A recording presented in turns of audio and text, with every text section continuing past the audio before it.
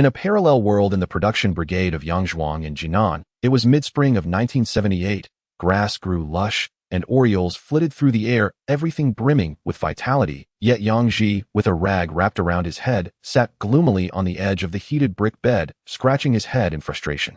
He had never imagined that he would actually traverse into another world, let alone arrive in an era he was not familiar with. He indeed knew little about the year 1978, for in his previous life, he had been born in 1988.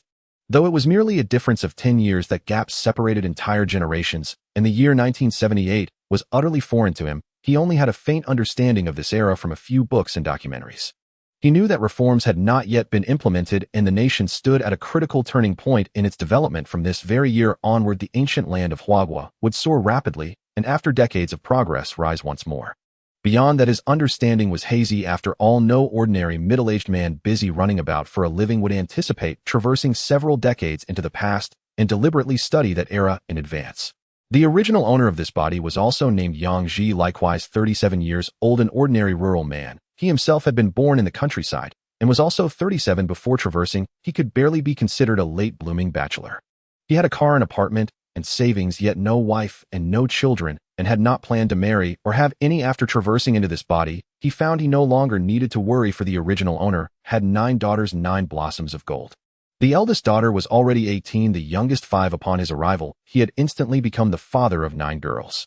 The original Yang Ji had married at 18 and become a father at 19. In the span of 18 years, he had fathered 9 daughters. Even the traverser Yang Ji could not help but feel sincere admiration. In terms of fertility, this fellow absolutely eclipsed 99% of his male compatriots.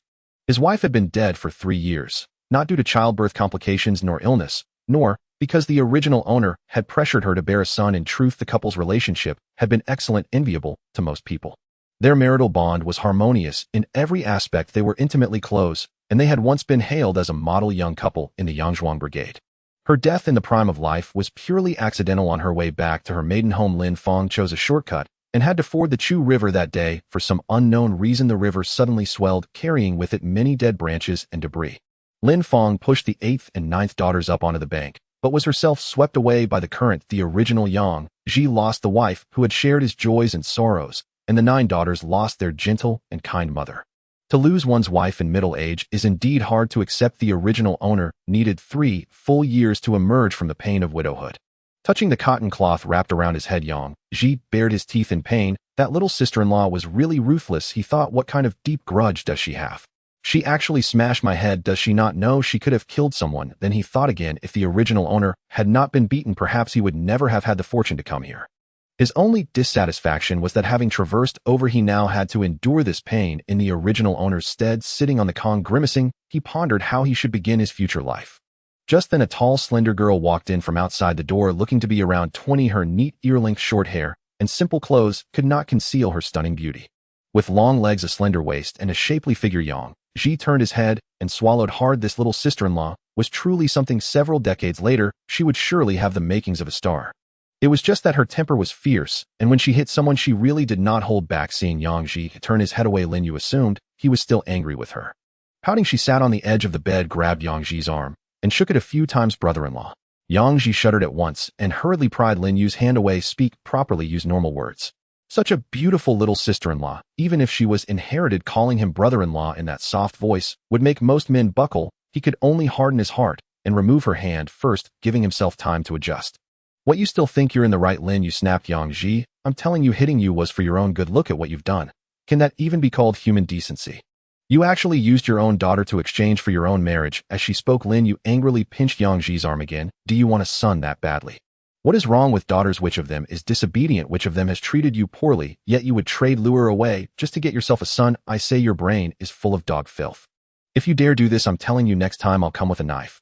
Still not satisfied, Lin Yu landed 2 heavy blows on Yang Ji's back. Yang Ji gave a wry smile and looked at Lin Yu, feeling a touch of sorrow on behalf of the original owner. How had he managed to live in such a way that even his little sister-in-law could bully him? This was truly a bit miserable. At the very least, a grown man should have some temper, shouldn't he? Lin Yu, if you hit me again, I'll really lose my temper. My head still hurts right now. Yang Ji touched the rag on his head, recalling how in the original memory this little sister-in-law had swung a hoe down on him. Without a second thought, a chill ran down his spine. When this girl lost her temper, she truly did not know her own strength. Brother-in-law. Hearing the irritation in his voice, Lin Yue, filled with guilt again, grabbed his arm and explained, I was just too angry. Who told you to betroth Luer to an idiot? If you must arrange something, at least choose a proper family, right? That Li Qiaoji is 4 or 5 years older than you, isn't she? Her husband has lain bedridden for years. She's been saying he's about to die, yet he's still very much alive. Can you really believe a word she says? I'm telling you, she's just tricking you. She wants you to marry Luer to her idiot son, then make you support her entire family. How can you not see that? And later she'll marry in and change her second son's surname to yours. Even if he truly changed his surname and acknowledged you as his father, her second son is already 14 or 15. What does he not understand? How could he ever truly be close to you? They say you're usually quite shrewd. How can you not see through this? She continued. I know you want a son and feel that without one you can't hold your head up in the village, but you can't just drag in any random person and call him your son, can you? Besides, doing this would ruin Luer. If you truly want a woman to live with our family is not without options, why pick someone so old? Why not find a younger one and have children with her? Yang Ji looked up at Lin Yu in surprise, sensing that something felt off, yet where exactly it felt wrong, he could not quite say. Scratching his head, he did not dare take her words entirely at face value. As for why Lin Yu had struck him so hard, he had already found the answer in the original owner's memories. The original indeed deserved a beating. Who would use their own daughter to exchange for a wife? Could a real father do such a thing? In the end, the original owner had simply become obsessed with having a son. In the same village, there was a woman named Li Qiaoji married to Lu Gengmin of the Xuanhuan brigade, now already over 40. They had 2 sons. The elder Lu Monsong was somewhat foolish. Foolish by birth, people said, brought with him from his mother's womb. How foolish was he? The mischievous children of the brigade would hand him dog feces and tell him it was syrup, and he would stuff it into his mouth. Without hesitation, in his late teens, he would still pull open Li Qiaoji's blouse in the street to nurse. The younger son, Lu Manton, was clever enough, but as Lin Yu had said, he was already 14 or 15. Years earlier, Lu Gengmin had been working on a reservoir construction site when a rock crushed his spine. Since then, he had lain paralyzed in bed, unable to move even for basic bodily needs. After much brooding, Li Qiaoji set her sights on the original Yang Ji. First, the Yang family had a large household, and their numbers and influence could provide her with a strong backing. Second, Yang Ji was strong and healthy, tall and sturdy, and capable of hard work. Before Lin Feng's death, he had been renowned in the village as a capable man, more than able to support her entire family, provided those 9 daughters were dealt with first. Third, Yang Ji was good-looking, his features handsome, and rumor had it he was quite vigorous. As well, what woman would not want such a man? Thus, Li Qiaoji seized the opportunity to propose her terms. Yang Ji's eldest daughter, Yang Lu, would marry her somewhat foolish elder son, Lu Monsong. Once Lu Gengmin finally passed on, she would bring her younger son, Lu Manton, to marry into Yang Ji's household. She even said that by then her younger son, Lu Manton, would change his surname and become the original owner's son. Even a fool could see what she was after, yet the original owner's heart was moved.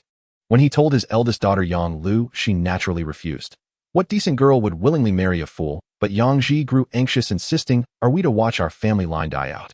He was determined to force Yang Lu to marry into that household. The house descended into chaos, dogs and chickens alike thrown into an uproar. The second daughter, Yang Hua, was no meek lamb. She went straight across the river to their grandmother's house to complain. Soon after, Lin Yu came rushing over, hoe in hand, ready to fight Yang Ji to the death. When her temper flared and persuasion failed, Lin Yu, heedless of everything, fought with Yang Ji. One swing of the hoe crashed down on his forehead, and that blow gave today's Yang Ji the chance to traverse over. From the perspective of the present Yang Ji, this was no difficult choice at all. How could he possibly marry his daughter off to an idiot? Never mind sending a son along with some old woman. He would not agree even if they offered 10 or 8 such sons.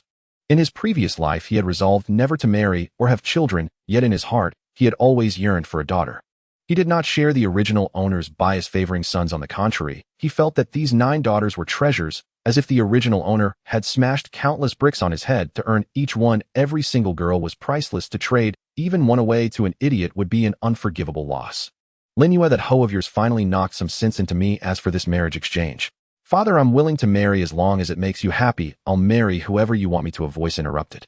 Yang Lu came in from outside the door, fell to her knees before the heated brick bed, and burst into tears. Right after her, the second daughter, Yang Hua, and the third daughter, Yang Yi, followed her, and all 3 looked at their father, Yang Ji, their faces full of displeasure. Hearing this, Li Yu flared up in anger. As well, she grabbed Yang Lu, trying to pull her to her feet. What nonsense are you spouting with your aunt here? If your father dares marry you off to an idiot, I will fight him. I'll fight him to the bitter end. Yang Ji, sitting on the Kong, could only look on with a face full of helpless amusement. Was it really polite to cut him off before he even finished speaking? Yet now he was playing the role of a father in this era, and he had to consider a father's dignity. He could only clear his throat heavily twice. Eldest girl, what are you doing? Get up at once. I was just about to tell your aunt that we will not go through with this marriage. Father, I know life has been hard for you, and I know you want a little brother for the family. If you truly think Lu Manton is suitable, then if I marry Li Monsong, what does it matter? In any case, I'll have to marry sooner or later. Yang Ji felt a dull ache in his forehead. Each of his 9 daughters had a different temperament, and the meekest of them all was this eldest Yang Lu. In the way she handled people and matters, she was far too timid and yielding. He truly had no idea how such a character had been formed. Sighing, Yang Ji could only climb down from the Kong and pull Yang Lu up. Stop talking such foolishness. Your father was simply muddle-headed. Now that your aunt has whacked me awake with a hoe, we will never bring this matter up again, all right? Father Yang Lu's tears streamed down even faster in aggrieved waves, and Yang Ji no longer knew how to console her. Lin Yuehua, you help her up. What are you all doing?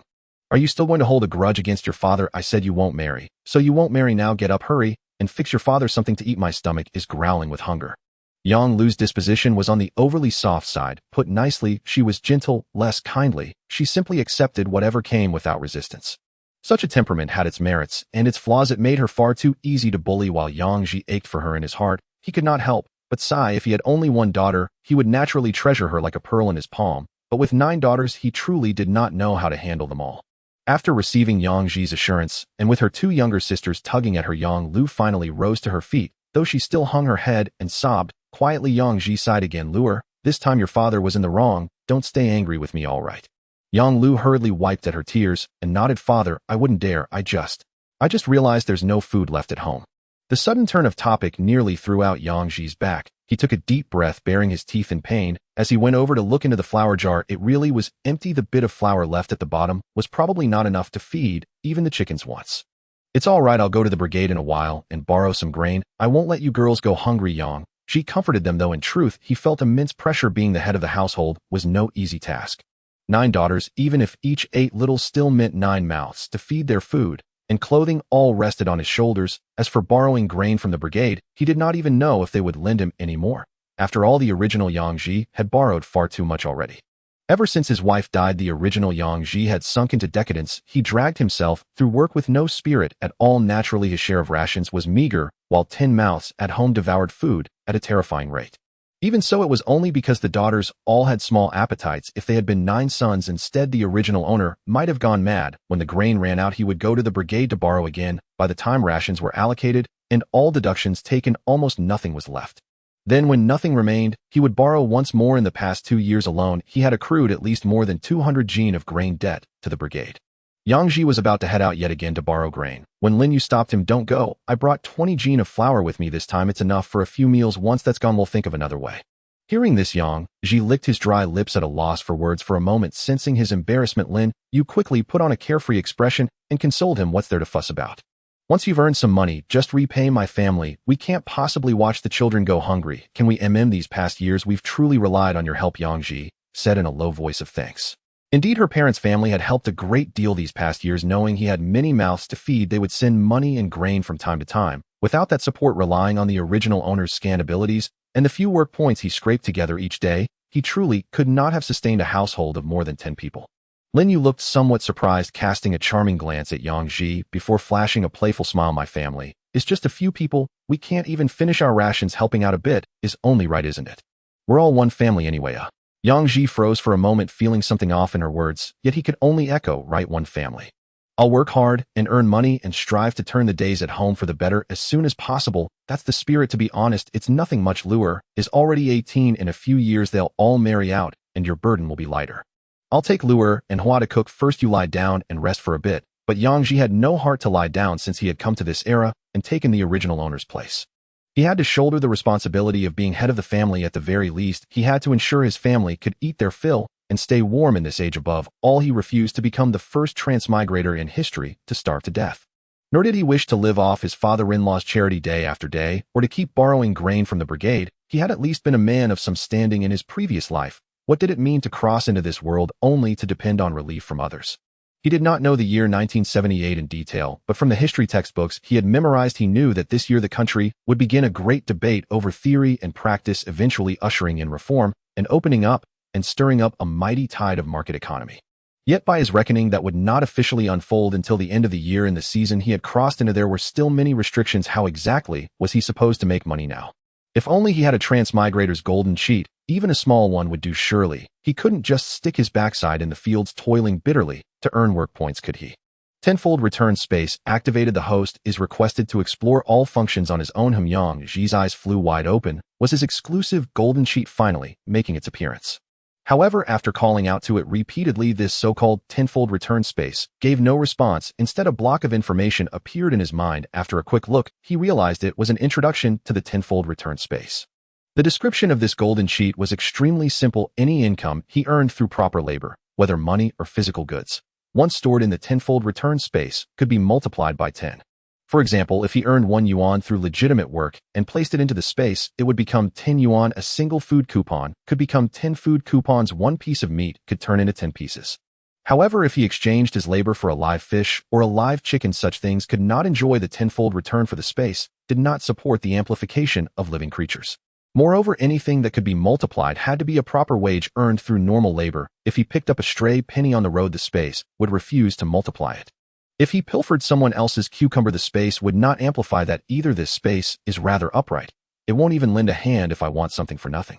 Yang Ji grumbled, yet he could understand this painstaking good intention. Becoming wealthy through honest labor was most precious. Money earned properly was spent with peace of mind. It also cut off the path that might tempt him to take risks and break the law. After pondering for a while, Yang Ji pulled out a pile of small change from beneath the Kong mat. This was earned through labor too. Let's see if you'll multiply this by 10 as well. Yang Ji gathered the scattered 1 and 2 jiao notes and fun notes in his hand. In total, there were 11 yuan and 6 jiao 8 fun. Everything the original owner had managed to save heaven and earth here. My plea, plant 1 yuan, harvest 10. This space would be truly wonderful if it worked. But seeing the 11 yuan 6 jiao 8 fun lying utterly still in the space, Yang Ji, you could only sigh. This system is pretty smart. It's the same body that earned the money, so why draw such a sharp line between us? Still grumbling was one thing. Yang Ji was not truly disappointed, for he had already anticipated this. He took the money back out, selected 3 tractor driver wage notes, and slipped them into his pocket. He put the remaining 8 yuan 6 jiao 8 fun back under the Kong mat. With so many children at home, he had to leave them some money for expenses when he went out to earn. That's right.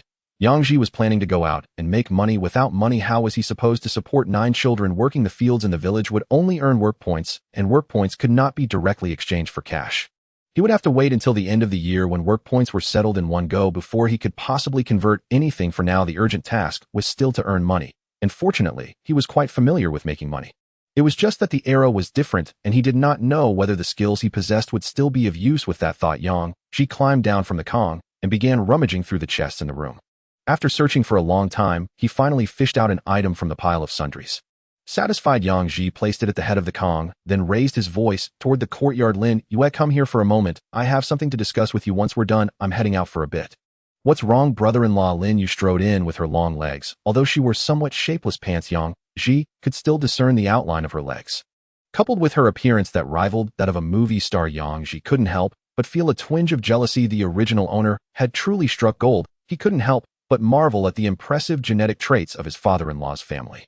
Even though he had crossed over and his wife was already a deceased partner, it was somewhat like meeting a stranger. However, having accepted the original owner's memories, the late wife Lin Fong still occupied a significant portion of his thoughts. Especially some of the memories that made Yang Ji, a seasoned man accustomed to the winds and clouds of the world, feel a bit shy.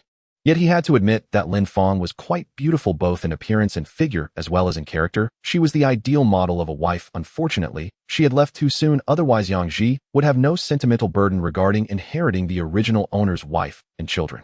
But heaven did not grant him this opportunity, only allowing him to inherit the original owner's 9 daughters along with Lin Yue, the fierce and beautiful sister-in-law.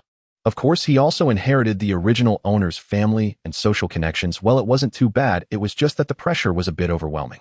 With 9 daughters to support, how could Yang Ji not feel the pressure? Even just ensuring that all 9 daughters were well fed and clothed was no simple task. You am going out for a few days, but you know that Luer is soft-hearted, Huar has a quick temper, and Yer is rather muddled and worried that the 3 of them won't take good care of the younger ones. So you want me to stay here and look after the kids while you're gone, right? Lin Yue asked somewhat irritably, although a hint of joy flickered on her face. If you don't want me to ill, just ask their grandfather to help look after them. Yang Ji didn't catch the subtlety in Lin Yu's expression, thinking she was unwilling, and quickly spoke up. However, Lin Yu snorted coldly. Did I say I was unwilling? You always act on your own accord without considering others' feelings. Your old man is too busy with his own children and grandchildren. How could he have time for them? That's quite a statement. Yang Ji chuckled bitterly and shook his head. This sister-in-law had quite a sharp tongue and didn't care about others' feelings at all. He could only take a deep breath and smile, saying, "So that means you're willing to stay here for a few days, right? Don't worry, I won't let you stay for free if I make money on this trip. How about I buy you a piece of clothing?" Lin Yu retorted, "What do I care about you buying me clothes? You're just trying to placate me," Lin Yu said, somewhat dissatisfied as she reached out to tidy up Yang Ji's clothes. "Look at how worn your own clothes are. If you make money, buy some fabric, and it'll make you something new. I'm not staying here for you. I'm worried that my nieces might feel wronged." "You know," Yang Ji responded, "just go ahead and be careful on your way. Don't try to engage in any shady dealings. If you get caught, I'll have to bring you meals. I'll keep everything in order at home. You know my temperament. With me around, no one would dare to bully Luer and the others." Yang Ji immediately felt a warmth in his heart and nodded at Lin Yu to signify his agreement. Speaking of which, Lin Yu, his sister-in-law, had quite the temper and a fierce character. Generally, no one would dare to provoke her. Everyone in the surrounding villages knew Lin Yu of the Lin family. She was the one who dared to chase away commune officials with a shovel. However, with the memories of the original owner, Yang Ji knew that Lin Yu's fierceness was directed at outsiders. She was actually very kind to her family, especially to him, as her brother-in-law, and to the 9 children. If it weren't for that, it would be a bit beastly to think that way, yet he still couldn't help but sneak a glance at Lin Yu's high and rounded backside. Feeling quite beastly, he looked one more time. After all, it was said that this kind of thing was partly his. After dinner, Yang Ji told the 9 children that he was going out, reminding them to listen to Lin Yu at home. The eldest, Yang Lu, wasn't very talkative, and the other children didn't seem to care much about Yang Ji going out except for little Yang Jin, who sweetly said, "Daddy, just go, little 9 will be obedient." Yang Ji felt a wave of relief and rubbed little Yang Jin's head a few times. "You're the most obedient, and when Daddy earns money, I'll buy you some candy." Little Yang Jin's eyes immediately lit up with a smile. Yang Ji thought to himself that this little girl was great in every way except her eyes were too small. He guessed they would get bigger as she grew up. After all, none of their family had single eyelids. After grabbing a change of clothes, Yang Ji stepped out of the house, heading towards the small station. Xuanhuan is located in the transitional zone between the mountainous areas and plains of southern Hebei, about 26 or 7 kilometers from the urban area of Fuyang. Walking would take too much time, so Yang Ji planned to hitch a ride on a train to the city. The so-called small station is a small train station not far from Xuanhuan. Buying a ticket was out of the question since he didn't have the money for it. Despite train tickets being cheap in this era, only costing about 12 cents to reach the city, Yang Ji still couldn't scrape together that little amount of money, so he decided to ride for free. Riding for free wasn't complicated. He could just hop onto a freight train, as they only traveled at about 20 miles per hour. When Yang Ji reached the train tracks, he happened to see a coal train, and after running for a bit, he climbed onto the last car and found a clean spot to sit as he headed directly to the city. According to the original owner's memories, many people did this. Why pay for something when you could save money? Over an hour later, Yang Ji arrived at the Fugong industrial zone and quickly jumped off while no one was watching. After brushing off the coal dust from his clothes, he began to stroll towards the steel factory's residential area. At this time, Fuyang was still referred to as the Fuyang region, and the urban area wasn't particularly large. This is an industrial city with over 50 various types of state-owned factories. The largest one is Fugong, which is further divided into 3 sub-factories. They are Fugong Factory 1, Factory 2, and Factory 3, in addition to various subsidiary factories. At this moment, Yang Ji was near Fugong Factory 2, and he was heading towards the Fugong residential area. The Fugong residential area in this era was quite vast, as Fugong employed 100,000 workers. Fugong has 3 steel factories and several supporting and subsidiary factories. The steel factories are the mainstay, but there are also about 20 other enterprises such as pipe factories, strip steel factories, rail factories, coking plants, and washing coal factories, along with 7 or 8 subsidiary factories, like labor protection and hardware factories. There are even a few iron and coal mines in the mountains. Saying it supports 100,000 people is not an exaggeration, as there are families involved too. The Fugong residential area is located in a large expanse between Factory 1 and Factory 2, covering an area of 7 to 8 square kilometers. How big is 7 to 8 square kilometers? 1 square kilometer is approximately equal to 150 mu of land, totaling around 12,000 mu. With this area, it would take at least 2 hours to wander around. The residential area is divided into 10 living zones, housing over 70,000 people. It has supporting facilities like hospitals, kindergartens, primary schools, secondary schools, youth activity centers, and workers' clubs. Its scale is even more grand than an ordinary town, and those who have never been here would probably find it hard to leave. The Fugong residential area is also known as the largest workers' settlement in the Fuyang region. In the Fuyang region, the only area that can rival it is the cotton spinning factory living area. The cotton spinning factory living area is also large, but it lacks the concentration of the Fugong residential area. There are 6 gates to the Fugong residential area, and Yang Ji chose to enter through the south gate. Upon entering the residential area, he didn't hastily take out his tools to work and earn money. If he did that, it wouldn't take half an hour before the factory security would escort him away. He found a spot under a large tree and started watching people play chess. After nearly 2 hours, he followed one of the old men into the residential area, without speaking, just trailing behind. The old man quickly noticed him, and after glancing at him a few times couldn't help but come over and ask, "Young man, what are you following me for? Do you know me? I haven't heard anything from home about relatives coming recently." Yang Ji replied, "Old man, we're not relatives, and I don't know you, but I want to team up with you for something." "Team up for what?" the old man asked, looking puzzled. "I'm a knife sharpener," Yang Ji said with a smile, looking around to ensure no one was watching. Seeing the old man's puzzled gaze, Yang Ji gestured towards the corner. Although the old man was confused, he followed Yang Ji to the corner.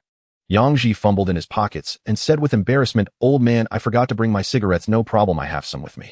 "Here, have one." The old man pulled out a cigarette and handed it to Yang Ji. Yang Ji glanced at the cigarette pack and saw it was Fuyang brand, which was quite decent among local cigarettes. The two of them lit a match and took a puff. Yang Ji then quietly said, "Old man, there must be several thousand people living in the Fugong residential area, right? Not just that, including family members and such. There are at least 70 to 80,000 people. Wow, old man, you've lived here for quite a few years, haven't you?" "Of course, I started working in the factory in the 1930s, and now it's been over 40 years. The little Japs had to treat us with respect after taking over the steel mill. I can't say everyone knows me in Fugong, but at least 70 to 80% do. So tell me, how do we team up?" "I'm not just anyone." Yang Ji almost laughed at the old man's words. Not just anyone, yet he had been chatting casually for quite some time.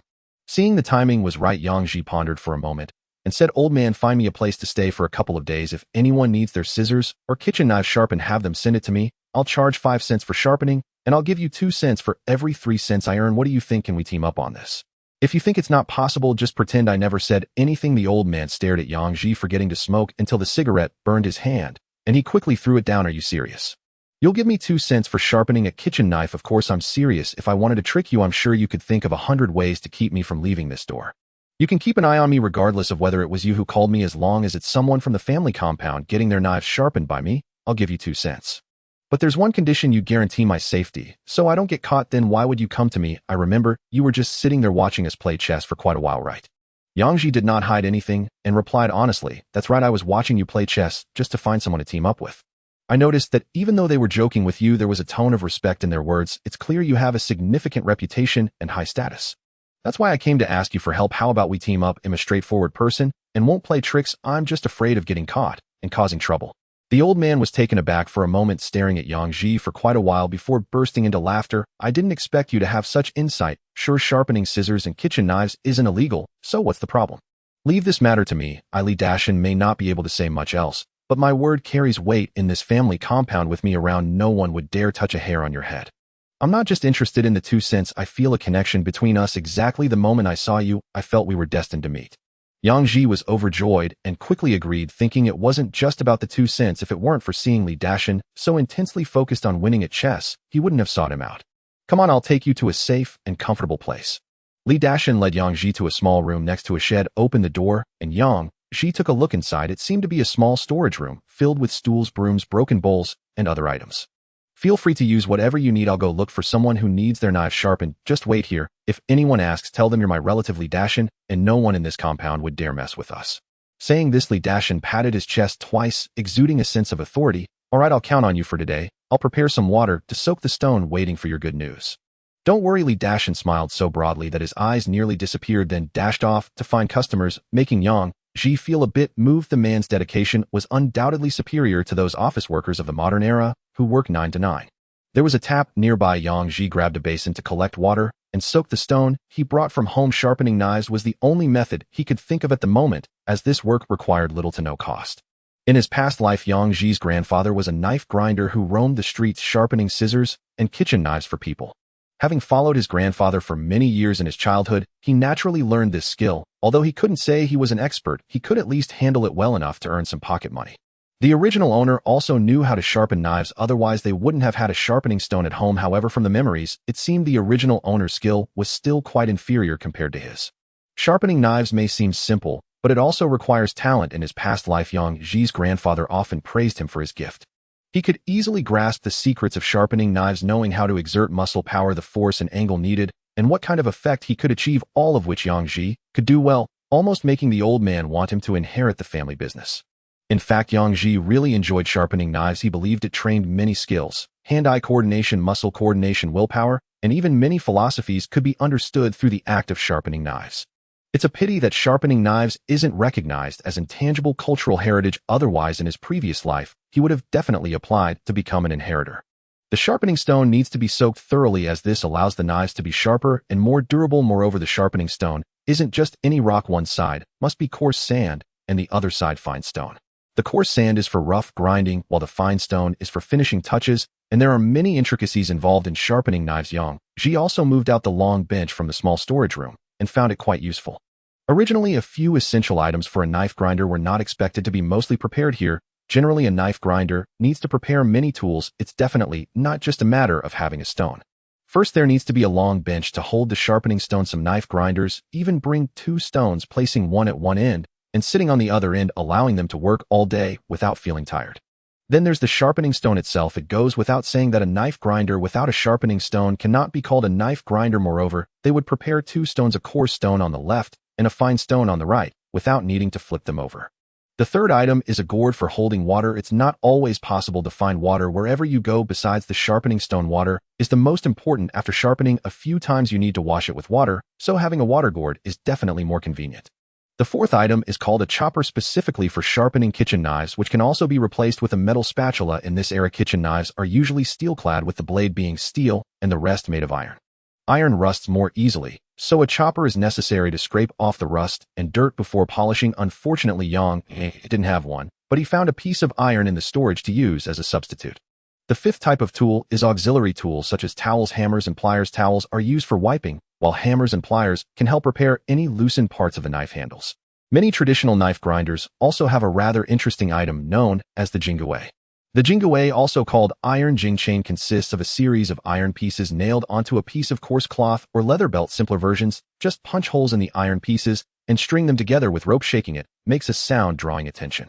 This iron jing chain is used in conjunction with calls. Sometimes you don't even need to shout, just hearing the sound indicates a knife grinder is coming.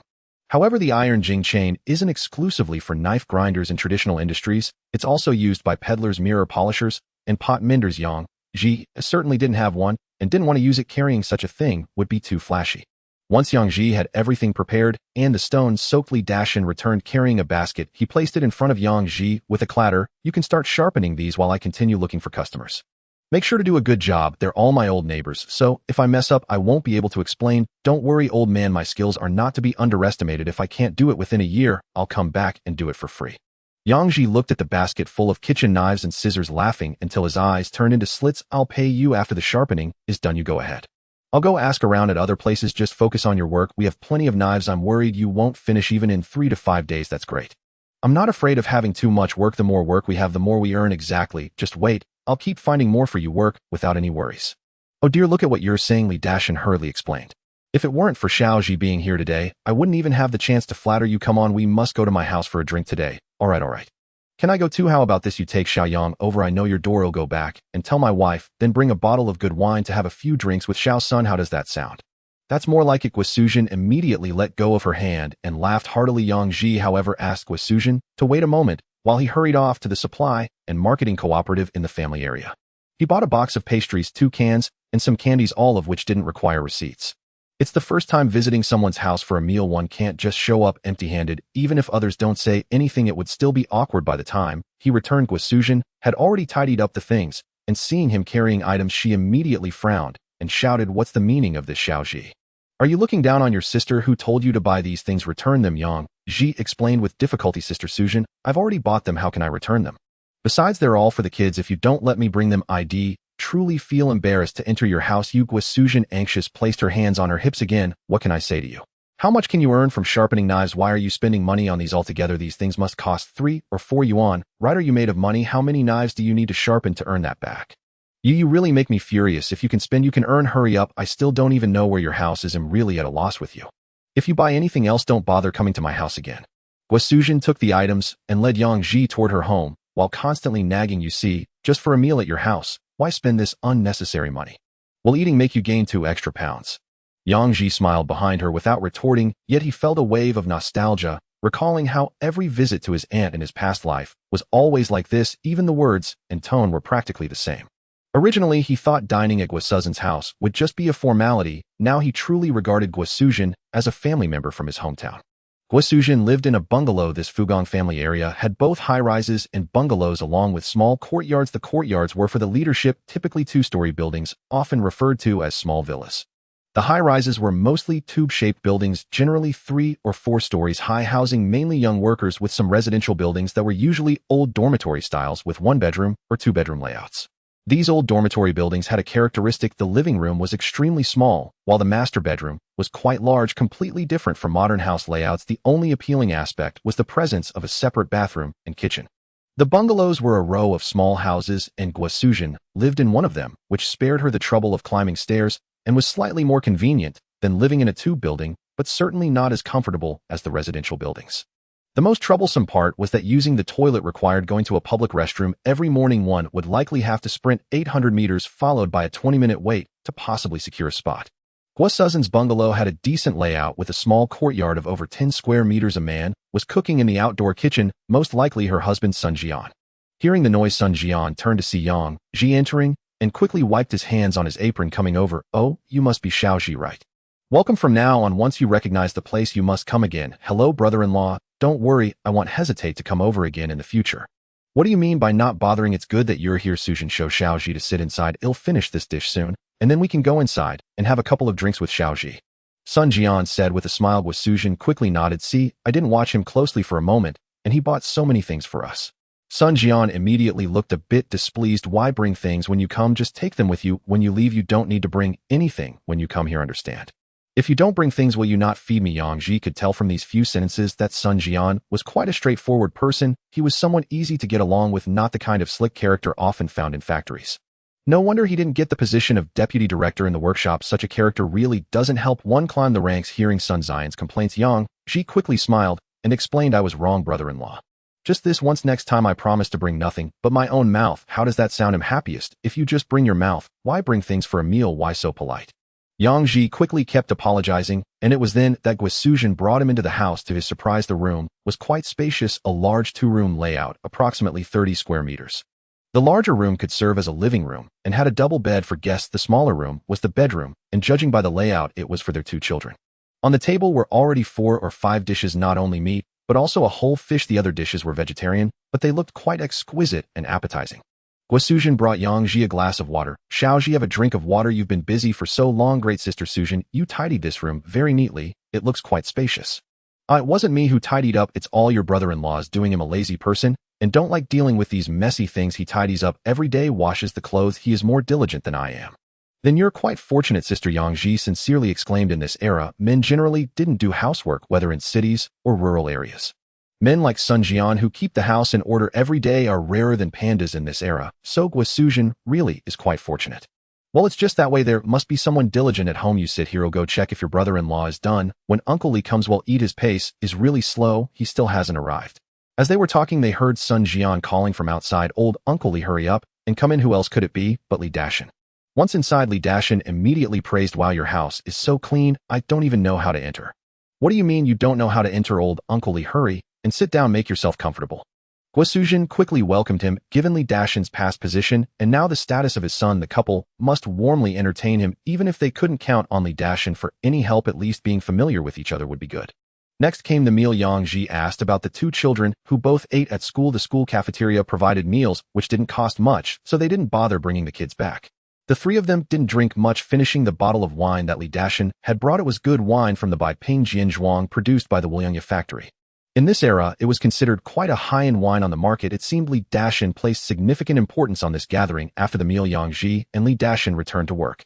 At that moment, Yang Ji was dumbfounded. "Uncle, where's our stuff?"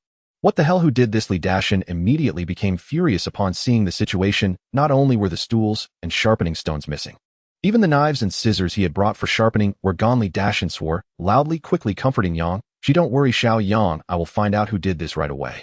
Damn it, who has the audacity to flip over my stall?" Yang Ji surprisingly calmed down and quickly smiled to reassure Li Dashan. "Uncle, don't rush. I have a feeling someone took them without knowing. Why don't we ask at the security office in the residential area?" Let's go, this is outrageous, I want to see who has the guts to do this. Li Dashan was still somewhat annoyed. Anyone would be furious when their pride was hurt.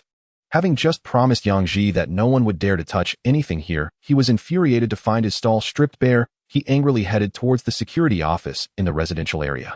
Upon arriving at the security office, Li Dashan and Yang Ji were greeted by the sight of their belongings. The stools, sharpening stones, and water basins were piled at the entrance. It was indeed the security office's doing, and Li Dashan's face darkened with anger. Who is it? Come out, he shouted. Hearing the commotion, two people came out. Upon seeing Li Dashan, one of them, a man in his 30s, quickly changed his expression and asked, Uncle Li, who has offended you? What's with all this anger? Who offended me? Are you saying I have offended you, Xiao Liang? If I did, just say so, and I will sincerely apologize. Oh, what are you saying, Uncle Li? Aren't you cursing your own longevity? I wouldn't dare. How could you, Director Liang, even dare to flip over my stall? The middle-aged man, referred to as Xiao Liang, began to sweat nervously and quickly explained, Uncle Li, are these yours? Oh no, this is like flooding the Dragon King's temple. Xiao Liang, stop making excuses. Just tell me what happened. What's going on? Why did you flip my stall? Li Dashan pointed angrily at the stools and sharpening stones. Yang Ji remained silent. This was not the time for him to speak, since they were paying Uncle Li a protection fee. It was Uncle Li's turn to take the lead. The middle-aged man known as Xiao Liang looked at the items and quickly bent down with a wry smile to explain, Uncle Li, these are yours. Oh no, this is like flooding the Dragon King's temple. Xiao Liang, stop making excuses. Just tell me, who did this? Li Dashan called my nephew here to help everyone sharpen their knives and scissors for the benefit of our factory workers. What wrong have I done? No, the middle-aged Liang quickly wore a pained expression and said, Uncle Li, this is all a misunderstanding. We received a report that someone was engaging in capitalist activities in our residential area, so we brought these items back. What are you talking about, capitalist activities? Li Dashan's voice rose again as he pulled Yang Ji next to him. Do you see this? A genuine farmer brother helping everyone during their free time, merely charging a small labor fee. You call this capitalist activities? Who reported this? Bring them out, so I can ask them. Uncle Li, the middle-aged Liang, looked even more embarrassed upon hearing this. Humph. Li Dashan coldly snorted in dissatisfaction, pointing at the middle-aged Liang to reprimand. Xiao Liang, don't think I don't know what you're thinking. Is it just because I didn't come to pay you a visit? Should I bring you some cigarettes to show my respect? I see the atmosphere at this factory is getting worse and worse, and I wonder how Li Fuan's mother manages.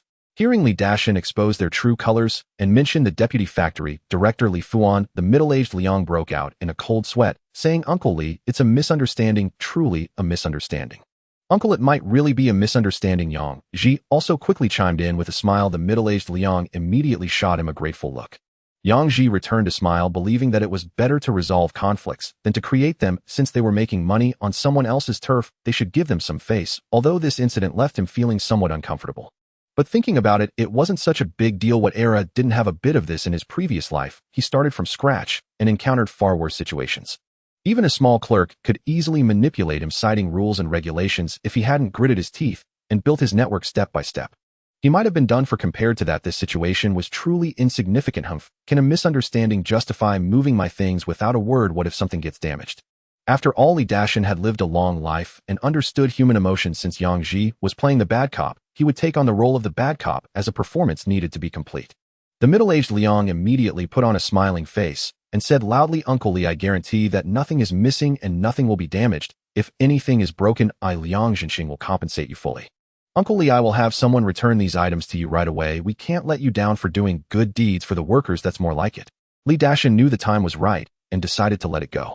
Liang Zhenxing quickly called for help, and several people came, some carrying stools, others holding basins, and some with baskets, returning the items to their original location. Yang Ji quickly took out the cigarettes he bought from the supply and marketing cooperative and handed one to Liang Zhenxing and the others.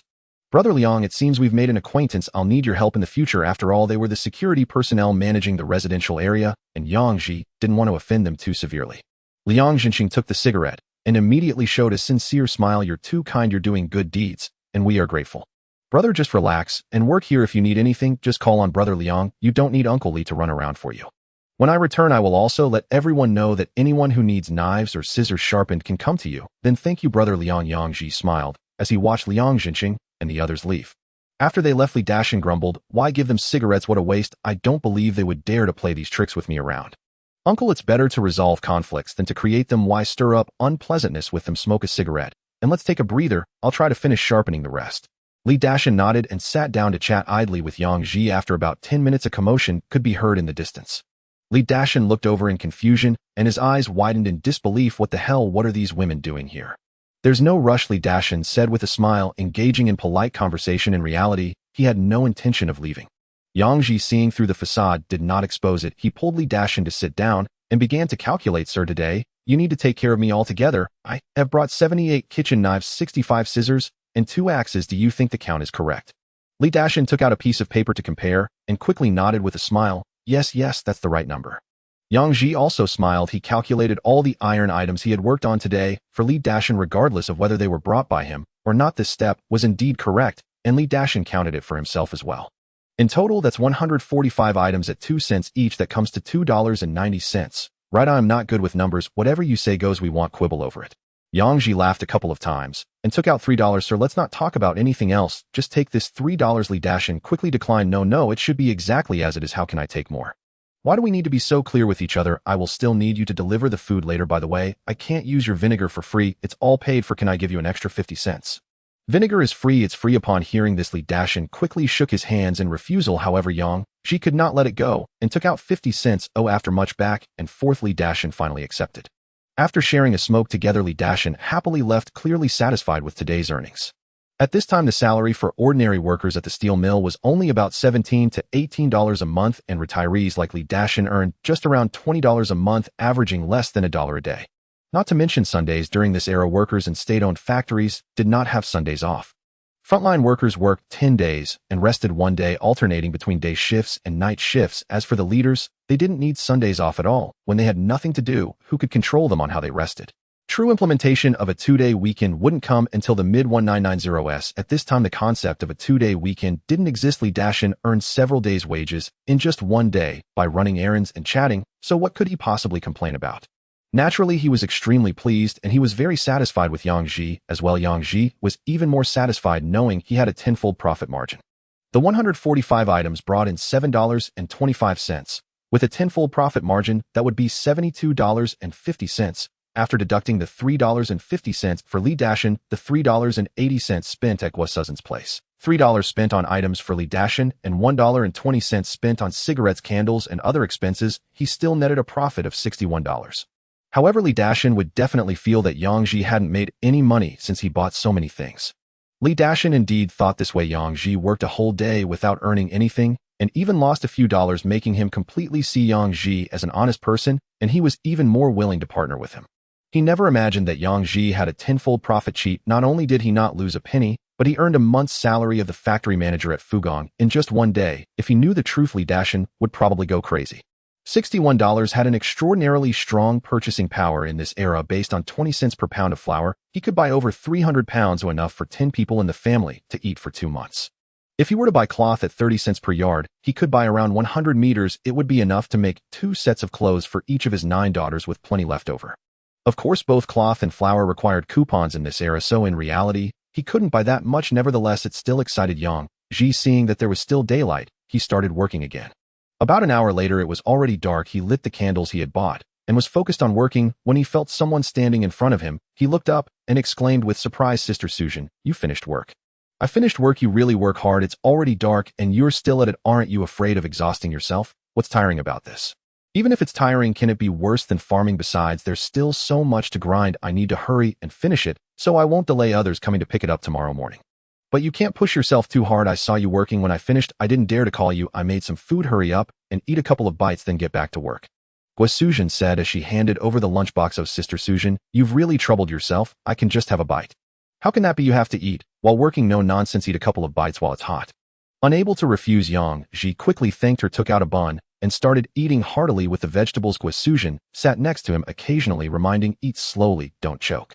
Take a sip of porridge to wash it down." Yang Ji continued to wolf down his food, and Guosuzhen smiled and asked, "Xiao Ji, I remember you said this morning that you have 9 children, right?" "Yes." Yang Ji nodded, swallowing his food before answering, "Yes, 9. The oldest is already 18, and the youngest is 5, all girls." Guosuzhen was taken aback and hesitated for a long time before asking again, "All girls? Have you thought about having a son? By the way, which village is your wife from?" "From behind Shishan." Yang Ji smiled and replied, "Her surname is Lin. You must have heard of her. Her name is Lin Fong. But she has already passed away 3 years ago. She drowned while visiting her family." "Oh," Guosuzhen exclaimed, surprised. "How could that be? Lin Fong, isn't she the eldest daughter of the Lin family, the one who was praised for her beauty since childhood?" "Right." "Oh dear, how it's nothing, sister. It's all fate." Yang Ji continued eating heartily. Although he had never met Lin Fang, his deceased wife, he still felt a pang in his heart when mentioning her. Perhaps it was the remnants of the original owner's soul that kept Lin Fang etched in his heart. He inherited everything from the original Yang Ji, including some emotions. His mood was clearly affected, and the food didn't taste as good anymore. Oh dear, what a pity. Guosujin could only sigh in sympathy. Yang Ji did not speak again. He shoveled the food into his mouth and finished the porridge Guosujin brought. He stood up to wash the lunchbox, but Guosujin grabbed it, saying, "No need to wash it, I'll wash it when I get home." "How can that be?" Yang Ji said, somewhat embarrassed. "What's embarrassing about it? We're not outsiders. By the way, stay at my house tonight. Your brother is on the night shift today. It's just me and the kids at home. You can sleep outside and he'll squeeze in with the kids." No need. Yang Ji quickly refused. "I'll just make do here for the night. It's not cold now, I can sleep here, so I won't trouble you at home. You see, you're being polite again. When we were kids, you slept with me plenty of times." Yang Ji laughed, awkwardly scratching his head. The original owner did indeed sleep with her many times, but that was back when they were all children. They were all grown now. Guosujin was in her 40s, and he was nearly 38. They should both understand what was appropriate, and they couldn't sleep in the same room anymore. If they really did that, even if Sun Jian had a good temper, he would probably get mad. Guosujin also realized this and shyly tucked her hair behind her ear. "All right then. If you're not going, I'll go home and bring you a quilt. It's warmer now, but it can still get cold at night, all right?" "Thank you, Sister Sujin." Yang Ji quickly expressed his gratitude. "You see, you're still being polite." Guosujin rolled her eyes at him. "By the way, haven't you thought about finding someone else? You're still young, your family needs a woman. How about I introduce you to someone? I actually do have someone quite suitable." "I'll forget it. Who would dare marry me in my situation?" "Not necessarily. I know this person. She would definitely be willing to marry you." "Is that so? Then tell me who it is, and I'll see if she's suitable." "You really know this person?" Guosujin said with a smile. "My cousin Guosuxia used to chase after you when we were kids." "You little rascal, where did you learn that from?" Poking her with a stick. Guosujin's words made even Yang Ji's thick skin flush red. He silently cursed the original owner, wondering what kind of foolish things he did as a child, and now he had to take the blame. Guosuxia was quite clear in the original owner's memories. Their relationship was even better than with Guosujin. They were childhood sweethearts growing up together in the same neighborhood. However, according to the original owner's memories, Yang Ji hadn't seen her since he got married. The stick incident that Guosujin mentioned indeed happened, and it was the result of curiosity. The key point was that it was discovered by Guosuxia's mother, who got so angry that she chased the original owner down the street, frightening him so much that he didn't dare go to his uncle's house for a year, turning it into a joke in the village. But that stick was a real stick, seemingly a branch from a locust tree. What did an 8-year-old kid know? It was just pure fun. Fortunately, nothing serious happened, otherwise he wouldn't know how to explain it back. Then some people even joked about the original owner and Guosuxia suggesting they should get married. The original owner fantasized about it for a long time, but unfortunately, they never ended up together. It couldn't really be considered first love, it was just a vague affection. Yang Ji defined the relationship between the original owner and Guosuxia this way. "What happened to her? Didn't she marry Zhou Zhangxuan?" he asked curiously, as he knew some details about Guosuxia. "You don't know Zhou Zhangxuan has been dead for over a year?" Guosujin immediately asked curiously. "Zhou Zhangxuan died more than a year ago. Last winter, he went to visit my aunt and drank who knows how much. That day Suxia happened to be out with the kids, and Zhou Zhangxuan piled a bunch of firewood inside to keep warm somehow. He ended up inside it, and by the time they noticed, not much was left, almost burning down the house." Yang Ji was indeed quite surprised. He truly did not know about this matter. The original owner's memories didn't have this either. Perhaps he was still immersed in the pain of losing his wife during that time, and had no time to pay attention to external matters. Zhou Zhangxuan was pitiable, literally burning himself to death. However, it wasn't too surprising. Many people in rural areas died from drinking, especially in winter. A few would freeze to death by the roadside after getting drunk. Though they weren't in the Northeast where winters were much colder, it could still drop to -10 or 20 degrees at the coldest. Dying from freezing after getting drunk by the roadside was nothing rare. In those times, if someone died, they just died. A coffin was made, buried, and that was it. It's just hard for the family left behind. Many would struggle to survive. Last month, I went back to my family and saw Suxia. Guosujin sighed as she spoke, speaking of which, it's tough for her. While Zhou Zhangxuan was alive, she at least had someone to rely on, but now there's no one to make decisions for her. Raising 2 kids, the eldest is 14 and the youngest is 11, and they can't be relied upon at all. It's really tough. How about I set you two up? You two were quite close when you were young. Suxia even secretly told me more than once that she wanted to marry you when she grew up. Who knew you two wouldn't end up together? Guosujin sighed again, and then looked at Yang Ji with bright eyes. Yang Ji was indeed a little moved, but he quickly dismissed the thought, because there were some hidden matters between him and Guosuxia that he couldn't discuss with Guosujin, and this hidden matter was deeply ingrained in the original owner's memories. Thinking of this, Yang Ji shook his head at Guosujin. Sister Sujin, let it be, him not suited for Suxia. Besides, you can see my situation. I can't even take care of the 9 kids at home, let alone add 3 more wouldn't. That just means sitting at the door with my mouth open waiting for the wind. Guo agreed with a nod. You're right to worry. Having many kids at home is indeed hard. My 2 at home are causing chaos every day. Think about it. If you really have feelings, let me know, and I'll talk to Suxia. If she isn't willing, then forget it. Just treat it as if I never mentioned it, Guo said, as she got up with a lunchbox. I'll go home and get you a blanket. Yang Ji smiled and thanked her as Guo swayed her hips and headed home. As he bent down to sharpen the knife, Li Dashan came with a lunchbox. Xiaoji, hurry and eat while it's hot. Your aunt specially stewed braised pork for over an hour. I was anxious, but it tastes good, so hurry and eat a few bites. Yang Ji looked at the braised pork in the lunchbox, once again marveling at how good the treatment was for workers. However, he had already eaten a large box of food, and he now felt no hunger at all, just bitterly smiling and saying, Uncle, Sister Suzhen just brought me food, and I can't say I want to eat it. I'm not hungry at all right now. Guo I told you my wife to make something quick, but she insisted on stewing meat, which delayed everything. Li Dashan immediately began to complain in annoyance. Upon hearing this, Yang Ji quickly grabbed the lunchbox from Li Dashan's hands. Uncle, don't worry, I haven't finished speaking. I wasn't hungry, but smelling the braised pork, I feel like I can eat. Then I won't be polite. I haven't eaten meat for many days, and have been craving it. Li Dashan instantly cheered up. Eat as much as you can, I said. Can you young people ever be full? When I was your age, I fought to eat. If I didn't get 7 or 8 steamed buns, I felt like a loss.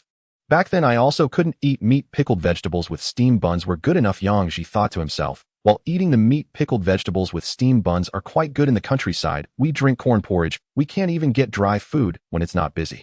The treatment for the working class is truly amazing. However, Yang Ji couldn't say this in front of Li Dashan. After all, he was being kind.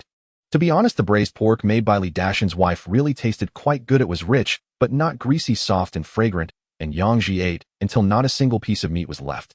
This time he was truly full, calculating that he ate 6 steamed buns, 2 bowls of porridge, as well as braised pork and stir-fried vegetables. Even though his appetite was decent, he felt like he could hardly take it anymore, almost feeling it at his throat. He got up and moved around a bit, and Li Dashan took out the bedding he brought today. I'm not letting you stay at home with 2 grandsons and a granddaughter at home. There's really no room. This set of bedding was made by your aunt. You can make do with it for a night, and go home tomorrow, Uncle. I'm just fine here. You're really a bother to us. Saying this makes the uncle unhappy. What kind of relationship do we have? No need for pleasantries. At that moment, Guo happened to come over and saw the bedding in Yang Ji's hands and laughed. Uncle Dashan, I was just worried he would be cold and brought him bedding. You have already brought it ahead of time.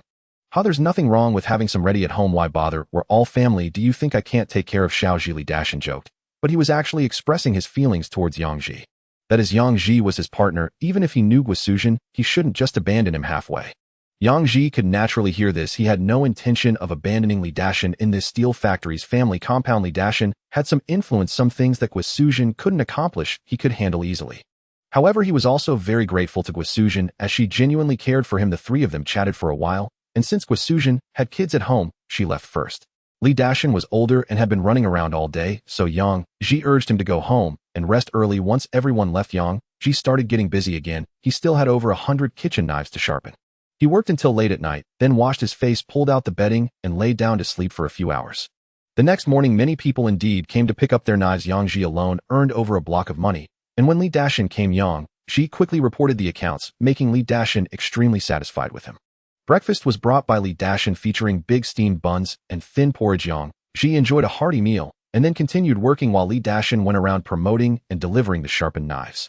After a while, Liang Jinxing also came over, bringing him a dozen kitchen knives and cleavers. He said the cafeteria chef was his good buddy and specifically asked him to bring knives to sharpen. Yang Ji naturally understood what was going on. It was obviously Liang Jinxing returning the favor and bringing in business. He immediately set aside his work and started sharpening the cafeteria knives. The kitchen knives and cleavers were slightly different. Kitchen knives were generally used for slicing and valued sharpness, while cleavers were mainly for chopping and required durability. The sharpening methods were also different. The edge of a cleaver couldn't be sharpened too high. Hearing Yang Ji explain this, Liang Jinxing admired that every trade has its intricacies. If Yang Ji hadn't said this, he wouldn't have known that different knives needed different sharpening. Soon another busy day passed, and Yang Ji and Li Dashan started calculating their accounts in the small room. Sister, what do you mean? Yang Ji quickly asked in a low voice. The female salesperson cautiously glanced around. She whispered back, after you get to the alley behind the department store, look for someone called Senpai. He has it, but it will cost you a bit. Got it? Yang Ji immediately understood. He didn't expect that there would be so many tricks in this era. Seeing that Yang Ji understood, the salesperson quickly put on a look of innocence, saying, Big brother, why don't you just take a look at something else? And if you decide to buy, then come find me. After saying that, she coughed twice and stepped aside to rest. Yang Ji chuckled softly, shook his head, and walked outside. He really wanted to get a bicycle, at least for convenience. No need to worry about hitching a ride on a train anymore. Riding a bicycle would suffice. The most crucial part is that the bicycles of this era can carry loads. Carrying hundreds of kilograms is not a problem. They can carry more than a small car. From the later years behind the department store, Yang Ji strolled into the alley. There were quite a few people squatting in the alley, some playing cards, some dozing off. Others were sitting in groups of 3 or 5 boasting. They all shared a common title called black market dealers. In this era, these dealers mainly dealt in various tickets such as grain tickets, cloth tickets, meat tickets, cigarette tickets, liquor tickets, and industrial vouchers. As long as there were tickets available on the market, these people had them, but they needed money. If you didn't want to spend, you wouldn't get any. Among these tickets, the most valuable and sought after were 3 types corresponding to the most popular items of this era: the bicycle ticket, the watch ticket, and the sewing machine ticket. Naturally, radios also required tickets and must be purchased with special tickets. Special purchase tickets were even harder to obtain. Even these black market dealers had to struggle to get them.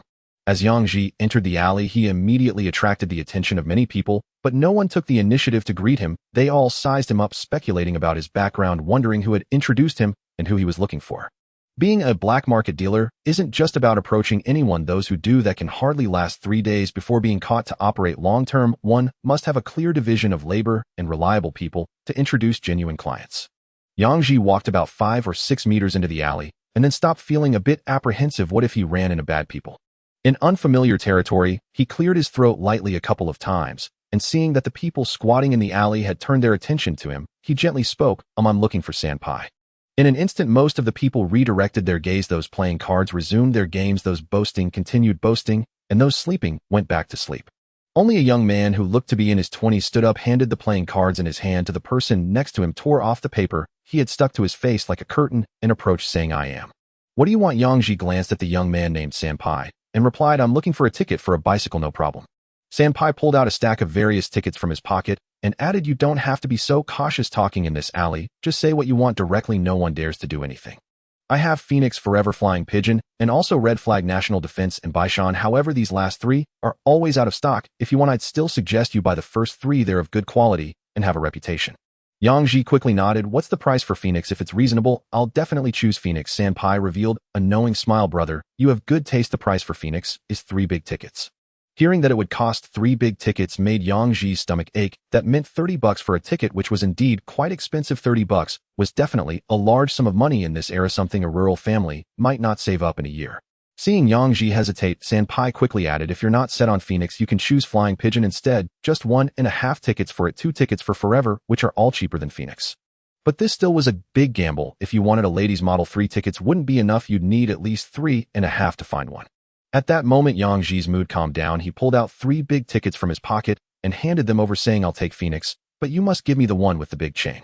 No problem. Senpai took the money and handed over the ticket, saying, if you need anything in the future, come find me here. I, Senpai, am straightforward and don't play tricks with the money, and place the goods will definitely be the best. I trust you. Yang Ji smiled as he took the ticket and quietly asked, brother, weren't you a sent-down youth in xuanhuan a few years ago? You look a bit familiar. Upon hearing this, Senpai's eyes lit up, and he eagerly replied, yes, brother, you're from xuanhuan. I stayed in xuanhuan for about 3 years, but I don't seem to remember you. It's normal if you don't remember me. I'm not from xuanhuan, I'm from Yangzhuang. Xuanhuan is my grandmother's home. Senpai nodded excitedly. No wonder. I didn't expect to run into an acquaintance, brother. My name is Li Jianba. I live in the 3rd residential area of the cotton spinning factory. How about this? I can't possibly afford to give you this bicycle ticket for free, so how about I refund you $2? As he spoke, Li Jianba began to rummage through his pockets for change. Yang Ji hurriedly stopped him, saying, no need, it's the price. You also spent money to get it. Do you have any sugar tickets or industrial vouchers? I want to buy some more since I only come to the city. Once I have brother, I'll give you a discount. Whatever you need, I'll get it for you. The past few years have seen things improve. A lot more tickets are being issued. Otherwise, for the rarer tickets, you might not be able to get them even if you wanted. Li Jianba handed over the tickets Yang Ji needed and then asked, brother, what do you go by? Yang Ji, I live at the west end of Yangzhuang. If you have time, come over to our side and visit. Sure. To be honest, brother, during the time when I was sent down, I thought about home and the city every day so much that I couldn't sleep. Now that I'm back in the city, I dream about xuanhuan every night. I really want to go back and take a look. If you want to go, then go. It's not far anyway. You can get there for just 15 cents on the train. Definitely, I'll go for sure when I have time. A look of nostalgia appeared on Li Jianba's face. Yang Ji smiled. It seemed this kid had his own story, but he did not know what it was. After acquiring 3 pounds of sugar tickets and 5 industrial vouchers, Yang Ji, after some back and forth, still gave him $5. There was no way around it. The prices of these scarce tickets were inherently high, and Li Jianba probably didn't earn much from it. Upon returning to the department store, Yang Ji headed straight to the bicycle section. The salesperson he had been introduced to naturally approached him as soon as she saw him, saying, "Comrade, which brand do you want?" Phoenix. Yang Ji smiled and handed over the ticket, and the salesperson appeared even happier. She walked over to a large Phoenix bicycle and recommended, "How about this one? It's the one that's been adjusted the best. It's guaranteed to ride smoothly." Yang Ji didn't bother to pick another. He trusted that the salesperson wouldn't recommend something shoddy if there was money to be made. In this era, a Phoenix bicycle wasn't cheap, costing 168 yuan plus a bicycle ticket, which totaled nearly $200. There was no way around it, as he didn't have any bicycle tickets on hand. He would buy some more for his return to the city, especially with grain tickets. Who wouldn't want more? They wouldn't be abolished until the early 90s. After purchasing the bike, he received a free lock. Once everything was packed, Yang Ji went to buy other items. He definitely needed food, as he wanted to eat white steamed buns and rice, buying a few bags to put on the bike since it could carry them. Next, he went to the hardware section, buying a sharpening stone, a hammer, iron, scissors, and a bunch of tools. Afterward, he walked over to the industrial goods section, pulling out industrial vouchers to purchase a multimeter and a set of electric soldering iron. Adding in tweezers, cutting pliers, screwdrivers, and a whole bunch of items, he spent over $20 to get everything sorted. "Are you Yang Ji, brother Ji?" the female clerk at the fabric counter exclaimed with delight. Yang Ji looked at her in confusion, and after a moment he recalled some information about her from his memory, immediately pointing at her and exclaiming in surprise, Lu Xiaoyan. "Is it really you? Are you working here now?" "Yes, brother Ji, I saw someone that looked like you from afar just now, and I didn't expect it to truly be you." "What a coincidence. Have you been working at this department store since you returned to the city?"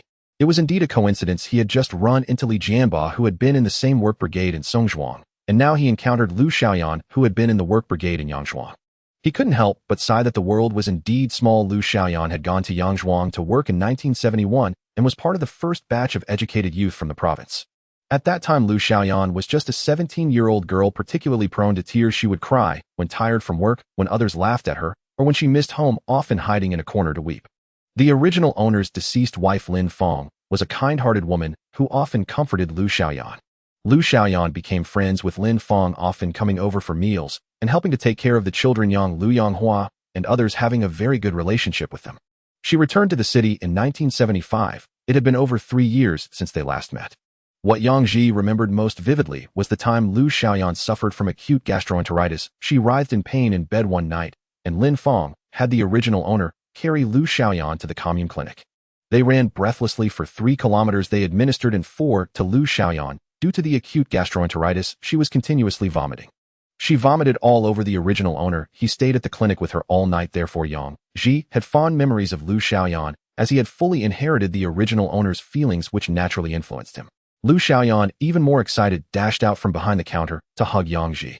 Yang Ji quickly blocked Lu Xiaoyan. She was no longer a little girl, and besides, the department store was crowded. If they were seen in a friendly embrace, it could lead to misunderstandings. Lu Xiaoyan snapped back to reality from her excitement, her eyes gleaming with joy. She greeted the nearby clerk and pulled Yang Ji aside to talk. "It was really thanks to my aunt that I was able to return that year. She married the son of the supply and marketing cooperative director, which helped me secure a job in the city. Since then, I've been working here for over 3 years. That's great. The work is good. By the way, you should be 24 this year, right? Have you settled down yet?" Lu Xiaoyan shyly lowered her head, saying, "Not yet. My mother said I should choose carefully, and I haven't found anyone suitable yet." "Let's not talk about me, brother Ji. What about Sister Fong? I really miss her." Mentioning Lin Fong, Lu Xiaoyan's eyes filled with barely contained excitement.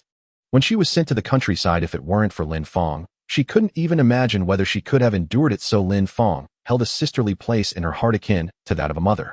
Seeing Lu Xiaoyan ask about Lin Fong, Yang Ji's expression stiffened. Lu Xiaoyan noticed something was off and anxiously asked, "What's wrong, brother Ji? What happened to Sister Fong?" Yang Ji sighed softly before forcing a smile as he replied, "It was the year after you left. Your sister Fong had an accident while returning to her family during the Chu River Festival. She has been gone for 3 years now." Lu Xiaoyan was struck by Yang Ji's words like a thunderbolt, her eyes quickly reddening as she murmured in disbelief, "How could this be? This is impossible. How could Sister Fong? She was such a good person." Tears could no longer be held back, cascading down her cheeks, leaving Yang Ji at a loss for how to comfort her. He could only awkwardly say, "Xiaoyan, don't cry. It was an accident. I should have gone to see you all earlier." Wu's Sister Fong. Lu Xiaoyan threw herself into Yang Ji's arms and began to cry loudly. This drew the attention of those around them, leaving Yang Ji unsure where to put his hands and feet. A wave of pain surged in his heart, perhaps once again influenced by the original owner's feelings. To be honest, Lin Feng was indeed a truly good woman. After learning everything about her from the memories, Yang Ji felt a deep sense of regret. Such a woman was far too suitable for growing old together. But there was nothing to be done, such as life. Who could know why the usually calm Chu River would suddenly rage and take Lin Feng away? Sometimes life is like this. No one knows whether tomorrow or an accident will come first. Xiaoyan, don't cry, it's all in the past. Yang Ji comforted helplessly. Brother Ji, whenever I think that I can never see Sister Feng again, my heart. I know this is fate. Alright, stop crying, everyone is watching you. Lu Xiaoyan glanced around, her face flushing again. She lowered her head to wipe her tears and asked Yang Ji again, Brother Ji, where is Sister Feng buried? I want to go see her in the next few days. Lu Xiaoyan still couldn't calm down, sobbing. As she spoke, Yang Ji nodded. She is buried in Xishan. I will take you there when the time comes. Brother Ji, are you here at the department store to buy something? I can help you. By the way, how is Luer? I miss her too. And Huater Yer Shuer and little Jior, they're all doing well. Luer misses you too, always bringing you up. When you go, you two will get to see each other. Yang Ji could only respond with a smile, as Lu Xiaoyan was only 5 or 6 years older than Yang Lu. When they were in the village, they often played together, so their bond was naturally very close. I miss her too. Lu Xiaoyan started tearing up again. Yang Ji had to wait for her to compose herself before changing the topic. Xiaoyan, I was thinking of buying some fabric to make clothes for Luer and the others. Can you help me choose? You see, I'm a big man, and I don't really understand these things. Sure. Lu Xiaoyan quickly wiped her tears and led Yang Ji back to the fabric counter. Brother Ji, we have a lot of fabrics here, including cotton, deculiang, and polyester. Summer is coming soon, so you can buy some deculiang fabric to make shirts for Luer and the others. Deculiang is very comfortable for summer clothes. Polyester is thicker and can be used for pants, but it's a bit expensive. Cotton can also be used for pants. I have some tickets left here. I must buy some for the children. I miss Sister Feng. Thinking of the late Lin Feng, tears began to fall from Lu Xiaoyan's eyes again. Alright, Xiaoyan, let's not be sad. The dead cannot return to life. Those who are alive must look forward. Yang Ji sighed, offering a comforting remark before continuing, help me calculate how much fabric we need to make one piece of clothing for each of them. They've all grown quite a bit in recent years. Luer is about your height, and although Huarer and Yer are only 16, they're almost half a head taller than Luer.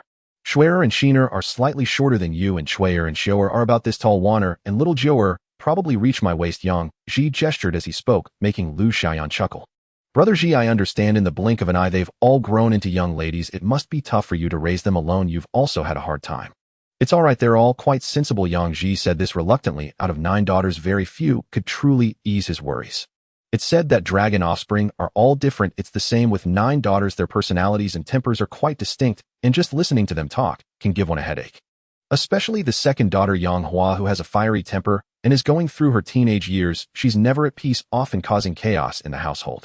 But these matters shouldn't be discussed in front of Lu Xiaoyan. In front of outsiders, one's own children are always the best. Lu Xiaoyan began helping to choose fabrics, saying, Brother Ji, I don't think I have enough fabric tickets.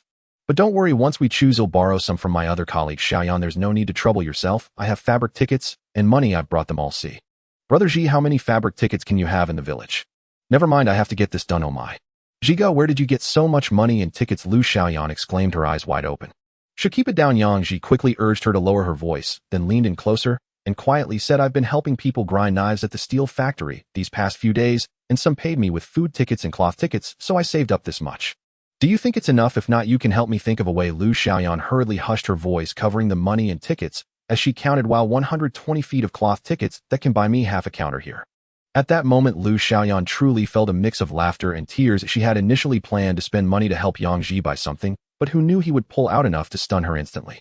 She quickly started to gather the goods, directly taking out 4 rolls of cloth. Shiga, I won't bother cutting it for you. Let Luer cut it herself when we get back, and we can save some scraps. By the way, we have a batch of defective cloth. Do you want it? If you do, I can help you figure something out. No tickets needed. Lu Xiaoyan walked out from behind the counter and whispered to him, they call it defective cloth, but in reality there's nothing seriously wrong with it. It just occasionally has a loose thread which won't affect making clothes at all. Usually this cloth is for internal consumption. If you want it, I can ask my aunt and get you some to take back to the village. Yang Ji's eyes brightened immediately. He naturally understood what Lu Xiaoyan meant and quickly nodded. Yes, Yenner, go ask for me. Money is not a problem. Lu Xiaoyan smiled alongside him, saying, I see your boldness with the money just now. Jiga, be careful. When you take out money in the future, you never know who might see it and cause trouble. The city isn't that safe. Alright, I was being careless too. Yang Ji hurriedly thanked Lu Xiaoyan. Lu Xiaoyan told him to wait there while she ran upstairs to find her aunt. In no time, she returned, leading Yang Ji to the storeroom where a stylishly dressed woman was waiting. It was Lu Xiaoyan's Aunt Lu Yufeng. Lu Yufeng chatted a bit with Yang Ji, thanking him and his family for their help to Lu Xiaoyan back in the village. Yang Ji felt a bit embarrassed, realizing he was truly benefiting from the previous owner's connections. After taking 5 rolls of cloth from the storeroom and spending over 70 yuan, Lu Yufeng went back to her office. Some things could be done, but they couldn't be done openly, or else there would be gossip. Yang Ji then asked Lu Xiaoyan to take him to the first floor to buy a jug of soy sauce and a jug of vinegar, totaling 100 jin. This was also inspired by Lu Xiaoyan, as he figured he could handle it even if he didn't eat it himself. Lastly, he cut 5 jin of mixed meat. Yang Ji politely declined Lu Xiaoyan's suggestion to treat him to a meal and rode his bicycle back to Xishan Commune. The big phoenix was indeed impressive, carrying 200 jin without breaking a sweat. Xishan Commune is not far from the city, just under 30 kilometers. In the era of highways, it would take about 10 minutes by car, but in this time it was far from that fast. Once the big phoenix exited the city, it began to struggle due to the incline from the west being higher than the east. It was hard to see with the naked eye, but riding the bike made it very apparent. Yang Ji had no choice but to pedal hard. He took a few breaks along the way. Luckily, the body he inherited had good stamina. If it had been his previous body, just putting in this effort would probably have left him exhausted after 10 kilometers. Xishan Commune does not fall under the jurisdiction of Fuyang District, but is part of Fuxi County. Fuxi County is a subordinate county of Fuyang District and is also a mountainous county. The location of Xishan Commune is quite good, as it is positioned at the transition zone from the mountains to the plains, making life slightly better than purely living in the mountains. After 2 hours, Yang Ji arrived at Xishan Commune, now very close to Xuanhuan. Carrying a large load through the commune street, he was stopped several times by people asking if he was selling these items. Yang Ji quickly declined, as he dared not brazenly engage in speculation.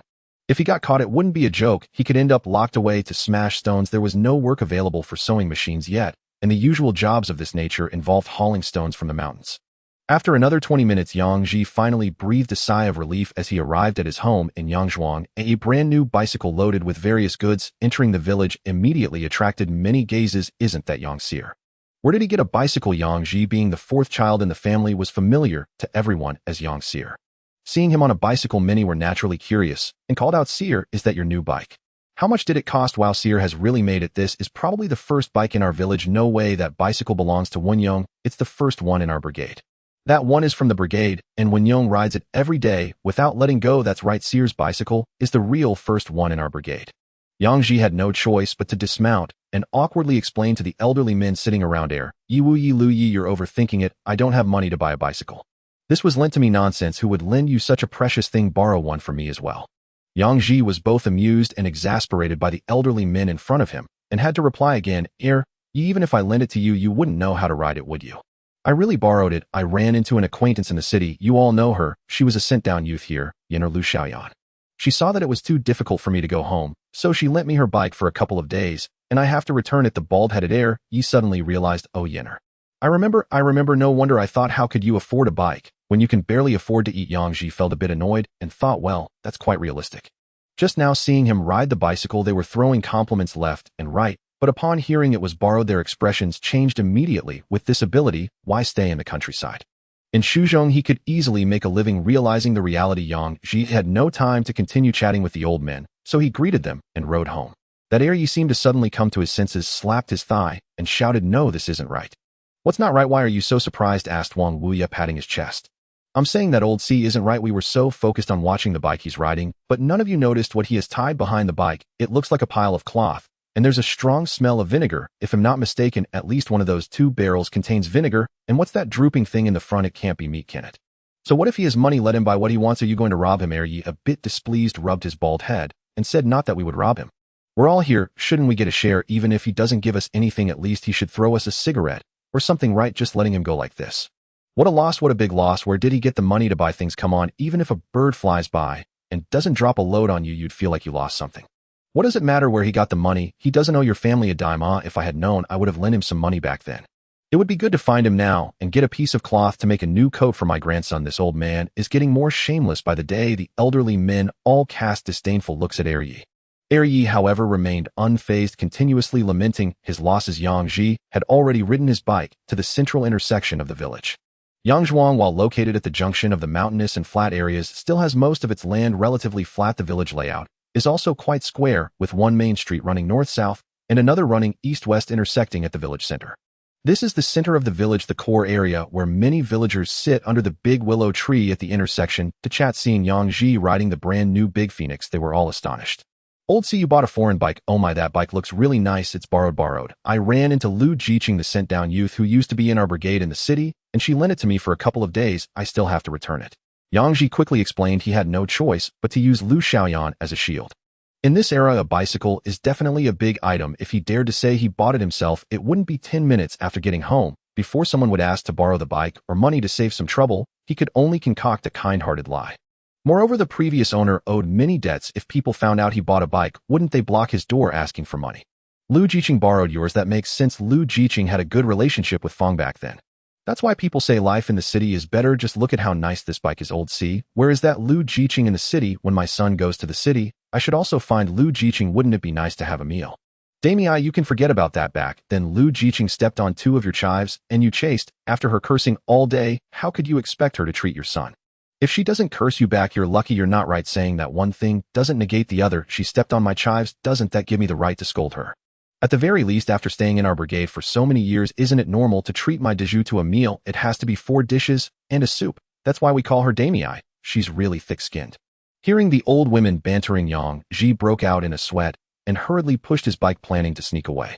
At that moment, a person ran down the street from the west, and upon seeing Yang Ji, rubbed his eyes and shouted, "Sear your back. Quickly go check it out. Your daughter Hua is threatening to kill someone." What? Yang Ji's eyes widened at the words as he pushed his bike and ran over air. "Nai, what's going on? Where is my Hua? Tell me quickly." "She went to kill Mantang's second son." "Damn, Lu Montang bullying my daughter. It'll kill you." "Not suitable." Yang Ji directly vetoed. Yang Lin immediately frowned. "Why not?" Fourth brother Yang Ji handed him a cigarette. "Lao Wu, can't you see it? Lin Yu has no interest in you at all." To be honest, Lao Wu and Lin Yu are quite a match in many aspects, such as both being the 5th child, just turned 20, both the eldest sons of their parents, both cherished by their families. These two have known each other for quite a while. After all, Lin Yu often stayed at Yangzhuang when she was little, and Yang Lin since childhood has liked to cling to Lin Yu, making cheeky remarks to her. However, Lin Yu has never liked Yang Lin, and when she gets angry, she would pin him down and give him a good beating. In her anger, she would use whatever was at hand, and she had broken several spatulas because of beating Yang Lin. Yet it seems that this little brother of his actually enjoys being mistreated, believing that a beautiful woman can hurt him 1,000 times, and he will treat her like his first love. Yang Ji couldn't help but feel a headache when searching through his memories for his Lao Wu, wondering if there was something wrong with his mindset. "Brother, I think we are quite compatible.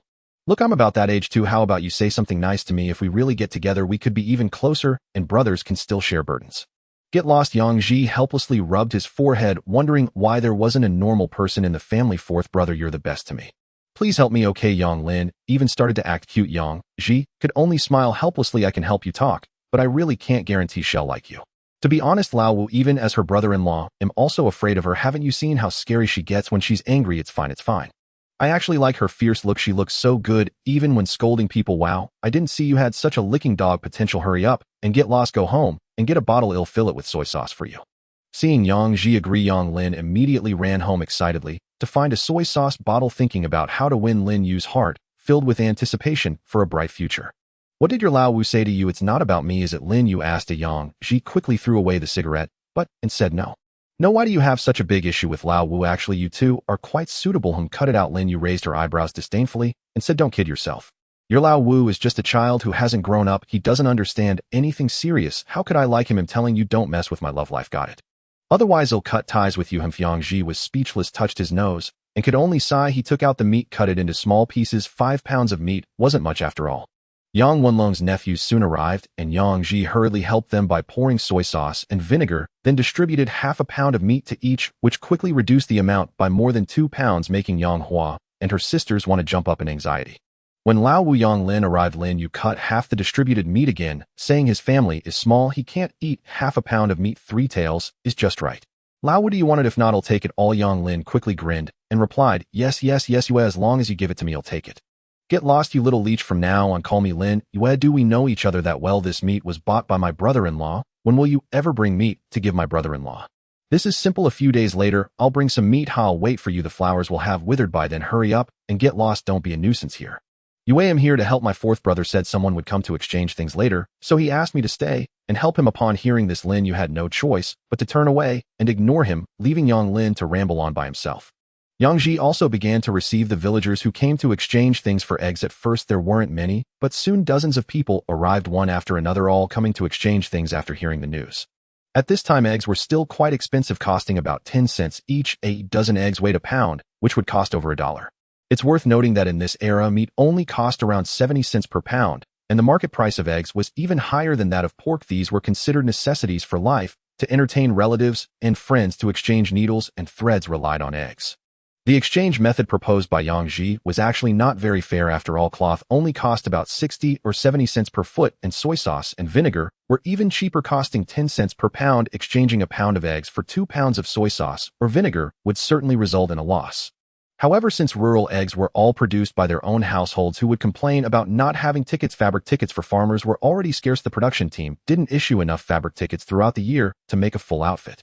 Now, not only are there no fabric tickets required, but one can exchange eggs for fabric. Who wouldn't be tempted? They accepted the loss. Lin Yu and Yang Lu used scissors to cut fabric. They weren't very skilled, and soon they were sweating profusely. 7 feet, 7 feet. I want 7 feet to make clothes for my husband. Lao Wu, could you weigh it a little faster? The fabric will run out. Fourth brother, don't just focus on collecting, watch the fabric, and save some for me. A group of women clamored, jumping up and down as they watched the fabric decrease. One shouted for 7 feet, another for 4 feet, eager to cut the fabric themselves.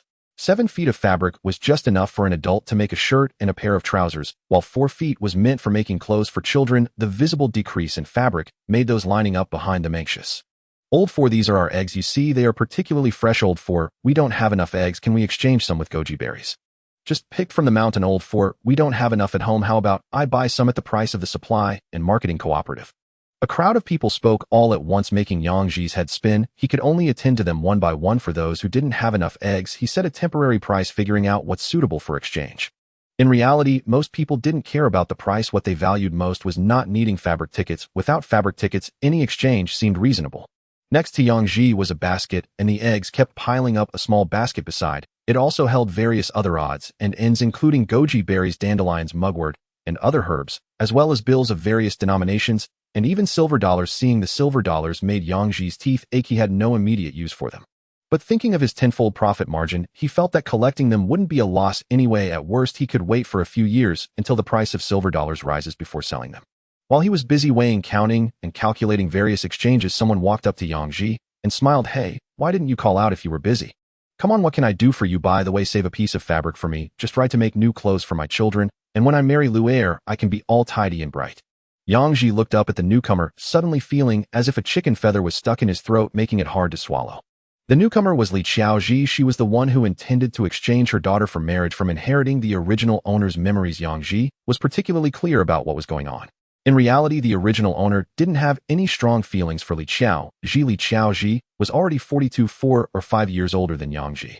Her appearance was average, her figure was average, and her overall qualities were also quite ordinary. The only exceptional thing about her was that she could bear sons and was willing to adopt her second son Lu Man Tuan to the original owner. Thus, the original owner agreed to exchange his daughter for Li Xiaoji, primarily to gain Li Xiaoji's second son Lu Man Tuan. However, Yang Ji was no longer the Yang Ji of the past, and definitely would not engage in any marriage exchange with Li Xiaoji. Li Xiaoji immediately started talking about cloth, which made Yang Ji furrow his brow, feeling quite disgusted by her insatiable greed. Yang Ji did not explode in anger, but instead blocked her hand that was reaching for the money basket and calmly said, Sister Qiao, let's forget about that matter. I don't think it's very appropriate. Li Xiaoji was somewhat displeased that Yang Ji had blocked her hand. She glanced at him and indifferently said, what's appropriate or inappropriate? Once Luer marries into my family for a while, it will be appropriate. What woman hasn't experienced this? My family's man Tuan has a good temper and will definitely not bully Luer. Yang Ji was also irritated. It kept coming back to the fact that Luer was to be married off to her family. It seemed that Li Xiaoji had no intention of fulfilling the agreement. He immediately blocked her hand again and said, Sister, my Luer cannot marry your man Tuan. Let's not bring this up again to avoid tarnishing our child's reputation. What Li Xiaoji immediately screamed upon hearing this, attracting the attention of everyone present. Many people even stopped their cloth exchanges, perking up their ears to watch the commotion. The news of the marriage exchange between Li Xiaoji and Yang Ji had already spread throughout the entire village. Some felt it was a pity for Luer. After all, such a good girl was to marry a fool. There were also those who said Yang Ji had poor taste, that he could even take a liking to a woman like Li Xiaoji. Moreover, many rumors circulated about the relationship between Yang Ji and Li Xiaoji. In any case, the rumors were varied and rampant, mostly waiting to see the joke unfold. Yang Lao, see you be clear, what does it mean that she can't marry? What does it mean for your child's reputation to be tarnished? At that time you agreed verbally, and now you turn around and say you don't want. On what basis do you say you don't want to?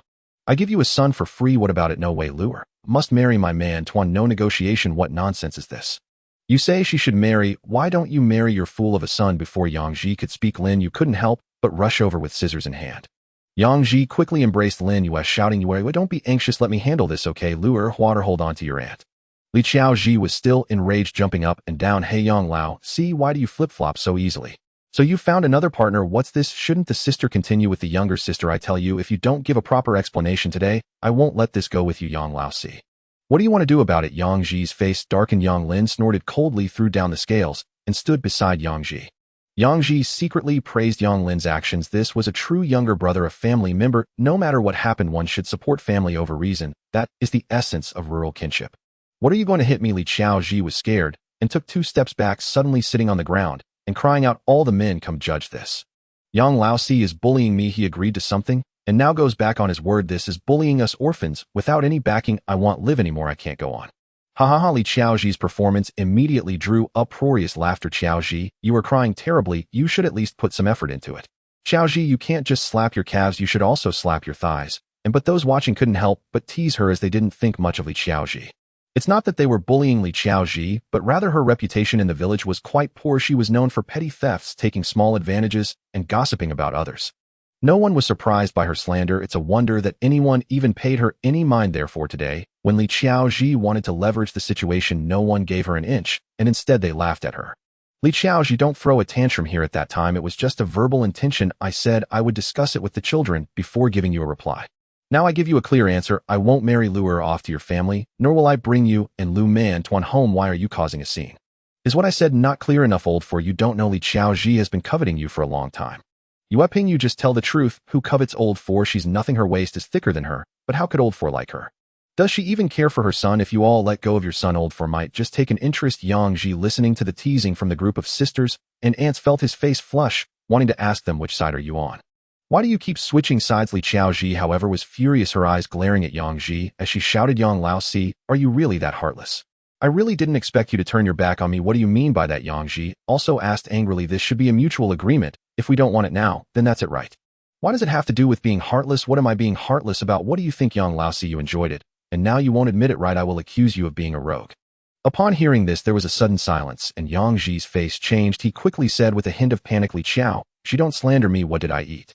What rogue behavior did I engage in? I didn't even touch you. You say you didn't touch me that day you got drunk. Have you forgotten what you did? While the people present gasped in astonishment, their eyes sparkling with gossip, Li Xiao Ji immediately showed a triumphant expression, thinking, I'll see how you Yang Lao Si can get out of this. With the things you brought back, you can't just let it go without consequences. Otherwise, how would I find them? Lin Yu ran to Yang Ji's side, pinching his back. Is what she said true? What nonsense! Yang Ji instead laughed, not expecting Li Xiaoji to play such a low-level game of framing him. It seemed to work quite well, because he had no way to prove his innocence. But Yang Ji also wouldn't let Li Xiaoji take advantage of him. Instead, he crossed his arms and asked her with interest, Li Xiaoji, you say I did something to you, right? Or was I intoxicated? Then I must ask you, what time, what place, who was there, who can prove how I treated you? What time and place? Isn't it the time you got drunk at my house? How to prove this? You can't leave any marks behind. In any case, you did it, Yang Lao Si. If you were a real man, you would admit it. Oh good, since you say it so clearly that I got drunk at your house, then may I ask you, how thick am I? How long? Yang Ji still wore a smile, though he appeared somewhat unserious. Li Xiaoji was suddenly speechless, sticking out her tongue to lick her lips. Seeing the surrounding people looking at her with curious expressions, she swallowed. Who would pay attention to that? It's not something I can explain. How is it not something you can explain? Even if you can't see it, you can't feel it. Haha. I see. Li Xiaoji is trying to cling to Seer, just wanting a good daughter-in-law for her fool of a son. Who can't see it? Even Seer has brought this matter up, and that's quite bold. My man has mentioned that once you see old for, you wouldn't forget him. Li Xiaoji is clearly lying. Isn't that right? My man has also mentioned that old for is like a donkey. If Li Xiaoji had really tried it, how could she have no impression at all? Such a person should at least walk through the hell of tongue-lashing. Lin Yu's face also relaxed as she cursed at Li Xiaoji. Shameless. How dare you slander my brother-in-law? You're really not afraid of ruining your own reputation. Why are you so malicious? Who slandered him? It's just him. I said he did it, so he did it. Li Xiaoji shouted in panic, getting up and trying to scratch Lin Yu. Yang Lin, however, blocked her, pushing Li Xiaoji down to the ground. At that moment, a figure lunged at Yang Lin, the iron shovel in hand, whistling through the air. Yang Ji accompanied Yang Chongxin for a while longer before strolling back home. As he reached the entrance, a rich aroma of meat wafted towards him. Yang Ji couldn't help but salivate. The meat of this arrow was far more flavorful than the feed-like meat he had eaten in his past life. The meat he had eaten in his past life merely resembled meat in appearance, but it lacked any sense of happiness when tasted. However, the pork of this era was truly fragrant. Yang Ji hurried his steps, eager to savor the taste of the meat. Yet as he reached the door, he heard Lin Yu's scolding voice from inside. Xiao Zhou, don't rush, your father isn't back yet, and we must wait for him to start eating. That's the rule, do you understand? Xiao Zhou. Yang Jin replied with a pout, and he can't. I just have a taste. No, you must wait for your father, Jur. Be patient, he should be back soon. But when mother was still alive, she always let us eat first. She said father wouldn't mind. This was the voice of Xiao Ba Yanghuan. Yang Ji smiled slightly outside the door, wanting to enter, but Lin Yu sighed. You all have been too spoiled by your mother. You all have grown up now. You must understand the order of seniority. Look how hard your father works. He is out for days risking his life to earn a living for you. How can you just eat without him? When there's delicious food, your father must eat first. Understood? Now wait a little longer. Your father will be back soon. Yang Ji laughed heartily at the door. Kids, if you want to eat, just go ahead. Our family doesn't have that many rules. Quickly wash your hands and get ready to eat. Xiao Zhou, wash well, or you'll be punished by eating less. Eldest, supervise her. She always tries to be sly. Who knows if she's deceiving others or herself? Got it, Dad. Yang Lu obediently pulled Yang Jin to wash their hands. Yang Hua, somewhat unwilling, was dragged by Yang Yi to queue for hand-washing. Lin Yu sighed, helplessly complaining him trying to teach them rules, and now that you're here, it's all ruined. No one seems to remember anything. Why are you like my sister? You don't care about discipline at all. Well, they are just kids. It's a bit early to learn the rules. They'll understand as they grow up. Lin Yu rolled her eyes at Yang Ji. You talk nonsense. If they can't learn the rules when they're young, how will they understand when they grow up? They are still young in your eyes. They will always be children. Yang Lu is already 18, and Yang Hua and Yang Yi are both 16. Can they still be called children? My sister was 18 when she married you. Haha, you're right. They should learn some rules.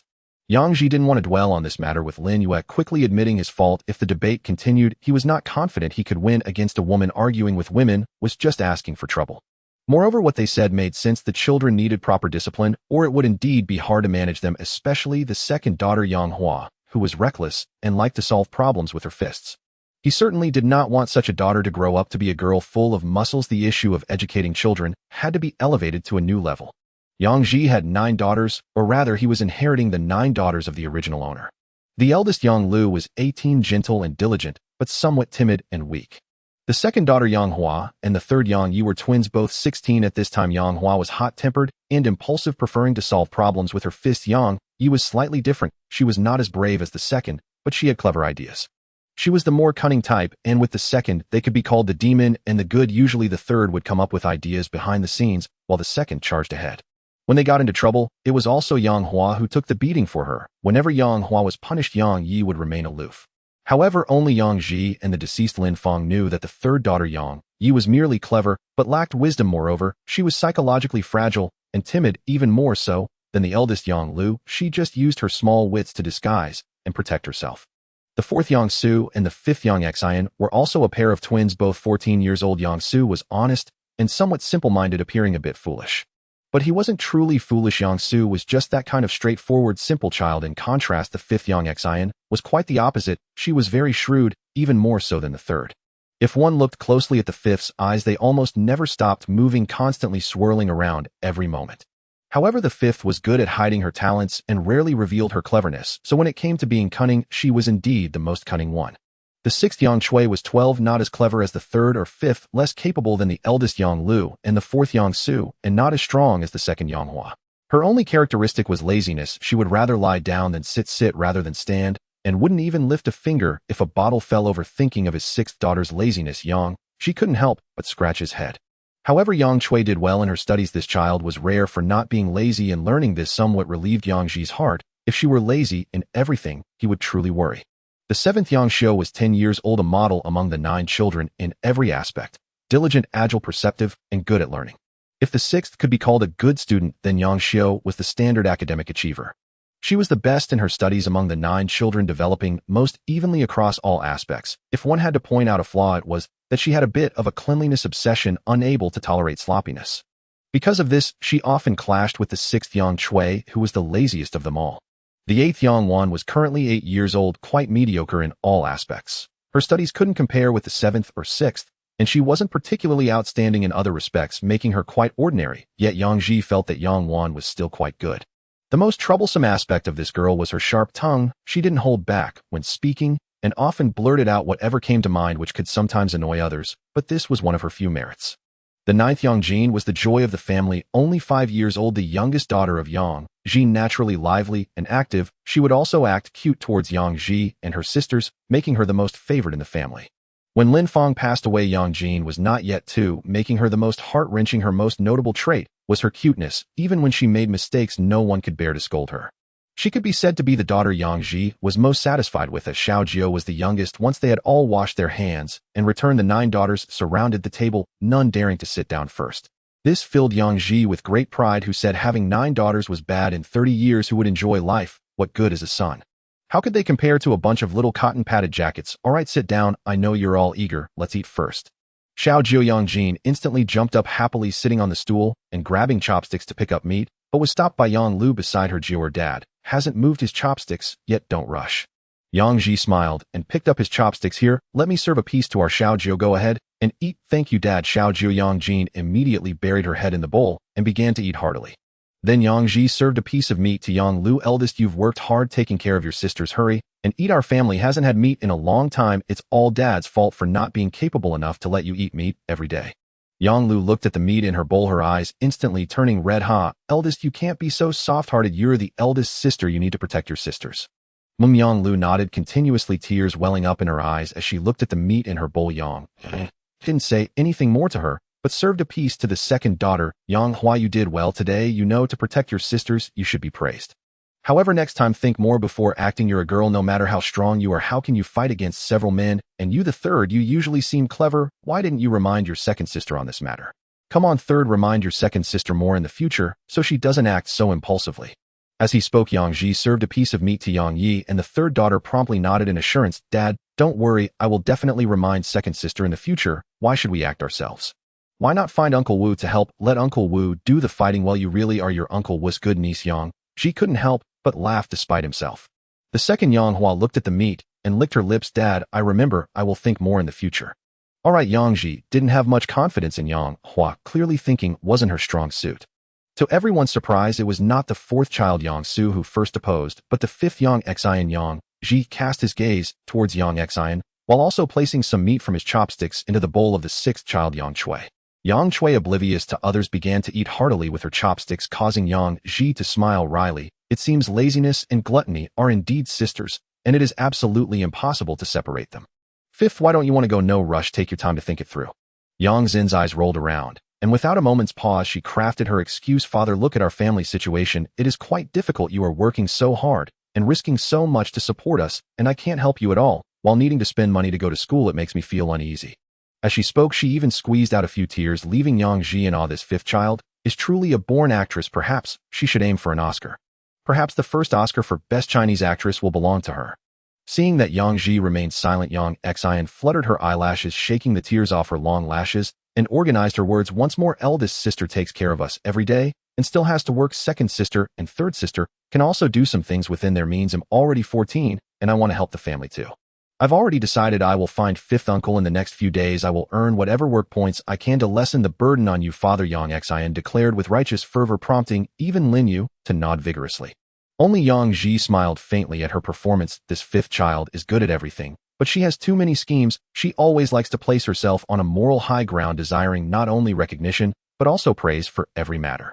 Unfortunately, having lived 2 lives, Yang Ji had seen more people than she had seen ants. How could he be fooled by her little tricks? When Yang Xian thought it was time to push further, Yang Ji spoke, no need with me at home. You can focus on your studies. Yang Xin's face immediately fell. Father, the school has already started for quite a while. Even if we go, we might not be able to get in. Why not just forget it? It's fine. I'll have fifth uncle talk to the principal. Just bring your tuition tomorrow, and I believe your teachers will not kick you out. After saying this, he looked towards Lin Yue. Where you go with them tomorrow? If there are any problems, go find fifth uncle. I've already spoken to him. By the way, the second and third should also go to school. What Yang Hua, with her mouth full of meat, looked shocked and incredulous, swallowing hard a few times before saying, Father, let's forget it. I haven't been to school for over 2 years. So what? I'm not expecting you to go to university. You at least need to finish junior high. Oh, but then I'll go. Yang Hua no longer resisted and continued her assault on the meat. Only the third child Yang Yi wore a constipated expression, tugging at Yang Hua a few times, but receiving no response, he could only force a smile, and said to Yang Ji, "Father, I'll listen to you. Whatever you ask me to do, I will do." Right forth Yang Su chuckled naively, "Father, I'm not sure if I can learn anything. If you ask me to go, I will go home. That's the right attitude." Yang Ji picked up his chopsticks to serve meat to the 7th and 8th children, but his eyes were on the eldest, Yang Lu Luer. "I've already asked 5th uncle about the high school in the county. If you can get in, you should attend high school, and ideally come back having passed the university entrance exam." Yang Lu, who was serving meat from her bowl to the 9th child Yang Jin, was taken aback by this, and asked in astonishment, "Father, I think I'll pass. I haven't even finished junior high. How can I go to high school? If I say you can, then you can." The college entrance exam was restored last year, and in recent years, age doesn't matter for university admission. As long as you study hard, I believe you can go to university. Just give it a try. Still have to take the university entrance exam. Upon hearing this, Yang Lu immediately shrank her neck and said, no way, father, how can I get into university? I definitely can't. Nothing is impossible in this world. How will you know if you don't try? Don't you want to go to university? I remember that Xuanhuan is still preparing for the exam. If you don't take the exam, you might really lose your chance with him. As soon as Yang Ji finished speaking, Yang Lu let out a scream and covered her face in embarrassment. The dining table erupted in a commotion, with only the 7th, 8th, and youngest still diligently eating meat. Eldest sister and Chun Guangping, "No way, Yang Yi," shouted loudly. Lin Yu quickly tugged at Yang Yi, but the flames of gossip in her eyes still burned brightly. "Brother-in-law, how do you know about Luer and Chun Guangping? What's really going on?" Yang Ji smiled nonchalantly. "There's nothing to it. Our silly girl has a crush on Chen Ziking, and it seems Chen Ziking also has a bit of interest in our Luer, but who can say for sure? Let's see how it goes." But Chun Guangping is destined to go to university. If Luer doesn't go to school, then there's really no hope for them to be together. "Father, I don't have a crush on him." Yang Lu, embarrassed, immediately took her bowl of rice and ran out. "Brother-in-law, how do you know? Chun Guangping seems quite decent." Lin Yu bit the end of her chopsticks, her expression one of a bystander eagerly watching the drama unfold. "You can only tell if it's good or not by seeing it for yourself. My daughter Yang Ji is not so easy to marry off. Even if he's a talented youth, I'll have to think carefully if he gets into university. However, it would be good for Luer to study more. Isn't it a bit late for Luer to go to high school at this age? Let's forget it. It's not certain she can go. She definitely needs to go. If the county high school doesn't work, she should still attend the community high school for a while." "Brother-in-law, if you send the kids to school, what will happen to all the work at home? Who will do the chores?" I will do the work, father. Let them all go to school. I'll handle the chores at home." Yang Xian immediately raised her hand to volunteer, but Yang Ji concealed his smile and shot her a fierce glare. "No one is exempt. You must go. With that clever mind of yours, why don't you know how to use it properly?" Hearing Yang Ji's reprimand, Yang Xian immediately lowered her head, not daring to say another word. Indeed, this era has its advantages. At least children did not dare to defy their fathers. It's settled. Then the 2nd, 3rd, 4th, and 5th will go to the community middle school together tomorrow. As for the eldest, we'll wait until it's confirmed before proceeding. Yang Ji made a firm decision. "Tomorrow I still need to go to the city. I'll leave these kids in your care." "What are you saying?" Lin Yu rolled her eyes at Yang Ji. "I'm their aunt. Isn't this my responsibility? You take care of yourself in the city. Don't overwork yourself. The family is counting on you." "Don't worry." Yang Ji felt something was off, but could only change the subjects 6th, 7th, 8th, and 9th, except for the 9th, who hasn't gone to school. "Yet all of you listen well. If I send you to school, you must study hard. When I come back next time, I will first ask your teachers about your performance. If I find out anyone is being naughty or not studying, well, you all know the consequences." The daughters hurriedly lowered their heads while the youngest continued to feast on the meat. Over 2 kilograms of meat posed no challenge for a family this size. The youngest ate a third. The 7th and 8th also had their fill, while the older ones merely tasted the flavor, mainly attacking the side dishes accompanying the meat. After all, they were older than their younger sisters. Children from poor families mature early. They understand that the older ones should give way to the younger ones. Thus, the meat was naturally prioritized for the younger sisters, and they could not snatch it even if they wanted to. Yang Ji didn't eat either. Lin Yu only took a symbolic bite, and Yang Lu was about the same.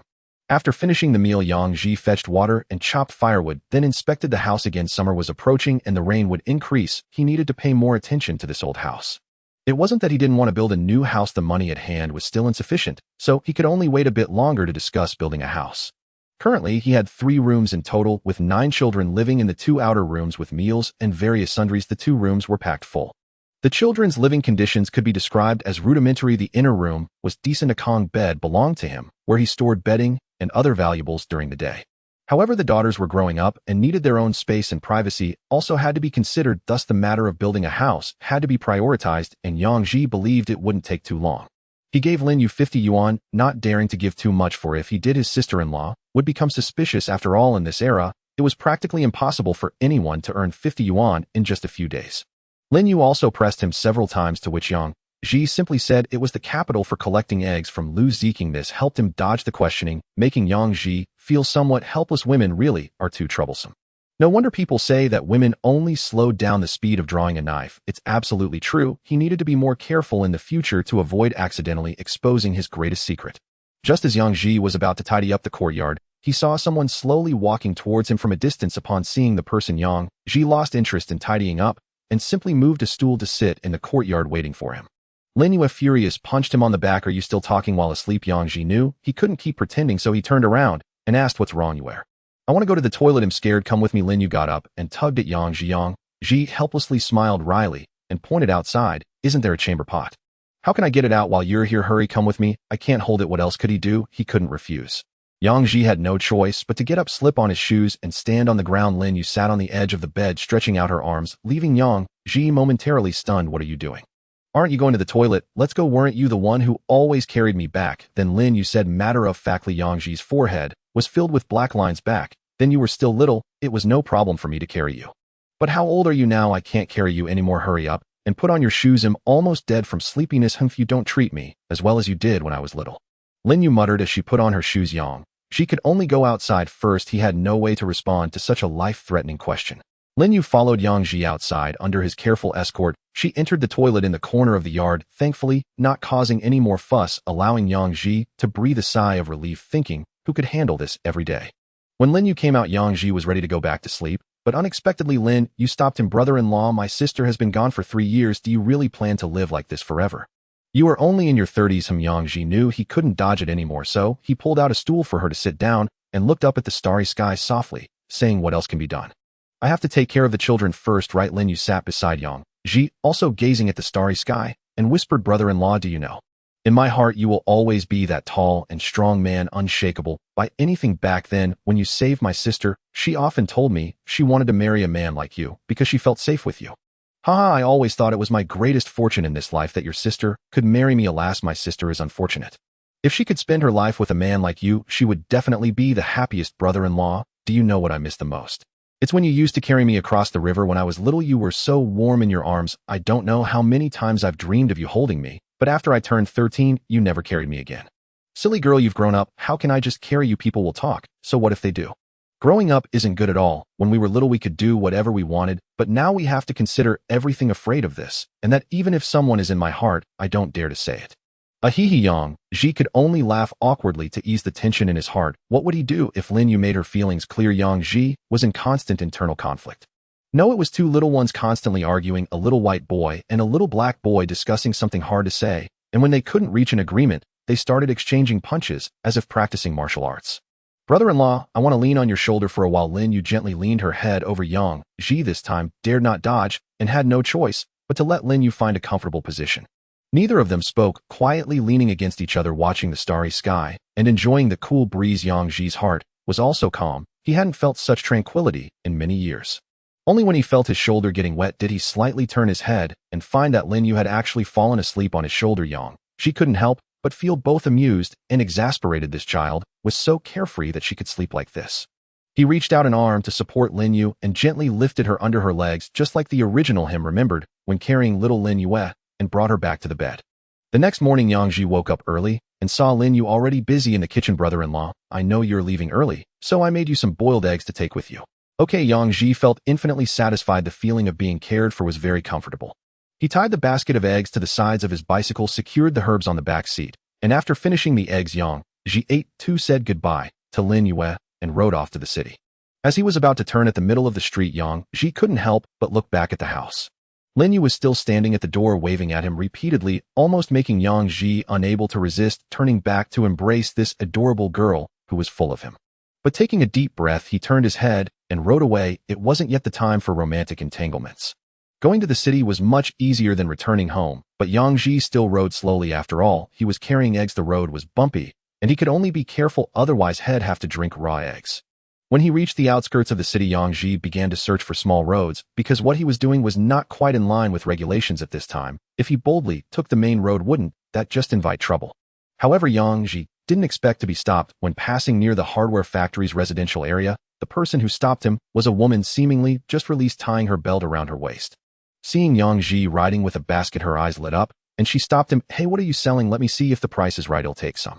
Yang Ji glanced around. It was already around 6 in the morning. The sky was bright and many people had risen to avoid being watched. Yang Ji quickly lowered his voice. "Sister-in-law, I'm just delivering some eggs to relatives. It's fate that we meet. If you want some, I'll share." Eggs? The woman's eyes immediately brightened. Quick, let me see." Yang Ji had no choice but to put his bike down, lift the hay covering the basket to let the woman see. She casually picked up a few, looked for a while, and exclaimed excitedly, "They're quite fresh. How much?" 8 cents each for unpicked ones. If you want to pick them, at least 10 cents. Why is your price higher than that in the supply and marketing cooperative? Sister-in-law, I've been to the supply and marketing cooperative. You can't buy eggs for 10 cents there. So let's just say I didn't say anything. Do you want them or not?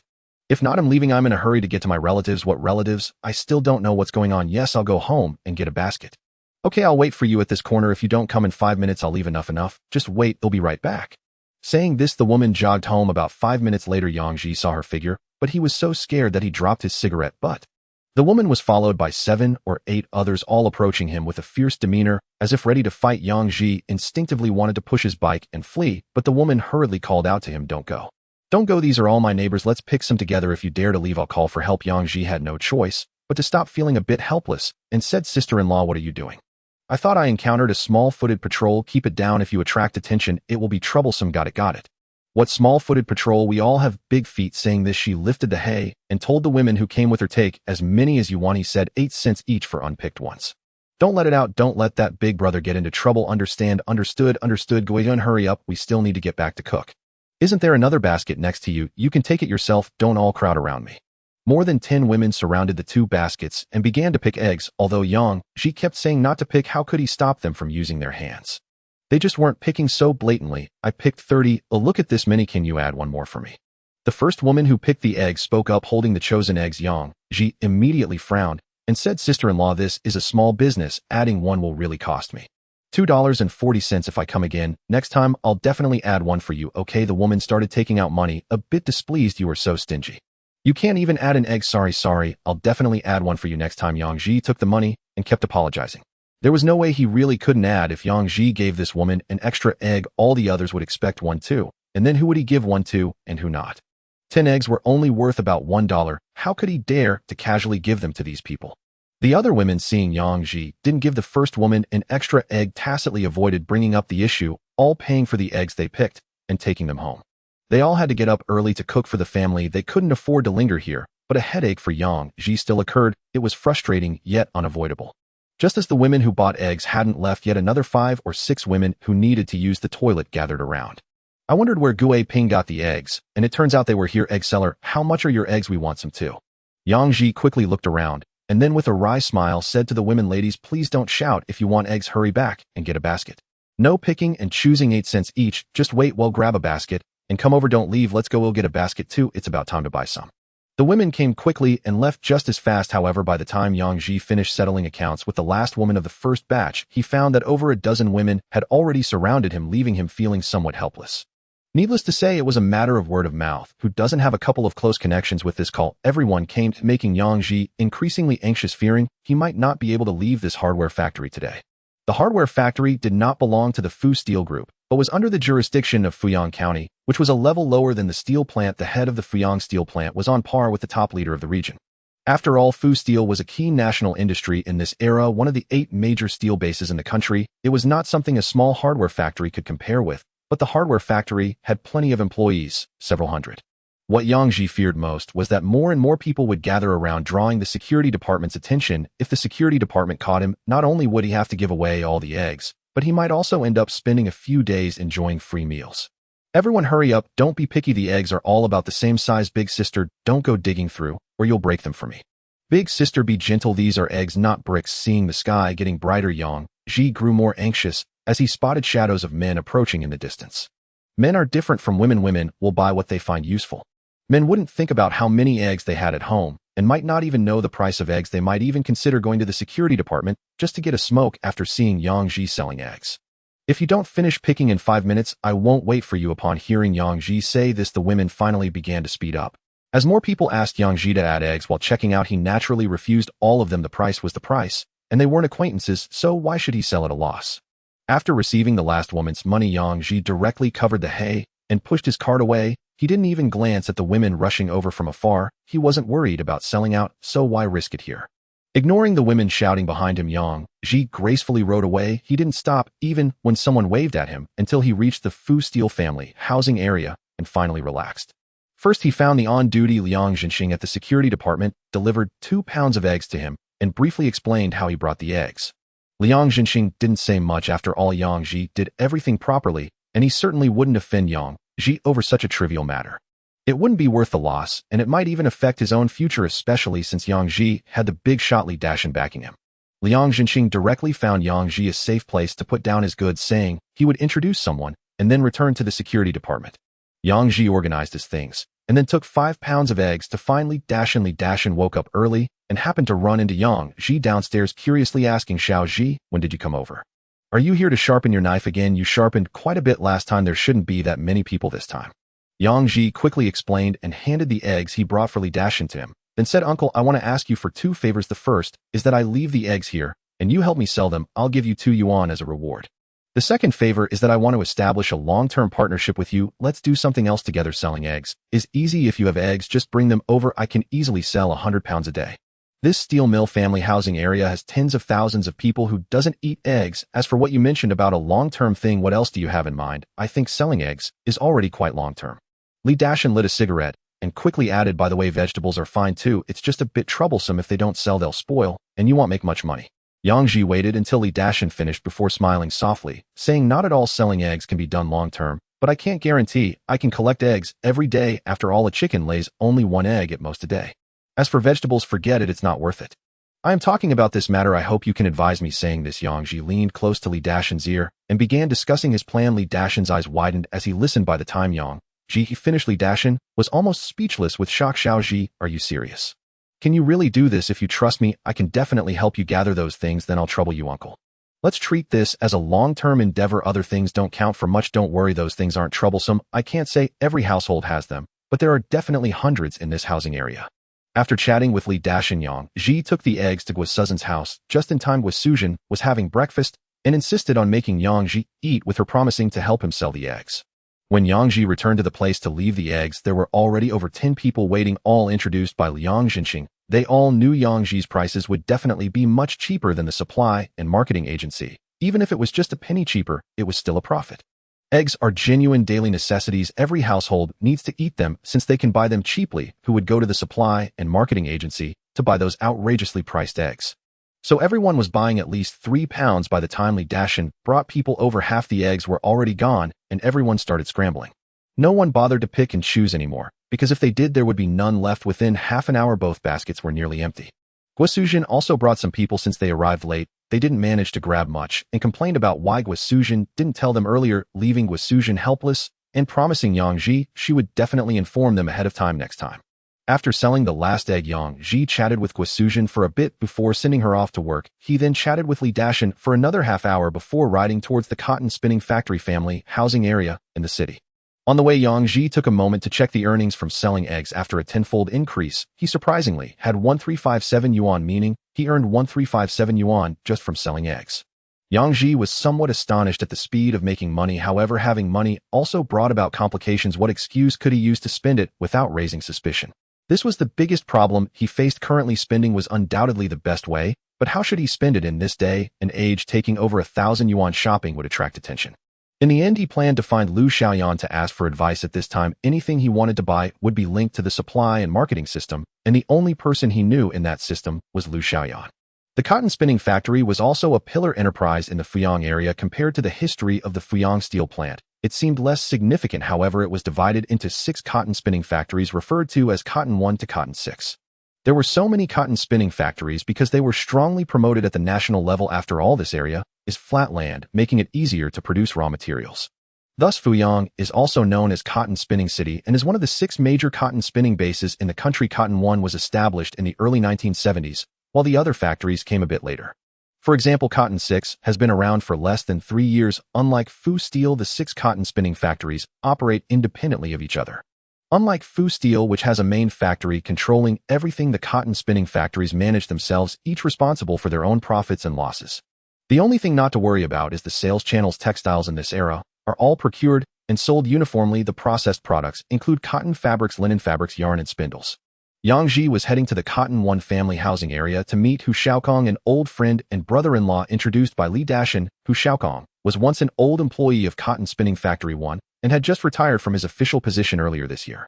Compared to Li Dashan, who reached the position of production group leader, this brother-in-law, who was quite impressive, he was a cadre trained in the light industry system.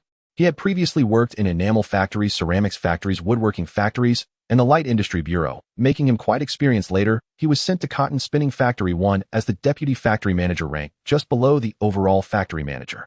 Therefore, Yang Ji felt somewhat anxious. After all, he was once a cadre. Would he even look at something so trivial? But Li Dashan confidently assured him that Hu was trustworthy and would help even without payment. Yang Ji entered the Counterattack family housing area, home to 7,000 employees of Counterattack and over 30,000 family members, making it quite a large housing area, though slightly less impressive than Fu Steel's. After all, 10,000 and 100,000 are not the same concept. There are hardly a few housing areas in the country that can match the scale of Fu Steel's. Yang Ji looked at the address on the note, stopped at Building 7, where Hu Xiaokong lived. Carrying a portion of eggs left in the basket and 2 cans of malt extract, Yang Ji nervously went up to the 3rd floor. After confirming the door plate twice, he knocked on the iron security door. The door opened quickly, revealing an imposing elderly man with gray hair who looked much more commanding than Li Dashan. He looked at Yang Ji and asked with a puzzled expression, "Young man, who are you looking for?" "Hello, my name is Yang Ji. I'm here to see Uncle Hu, as Li Dashan introduced me." "Oh, you are Yang Ji, as my brother-in-law mentioned. You have quite the nerve." Yang Ji was momentarily unsure what Hu Xiaokong meant. "Come in." Hu Xiaokong stepped aside at the door. Yang Ji let out a sigh of relief in his heart, feeling that it wouldn't be too problematic. After all, Hu Xiaokong had once been a leader, and he had many tricks up his sleeve, giving Yang Ji a show of strength right from their first meeting. Yang Ji felt quite displeased, thinking that if cooperation wasn't possible, he wouldn't be working together. The Fuyang area wasn't just home to one cotton spinning factory's residential compound. He could always find somewhere else to get by. He couldn't believe that without Zhang the butcher, he would have to eat pork with hair on it. Hu Xiaokong lived in a 2-bedroom apartment, a standard cadre's house, furnished with a sofa and a coffee table. The living room was a bit small, but this kind of layout was typical for residential buildings of that era. With a standard small living room and a large bedroom, one had to wonder how much the designer valued the bedroom. Did they think a larger bedroom would allow for more shenanigans? Did being a cadre require a large bedroom to indulge in? After entering, Yang Ji naturally sat down on the sofa, at Hu Xiaokong's gesture appearing relaxed and indifferent, which surprised Hu Xiaokong. He didn't expect a young man from the countryside to be so composed. Though he couldn't be called a young man anymore at 37, he was considered middle-aged in any era. However, Hu Xiaokong had seen many people, both urban and rural, yet it was rare to encounter someone who could remain so calm in his presence. This immediately piqued Hu Xiaokong's interest in Yang Ji. The two sat down, and Hu Xiaokong poured a cup of tea for Yang Ji, then leaned back on the sofa in silence. It was completely different from what Hu Xiaokong had anticipated. He thought that after the earlier intimidation, Yang Ji would quickly explain himself, but instead he showed no concern and seemed even more relaxed than the host. They sat in silence for about 10 minutes. Seeing that Yang Ji still had no intention of speaking, Hu Xiaokong finally couldn't help but say, "Oldly has already informed me about the situation. Although the regulations have loosened, your current circumstances still strictly fall under capitalist tendencies, which is quite serious." Yang Ji looked up at Hu Xiaokong and smiled slightly, saying, "Grandpa, who I didn't expect that even after retirement you still hold people to strict standards.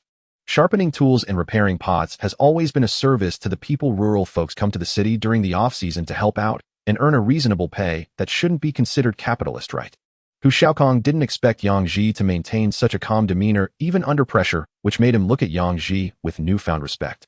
But he still refused to back down, saying, "You can't put it that way. Farmers farm and workers work. That is the proper path. If everyone thinks like you, wouldn't that be chaotic? If everyone runs to the city to do odd jobs, then who will farm? Isn't it the national interest that suffers?" "You are right, but problems should be viewed dialectically. As I just mentioned, when farmers come to the city to do some service work during their leisure time, it not only helps others, but also allows them to earn appropriate compensation. This is beneficial for both the farmers and the urban workers and residents. Let's take the simplest example. The toilets in the residential compound need someone to clean them, right? Cleaning toilets requires designated sanitation workers. If farmers come to clean and do it for free, it not only saves costs for the factory, but benefits both sides, doesn't it? Does that mean farmers solving the factory's living issues is capitalism? That seems unreasonable, Grandpa. Who this is mutual benefit." Yang Ji finished speaking and took a sip of tea, saying, "Helping everyone sharpen their tools is the same. If tools are used for a long time, they need to be sharpened, right? But everyone is busy with work and may not have the time, or they might not possess the necessary skills. If I help them sharpen their tools, and they give me reasonable compensation. Isn't that convenient for them? How can that be called capitalism? So we must view any problem in a nuanced way. What is capitalism? It's a matter of the guiding principles. Whether farmers or workers, they will unconditionally and resolutely support the guiding principles. In this context, how can one talk about capitalism? Grandpa, who please don't label me, hasn't anyone suffered because of this in previous years? Yang Ji spoke calmly and logically, leaving Hu Shaokong unsure of how to respond. He could only cough awkwardly to cover his embarrassment and refill Yang Ji's teacup. Seeing that Yang Ji still had no intention of speaking, Hu Shaokong had to say again, I never said your situation counts as capitalism.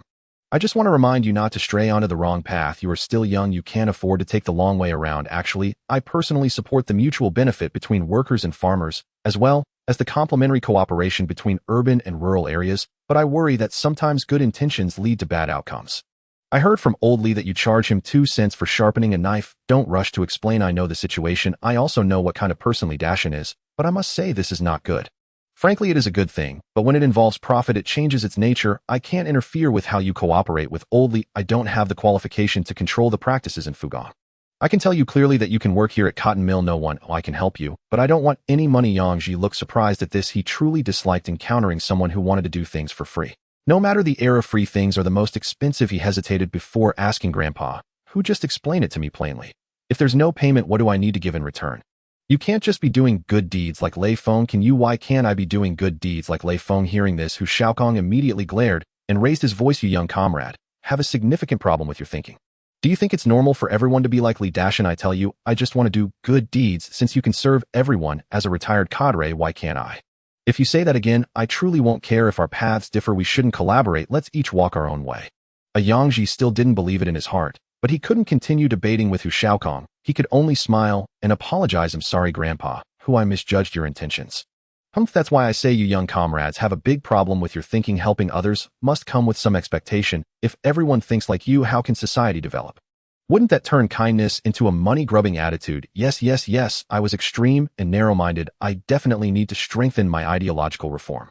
You indeed need to strengthen your ideological reform. Correct thinking is what will allow our country and nation to progress continuously. We must not let a single rotten apple spoil the pot, like Lee Dashin. He has never done a proper thing in his life, working passively and forgetting greater principles for small gains. Such people, even if they live to old age, are a waste of resources and food. They are of no benefit to the people in the future. Try to avoid dealing with Lee Dashin. There are still many good people even in Fugang. Why look for him? Yes, you are right. Yang Ji smiled helplessly, not expecting to be educated. Hu Shukang's ideals were indeed very upright, but being upright alone wouldn't get things done. Moreover, Yang Ji was already certain that Hu Shaokong must have other demands, but the old man hadn't brought them up yet. Seeing that Yang Ji was no longer responding, Hu Shaokong felt a bit impatient. He hadn't expected it to be so difficult to deal with a young man. How could he continue his performance without any input from him? After idly sipping tea, Hu Shaokong saw that Yang Ji was still sitting there in deep thought, so he cleared his throat and said, Xiaoyang, you can work here at Cotton Mill. No one, without worries. It's all for the service of the people, and I will definitely support you and help arrange things. However, you see, since I'm providing convenience for you, shouldn't you also do a little something for our cotton mill? No one, here it comes. Yang Ji smiled slightly. Grandpa, who just say it outright. What can I do for cotton mill? No one. Oh, as long as I can do it, I definitely won't refuse. He, good, that's good. Hu Shaokong appeared somewhat awkward, as the taste of slapping oneself is not pleasant. At the same time, he harbored some grievances against Yang Ji, feeling that the young man was deliberately watching his joke. However, seeing Yang Ji's calm, yet piercing gaze on him, Hu Shaokong decided to set aside his pride and explained dryly, Xiaoyang, you know about the up to the mountains and down to the countryside movement, right? I know many educated youth from our brigade went there in the past few years and too are still here. That's good.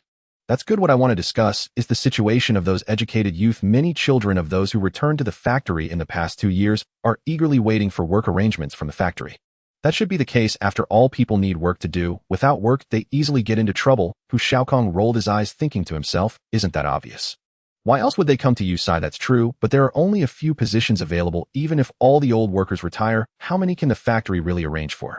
Every family has 3 or 4 children. Even if the factory doubled in size, there wouldn't be enough positions. Oh, that's true, Yang Ji echoed, but did not pick up on Hu Shukang's topic.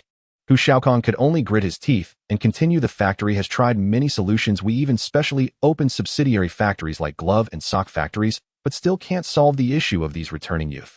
What about ignoring them? They cause trouble every day. Today, they steal chickens. Tomorrow they fight, and their parents come to the factory office to make a fuss.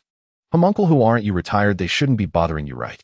Hu Xiaokong was taken aback by Yang Ji's words, unable to respond for a moment. He could only mumble a few times before reluctantly saying, "But I was the one who handled this while I was still here. Now that there's a problem, I can't just say that since I'm retired I want to take care of it, can I? That would be irresponsible. Oh, Uncle, who, you are truly noble. But what does this have to do with me?" Hearing Yang Ji's inquiry, Hu Xiaokong felt somewhat embarrassed, opening and closing his mouth several times before saying, "Xiao Yang, I think you are quite capable, with courage, spirit, and ability. I was thinking, how about you take on a few apprentices?" "Apprentices, you mean those educated youth?" Yang Ji squinted slightly. "Yes, those kids, many of them want to work, but we can't provide them with that many positions. But they can't just sit idle every day, not to mention their families can't handle it. Even if they can support them at home, they'll become useless over time. So I was thinking, could we let them learn a few skills from you, like sharpening scissors and knives?" Yang Ji asked, somewhat speechless, smiling as he inquired. "Exactly. After I heard about you from Li Dashan, I thought about how there are still quite a few large factories in the Fuyang area, and the number of workers and their families, even if it's not 1,000,000, there must be hundreds of thousands. That represents tens of thousands of households, and they always need some practical services like sharpening scissors and knives." Yang Ji nodded noncommittally. "Uncle, who, I understand your intentions and greatly respect your concerns, but why should I impart my skills to them? Not to mention that teaching these people wouldn't benefit me at all. They'll just take away my work. Even if I agree, do you think those half-grown kids can endure such hardship? Can they handle that kind of work? I bet they wouldn't last 3 days." Seeing Yang Ji say this, Hu Xiaokong scratched his head in frustration, explaining with a bitter face, "Xiao Yang, I know this may not be entirely fair to you, but this is a special phase. It's unavoidable. If I could arrange good jobs for those kids, I wouldn't have thought of such a solution. As for those kids, don't worry, there will always be someone willing to do it. After all, the lazy ones are in the minority. Most still want to work. Moreover, this is temporary. Once the factory can provide them with job positions, they will definitely return to proper work to create value for the country. For those who don't work hard or learn well, you don't have to worry about them. Just send them back to fend for themselves. We're not their parents, and have no obligation to teach them how to live. If anyone is unhappy, they can come to me." Yang Ji shook his head again with a smile. "Uncle, who, your reasoning is too evasive. My question is, why should I teach them? Isn't it better for me to earn this money myself, teaching a bunch of apprentices who will take my work? What's in it for me?" Hu Xiaokong laughed awkwardly. He had been thinking of how to brush it off, but unexpectedly Yang Ji brought it up again. For a moment, he didn't know how to respond, and couldn't provide anything valuable in return. He could only stammer, "If you agree, you can come to counterattack anytime." "Ha ha ha!" Yang Ji laughed heartily at this, and shook his head. "Uncle, are you trying to fool a child? Even if I don't come to counterattack, there are counterattack 2, counterattack 3, counterattack 5, counterattack 6, and also Hongxing Machinery, Anping Coal Mine, Fuyang Locomotive, and Hongqi Electric. Where can I earn some money?" Hu Shukang's face turned as red as a monkey's, but how could he not understand what Yang Ji was saying? No matter how capable Hu Xiaokong was, he was just an inconspicuous retired cadre from the light industry system. In the Fuyang area, there are many factories and mines. Even if Yang Ji left counterattack, it wouldn't have a significant impact. He could just find another place to work following the cooperative model. With Li Dashan, countless people would be willing to partner with him. Could Hu Xiaokong really cause trouble over this? Even if he tried to make trouble, he wouldn't have that much influence.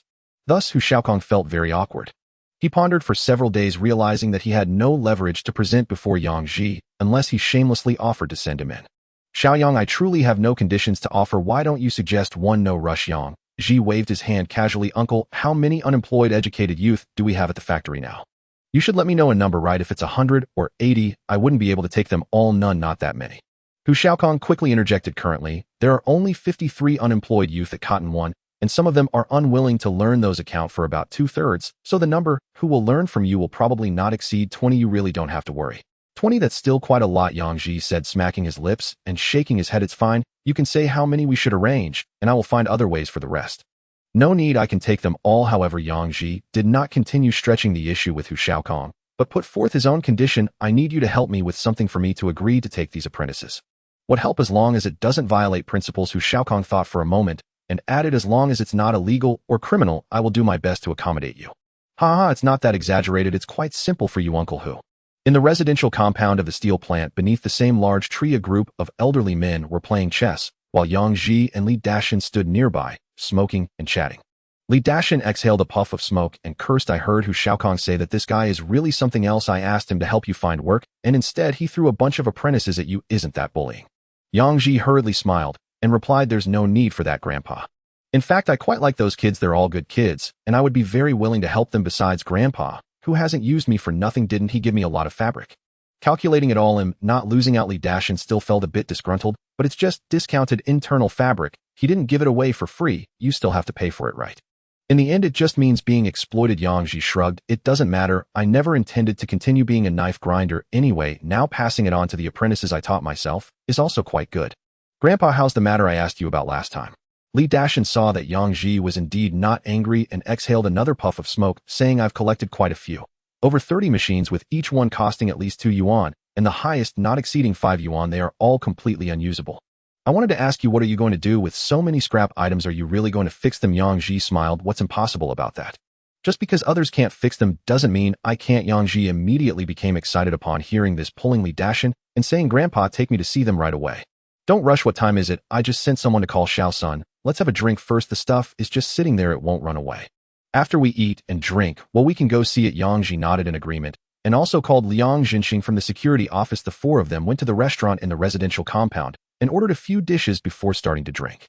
Liang Jinxing felt it was a pity that Yang Ji said he wouldn't be a knife grinder anymore. Although being a knife grinder was hard work, it was also quite profitable. He roughly calculated that Yang Ji had earned over 100 yuan last time at the steel plant. When he heard that Yang Ji could also cut hair, Sun Jian immediately suggested that Yang Ji set up a stall in the residential compound. There were many barber shops, but the workers didn't like going to the factory barber shop. Those people had poor judgment. Their haircuts weren't great either. If someone sets up a cost-effective barbershop, most workers would prefer that over going to the factory barbershop and being mistreated. Sun Jian also knew that Yang Ji had the support of Li Dashan and Liang Jinxing, so even if he openly set up a stall, no one could do anything about it. Thus, he proposed that Yang Ji start a barbershop, which would also help solve the workers' daily problems. Being a knife grinder is something some people can still do since it doesn't require much technical skill, but cutting hair is different. Most people need haircuts, but may not be able to do it well themselves. So setting up a barbershop would not only capture all the customers in the residential compound, but even if it were just 1/3, that would be significant. After all, the entire steel plant residential compound has over 70 to 80,000 people, including employees and their families. 1/3 would amount to 20 to 30,000 people. If each person paid just 10 cents, how much would that be? Moreover, a haircut isn't only 10 cents, it could be 30 or 50 cents, making it a good way to practice. If he worked for a year, he could become a millionaire. Even Sun Jian was tempted and wanted to learn to cut hair. Li Dashan and Liang Jinxing hurriedly echoed that they would ensure no one would cause trouble for Yang Ji. Yang Ji thought for a moment and agreed, treating it as a side business in the steel plant. Although cutting hair is also tiring, he was idle anyway, so why not earn some money? After the four of them had their fill, they went together to the small warehouse where Yang Ji had ground knives last time. Li Dashan opened the door, revealing a mess of broken radios scattered across the floor, some of which looked quite old. Sun Jian immediately exclaimed in surprise, Grandpa, Li, why did you collect so many broken things? This Hongqi dual-channel radio is from the 50s, right? Can this thing still work? Liang Jinxing casually picked one up and remarked, this Biling dual-tube model is at least 10 years old. I have one at home that always has problems. Grandpa, wasn't it you who spread the word about collecting these junk items a few days ago? Could it be? Liang Jinxing turned his gaze to Yang Ji, who smiled and nodded. That's right. I asked Grandpa Li to help collect them. I plan to see if I can fix them. If I can fix even 1 out of 10, I won't be at a loss. Is there any value in fixing something this broken? Liang Jinxing put down the Biling dual-tube machine and said, if you can fix it, I'll bring over the one from my house for you to repair. If you can truly fix it, I estimate that many people in our residential compound will come looking for you to repair theirs. It's definitely more profitable than grinding kitchen knives. Yang Ji replied, sure, brother Liang, if you trust me, just bring it over when you have time. I'll give it a try. However, fixing is fixing and collecting is collecting. You all know that it's not easy for us in the countryside to buy these things, and even if they are old, someone will buy them. At least we won't have to save up industrial coupons, right? Alright, I'll bring it to you later. I'll also spread the word that you can fix them here. If you can't fix it, it's alright. Everyone knows these things are delicate, and even a slight bump can break them. In reality, they're not as delicate as everyone thinks. It's just a circuit board and some components. I can still fix most common problems, and you can help me collect more broken items. I'll pay you for each one you bring, whether I fix it or not. I won't let you work for nothing. You don't need to worry about such small matters. I'll have Sister Sujin ask around at each house. Sun Jian agreed first, and Liang Jinxing quickly chimed in, I'll ask around too. There are still some of these things in our residential compound. A few years ago, many people saved money to buy them. What else do you need? I'll ask together. Yang Ji added, I can also fix televisions, but I can't get the parts, so for now it's mainly about collecting. There aren't many televisions available anyway. Generally, those who have them cherish them greatly. I'll ask too. And if there are any, I'll have someone bring them to you. You can negotiate the price directly. It looks like you're collecting junk. What's wrong with collecting junk? Can you believe that collecting junk can also lead to becoming a millionaire? Yang Ji couldn't help but laugh. Believe it. Why wouldn't we believe it? With your skills, becoming a millionaire is only a matter of time. Liang Jinxing praised him without hesitation, and Li Dashan and Sun Jian nodded along. For someone as daring and meticulous as Yang Ji, it would be strange if he couldn't make a name for himself. The only reason he hadn't succeeded earlier was the poor environment of the past few years. Otherwise, someone as capable as him would have already shown. Thinking of this, they couldn't help but feel pity for Yang Ji. With such skills, being born in the countryside meant he wouldn't be recognized at this age. If he could have entered a factory, he wouldn't have been buried like this. Ha ha, you really think highly of me? Yang Ji felt a bit embarrassed by their compliments and could only humbly respond a few times. This small warehouse had electricity, thanks to Li Dashin, making it a perfect workspace. Repairing and refurbishing radios has been Yang Ji's latest plan. The multimeter and soldering iron he bought at the department store last time were all prepared for this. In this era, the term 3 turns and a sound was popular, referring to bicycles, sewing machines, watches, and the sound referred to radios. In folk terms, they were called play boxes because radios were generally quite large back then. For example, the red flag electronic tube radio from earlier was produced and launched in the 50s, and its size was not much smaller than a 14-inch television, even longer than the television. The Biling 4-tube model was much more compact, already belonging to the category of semiconductor radios. It was significantly more advanced than the old Hongqi dual-channel electronic tube radio. Half of the more than 30 radios collected by Li Dashin were electronic tube models. Most of them were outdated radios from the 50s, which many people in the city no longer wanted. However, there was still a significant market in the countryside. Who understands these out there? As long as it can produce sound, who cares whether it's an electronic tube or a semiconductor? The four of them chatted for a while longer. After sending Li Dashin and the others off, Yang Ji confidently began inspecting these radios, as this was exactly what he had done in his previous life. Seeing these radios brought an indescribable sense of familiarity. In his past life, Yang Ji was an electronics enthusiast. He studied mechanical engineering in college, but attended electronics classes every day, although he chose to start a business in the manufacturing sector. He did not neglect the field of electronics and radio. He was naturally familiar with simple industrial products like radios, which were just circuits and electronic components stacked together. He could draw circuit diagrams and the distribution of electronic components, even with his eyes closed. In his previous life, he had disassembled and repaired thousands of radios, easily numbering in the 7,000 to 8,000 range. During college, he spent a long time on repairs, acquiring broken radios from the scrap yard, fixing them up, and selling them again. Most of his college tuition was earned this way. In his past life, his parents passed away early, and his grandfather raised him. By the time he went to college, his grandfather had also passed away. To afford his education, he did many jobs just to earn enough tuition to support himself. Repairing radios was one of those jobs. He could also repair televisions, fans, refrigerators, and washing machines, but during that time the prevalence of appliances other than fans was still quite low. The workers at Fugong were notoriously well off, yet households with televisions did not exceed 1% of the total, highlighting how scarce televisions were at the end of the 1970s. Even if one saved enough money and had a television voucher, they still had to wait in line to make a purchase. However, radios were more common. It couldn't be said that every household had one, but at least about half of them owned one, as Fugong workers were wealthier than those in other factories. Yang Ji opened several radios and found that half of them had lost their repair value. However, the components were still usable. Even the most broken ones had intact parts. He began to disassemble them, knowing that these intact components would be useful for other machines in the future. An hour, 2 hours passed, and Yang Ji lost track of time. When he finally realized it was dawn outside, he hurriedly lay down and managed to sleep for over an hour, waking up when Sun Jian brought him breakfast. Sun Jian was startled to see Yang Ji. You didn't stay up all night, did you? Why do you have such dark circles under your eyes? Yang Ji smiled awkwardly. Something like that. Sleeping for just over an hour, seeing so many radios got me a bit too excited, and I lost track of time. Isn't that foolish? How can you wear your body down like this? Money is endless. You can't skimp on sleep. Hurry up and eat something before you sleep some more. If I had known, I wouldn't have brought you breakfast so early. It's all your sister Sujan's fault for worrying, afraid you wouldn't get to eat. She urged me so many times this morning. Yang Ji quickly took the breakfast. Thanks, son. Go. My sister Sujan is just worried about me starving. Isn't that right? Hurry and wash your face and brush your teeth, eat your breakfast, then sleep a bit more. It's fine. A little sleep is effective. My body is still good.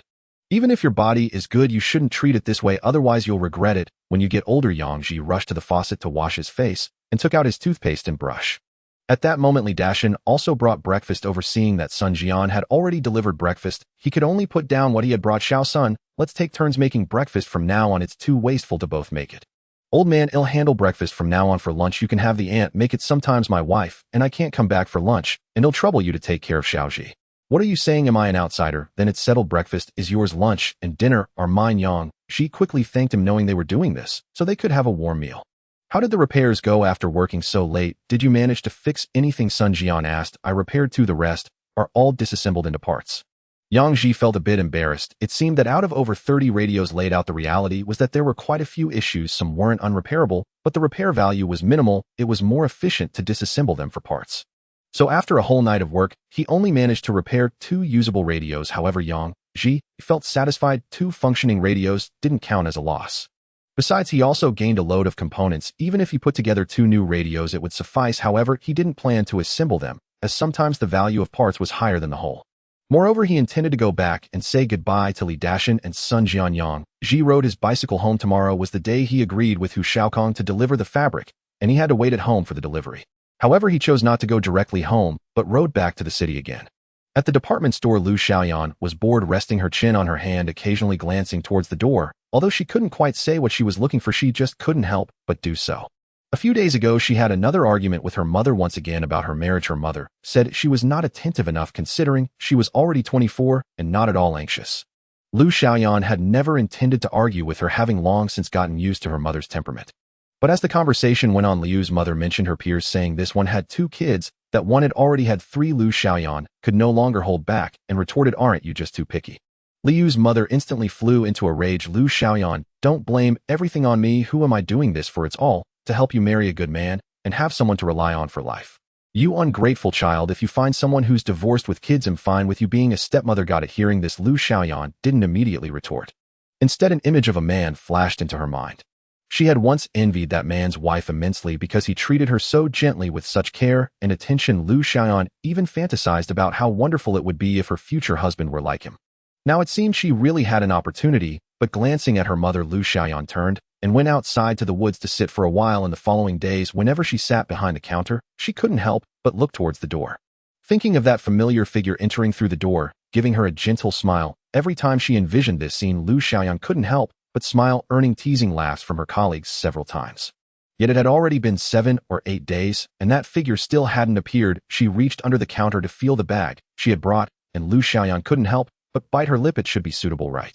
This was something she had spent several days making. Just as someone came to buy fabric, Lu Xiaoyan absent-mindedly attended to them. As soon as she sat down, she hadn't even caught her breath when she saw someone standing at the counter. Without raising her head, Lu Xiaoyan said, "Look for yourself. Tell me which one you want. What's wrong? You seem so listless." Tired upon hearing that familiar voice, Lu Xiaoyan instantly stood up in surprise, but when she saw Yang Ji's smiling eyes, she quickly shyly lowered her head. "Jigo, when did you come? You didn't even give me a heads up. How was I supposed to say it? I couldn't just call to make an appointment, could I? I just meant it that way. By the way, Jigo, what have you been busy with these past few days? Have you been at home? When did you come to the city? How often do you come to the city?" Faced with Lu Xiaoyan's rapid-fire questions, Yang Ji didn't know which one to answer first, so he just smiled and responded one by one. "Last time I stayed at home for a day, and then came to the city. I stayed at the Cotton family compound for 6 or 7 days, and yesterday, I was in Fugong for a day. Today, I'm planning to return home to buy some things." "You've been in the city for so long, why didn't you tell me? I didn't want to delay your work." Yang Ji could only reply politely. "Shiga, you still don't consider me family." Yang Ji couldn't help but laugh and cry as he replied, Your tongue is getting sharper. All right, I admit I was wrong. Next time I come, I'll definitely let you know in advance, okay?" "That's what you said, brother Ji. What do you want to buy? I'll take you there. Just some candy and snacks. Oh, and I also want to buy a watch." "A watch? I happen to have a watch ticket. It'll help you pick one. No need. I can just buy a ticket in the alley behind." "Brother Ji, do you not consider me one of your own hyener? That's not what I meant. Let's go. They'll take you to buy the watch." With that, Lu Xiaoyan stepped out from behind the counter and casually grabbed Yang Ji's hand. Startled, Yang Ji quickly looked around. Although he was a time traveler, he understood that in this era people still held traditional views. A young woman holding a man's hand in public would surely attract gossip about being improper. There might even be more unpleasant comments. Yang Ji quickly pulled his hand free, saying, "Yinner, it's fine. I can walk by myself." Oh. Lu Xiaoyan bit her lip and responded with a hint of disappointment. The watch counter was upstairs. After all, such items were precious. Things like televisions and radios were on the same floor, casually priced at dozens or over 100. The cheapest were watches and electric fans. Yang Ji thought about buying a fan, but remembering that his home still had no power, he dismissed the idea. A hand fan would suffice, being economical and practical, requiring only a steamed bun to use. Most importantly, it could exercise his arm muscles and wrist flexibility. At the watch counter, Lu Xiaoyan called out to the chubby saleswoman, Aunt Yun. Aunt Yun was very friendly, but her gaze towards Yang Ji was a bit strange, as if she were trying to see through him. "This comrade looks unfamiliar," Aunt Yun asked with a smile, while sizing up Yang Ji. "Do you live in the factory's residential area? Which unit are you with now? How old are you?" Yang Ji felt puzzled. Why was she checking his household registration? But he still politely responded, "Hello, big sister, my name is Yang Ji. I'm not from the city, I'm from the Xuanhuan Brigade in the Xishan commune.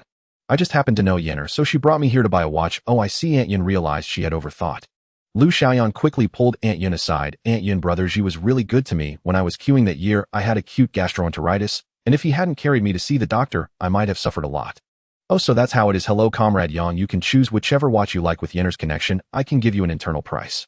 Aunt Yin warmly welcomed him, but cast a suspicious glance at Lu Xiaoyan. She had watched this girl grow up, but today's behavior was quite odd.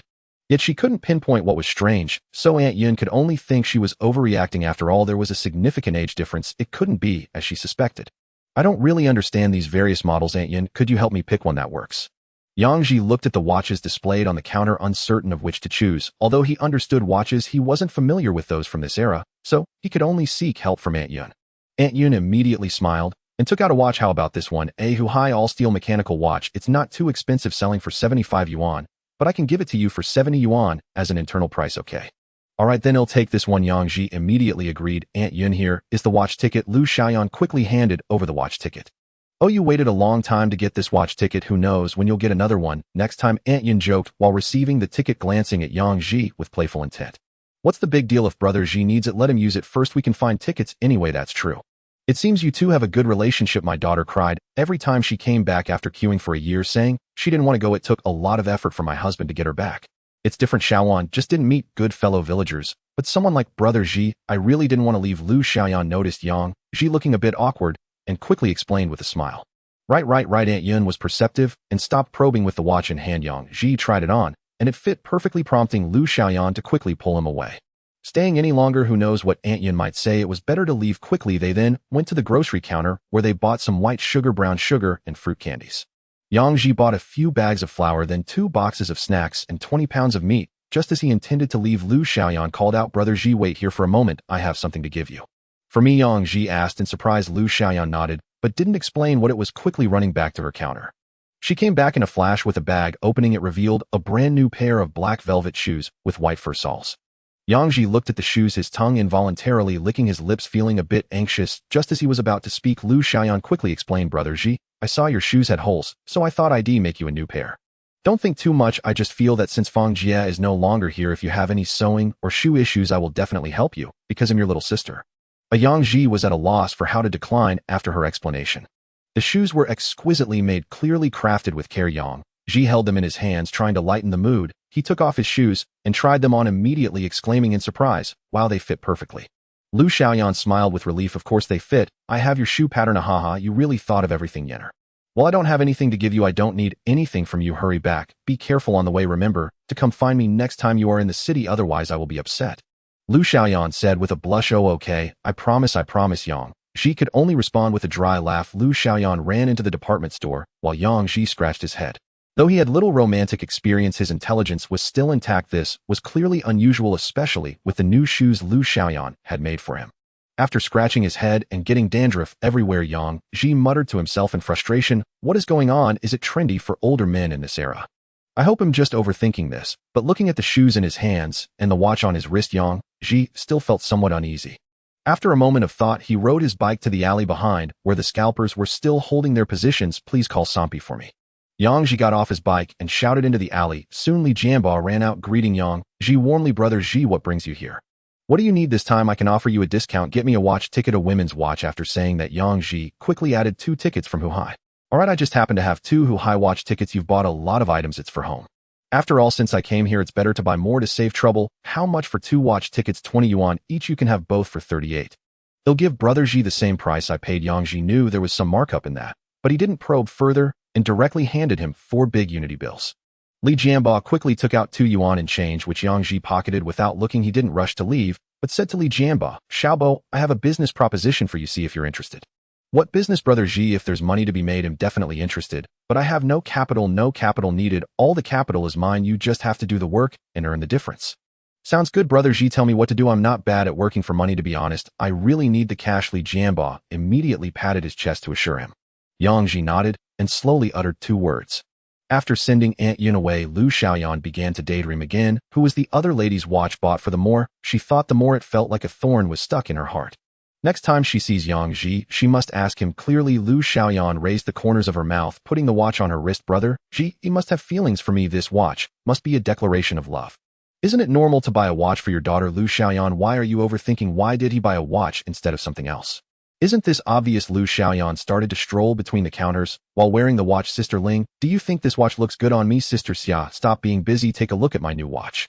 Xiao, how do you like the watch my boyfriend gave me? I won't give you any fabric this time. I need to make a pair of shoes for my boyfriend. In just half an hour, the nearby salespeople all knew that Lu Xiaoyan was looking for a partner. Lu Xiaoyan didn't shy away in her words. Yang Ji's image was tall and majestic. However, no matter how much she wanted to show off, she didn't dare to tell anyone that Yang Ji was married. At that moment, Yang Ji was already on his way back to Yang Village.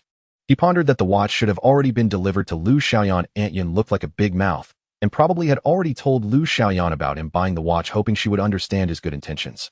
He really wasn't good at handling romantic issues, otherwise he wouldn't have lost the girlfriend he dated in his past life. Having crossed over, he was still just a 20-something young man was just dating what is youth, without some craziness. But he just happened to be in a body that, like his past life, was that of a middle-aged man. A nearly 40-year-old uncle had no qualifications to act recklessly. Lu Xiaoyan was only 24 years old and was a city girl properly eating commercial grain. It's not that there was no possibility. Even if there was mutual affection, they would still face numerous difficulties. A relationship that is not promising will inevitably encounter problems, so it might be better not to start at all today. Lu Xiaoyan gave him shoes and used the watch ticket for him. Giving Lu Xiaoyan a watch could be considered repaying a debt. Deliberately buying 2 watches was also meant for Aunt Yin to pass the message to Lu Xiaoyan. Surely Lu Xiaoyan would understand his intentions. He was rejecting Lu Xiaoyan's goodwill in his heart. Whether or not it was true, and whether Lu Xiaoyan had feelings for him, cutting it off at this moment was the best option. After all, without having invested too much, he wouldn't suffer too deep a hurt. He just never anticipated the meaning represented by a watch in this era. Although it was the 1970s, many thoughts from later periods had not yet spread. But watches still carried a rather special significance in this era, which this old man had no understanding of. A watch as a declaration of love. A boy giving a girl a watch is a confession of feelings. Yang Ji didn't know the memories he inherited from the original owner contained no such information. Had he known, he definitely wouldn't have sent one, but it's not entirely the original owner's fault. After all, he didn't have the financial capacity to buy a watch. For more than a decade, he was stuck in the cycle of giving birth and raising children. How could he have time to worry about such things? Lin Fong was also the type of virtuous wife and mother, never proactive in adding pressure to the original owner. Moreover, rural life is not as complicated as urban life. The original owner's ignorance of the meaning was indeed normal. This beautiful misunderstanding, unfortunately, Yang Ji had no way of anticipating it. 2 hours later, Yang Ji arrived at Xuanhuan, the home of his deceased wife Lin Fong. The name Xuanhuan does not represent a village located behind the West Mountain. The name Xishan also does not represent the West Mountain, but refers to the Xishan Pass. The Xishan Pass has existed since the Qin and Han dynasties, guarding the Fuyang Ridge. As one of the 8 passes of Taihang, Fuyang Ridge has been a vital route for communication between east and west since ancient times. The Xishan Pass is located at the eastern entrance of Fuyang Ridge. Originally, the administrative center of Xishan Town was located at the Xishan Pass. Later, the pass was destroyed in war, and with the modern warlords' chaos and Japanese invasion, the Xishan Pass was gradually abandoned. After the establishment of the country, the commune's location was moved to present-day Pingzhuang. There are villages both before and after the Xishan Pass. The village in front is called Zishanqian, and the village behind is called Zishanhu. Between Zishanhu and Yang Village, there is a mountain named Chushan, with a river below called Chua. There is a mountain road connecting the 2 villages about 3 or 4 kilometers apart. If taking the main road, it would be over 10 li. Therefore, whether Lin Fong returned to her family or Lin Yu came over, they usually took the mountain road of Chushan. That road isn't dangerous. The only issue is crossing the Chuha River, which has no bridge. This ultimately led to Lin Fong drowning in the Chuha River, leaving the original owner in a deep depression for many years. The environment of the village in Zishanhu is actually quite good, adjacent to the Fuyang River and featuring large flatlands in the mountains. Thus, the amount of arable land in Zishanhu is quite decent, and life there is better than in Yang Village. Because of this, his father-in-law could often support Yang Ji, preventing him from falling apart during the years of depression and ensuring his daughters wouldn't starve. This time, Yang Ji made a special detour to Zishanhu to visit his father-in-law and mother-in-law. The original owner and Lin Fong had what could be considered a love marriage, which was quite rare in the rural areas of the 1950s. The two met during the Water Conservancy battle, and the original owner immediately noticed the beautiful and hardworking Lin Fong. During one construction, a blast caused a massive rock to fall, and the original owner recklessly saved Lin Fong, who was about to be crushed. From then on, they became familiar and eventually developed mutual feelings, slowly starting to date. After learning this, Lin Fang's family didn't mind Yang Changjia's poor reputation. Instead, they readily agreed to their marriage after talking with the original owner. The original owner did not disappoint them. After marriage, he treated Lin Fang very well. The only concern for the elderly couple was their children. They had 9 daughters in a row, which nearly drove them mad. The father-in-law even felt guilty towards the original owner because he only had daughters in this life. Lin Fang's father, named Lin Yongfu, had 6 daughters, with Lin Fang being the eldest. Besides Lin Fang, there were the second daughter Lin Dan, the third daughter Lin Qing, the fourth daughter Lin Li, the fifth daughter Lin Jiao, and the youngest daughter Lin Yue. This youngest daughter Lin Yue was currently living in Yang Ji's house, also Lin Fang's youngest sister. Since he had never had a son in his life, Lin Yongfu felt particularly guilty towards the original owner. Especially worried that Yang Ji would blame all the faults on Lin Fang. The fact that the original owner continued to treat Lin Fang well made Lin Yongfu feel at ease, and he paid special attention to this son-in-law. It was just that their eldest daughter had bad luck, unexpectedly drowning in the Chuha River. Seeing his son-in-law in such a low spirit, Lin Yongfu was extremely anxious. He not only frequently visited, but also sent some food from time to time. Otherwise, Yang Ji truly could not support his 9 daughters. This time, Yang Ji came to visit Lin Yongfu to assure him that he had already recovered and had the ability to support the family, serving as a reassurance for his father-in-law. Xuanhuan could be considered a large village with over 1,000 members. It was quite a sizable village in the vicinity. The village is distributed along the river behind the pass, and the Lin family lives at the westernmost end of the village. When Yang Ji arrived at the Lin family, he heard the sound of arguing before he even entered. Yang Ji wanted to go in and see what was happening. He walked to the door, but then stopped. The argument was actually about him. Surprisingly, it was not the 4th brother Yang Su who opposed first, but the 5th sister Yang Xian. Yang Ji directed his gaze towards Yang Xian, while also placing a piece of meat from his chopsticks into the bowl of the 6th sister Yang Chui. Yang Chui, disregarding everyone else, began to eat heartily with her chopsticks, causing Yang Ji to smile wryly. It seemed that laziness and gluttony were indeed inseparable sisters, absolutely unable to be separated. 5th sister, why don't you want to go? Take your time to think it over. The eyes of the 5th sister Yang Xian rolled around again, and without pausing she concocted a justification. Father, look at our family's situation. It's quite difficult. You work so hard and take risks to support us, and not only can I not help you, but I also have to spend money to go to school. It makes me feel bad inside. As she spoke, she even squeezed out a few tears, which left Yang Ji in admiration. This 5th sister was truly a born actress. Perhaps she should aim for an Oscar. Perhaps the first Oscar for Best Asian Actress would belong to her. Seeing that Yang Ji remained silent, Yang Xian fluttered her eyelashes to shake off the tears from her long lashes, and rephrased her argument. Eldest sister takes care of us every day and still has to work. 2nd sister and 3rd sister can also do some things within their abilities. I'm 14 now. I also want to help the family with something. I've already made up my mind. I'll look for 5th uncle in the next few days. I'll earn as many work points as I can to alleviate the pressure for you. Yang Xian spoke with great righteousness, and even Lin Yu couldn't help but nod vigorously. Only Yang Ji smiled slightly as he watched her performance. This 5th sister was good at everything, but she had too many tricks up her sleeve. She always wanted to place herself on a moral high ground, seeking not only recognition but also praise for every action. Unfortunately, having lived 2 lives, Yang Ji had seen far more people than she had seen ants. How could he possibly be fooled by such trivial tactics? When Yang Xian felt that everything was fine, Yang Ji spoke. No need. With me at home, you can focus on your studies. Ha! Yang Xian's expression immediately fell. Father, the school has been in session for a long time. Even if we go, we may not be allowed in. Let's not worry about that. I'll have 5th uncle help talk to the principal. Just bring your tuition fees tomorrow, and I believe your teachers won't kick you out. After speaking, he looked at Lin Yue. Where you go with them tomorrow? If there's any issue, go find 5th uncle. I've already discussed it with him. By the way, the 2nd and 3rd siblings should also go to school. What? Yang Hua, with her mouth full of meat, had a shocked and incredulous expression, and she gulped down a few bites before saying, Father, let's not do that. I haven't been to school in over 2 years. So what? I'm not expecting you to attend university. You at least need to finish junior high. Oh, then I'll go. Yang Hua no longer resisted and continued her attack on the meat. Only the 3rd sister Yang Yi had a constipated expression, tugging at Yang Hua several times but receiving no response. She could only squeeze out a smile and said to Yang Ji, Father, I'll listen to you. Whatever you ask me to do, I will do. Right, 4th brother? Yang Su grinned innocently. Father, I don't know if I can learn anything. If you tell me to go, I'll go. That's the right attitude. Yang Ji picked up the chopsticks again and served meat to the 7th and 8th siblings, but his eyes turned to the eldest sister Yang Lu. Luer, I've already asked 5th uncle about the high school in the county. If you can get in, you should attend high school and aim to pass the university entrance exam.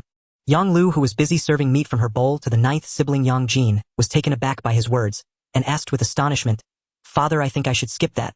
I haven't even finished junior high, how can I attend high school? If I say you can, then you can." The college entrance examination resumed last year. In these years, they do not consider age. As long as you study hard, I believe with your character, passing the university entrance exam won't be an issue. Go and give it a try. Still want to take the university entrance exam? Upon hearing this, Yang Lu immediately shrank her neck. "No way, father. How could I possibly get into university? I definitely can't. Nothing is impossible in this world. How would you know without trying? Don't you want to go to university? I remember that Chun Guangping is still preparing for the exam. If you don't go, you might really miss your chance with him." As soon as Yang Ji said this, Yang Lu let out a startled cry and covered her face in embarrassment. The dining table erupted in a commotion with only the 7th, 8th, and 9th siblings still diligently eating the meat. Eldest sister and Chun Guangping. "No way." Yang Ye's voice cracked from shouting too loud. Lin Yu quickly tugged at Yang Yi, but the flames of gossip in her eyes still burned fiercely. "Brother-in-law, how do you know about Luer and Chun Guangping? What's really going on?" Yang Ji smiled nonchalantly. "Nothing at all. Our silly girl has a crush on Chen Jiqing, and it seems that Chen Jiqing has a little interest in our Luer too, but who can say for certain? Let's just wait and see. However, Chun Guangping is bound to attend university. If Luer doesn't pursue her studies, the chances of them being together are slim." "Father, I'm not secretly in love with him." Yang Lu, embarrassed, directly took her bowl and ran outside. "Brother-in-law, how do you know? Chun Guangping seems to be quite decent." Lin Yu bit the end of her chopsticks, wearing the expression of a bystander, and spoke up. "You can't know if he's good or not without checking. My daughter Yang Ji is not so easily won.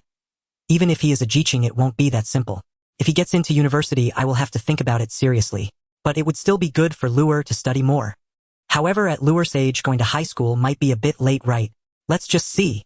It's not guaranteed she can attend anyway. She must go to school. If the high school in the county doesn't work, she should still attend the high school in the commune for a while. Brother-in-law, if you send the kids to school, what happens to this household? Who will work?" "I will. I'll do the work. I'll do the work." "Father, let them go to school. I'll work at home." The 5th sister Yang Xian immediately raised her hand to volunteer, but Yang Ji concealed his smile and glared at her fiercely. "Even if someone doesn't go, you must go. With that cleverness, why don't you know to use it for the right things?" Upon hearing Yang Ji's scolding, Yang Xian immediately lowered her head, too afraid to say another word. Indeed, this era had its benefits. At least the children dared not defy their father. "It's settled then. The 2nd, 3rd, 4th, and 5th siblings will go to the commune school together tomorrow. As for the eldest, we will wait for now until it is confirmed." Yang Ji made a firm decision. "Tomorrow I also need to go to the city. I'll leave these children in your care." "What are you saying?" Lin Yu shot Yang Ji a glance. "I'm their aunt. Isn't this my responsibility?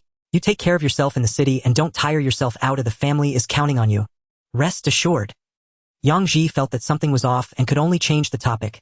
"The 6th, 7th, 8th, and 9th siblings, except for the 9th who hasn't started school yet, all of you listen carefully. If I send you to school, you must study hard. The next time I come back, I will first check in with your teachers about how you are doing. If I find out anyone is being naughty or not studying well, you know the consequences."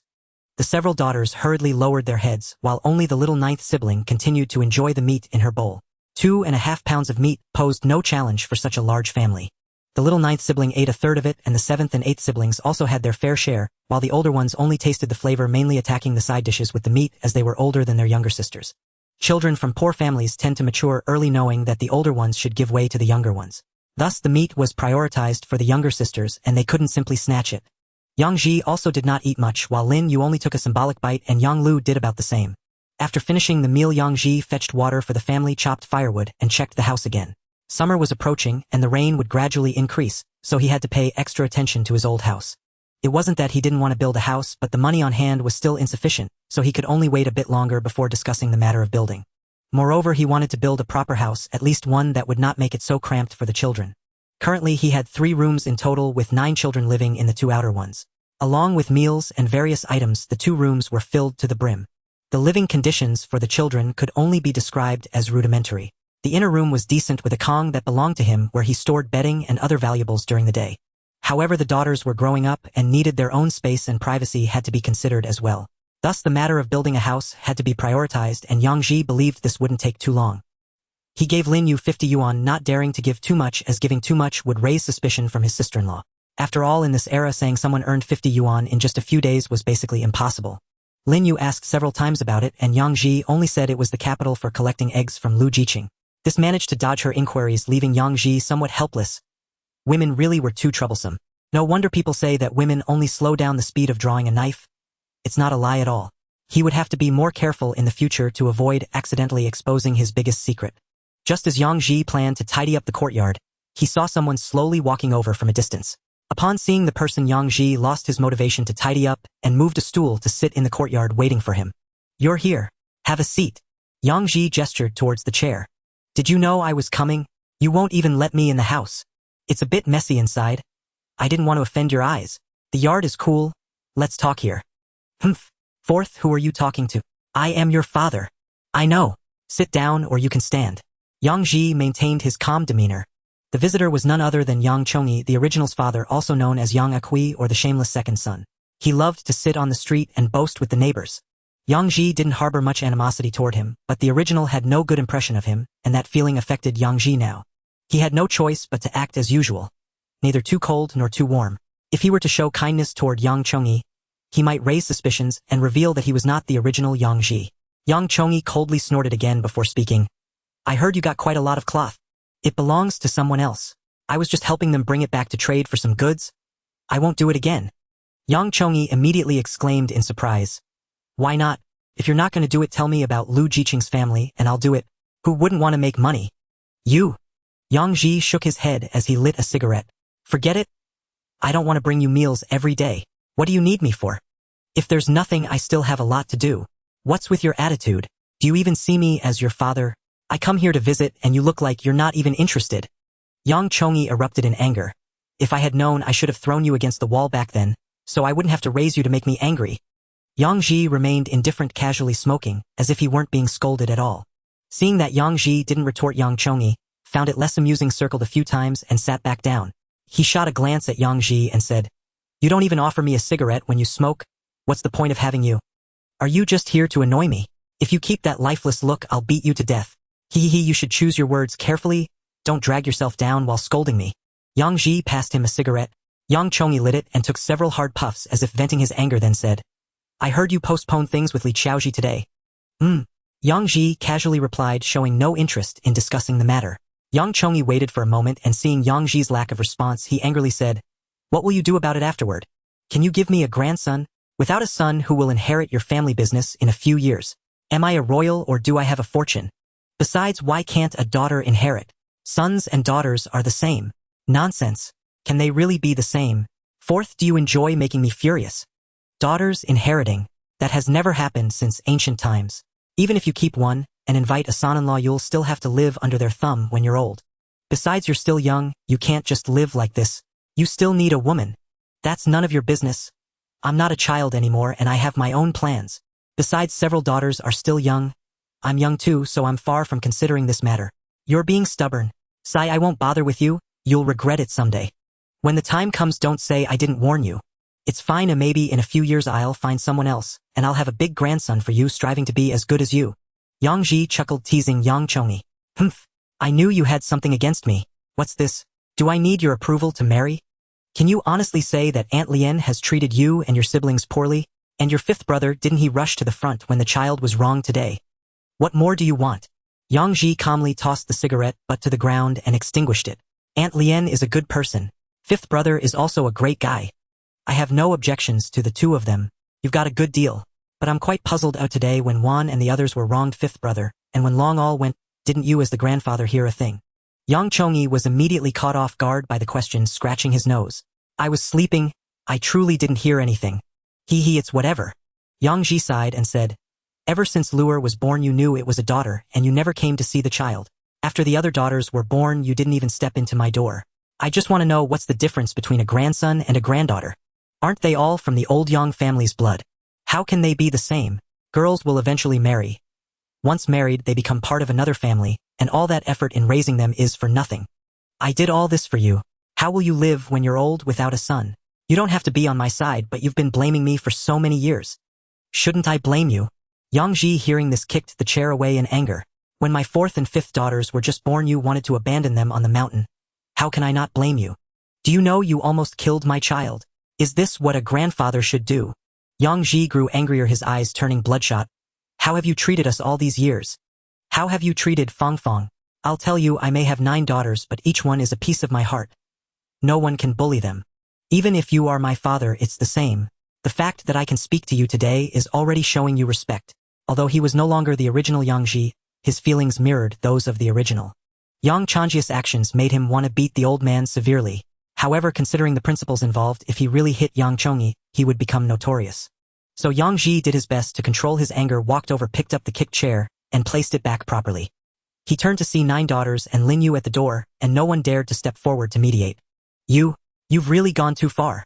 Yang Chongyi was also enraged, pacing in the yard. Aren't I doing this for you? How will you raise so many daughters? Aren't I just worried about you? Thanks, but I can give birth and raise them. Over the years, I haven't asked you for a single cent, right? Haven't borrowed a grain of food from you. Haven't I raised the children? Yang Ji may not have great prospects, but with this strength, I can raise my children without anyone else's concern. Fine. You're capable. What do you want? Should I kneel down and apologize, saying I'm sorry to you and the children? As he spoke, Yang Chongyi stood up and bent his knees before Yang Ji. Yang Ji quickly jumped aside, glaring and gritting his teeth. Is this all you can do? No, what do you want today? If you have nothing, hurry back. Don't come to trouble the children. I've never said I wouldn't support you. I won't neglect you like my brothers do, okay? I do have a matter I'd like to ask for your opinion on. Yang Ji exhaled, thinking this old man was truly troublesome. Just state your business. Don't come with that nonsense. If you really feel guilty toward the children, treat them better in the future. From childhood to now, when have you ever bought them a snack or given them something to eat? Forget it. What do you want from me? Well, the 5th one is of age now, and I want to help him build a house. Yang Chongyi hesitated for a moment, then rubbed his hands together in embarrassment as he spoke. Oh, it is indeed time. So how much do you want? I'll cover it. I'm not asking you for money. I'm saying he needs a piece of land to build a house. What does that mean? Yang Ji immediately glared and shouted. You want me to give this plot of land to him? Where will I live? Where will my children live? Are we supposed to sleep in the bright light? You are the father. If you can't balance things, I won't say anything. What? Do you want to eat your son's lifeline too? Seeing Yang Ji's eyes turning red again, Yang Chongyi hurriedly waved his hands to explain. No, I'm not asking for your land. I'm saying the plot behind you, can it be given to the 5th one? No. Yang Ji did not hesitate at all, directly rejecting Yang Chongyi. You don't have to just give it to your brother then. Then you brothers will be close to each other. How do you know I don't need it? Yang Ji retorted angrily. I still need to build a house, a big house. I need a room for each of my 9 daughters. Is this enough? I definitely need 2 plots of land combined. How could I possibly give it to you? What did you say when I wanted to raise the land behind? You weren't willing to lend a hand, yet you said I have so many daughters, what do I need so much land for? Fang Fang is 8 months pregnant, hauling dirt with me to raise that plot of land, and you say you want it, so you want to take it. How can you even say that? It's one thing for others to think about cutting off lifelines, but even you as a father want to eat your son's lifeline. How can you expect me to treat you well? How can I respect you? Don't you ever think before you sleep at night? It's all your son, you created him, why do you treat me this way? What have I ever done wrong to you? Yang Chongyi watched Yang Ji spinning around like a mad lion, hurriedly waving his hands and stepping back while repeatedly explaining. 4th brother, I didn't mean it that way. I really didn't mean it. How about this? I don't want it anymore, okay? Don't get angry, you've always had a bad temper since you were little. Just pretend I wasn't here today, alright? After saying this, Yang Chongyi hurriedly fled like he was escaping, fearing that Yang Ji would lose control and take action against him. Seeing Yang Chongyi leave, Yang Ji was still furious, pulled out a cigarette, sat back on the stool, and lit it. After taking a deep breath a couple of times to calm his agitated feelings, suddenly 2 hands wrapped around his head, pulling it to her abdomen. Brother-in-law, don't be angry, it's not worth it to get upset. He is an elder after all, we shouldn't always be at odds with him and make a fool of ourselves. With the fresh scent from Lin Yu's body, Yang Ji felt his whole body stiffen, sensing something was off. He quickly pulled his head back and stood up. It's okay, it's fine now. Glancing nervously around the room, he saw several daughters gathered together, secretly laughing and joking. His face turned red, and he couldn't help but blame his sister-in-law for not being mindful of the children. If she wanted to play around, she should do it. When no one was around, could he still pretend to be a gentleman? Looking at Lin Yue, who was pouting and seemed a bit dissatisfied, Yang Ji admitted that at this moment he was a little tempted. But just thinking about the troubles he would face being with Lin Yue made his head ache. Yang Ji could only smile at Lin Yue. Don't worry, I just couldn't control my emotions earlier. It's all good now, I will go water the vegetables in the backyard. You go ahead and keep busy. After finishing, Yang Ji hurriedly escaped, causing Lin Yue to stomp her foot in anger. What a big fool. Do you really not understand my intentions? Sister, what should I do? Can't you help me a little even if it's just a dream? Lin Yu helplessly muttered to the sky, and then glanced at Yang Lu walking towards her, her face slightly flushed as she spoke. If you want to laugh, just laugh directly. I can take it. Yang Lu couldn't hold back any longer and finally covered her mouth and laughed. After laughing, she raised her right fist towards Lin Yu and said, "And I believe in you. Taking down my dad is no problem. We all support you." "Humph. You all have good mouths, but I haven't seen any of you help me. Aunt, how can we help you? We wouldn't dare. What if my dad hits someone? He dares. He would defy it. Come on, let's go with your dad to the backyard to water the vegetable garden." After saying this, Lin Yu took Yang Lu, Xuanhuan, and several other children to the backyard, while Yang Ji fetched water to water the vegetables. These vegetables would soon be ready to eat, significantly easing the food pressure. Rural people love summer because there is a lot of food to fill their stomachs. Unlike winter, when all you see is snow on the ground, and the wheat seedlings covered in ice and snow throughout the winter. In the mountains, there are some things to eat like frozen persimmons, but not many people like that stuff. Mainly climbing the mountain in winter is too difficult, so few people would go up the mountain for a few frozen persimmons. Besides that, there are radishes, cabbages, and sweet potatoes, so winter is the season that most people find torturous. Yang Ji's backyard was planned as a vegetable garden covering a considerable area, about 6 mu. It's even larger than their living front yard, which is why Yang Chongyi wanted to build a house for his youngest son in the backyard. Seeing that Lin Yu no longer had any fiery actions, Yang Ji felt somewhat relieved and thought it would be better to go out to mingle as soon as possible. Being together every day, he didn't have such strong willpower. What normal man could resist a young and beautiful sister-in-law? After finishing watering the vegetables in the backyard, Yang Ji felt a bit tired. After all, in this era, they relied on carrying water for irrigation. That evening, Yang Ji specifically took the time to talk heart-to-heart with each of his 9 daughters, making them all very nervous. Even Lin Yu thought something was wrong with Yang Ji. Otherwise, why would he be talking heart-to-heart with his daughters? This made Yang Ji feel a bit awkward. Indeed, different eras have different ways of interacting. In his past life, fathers would want to talk heart-to-heart with their children every day. He hoped to understand the thoughts of the children in their hearts. But in this era, parents talking heart-to-heart with their children actually made the kids feel nervous and at a loss. Fortunately, Yang Ji repeatedly explained, clarifying the same thing to his 9 children 8 times, and after talking so much, he had to drink several cups of water to recover. As for why it was 8 times, because little 9 Yang Jin was curled up in his arms, and he didn't need to explain again. Having heard Yang Ji say it 8 times, little 9 could already recite it. When it came time to sleep, it became a problem. When he wasn't home, Lin Yu slept with the younger ones on the Kong, but now that Yang Ji was back, Lin Yu had no place to sleep. It's not that there was no place to sleep. Lin Yu had already taken her position on the Kong, but Yang Ji felt a bit awkward, unsure of how to sleep, especially since old 7, old 8, and little 9 were lying beside him. "What's wrong, brother-in-law? Why are you sitting there? Aren't you sleepy?" "I'm so sleepy." Looking at the 3 kids already lying down, then looking at Lin Yue, who had made the bed. Yang Ji bit his teeth several times before speaking. "Yue, can you sleep on the side of old 7? You see our relationship. It's not appropriate for us to sleep so close, right? What's wrong with that? What can you do about it?" Lin Yue, seemingly indifferent, took off her shirt, wearing only a tank top before diving into the quilt, not forgetting to wink at Yang Ji. "I don't sleep well. If I roll over and kick you at night, don't get angry, okay? Why don't you just tie me up in the quilt?" Yang Ji was speechless and started taking deep breaths. He simply dove into the quilt, covered his head, and turned his back to Lin Yue, pretending to sleep while actually enduring both psychological and physical torment. If this were in his past life, Yang Ji wouldn't care about anything and would take the flower when it's in bloom. But returning to this era, he deeply understood the meaning of responsibility. Without being sure if he could bear the responsibility, he truly didn't dare to act recklessly. Moreover, there were also the original owner's emotions constantly stirring. Lin Yu looked at Yang Ji's back, wrinkled her nose again, and pouted, thinking to herself how many times she had cursed Yang Ji, but he remained indifferent. She really couldn't do anything. After all, she couldn't disregard her own dignity. Time passed second by second. Lin Yu felt her eyelids starting to droop, but Yang Ji still maintained that posture.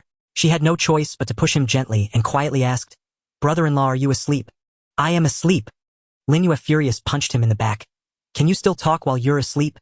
Yang Ji realized he could no longer pretend and turned to ask, "What's wrong, Yue?"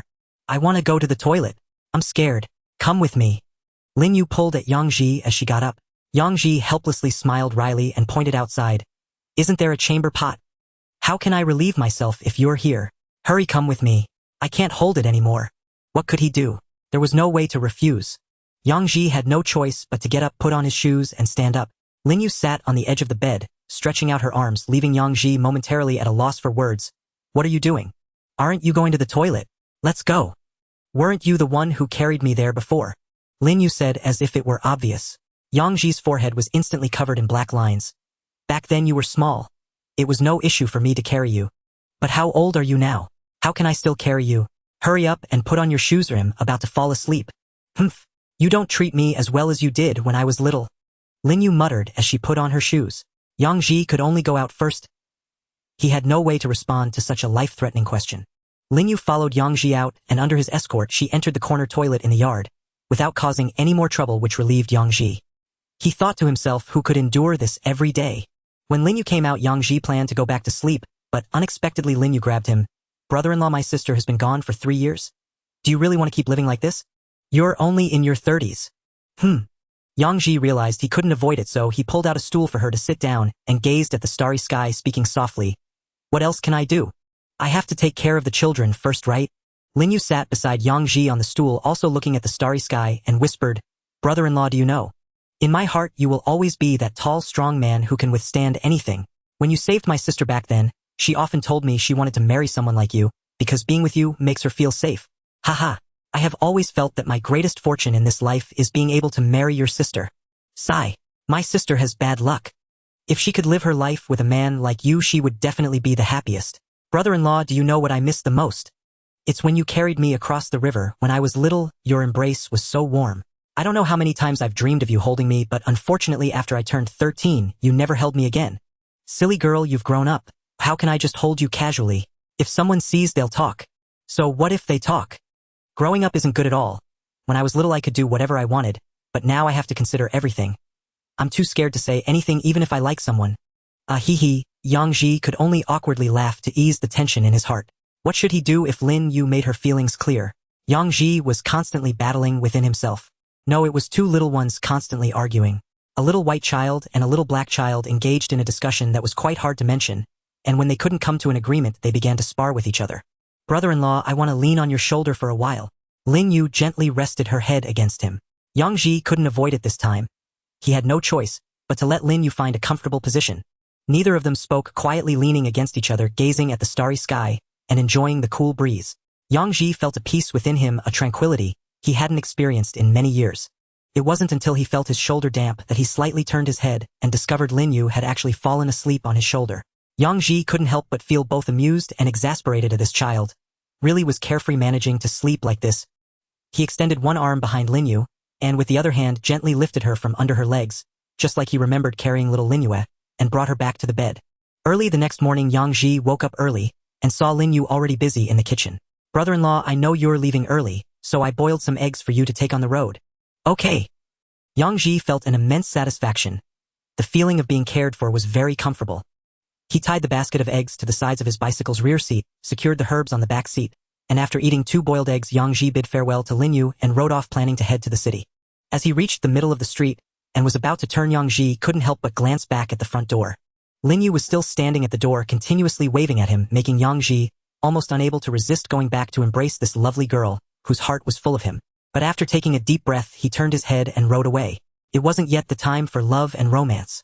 Going to the city was much easier than coming back home, but Yang Ji still rode slowly. After all, he was carrying eggs. The road was rough, so he had to be cautious, or otherwise, he would end up drinking raw eggs. When he reached the vicinity of the city, Yang Ji began to seek out small paths. After all, what he was about to do was somewhat against the regulations, and if he walked the main road brazenly, wouldn't that be asking for trouble? However, Yang Ji didn't expect that while passing by the hardware factory's residential area, he would still be stopped. The person who stopped him was a woman looking like she had just been released and was returning home, her hands still tying her belt on her pants. Seeing Yang Ji riding with a basket, her eyes immediately sparkled, stopping him. Hey, what are you selling? Let me take a look. If the price is right, I'll buy some. Yang Ji glanced around. It was around 6 in the morning already. The sky was brightening and many people had already gotten up. To avoid being surrounded, Yang Ji hurriedly lowered his voice. Sister, I'm just bringing some eggs to relatives. It's a matter of fate to meet. If you want, I'll give you some. Eggs? The woman's eyes lit up immediately. Hurry, let me see. Yang Ji had no choice but to park his bike, lift the hay covering the basket for the woman to see. The woman casually picked a few and after looking at them excitedly said, They all look pretty fresh. Oh, how much? 8 cents each if you don't pick and choose. If you want to pick, at least 10 cents. Why are your prices higher than the supply and marketing cooperative? Sister, I've been to the supply and marketing cooperative. If you can get eggs for less than 10 cents, then just pretend I didn't say anything. Do you want them or not? If you don't, I'm leaving. I have to hurry to my relatives. What relatives? I still don't know what's going on. I want them. I'll go home to get a basket. Okay, I'll wait for you around the corner. If you don't come in 5 minutes, I'll leave. Enough, enough. Just wait, I'll be right there. The woman said as she jogged back home. About 5 minutes later, Yang Ji saw the woman's figure, but he was so startled that he dropped his cigarette. But behind the woman were 7 or 8 others, all approaching him with a fierce attitude as if they were about to fight. Yang Ji instinctively pushed his bike to run away, but the woman quickly called out to him, "Don't go. Don't go. These are all my neighbors. Let's pick some together. If you dare to leave, I'll call for people." Yang Ji had no choice but to stop, feeling a bit amused and exasperated. "Sister, what are you doing?" "I thought I ran into the small foot investigation team." "Keep it down. If you attract attention, it'll be troublesome." "Got it. Got it." "What small foot investigation team? We're all Bigfoot." Saying that, she lifted the hay and said to the women who came with her, "Take as many as you want." He said 8 cents each without picking. "Don't let this get out. We can't let that big brother get into trouble." "Got it. Got it. Got it. Guasian, hurry up. We still have to get back to cook. Isn't there another basket nearby? Just take it yourself. Ooh, don't all surround me." A dozen women surrounded the 2 baskets, starting to pick eggs. Although Yang Ji kept saying not to pick, could he really stop their hands when they were taking? They just wouldn't pick as boldly. "I picked 30. Look at this many. Can you add 1 more for me?" The first woman holding the selected eggs said. Yang Ji immediately frowned. "Sister, it's a small business. If I add 1, I'll really lose money." "It's 2. For, if I come again next time, I'll definitely add 1 for you, okay?" The woman began to take out money, somewhat displeased. "You're so stingy. Not even adding an egg." I'm sorry. I'll definitely add 1 for you next time, sister." Yang Ji kept apologizing while taking the money. There was no other choice. He really couldn't add. If Yang Ji added an egg to this woman, all the others would expect him to add 1 for them too. How could he decide who to add for? A dozen eggs would only weigh a pound, worth about $1. He wouldn't dare add so casually for these women. Seeing that Yang Ji wouldn't add an egg for the first woman, the other women also tacitly stopped asking him to add eggs. They all paid for the eggs they had selected and took them home. They all had to wake up early to cook for their families. Just staying here was also a waste of time. But what troubled Yang Ji was that he had more than enough to deal with. Yet, there were still 5 or 6 women coming over to use the toilet. I wondered where Guiping got the eggs from, and it turns out it was here. "Egg seller, how much are your eggs? We want some too." Yang Ji quickly surveyed the surroundings and smiled bitterly at the women, saying, "Ladies, please don't shout. If you want eggs, hurry back to get your baskets. No picking and choosing, 8 cents each.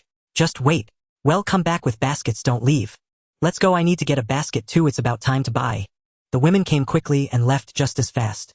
By the time Yang Ji finished settling the account with the last woman from the first batch, he found that he was surrounded by over 10 women, and he couldn't help but feel a bit helpless. Needless to say, it was a case of word of mouth, and who doesn't have a few close acquaintances? With that call, everyone came over, making Yang Ji's heart race with anxiety, fearing he wouldn't be able to leave the hardware factory today. The hardware factory does not belong to the Fu steel industry, but is under the jurisdiction of Fuyang County, which is a level lower than the steel mill. The head of the Fuyang steel plant is on par with the top leader of the region. After all, Fu Steel is a key national industry of this era, and one of the 8 major steel bases in the country. It's not comparable to a small hardware factory, but there are still quite a few people working there with several hundred employees. Yang Ji's greatest worry was that more and more people would surround him, causing too much of a stir and attracting the security department. If he got caught by the security department, not only would he lose all the eggs, but he might also have to spend a few days eating free meals there. "Everyone hurry up, don't be picky. The eggs are all about the same size. Sister, don't rummage. You'll break them for me. Sister, be gentle. These are eggs, not bricks." As the sky grew brighter, Yang Ji became increasingly anxious, for he had already spotted a figure of a man approaching from afar. Men are different from women. If women find something useful, they buy it. Men don't even think about how many eggs are left at home, and they probably don't even know the price of eggs. They might even come to the security department to get a smoke after seeing Yang Ji selling eggs. "If I stay for another 5 minutes, I will leave. I won't wait for those who haven't finished choosing." Upon hearing Yang Ji say this, the women finally began to speed up. When it came time to check out, some women asked Yang Ji for more eggs, but he naturally refused all of them. The price is the price. They are not acquaintances, so why should he sell them at a loss?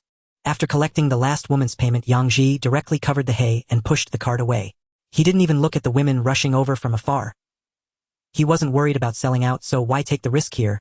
Ignoring the women shouting behind him, Yang Ji confidently rode his bicycle away.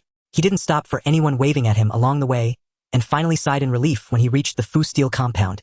First, he found the duty officer Liang Jinxing at the security department, delivered 2 pounds of eggs to him, and explained the situation about bringing the eggs. Liang Jinqing didn't say anything, or after all Yang Ji had done everything well, and he certainly wouldn't offend Yang Ji over a trivial matter. In the end, it would be counterproductive, and might even affect his own future, considering Yang Ji had the formidable backing of Li Dashan. Liang Jinqing quickly found a safe place for Yang Ji to put down his goods, saying he would introduce someone to him before returning to the security department. Yang Ji organized his things and took 5 pounds of eggs to find Li Dashan. Li Dashan got up early and happened to meet Yang Ji downstairs, curious to ask, "Xiao Ji, when did you come over? Are you here to grind knives again? You ground quite a few last time, so I doubt many people will need it this time." Yang Ji quickly explained and handed the eggs he brought for Li Dashan to him, then said, "Uncle, I want to ask you for 2 favors. One is for me to leave the eggs here and you help me sell them. They'll give you 2 yuan as a reward. The other favor is that I want to establish a long-term cooperation with you. Let's do something else together. Selling eggs is easy. If you have eggs, just send them over. I can easily sell you 100 pounds a day. There are tens of thousands of people in the steel plant compound who doesn't eat eggs. As for what you said about the long-term thing, what is it? I think selling eggs is quite a long-term business." Li Dashan lit up a cigarette and quickly added, "By the way, vegetables are also fine. It's just a bit troublesome. If they don't sell, they spoil, and you won't make much money." Yang Ji waited until Li Dashan finished speaking before smiling softly. "That's not it. Selling eggs can be done long-term, but I can't guarantee I can collect eggs every day. After all, a hen only lays 1 egg a day at most. As for vegetables, let's not even go there. It's not worth it. What I'm talking about is this matter. I hope you can help me think it over." Saying this, Yang Ji leaned over to Li Dashan's ear and shared his plan, making Li Dashan's eyes widen in surprise. By the time Yang Ji finished speaking, Li Dashan was almost too shocked to close his mouth. "Xiao Ji, are you serious? Can you really do this? If you trust me, I won't say anything else. I can definitely help you collect those things. Then I'll have to trouble you, uncle. Let's treat this as a long-term deal. Everything else doesn't matter. Don't worry, those things are not troublesome. I can't say everyone has them, but there are definitely hundreds in this compound." After chatting with Li Dashan, Yang Ji went to Guo Suzhen's house. Just as he arrived, Guo Suzhen was having breakfast and pulled Yang Ji in for another meal, boasting that she would help Yang Ji sell the eggs. When Yang Ji returned to where he left the eggs, there were already more than 10 people waiting, all introduced by Liang Jinqing. These people knew that Yang Ji's prices would definitely be much cheaper than the supply and marketing agency. Even if it were just a penny cheaper, it would still be a profit. Eggs are a genuine daily necessity. Everyone needs to eat them. Since they can buy them cheaply, who would go to the supply and marketing agency to buy those expensive eggs? So everyone bought at least 3 pounds each. By the time Li Dashan brought people, over half of the eggs were already gone, leading to a scramble among the crowd. No one bothered to pick and choose anymore, because if they did, they would be gone. Within half an hour, both baskets were nearly empty. Guo Suzhen also brought some people along. Since they arrived late, they didn't get much, and they complained to Guo Suzhen for not telling them sooner, leaving Guo Suzhen feeling helpless. She could only promise Yang Ji that she would inform them in advance next time. After selling the last egg, Yang Ji chatted a bit with Guo Suzhen before sending her off to work, then chatted with Li Dashan for another half an hour before riding his bike towards the cotton mill compound in the city. On the way, Yang Ji took a moment to check the income from selling eggs, and after a tenfold increase, he was astonished to find that he had made 1,357 yuan, meaning he earned 135.7 yuan just from selling eggs. Yang Ji was somewhat surprised by the speed at which he was making money. However, having money also brought complications. What reason could he give to spend it without raising suspicion? This was the biggest problem he faced at the moment. Consumption was definitely the best way, but how should he spend it? In this era, taking over 1,000 yuan shopping would be hard not to attract attention. In the end, he planned to find Lu Xiaoyan to ask about the situation. At this point, buying anything couldn't avoid the supply and marketing system, and he only knew Lu Xiaoyan from that system. The cotton mill is also a pillar enterprise in the Fuyang region. Compared to the history of the Fuyang steel plant, it seems less impressive. However, it is divided into 6 cotton mills, abbreviated as Cotton 1 to Cotton 6. The numerous cotton mills are also strongly promoted at the national level. After all, this area is surrounded by vast plains, making it easier to produce raw materials. Thus, Fuyang is also known as the Cotton Spinning City, being one of the 6 major cotton spinning bases in the country. Cotton Mill 1 was established in the early 1970s, while the others were slightly later. For instance, Cotton Mill 6 has only been around for less than 3 years. Unlike Fu Steel, the 6 cotton mills are not under common control. Unlike Fu Steel, which has a central factory controlling everything along a single chain, the cotton mills operate independently, manage themselves, and are responsible for their profits and losses. The only thing they don't have to worry about is the sales channels. In this era, textiles are all purchased and sold uniformly. The processed products include cotton, cloth, linen, fabric, yarn, and spindles. Yang Ji was heading to the cotton mills compound to find his old friend and brother-in-law, Hu Xiaokong, whom Li Dashan had introduced. Hu Xiaokong was formerly an employee of Cotton Mill 1 and had just retired from his managerial position earlier this year. Compared to Li Dashan, who reached the highest position of production team leader, who as his brother-in-law was quite impressive. He was a cadre nurtured by the light industry system. He had previously worked in the enamel factory, ceramic factory, wood factory, and light industry bureau, so his experience was extensive. Later he was dispatched to Cotton Mill 1 as the deputy factory director, a position just below the overall factory director. Thus Yang Ji felt a bit anxious, after all who had been a cadre.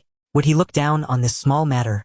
But Li Dashan assured him, saying who was trustworthy and would help without asking for money. Yang Ji entered the cotton mills compound, which housed 7,000 employees of Cotton Mill 1 plus over 30,000 family members. It was a pretty large compound, though slightly inferior to the Fu Steel compound. After all, tens of thousands and hundreds of thousands are not the same concept. There are hardly a few compounds in the country that match the scale of Fu Steel. Yang Ji glanced at the address on the note and stopped at Building 7, where Hu Xiaokong lived. He took up a portion of the eggs he had left in the basket and 2 cans of malt milk powder, then nervously went up to the 3rd floor. After confirming the door number twice, he finally knocked on the iron security door. The door opened quickly, revealing an elderly man with gray hair, who exuded an imposing presence much more formidable than Li Dashan. Looking at Yang Ji, he asked with a puzzled expression, "Young man, who are you looking for?" "Hello, my name is Yang Ji, and I was introduced by Li Dashan to find Uncle Hu." "Oh, you are the Yang Ji my brother-in-law mentioned. You have quite a bit of courage." Yang Ji was momentarily at a loss regarding what Hu Xiaokong meant. "Come in, please come in." Hu Xiaokong stepped aside at the door. Yang Ji let out a sigh of relief, feeling that the situation wasn't too bad. After all, Hu Xiaokong had once held a leadership position and his tactics were numerous. He made quite an impression on their first meeting. Yang Ji felt quite displeased, thinking that if they couldn't cooperate, then they shouldn't work together. The Fuyang area was not just limited to the cotton spinning factory's residential compound. He could always find work elsewhere. He didn't believe he would have to eat a pig with hair just because he left Zhang the butcher. Hu Xiaokong lived in a 2-bedroom apartment, a standard cadre's residence furnished with a sofa and coffee table. The living room was a bit small, but this was the typical layout for residential buildings of that era, standard with a small living room and a large bedroom. One had to wonder how much the designer cared about the bedroom. Did they think a large bedroom would allow for more indulgence? Did being a cadre require a large bedroom to accommodate that? Once inside, Yang Ji naturally took a seat on the sofa at Hu Xiaokong's gesture, appearing quite relaxed and calm, which surprised Hu Xiaokong. He did not expect this young man from the countryside to be so composed. Although he couldn't be called a young man anymore. At 37, one was considered middle-aged in any era. However, Hu Xiaokong had seen many people, urban and rural alike, but it was rare to encounter someone who could remain so composed in front of him. This immediately piqued Hu Xiaokong's interest in Yang Ji. The two sat down and Hu Xiaokong poured a cup of tea for Yang Ji, then leaned back on the sofa in silence. This was entirely different from what Hu Xiaokong had guessed. He had thought that after scaring Yang Ji earlier, he would quickly start explaining himself. Who would have known the young man didn't take it seriously at all, and seemed even more relaxed than the host. The two sat in silence for about 10 minutes. Seeing that Yang Ji still had no intention of speaking, Hu Xiaokong finally couldn't hold back, and said, "Oldly has already told me about the situation. Although things are more relaxed now, your situation still strictly falls under the category of capitalist tendencies, which is still quite serious." Yang Ji glanced at Hu Xiaokong, smiled slightly, and said, "Uncle Hu, I didn't expect you to remain strict with others even after retirement. Sharpening knives and fixing pots has always been a service to the people. When farmers have free time, they come to the city to lend a hand and earn some reasonable compensation. That shouldn't count as capitalist tendencies, right?" Hu Xiaokong was taken aback. He did not expect Yang Ji to maintain such a calm demeanor even under pressure, and he couldn't help but look at Yang Ji with newfound respect. But he still refused to relent, saying, "You can't say it like that. Farmers working the land and workers laboring is the proper path. If everyone spoke like you, wouldn't that lead to chaos? If everyone came to the city to do odd jobs who would tend to agriculture, wouldn't that harm the nation's interests? You are right, but we must also view the problem dialectically. As I said earlier, when farmers come to the city to do some service work during the slack season, they help others, while also earning appropriate compensation. This is beneficial for both the farmers and the workers and residents in the city. Let's take a simple example. The toilets in the residential compound need someone to clean them right. Cleaning the toilets requires dedicated sanitation workers. If farmers come to clean, they won't ask for money and can save costs for the factory. Isn't that a win-win situation? Are you saying that farmers solving the factory's living problems is capitalist? That doesn't seem reasonable, does it, Uncle Hu? This is mutual benefit." Yang Ji took a sip of tea and said, "The same goes for me helping everyone sharpen their knives. When knives are used for a long time, they need to be sharpened, right? But everyone is busy with work and doesn't have time, or they may not possess the necessary skills. If I help them sharpen the knives, and they pay me a reasonable fee. Isn't that convenient for them? How can that be called capitalist? Hu Shaokong interjected, so we must view any problem in a nuanced way. What is capitalism? It's an issue of ideology. Both farmers and workers will unconditionally support the ideology. Under such circumstances, how can we talk about capitalist tendencies? Uncle Hu, please don't label me. Haven't many suffered because of this in recent years? Yang Ji's tone was calm and reasoned, leaving Hu Shaokong at a loss for how to respond. He could only cough awkwardly to cover his embarrassment, and took the teapot to refill Yang Ji's cup. Seeing Yang Ji still had no intention of speaking, Hu Shaokong had to speak again, saying, I'm not saying that your situation counts as capitalist. I just want to remind you not to go down the wrong path. You are still young, you can't afford to take detours. In fact, I personally support the mutual benefit between workers and farmers, as well as the complementary relationship between urban and rural areas, but I worry that sometimes good intentions can lead to bad outcomes. I heard from old Li that you charge him 2 cents for each knife you sharpen. Don't rush to explain. I understand what's going on. I know who Li Dashin is, but I must say that it's not good. Hu Shaokong sighed and continued, it's a good deed in itself, but once it involves interests it changes its nature. I don't care how you cooperate with old Li. I have no right to meddle in the atmosphere of Fugong. I can tell you clearly that you can operate here at xuanhuan. I can help you, but I don't want any money. Yang Ji looked surprised at this. He didn't like situations where people offered help for free. No matter the era, something that's free is often the most expensive. He hesitated and asked Uncle Hu, just clarify for me, if there's no payment, what do I need to give in return? You can't just be like Lei Feng doing good deeds, right? Why can't I be like Lei Feng doing good deeds? Hu Shaokong retorted, loudly glaring at him, comrade, you have serious ideological problems. Do you think it's normal for everyone to be like Li Dashin? I'm telling you, I want to do good deeds. Since you can serve everyone as a retired cadre, why can't I? If you keep saying such things, I really won't care anymore. We'll just go our separate ways. Yang Ji, although still skeptical, could only laugh and apologize, saying, I'm sorry, Uncle Hu. I've misjudged your intentions. Humph. You really have serious ideological issues. Why must helping others come with an ulterior motive? If everyone thought like you, how would society develop? Wouldn't human kindness turn into profit-seeking? Yes. I was extreme and narrow-minded. I must strengthen my ideological transformation. You truly need to strengthen your ideological transformation. Correct thoughts are what allow our country and nation to progress continually. We must not let a single rotten apple spoil the whole barrel like Li Dashin. He has never done a single proper thing in his life, being negative at work and forgetting great principles for small gains. Such people, even if they live long, are just wasting resources and food. They are of no benefit to the people. In the future, avoid dealing with Li Dashin. Even if you go to Fugong, there are many good people. Why seek him out? Yang Ji smiled helplessly, not expecting to be educated like this. Hu Shaokong's ideology was indeed upright, but being upright alone wouldn't get things done. Moreover, Yang Ji could already tell that Hu Shaokong surely had other requests. It was just that the old man hadn't voiced them yet. Seeing that Yang Ji wasn't responding, Hu Shaokong felt a bit restless. He didn't expect it to be so difficult to deal with a young man. If he didn't respond, how could he continue his next act? After sipping tea out of boredom, Hu Shaokong saw Yang Ji still sitting there calmly, so he cleared his throat and spoke, Xiao Yang, you can work with us at xuanhuan with confidence. It's all for the people's service, and I will definitely support you and help arrange things. But you see, since I'm providing you with convenience, shouldn't you do a little something for our xuanhuan factory in return? Yang Ji smiled slightly, saying, Uncle Hu, just say it directly. What can I do for xuanhuan? As long as I can do it, I certainly won't decline. Good. That's good. Hu Shaokong appeared somewhat awkward, as the feeling of slapping oneself is not pleasant. At the same time, he had some grievances against Yang Ji, thinking that this kid was deliberately watching his joke. However, seeing Yang Ji's calm yet piercing gaze, Hu Shaokong decided to throw aside his pride and awkwardly explained, Xiao Yang, you know about the down to the countryside movement, right? Yes. Many educated youth from our brigade went there a few years ago, and there are still 2 who haven't left. Well, that's good. That's good. What I want to talk about is those educated youth. In the past 2 years, many young people who returned to the city from the countryside are eagerly waiting for the factory to arrange jobs for them. That's only right. After all, people need work to do. Without work, they can easily cause trouble. Hu Shaokong rolled his eyes, thinking, isn't that obvious? Otherwise, why would I be looking for you? Sigh. That's true, but there are only so many positions available.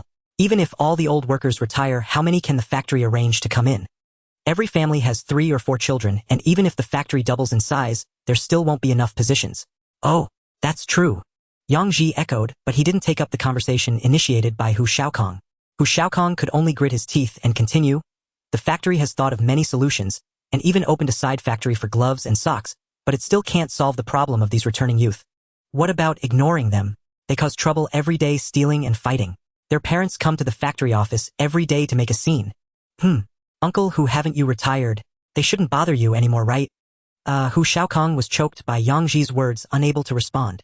He could only mumble a few times before reluctantly saying, "But I was the one who handled it while I was here. Now that there's an issue, I can't just say that I'm retired and won't take care of it, right? That would be irresponsible." "Oh, Uncle, who you are truly noble. But what does that have to do with me?" Upon hearing Yang Ji's inquiry, Hu Shaokong seemed a bit embarrassed, his mouth opening and closing several times before he spoke. "Xiaoyang, I think you are quite promising. You have courage, vision, and skill. I was thinking, how about letting you take on a few apprentices?" "Apprentices? You mean those educated youth?" Yang Ji's eyes narrowed slightly. "Yes, those kids. Many of them are willing to work, but we can't provide that many positions. But they can't just be idle every day, right? Even if their families can support them, they will become useless over time. So I was wondering, could they learn a few skills from you? Like sharpening scissors and knives?" Yang Ji asked with a hint of sarcasm. "Exactly. After I heard what Li Dashan said about you, I thought about how there are still many large factories in the Fuyang area. The number of workers and their families is substantial. Even if it's not 1,000,000, there are certainly tens of thousands. That constitutes around 10,000 households, and they will always need some practical services like sharpening scissors and knives."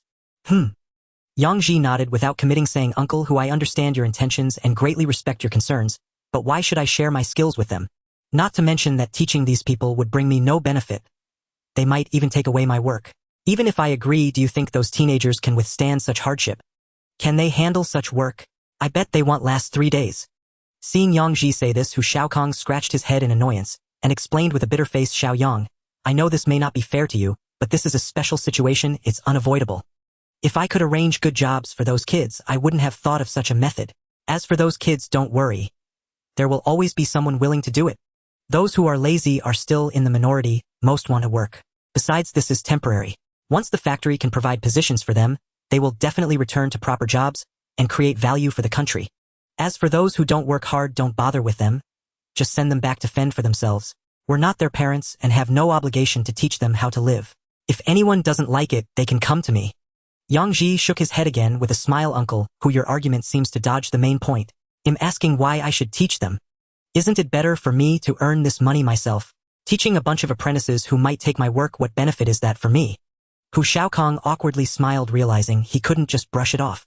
He didn't know how to respond and couldn't offer anything of value in return, so he stammered, "If you agree, you can come to the cotton mill whenever you want." "Ha ha ha." Yang Ji laughed and shook his head, saying, "Uncle, are you trying to fool a child? Even if I don't come to Cotton Mill 1, there are still Cotton Mill 2, 3, 5, and 6, as well as Hongxing Machinery, Anping Coal Mine, Fuyang Locomotive, and Hongqi Electric.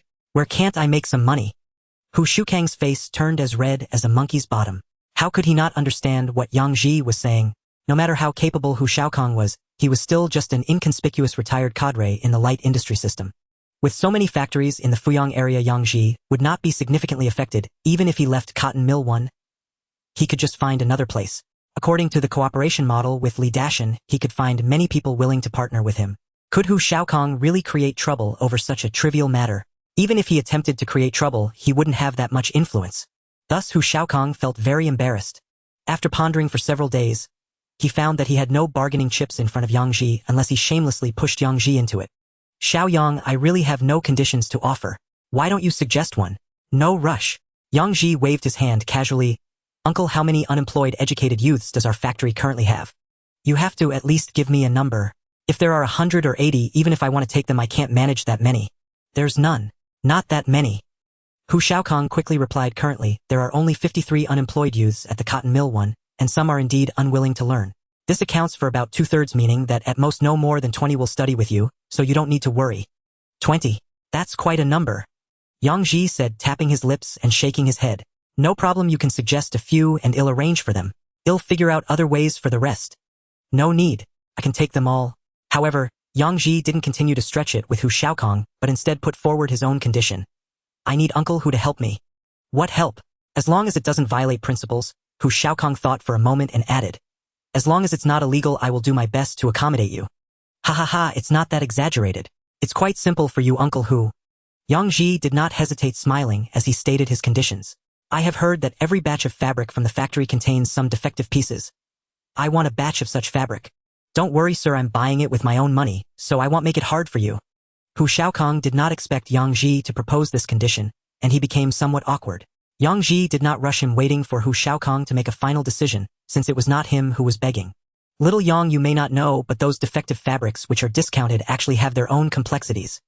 Besides, the fixed portion consumed by the factory workers, part of it will also enter the supply and marketing system and various units within the system. Who knows how many people are keeping an eye on what you might need? I'll find a way to help you. Yang Ji understood that these defective fabrics were not easy to obtain. After Hu Shukang's explanation, everything became clear, involving the welfare of many people. But what did that have to do with him? If Hu Shaokong wanted him to exert effort, there naturally had to be corresponding rewards. He was not a philanthropist and did not need to disrupt his established plans for people he hardly knew. How much can I take personally? How about 10 pieces of fabric per person? No matter how long it takes, as long as you're willing to learn, I will ensure you master it. But if you can't stick with it, then I can't help. We need to make this clear from the start. Hu Shaokong thought for a moment and nodded in agreement. All right, let's do it this way. The two then discussed the details, mainly focusing on the type of fabric and delivery. Then Hu Shaokong took Yang Ji to the family compound. There was no need for Hu Shaokong to make the introductions himself. Some people proactively promoted it to every household, even going to the workshop to relay messages to the workers. This was the benefit of power. Hu Shaokong did not need to shout himself. As long as someone called out that they needed tools like scissors, kitchen knives, axes, etc. At a certain location at great prices, limited to just a few days, arranged by factory director Hu. Naturally, everyone understood what was going on. They had to give some face, and there was indeed demand.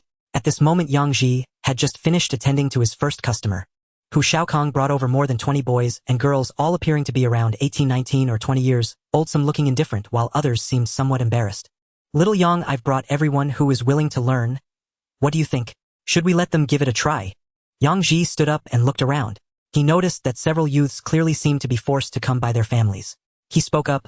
I know some of you might look down on this work and think sharpening scissors and knives is a task for the lower class, and you might feel embarrassed doing it. And some of you are definitely here against your will. So let me make this clear: those who want to learn can stay, and those who do not want to can leave. Go home and do whatever you need to do. Don't end up learning nothing and still bringing me a bunch of trouble. We start selecting now. You have 2 minutes. Those who want to leave just go, so it doesn't affect my work. Yang Ji handed Hu Shaokong a cigarette, stopping him from speaking, while his eyes fixed on the group of boys and girls in front of him, hoping they would make a decision quickly. In about a minute, two very reluctant young men exchanged glances and stepped forward, respectfully addressing Hu Shaokong with hesitation. Uncle, Hu, we feel we are not suited for this. Perhaps we should withdraw. All right, you can leave. Yang Ji waved his hand at the two young men. Hu Shaokong sighed and said, all right. Go home and tell your parents. If something suitable comes up later, I will arrange it for you. Help around the house with what you can. Don't just wander around all day. Understood, Uncle Hu. The two young men nodded in unison, not even looking at Yang Ji before turning to leave. These kids are really spoiled by their parents. Hu Shaokong said somewhat angrily. It doesn't matter. Learning a skill should not be forced. If they don't want to learn, that's fine. There's no need to compel them. Yang Ji turned to the remaining youths. You are all willing to learn from me, right? Then go buy some tools, 1 sharpening stone per person, 1 honing tool, and bring a basin of water to find me. By the way, bring out your kitchen knives. You can sharpen your own knives however you like. The youths glanced at Hu Shaokong, saw him nod, and immediately left. Yang Ji greeted Hu Shaokong and continued sharpening the knives, while Hu Shaokong sat on a small stool nearby, needing to keep an eye on things. After all, it would be troublesome if Yang Ji got beaten up by someone, or if he ended up fighting with someone. After about 10 or 20 minutes, Yang Ji had already sharpened 4 or 5 knives, while those youths returned one by one. After waiting a while, Yang Ji noticed that 3 of them had not come back, realizing they probably wouldn't return. He then stood up and said, once everyone is here, we'll start. Watch carefully while I explain, and later, I will individually guide those who are doing it incorrectly. Let's first talk about the first step, understanding what these tools are for. Yang Ji set up a long bench and then took a hammer to drive in 2 nails. This is a long bench. It may not be essential for sharpening knives, but having it saves us a lot of effort, because we can sit while sharpening. This is a sharpening stone. One side is coarse and the other fine. They serve different purposes. The coarse side is for rough grinding and the fine side is for precision grinding. Don't take the knife and rub it on the sharpening stone just yet, or doing so would ruin the blade. First, I'll teach you the first step of using the sharpening stone, which is to soak it in water. Only when the sharpening stone is fully soaked can you start sharpening the knife. This is the honing tool, mainly used to remove rust and oil from the surface of the kitchen knife. This is a towel used for wiping the knife. We need to choose an absorbent and durable cotton towel. Now for the first step. After soaking the sharpening stone, fix it at the place where the nails were just driven in. If you have 2 sharpening stones, fix one on each side for added convenience. Different kitchen knives require different angles when sharpening. Normally, we primarily use slicing knives. The angle for a slicing knife should be slightly higher than the thickness of a thumb. Push forward with force and pull back gently. During the sharpening process, you need to add water. You can find a gourd or a bottle with a hole in the lid to pour water easily, or you can scoop water with your hand, but be careful not to cut yourself. After rough grinding, you move on to fine grinding using the same technique and angle so that the knife becomes more durable. After sharpening, you can test its sharpness. Remember to use the pads of your fingers perpendicular to the knife edge. Never test it by rubbing against the edge, or you might injure your fingers or worse, severely hurt yourself. Besides slicing knives, there are also cleavers which require a slightly different angle when sharpening. The edge for slicing should be thin, while the cleaver's edge should be thick, or otherwise it will get dull after just a few chops. Axes and cleavers are similar. Sharpening scissors and sickles requires even less effort since they are single-edged, quite similar to slicing knives. While demonstrating, Yang Ji quickly had these youths practice. Yang Ji observed that each person's level of understanding and talent varied. Talent, while sounding mystical, actually has a significant impact on daily life. Among these more than 10 youths, about 3 or 5 quickly grasped the technique, needing only practical experience, while 2 girls struggled significantly. Yang Ji could only offer close guidance to them. 2 hours passed in the blink of an eye, and Yang Ji was losing patience.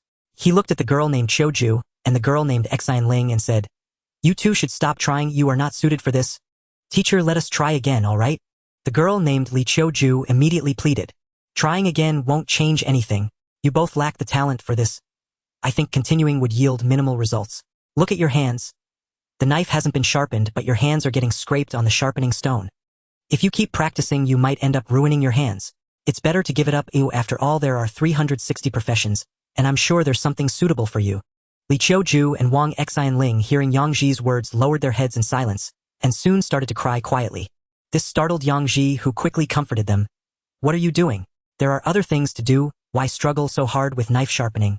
It's not particularly suitable for girls." Wang Xuanling suddenly broke down in tears, saying, "Teacher, please let us learn from you." Hu Shaokong hurried over upon hearing the cries, and after listening to Yang Ji's explanation, he felt a bit troubled. "Xiao Yang, you don't know their situation." Hu Shaokong sighed. "Both of them have many siblings. Take Li Qiujuan for instance. She has 3 older brothers, 1 younger brother, and 2 sisters. 7 siblings in total. In her family, they value boys over girls, constantly scolding her for being a burden. What decent girl can endure that?" Hu Shaokong sighed again and glanced at Wang Xinling. The girl from the Wang family is even worse than Li Qiujuan. Old Wang and his wife have both passed away, and she lives with her brother and sister-in-law. Her sister-in-law is not her mother, and no matter how you look at her, it just doesn't feel right. If she can't find work, who knows, that woman might even marry her off to someone I've heard they're considering a lame man. Yang Ji, after hearing about the 2 girls' situations, felt a pang of sympathy and helplessly scratched his head, saying, "Sir, I'm not heartless. It's just that they really aren't suited for this. Let them try. What if it works out? At least give them a chance." Looking at the 2 girls who were still crying, Yang Ji suddenly thought of his own 9 daughters, and sighed as he spoke to Hu Shaokong. "Teaching them to sharpen knives is a waste of their time. Forget it, you all wait here for a moment. I'm going to buy some things and then I'll teach them some other skills." Saying this, Yang Ji rode off on his bike to the supply store to buy what he needed. When he returned, the 2 girls still had red eyes, leaving Yang Ji at a loss for words. "All right, you 2 stop crying. I will teach you some other skills. Quickly go over there and fetch 2 basins of water." Yang Ji shouted to Li Qiujuan and Wang Xinling, and the 2 girls quickly wiped their tears and went to fetch water. Yang Ji sighed helplessly to himself. "This time it's a loss and I still have to teach them some other skills. Are you going to have them learn to cut hair?" Seeing the tools in Yang Ji's hands, Hu Shaokong asked in surprise. "Yes, these 2 girls can endure hardship and their hands aren't too clumsy. Sharpening knives might be a bit too much, but they should be able to handle the hair cutting. If they set up a stall, they could earn $3 to $5 in a day." Hu Shaokong excitedly slammed his right fist into his left palm. "I've actually thought about cutting hair too, but when I went to ask the master at the state-owned barber shop, he completely ignored me. When I mentioned apprenticing, he flat out refused, fearing that I would learn their skills. What's the big deal about cutting hair? It's just a few strokes. In 20 years, there will be barber shops everywhere. No one will look down on those masters from the state-owned shops. Enough about that, Hu Dage, how about you be a model later? I need to have something to show them." Hu Shaokong touched his hair. "All right, you tell me how to do it.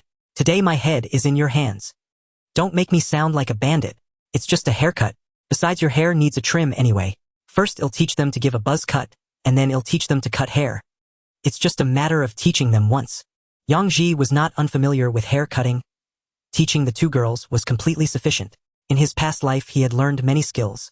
Sharpening knives counts as one skill and cutting hair counts as another.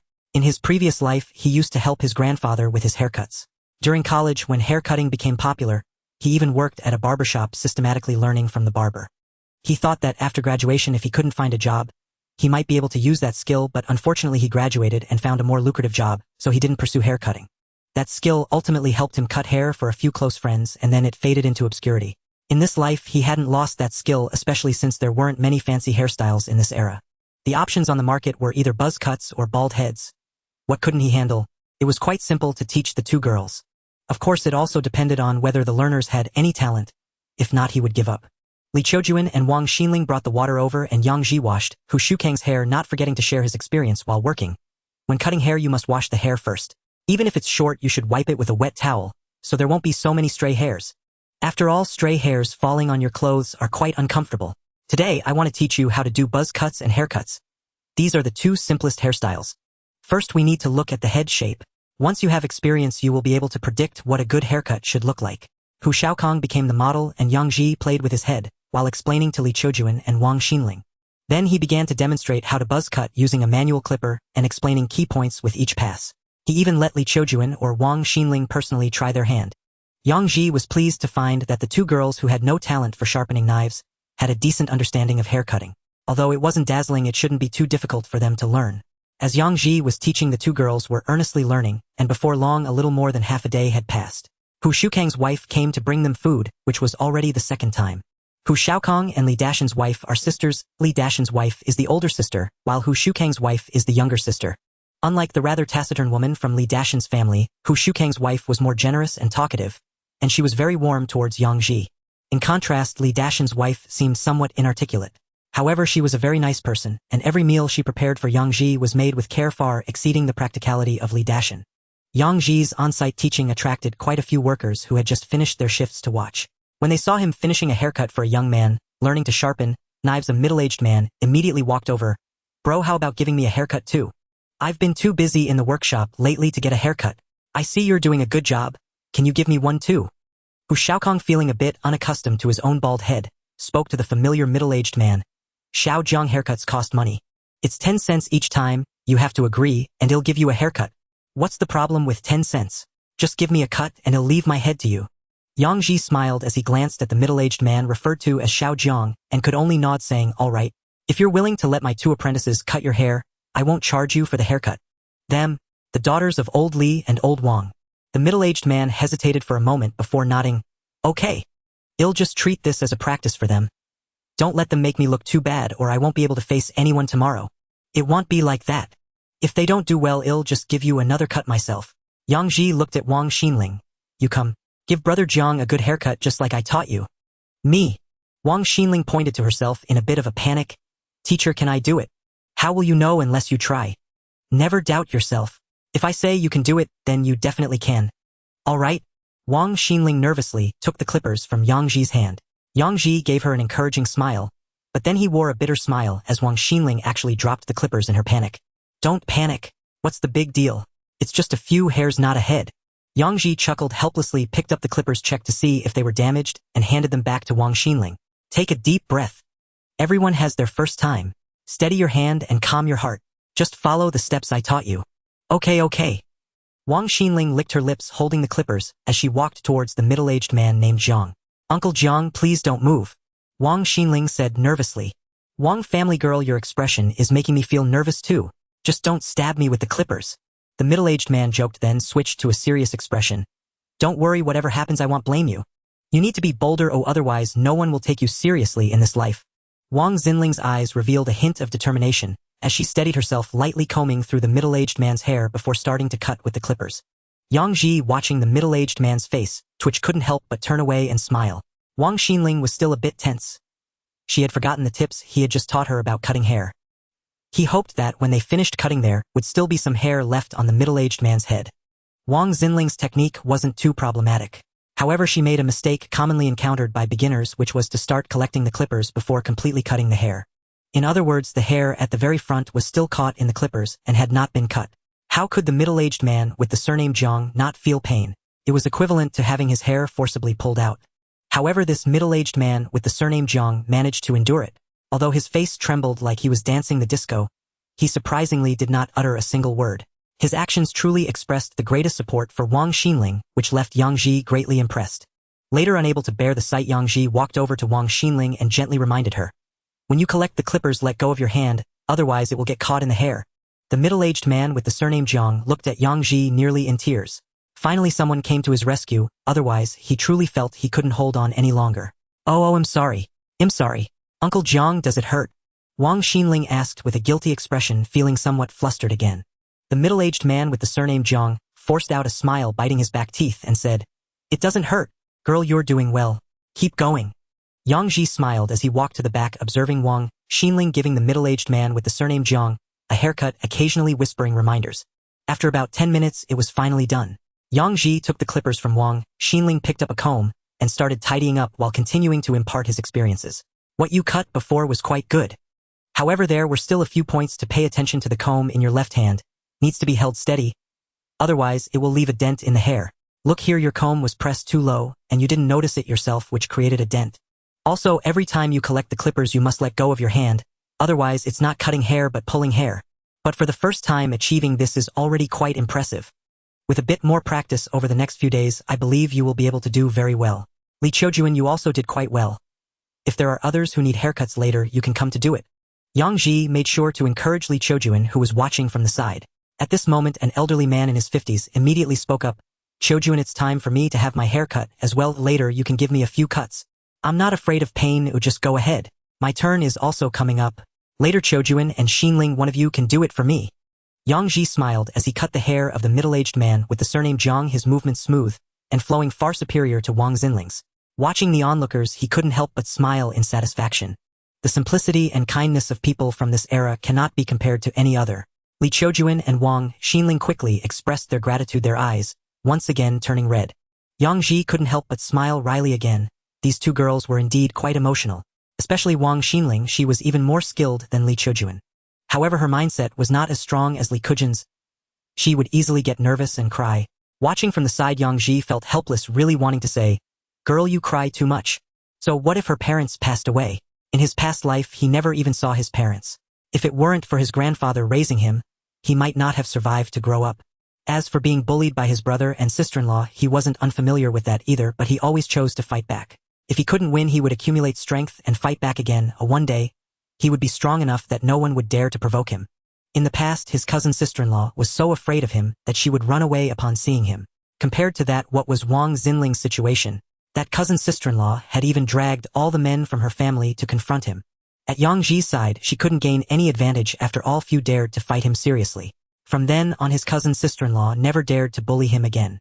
If one wants not to be bullied, one must become strong. Only by becoming strong can one avoid bullying. Tears do not earn sympathy, but only invite more bullying. However, Wang Xinling was still unaware of this. Even if Yang Ji told her these things, Wang Xinling would still not change much, because she was currently the weak one, lacking the courage to resist those who bullied her. Once she learns the skills and starts earning money, Wang Xinling will naturally become stronger. After finishing the haircut for the middle-aged man with the surname Jiang, Yang Ji thoughtfully took out a kitchen knife for him to use as a mirror. The middle-aged man with the surname Jiang immediately laughed loudly. Good skill. Xinling did a nice job cutting hair, but brother, you as the master are even better. It's great. I'm very satisfied. Here's a dime, please take it." Yang Ji quickly declined. "Brother Jiang, we agreed not to accept money. How can we take it again?" "Of course you must accept money for your labor. Besides, it's not just for you. There's also this girl Xinling. But let me be clear, since both of you worked, I'll only give one portion of money. How you divide it, as the master, I want care after all I've paid." The middle-aged man with the surname Jiang laughed again, touching the stubble on his head. "Then thank you, brother Jiang." Yang Ji thanked him while holding the dime in his hand. "No need to be polite. My name is Jiang Xiong. I'm an old subordinate of factory director, who and also a former colleague of Xinling's deceased father. Now I'm in charge of the machine repair department. If you need anything, just come find me." "All right, brother Jiang, my name is Yang Ji. Xinling, here's the money, take it well." Yang Ji handed the dime he had pinched in his palm to Wang Xinling. She quickly declined, but Yang Ji forcibly stuffed it into her hand. He didn't care for that dime at all, as he had already multiplied it tenfold earlier. Even if he gave all the money to Wang Xinling, he was still making a profitable deal and could earn several times more. "Teacher, I can't take it." Wang Xinling hurriedly declined upon seeing the dime. Just take it. This is the result of your labor. What's there to be embarrassed about? In the future it'll be the same for all of you. The money earned with me, I will only take 30% and the rest is yours. After you set out, how much you earn will be entirely yours. As soon as Yang Ji said this, the young people immediately could not hide their excitement. Such conditions were indeed too generous for them. In this era, which apprentice could earn money without paying in? Not having to pay money to join was already quite good. They just didn't realize that learning skills also had its costs, but that cost would be borne by Hu Xiaokong. Come, give me a couple of cuts. My head has been itching like crazy these days. Just as Jiang Xiong finished, an elderly man who looked to be in his 50s hurriedly said. Yang Ji pointed his chin at the fidgeting Li Qiujuan. Qiujuan, it's your turn this time. Li Qiujuan nervously held the razor. She hadn't felt anything when watching Wang Xinling use the clippers earlier. But now, holding the razor, her mind was filled with images of the razor cutting into the scalp, leaving bloody scenes. Yang Ji naturally noticed her tension and softly said to her, Don't worry. Keep your hands steady, your mind calm, and just focus on the head. Follow the angle I told you, and you don't need to apply too much force while shaving. You can do it. Just go for it. Okay. Teacher, will you watch from the side? Sure. No problem. They'll be right here watching you. Li Qiujuan took a deep breath and walked to the old man. The old man was quite amiable, saying, Girl, just shave boldly, as your teacher said. Don't be afraid. Even if you cut me, I won't blame you. Old man, don't say that. The more you talk, the more my hands tremble. Li Qiujuan wrapped a wet towel around the old man's head for a moment, then took the razor and began to measure on his scalp, glancing at Yang Ji several times. Encouraged by Yang Ji's gaze, Li Qiujuan finally gritted her teeth and made the cut. As the razor fell, the old man's expression immediately changed. Oucha. Ah! Qiuju at a razor angle. Yang Ji quickly reminded. Despite several reminders, Li Qiuju still forgot the most crucial angle due to her nervousness. Shaving actually requires little technical skill. Keeping hair while trimming is different, as shaving requires no hair to be left. However, shaving is also quite dangerous as the blade comes into direct contact with the scalp, making precision extremely important. Typically, the razor should be drawn against the direction of hair growth, maintaining an angle of approximately 15 to 30 degrees with the scalp. Shaving vertically would render it impossible to cut the hair. However, Li Qiuju forgot the angle and in her nervousness used an angle of 60 to 70 degrees, essentially scraping the scalp.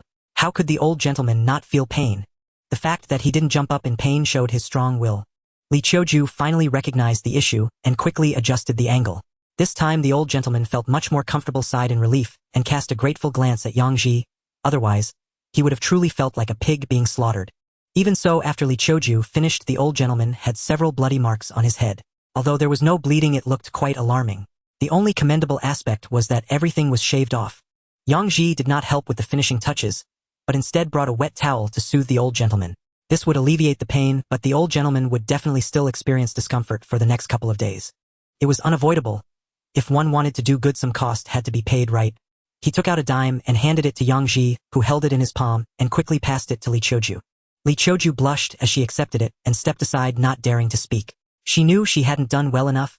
Seeing that it was getting late, Yang Ji told those who wanted haircuts to come back tomorrow, as he needed to spend the night sharpening the unsharpened blades.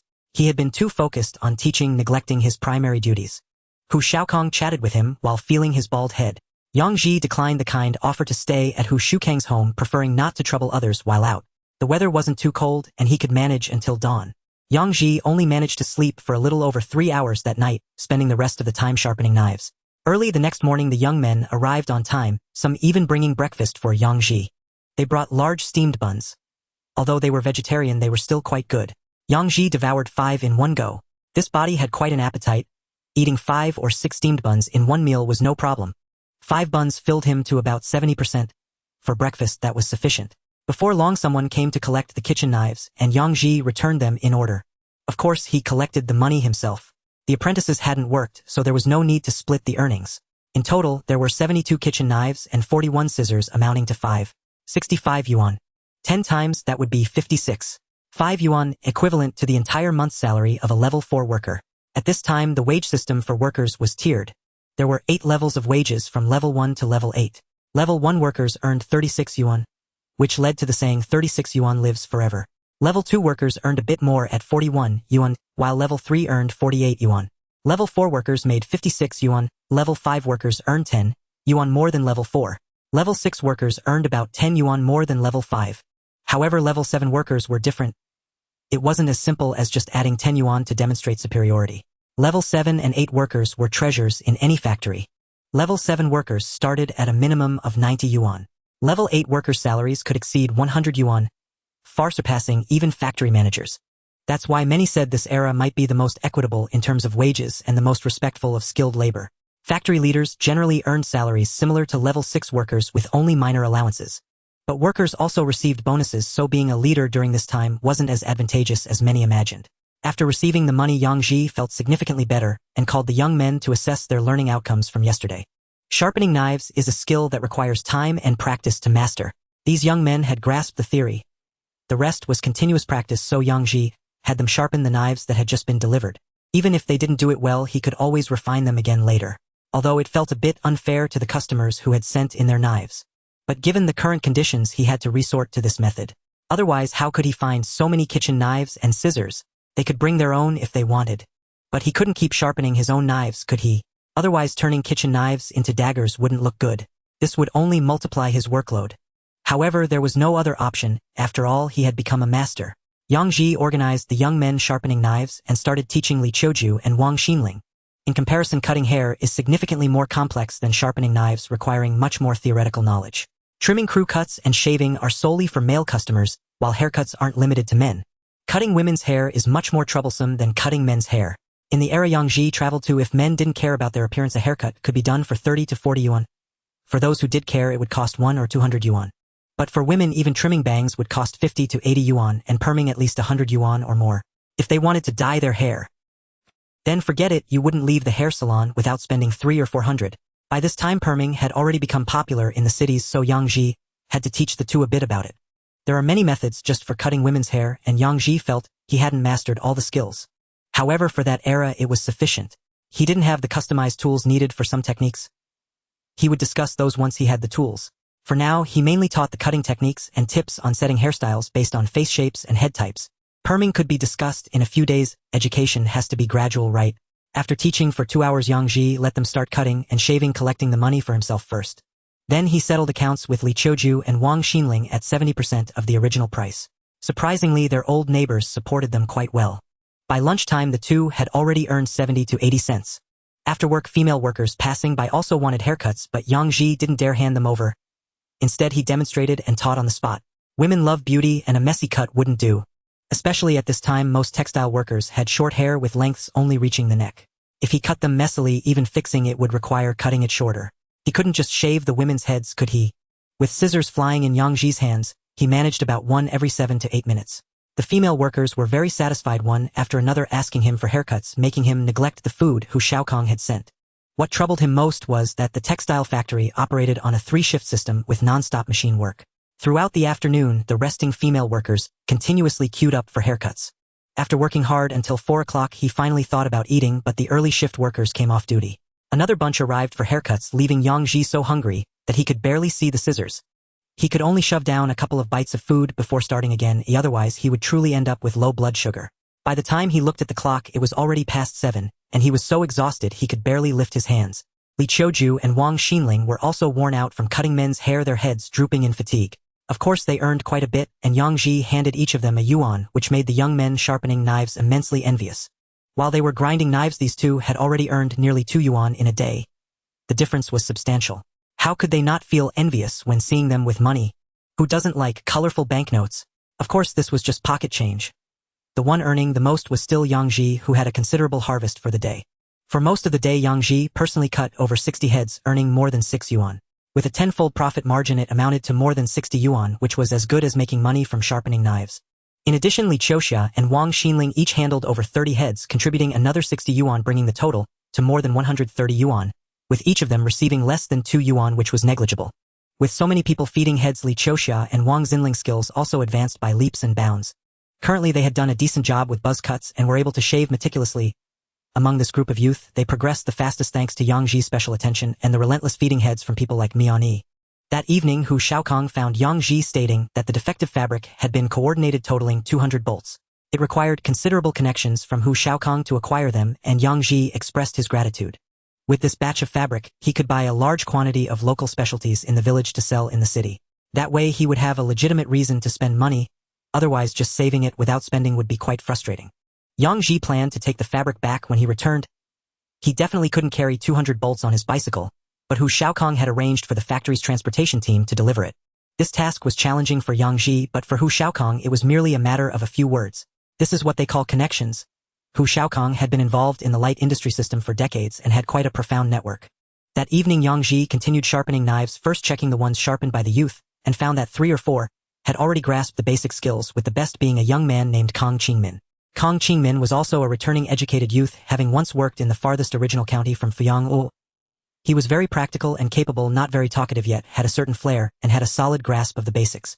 Yang Ji remembered Kong Qingmin, and then began reprocessing the knives and scissors. After another 3 or 4 hours, he finally organized everything and lay down in the adjacent small room to sleep. A new day arrived, and at around 5 the youth gathered promptly at the place where Yang Ji sharpened knives. This time it was Li Qiujuan who brought Yang Ji breakfast. Fried dough sticks and soybean milk, clearly bought, leaving Yang Ji too shy to look up. Yang Ji couldn't refuse Li Qiujuan's kindness and quickly devoured the fried dough sticks and soybean milk, feeling 8 parts full, and then began to guide the youth sharpening knives once again. Meanwhile, Li Qiujuan and Wang Xinling had already started cutting hair for those who arrived early. Everything was orderly, marking another busy yet fulfilling day. Many women continued to come for haircuts, even surpassing the number of men. The cotton spinning factory naturally employed more female workers, and hearing that haircuts were available at such a cheap price attracted many. Naturally, they flocked over after work, causing Yang Ji to skip lunch. Fortunately, he had eaten well in the morning, though by afternoon, he felt a bit hungry and nibbled on a steamed bun before continuing. Wang Xinling, being a dexterous girl, was already able to cut women's hair. Although she was still a bit inexperienced and timid, she had at least mastered the techniques quite firmly. Li Qiujuan was slightly less skilled, still focused on cutting and shaving men's hair, but she was becoming increasingly proficient and had developed a semblance of a barber's flair.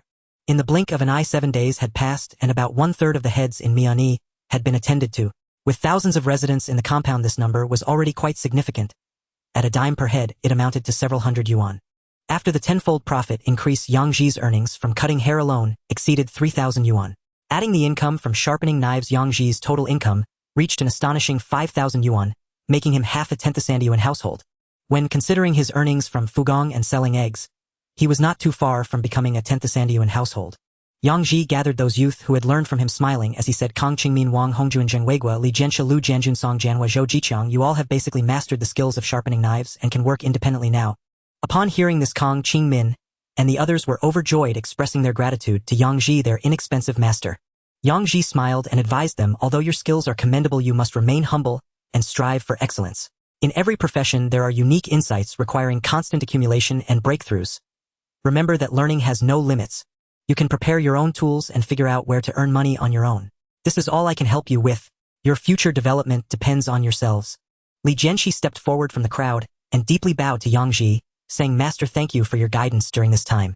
We will surely remember this kindness. Master, which compound will you be going to next? We definitely can't clash with you, or otherwise would be quite unreasonable, right?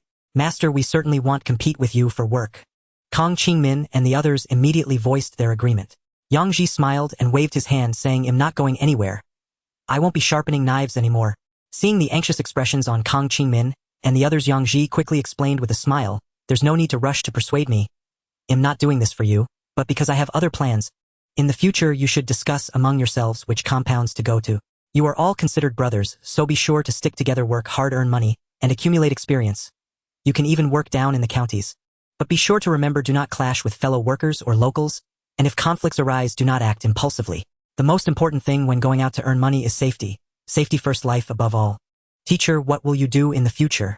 Kong Qingmin couldn't help but ask. Me, I have many skills. Will I starve without sharpening knives? Yang Ji smiled, calming the group of young people, then turned his gaze to those who were not mentioned, saying, compared to Kong Qingmin and the others, what you lack is experience and talent. I don't have the time to wait for you to accumulate slowly. From now on, you will assist Kong Qingmin, Li Jianxia, and the others. In another half-month, you should be more or less ready. Understood, Master. The young people who were not called out hurriedly replied. Kong Qingmin and the others nodded. Master, rest assured we will stick together and not leave anyone behind. If you can't learn, it's fine. If in a few days anyone feels that sharpening knives is really uninteresting, just come find me at the Fugong compound. I can teach you some new skills. If the east doesn't shine, the west will. There's no need to hang yourself on one tree. Especially you, Zhang Liang, your mind is quite sharp, and your hands are skilled, but sharpening knives doesn't seem to suit you. Zhang Liang, who was called out by Yang Ji, immediately blushed and lowered his head.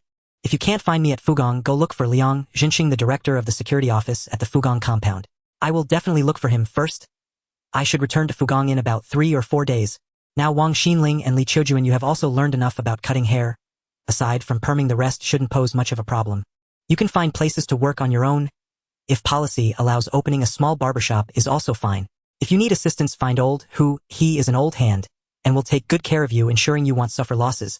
If anything happens, you can also come find me at the Fugong compound. You are all my disciples, so don't hesitate to reach out. Yang Ji instructed his 2 somewhat introverted female disciples. Understood, master. We will definitely come to see you often. Li Qiujuan boldly replied, her eyes shining with joy. Wang Xinling glanced at Yang Ji and quickly lowered her head, quietly agreeing. After bidding farewell to Hu Shaokong, Yang Ji rode off from Mianyi, heading straight for the Fugong compound. He was eager to find out how the matter he entrusted to Li Dashan was progressing. That was what he was most concerned about for the time to come. If it could be accomplished, earning money would be a piece of cake for him. In the family courtyard of Fugong, beneath the same old tree, a group of elderly men were playing chess while Yang Ji and Li Dashan stood nearby smoking and chatting. Li Dashan spat out a puff of smoke and cursed. I heard Hu Shaokong say that this guy is really something. I asked him to help you find some work and he just threw a bunch of apprentices at you. Isn't that bullying? Yang Ji quickly laughed and replied, Old man, there's no need for that. Actually, I have a fondness for those kids. They are all good kids and I would be very willing to help them. Moreover, old who didn't use me for nothing, he did give me quite a bit of fabric, didn't he? When you sum it up, I'm not at a loss. Li Dashan grunted, still somewhat unconvinced. It's just some discounted fabric. He's not giving it away for free after all. You still have to pay for it. To put it bluntly, it's just making use of people. Yang Ji shrugged. It doesn't matter. It doesn't matter. Anyway, I never planned to keep being a knife grinder. Letting my apprentices learn from me is also quite good. Old man, how is the matter I asked you about last time? Li Dashan, seeing that Yang Ji was indeed not angry, exhaled a breath of smoke and said, I've collected quite a few, over 30 units. The lowest is 2 yuan and the highest not exceeding 5 yuan. They are all completely unusable. I also want to ask you, why collect so many scraps? Do you think you can fix those things? Yang Ji replied, What's impossible about that? Just because others can't fix them doesn't mean I can't. Yang Ji immediately became excited upon hearing this, pulling Li Dashan and saying, Old man, hurry and take me to see them. Don't be anxious. It's still early. I just sent someone to call Xiao Sun. The 3 of us should have a drink first. The stuff won't run away if we leave it there, will it? Once they've had enough to eat and drink, they would go take a look. Yang Ji could only nod in agreement and called Liang Jinxing from the security office. The 4 of them went to the restaurant in the family courtyard, ordered a few dishes and started drinking. Hearing that Yang Ji would no longer work as a knife grinder made Liang Jinxing feel sorry for him. Although being a knife grinder was tough, it was also quite profitable. He roughly calculated that Yang Ji made over 100 yuan last time in Fugong. When he heard that Yang Ji could also cut hair, Sun Jian immediately suggested that Yang Ji set up a stall in the family courtyard. Although there were barbershops in Fugong, the workers didn't like going to the factory's barbershop. Those people had no clue about cutting hair and did a poor job. If someone opened a reasonably priced barbershop, most workers would prefer not to suffer at the factory's barbershop. Sun Jian also knew that Yang Ji had Li Dashan and Liang Jinxing backing him, so even if he openly set up a stall, nobody could do anything about it. Thus, he proposed that Yang Ji start a barbershop to help solve the workers' livelihood issues. Knife grinding is a skill that some people still possess. After all, it doesn't require much technical expertise. But cutting hair is different. Most people need haircuts, yet they might not be able to do it well themselves. Therefore, starting a barbershop would not only capture all the customers in the family courtyard, even if it were just a third, it would still be quite a lot. It's known that the entire Fugong family courtyard has over 70 to 80,000 workers and their families. Even a third would amount to 20 to 30,000 people. If everyone spent a dime, how much would that be? Not to mention, haircuts aren't just a dime, but rather 3 to 5 dimes, which is essentially practice. If he worked for a year, he could easily earn 10,000 yuan. Even Sun Jian felt tempted and wanted to learn how to cut hair. Li Dashan and Liang Jinxing hurriedly echoed that they would ensure no one would give Yang Ji any trouble. After pondering for a while, Yang Ji agreed to take it on as a side business in Fugong. Although cutting hair could be tiring, he had nothing to do anyway, so why not earn some money? Once the 4 of them had eaten and drunk enough, they all went to the small warehouse where Yang Ji had ground knives last time. Li Dashan opened the door, and on the ground lay a haphazard pile of broken radios, some looking quite old. Sun Jian immediately exclaimed in surprise. Old Li, why did you collect so many scraps? Is this Hongqi dual channel from the 50s? Can this thing still work? Liang Jinxing casually picked up a unit and said, This baling dual tube must be at least 10 years old. I have one at home that always has problems. Old man, wasn't it you who released the news about collecting these scraps a few days ago? Could it be? Liang Zhenxing turned his gaze to Yang Ji, who smiled and nodded at him. That's right. I asked Old Li to help collect them. I plan to see if I can repair them. Even if I can fix 1 out of 10, I won't be at a loss. Is there even any value in repairing something this broken? Liang Zhenxing set down the bailing dual tube and said, if you can fix it, I'll bring over the one from my house for you to repair. If you can really fix it, I reckon many people in this family courtyard will want you to fix theirs. It certainly pays more than knife grinding. Yang Ji replied, sure. If you trust me, just bring it over when you have time and I'll give it a try. But fixing is fixing, collecting is collecting. You all know it's hard for us in the countryside to buy these things. Even if they're old, someone will buy them. At least we won't need to scrape together industrial tickets, right? Alright, then I'll send it to you later. I'll also spread the word that you can fix them here. If they can't be fixed, it doesn't matter. Everyone knows how precious these things are. They break easily with the slightest bump. Actually, they aren't as precious as everyone thinks. It's just a circuit board with some parts. I can still fix most common issues. You can also help me collect some broken ones. I'll pay you for each one you bring in, whether I can fix it or not. Why do you need to pay for such trivial matters? I'll have Sister Suzhen ask around at each home. Sun Jian was the first to agree, and Liang Zhenxing quickly added, I'll ask around too. There are still some of these things in our family courtyard. A few years ago, many people saved money to buy them. What else do you need? I'll ask too. Yang Ji replied, televisions can also be repaired, but I can't buy the parts yet, so for now I'll mainly focus on collecting. There aren't many televisions. Generally, those who have them treasure them greatly. I'll ask around, and if there are any, I'll have someone bring them to you. As for the price, you can negotiate directly later. I see you're collecting scraps. Yang Ji couldn't help but laugh. What's wrong with collecting scraps? You think you can't make a fortune doing it? Of course. Why wouldn't I believe it? With your skills, becoming a millionaire is just a matter of time. Liang Zhenxing praised him, and Li Dashan and Sun Jian nodded along.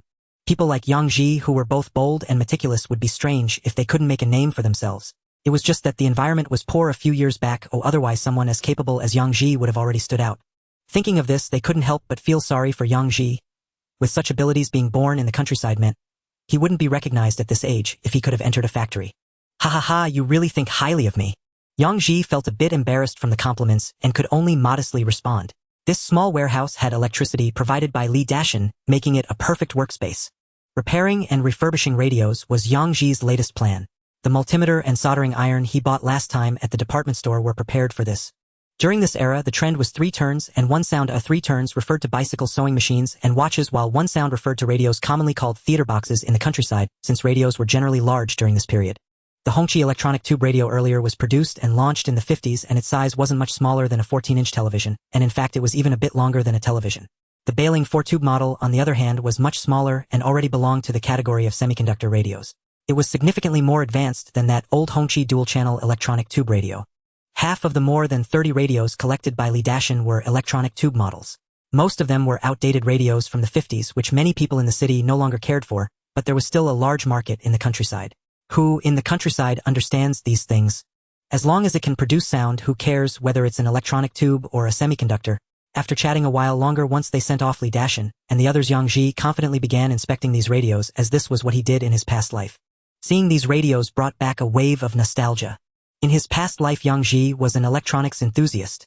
He majored in mechanical engineering at university, but attended electronics classes daily. Although he chose to start a business in the manufacturing sector, he never neglected his interest in electronics. He was certainly familiar with simple industrial products like radios. After all, they were merely circuits and electronic components assembled together. He could draw circuit diagrams and the arrangement of electronic components even with his eyes closed. In his previous life, he had dismantled and repaired at least 7,000 or 8,000 radios. During his university years, he spent a long time repairing faulty radios, acquiring broken ones from junkyards, fixing them up, refurbishing, and then reselling them.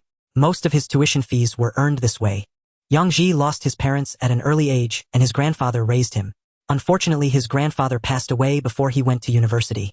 To pay for his education, he did various jobs to earn enough for tuition and to support himself. Repairing radios was one of those jobs. He could also fix televisions, fans, refrigerators, and washing machines, although the availability of most electrical appliances apart from fans was still low at that time. Workers at Fugong were known to be wealthy, yet households with televisions were less than 1% of the total, indicating just how scarce televisions were at the end of the 1970s. Even if one saved enough money and had a television purchase ticket, they still had to queue to buy one. However, radios were much more widespread. While not every household owned one, at least around half did, as the workers at Fugong were wealthier than those at other factories. Yang Ji disassembled several radios and found that half of them were no longer worth repairing. However, salvaging parts was still possible. Even the most damaged ones had intact components.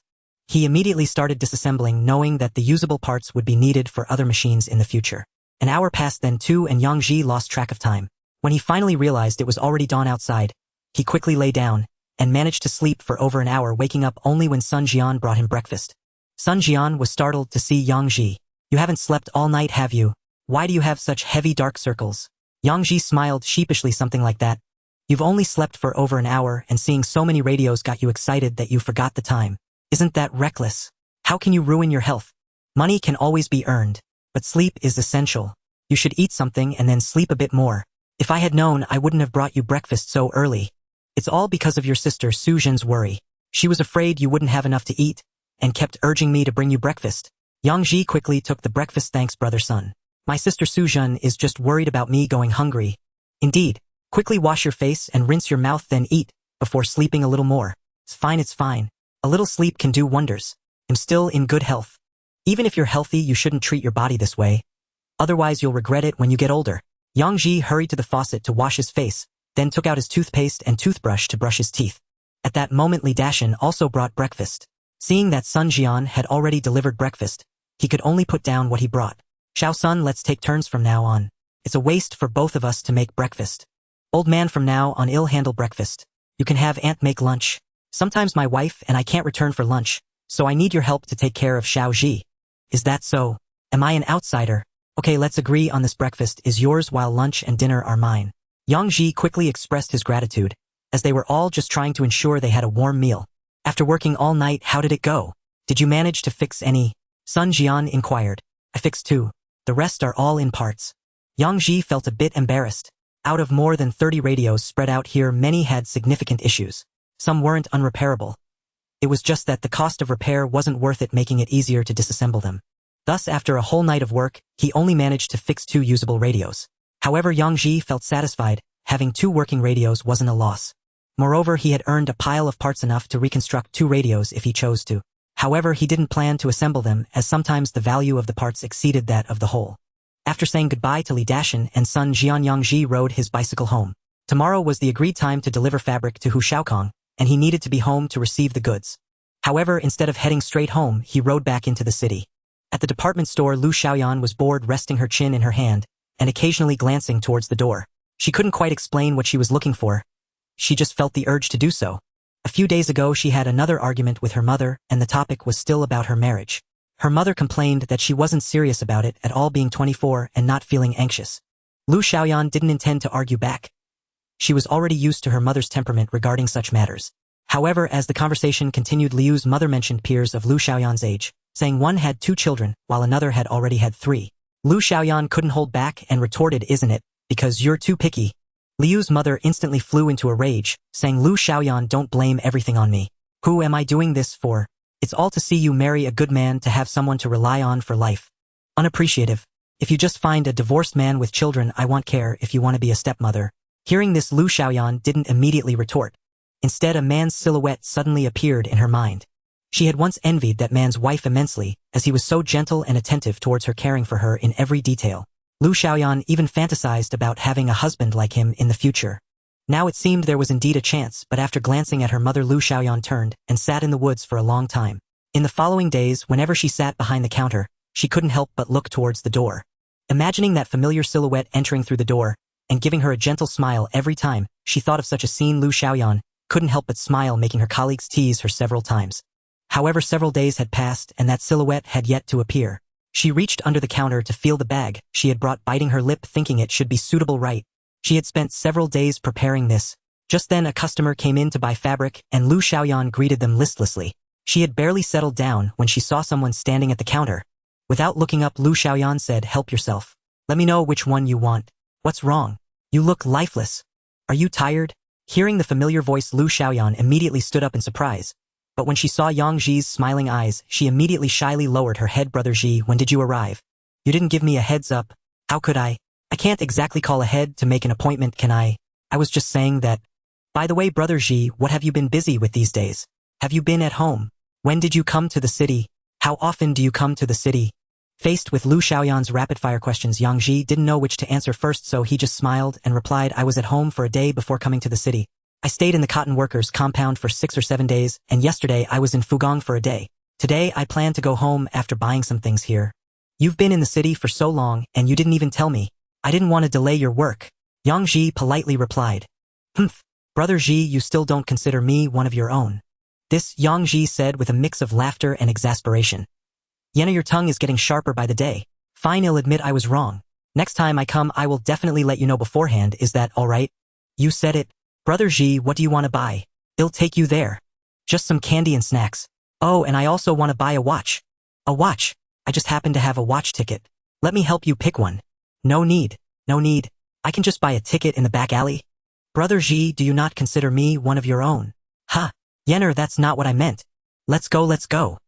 I'll take you to buy a watch. With that, Lu Xiaoyan stepped out from behind the counter and casually grabbed Yang Ji's hand. Startled, Yang Ji quickly looked around. Although he was a time traveler, he understood that in this era people still held traditional views. A young woman holding a man's hand in public would undoubtedly attract gossip and accusations of impropriety. Even worse comments could be made. Yang Ji hurriedly pulled his hand away. Yenner, I can walk by myself. Oh. Lu Xiaoyan bit her lip, responding somewhat dejectedly. The watch counter was on the upper floor, as these items were quite precious, placed alongside televisions and radios on the same level, both typically costing dozens or even hundreds. The cheapest items were roughly the watches and electric fans. Yang Ji thought about buying an electric fan, but remembering that his home still lacked electricity, he dismissed the idea. A hand fan would suffice. Economical and practical, requiring only steamed buns to operate. Most importantly, it would exercise his arm muscles and wrist flexibility. At the watch counter, Lu Xiaoyan called out to a plump saleswoman named Aunt Yoon. Aunt Yoon was very friendly, though her gaze towards Yang Ji seemed a bit peculiar, as if trying to see through him. This comrade looks unfamiliar. Aunt Yoon smiled as she assessed Yang Ji. Do you also live in the Fanji factory dorms? Which unit are you with now? How old are you? Yang Ji felt puzzled. Why was she checking his household registration? Yet he still politely replied, Hello, auntie, my name is Yang Ji. I'm not from the city, I'm from the Yangzhuang brigade of the Xishan commune. I just happen to know Yenner, so she brought me here to buy a watch. Oh, I see. Aunt Yoon realized she had overthought the situation. Lu Xiaoyan quickly pulled Aunt Yoon's sleeve. Aunt Yoon, Brother Ji was so nice to me when I jumped in line. That year I had acute gastroenteritis, and if he hadn't carried me to the hospital I could have died from the pain. Oh, so that's how it is. Hello, Comrade Yang, you can choose whichever watch you like. With Yenner's connection I can give you an internal price. Aunt Yoon cheerfully welcomed him, but cast a suspicious glance at Lu Xiaoyan. She had seen this girl grow up, yet today's behavior was quite strange. But there was nothing overtly odd about it. Aunt Yoon could only think she was overreacting. After all, there was a significant age difference between the two, and it was unlikely that it was as she suspected. I don't really understand these models. Aunt Yoon, please help me choose one that works.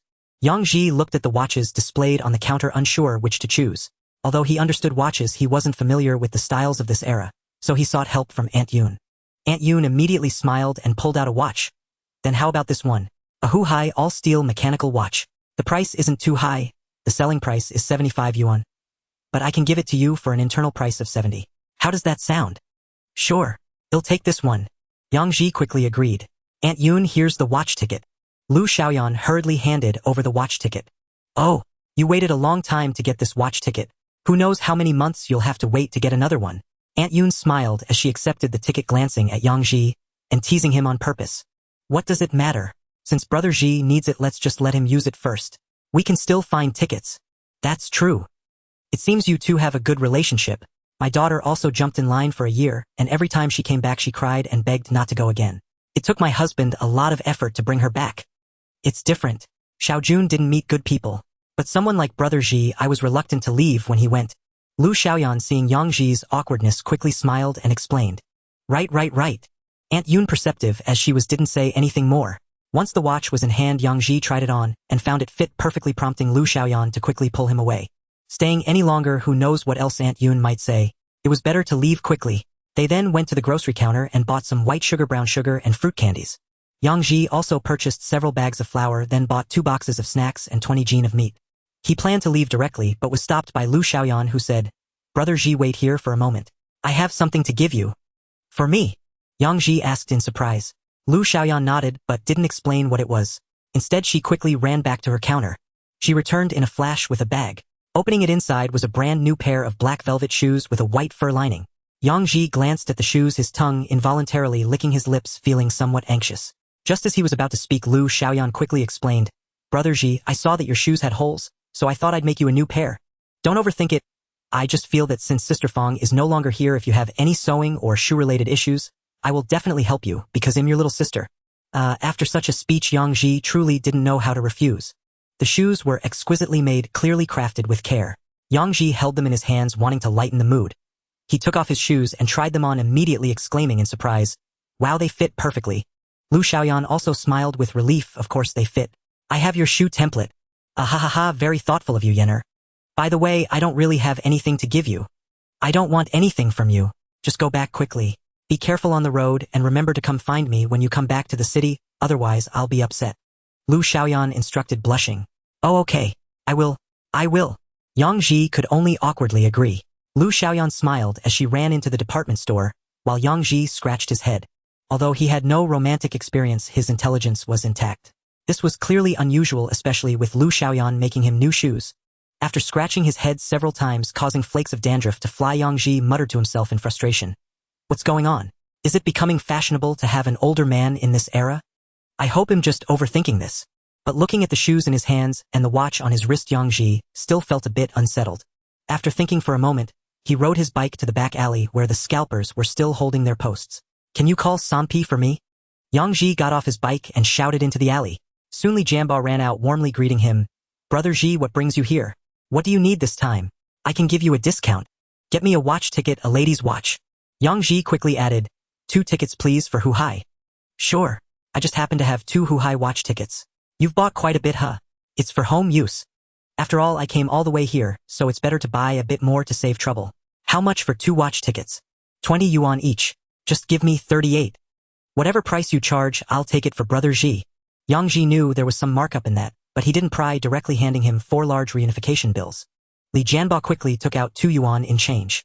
Yang Ji accepted it without looking and pocketed it. Instead of leaving in a hurry, he said to Li Jianbao, "Xiaobo, I have a business proposition for you. Let me know if you're interested." "What kind of business, Brother Ji? If there's money to be made, I'm definitely interested. But I don't have any capital." "No capital needed.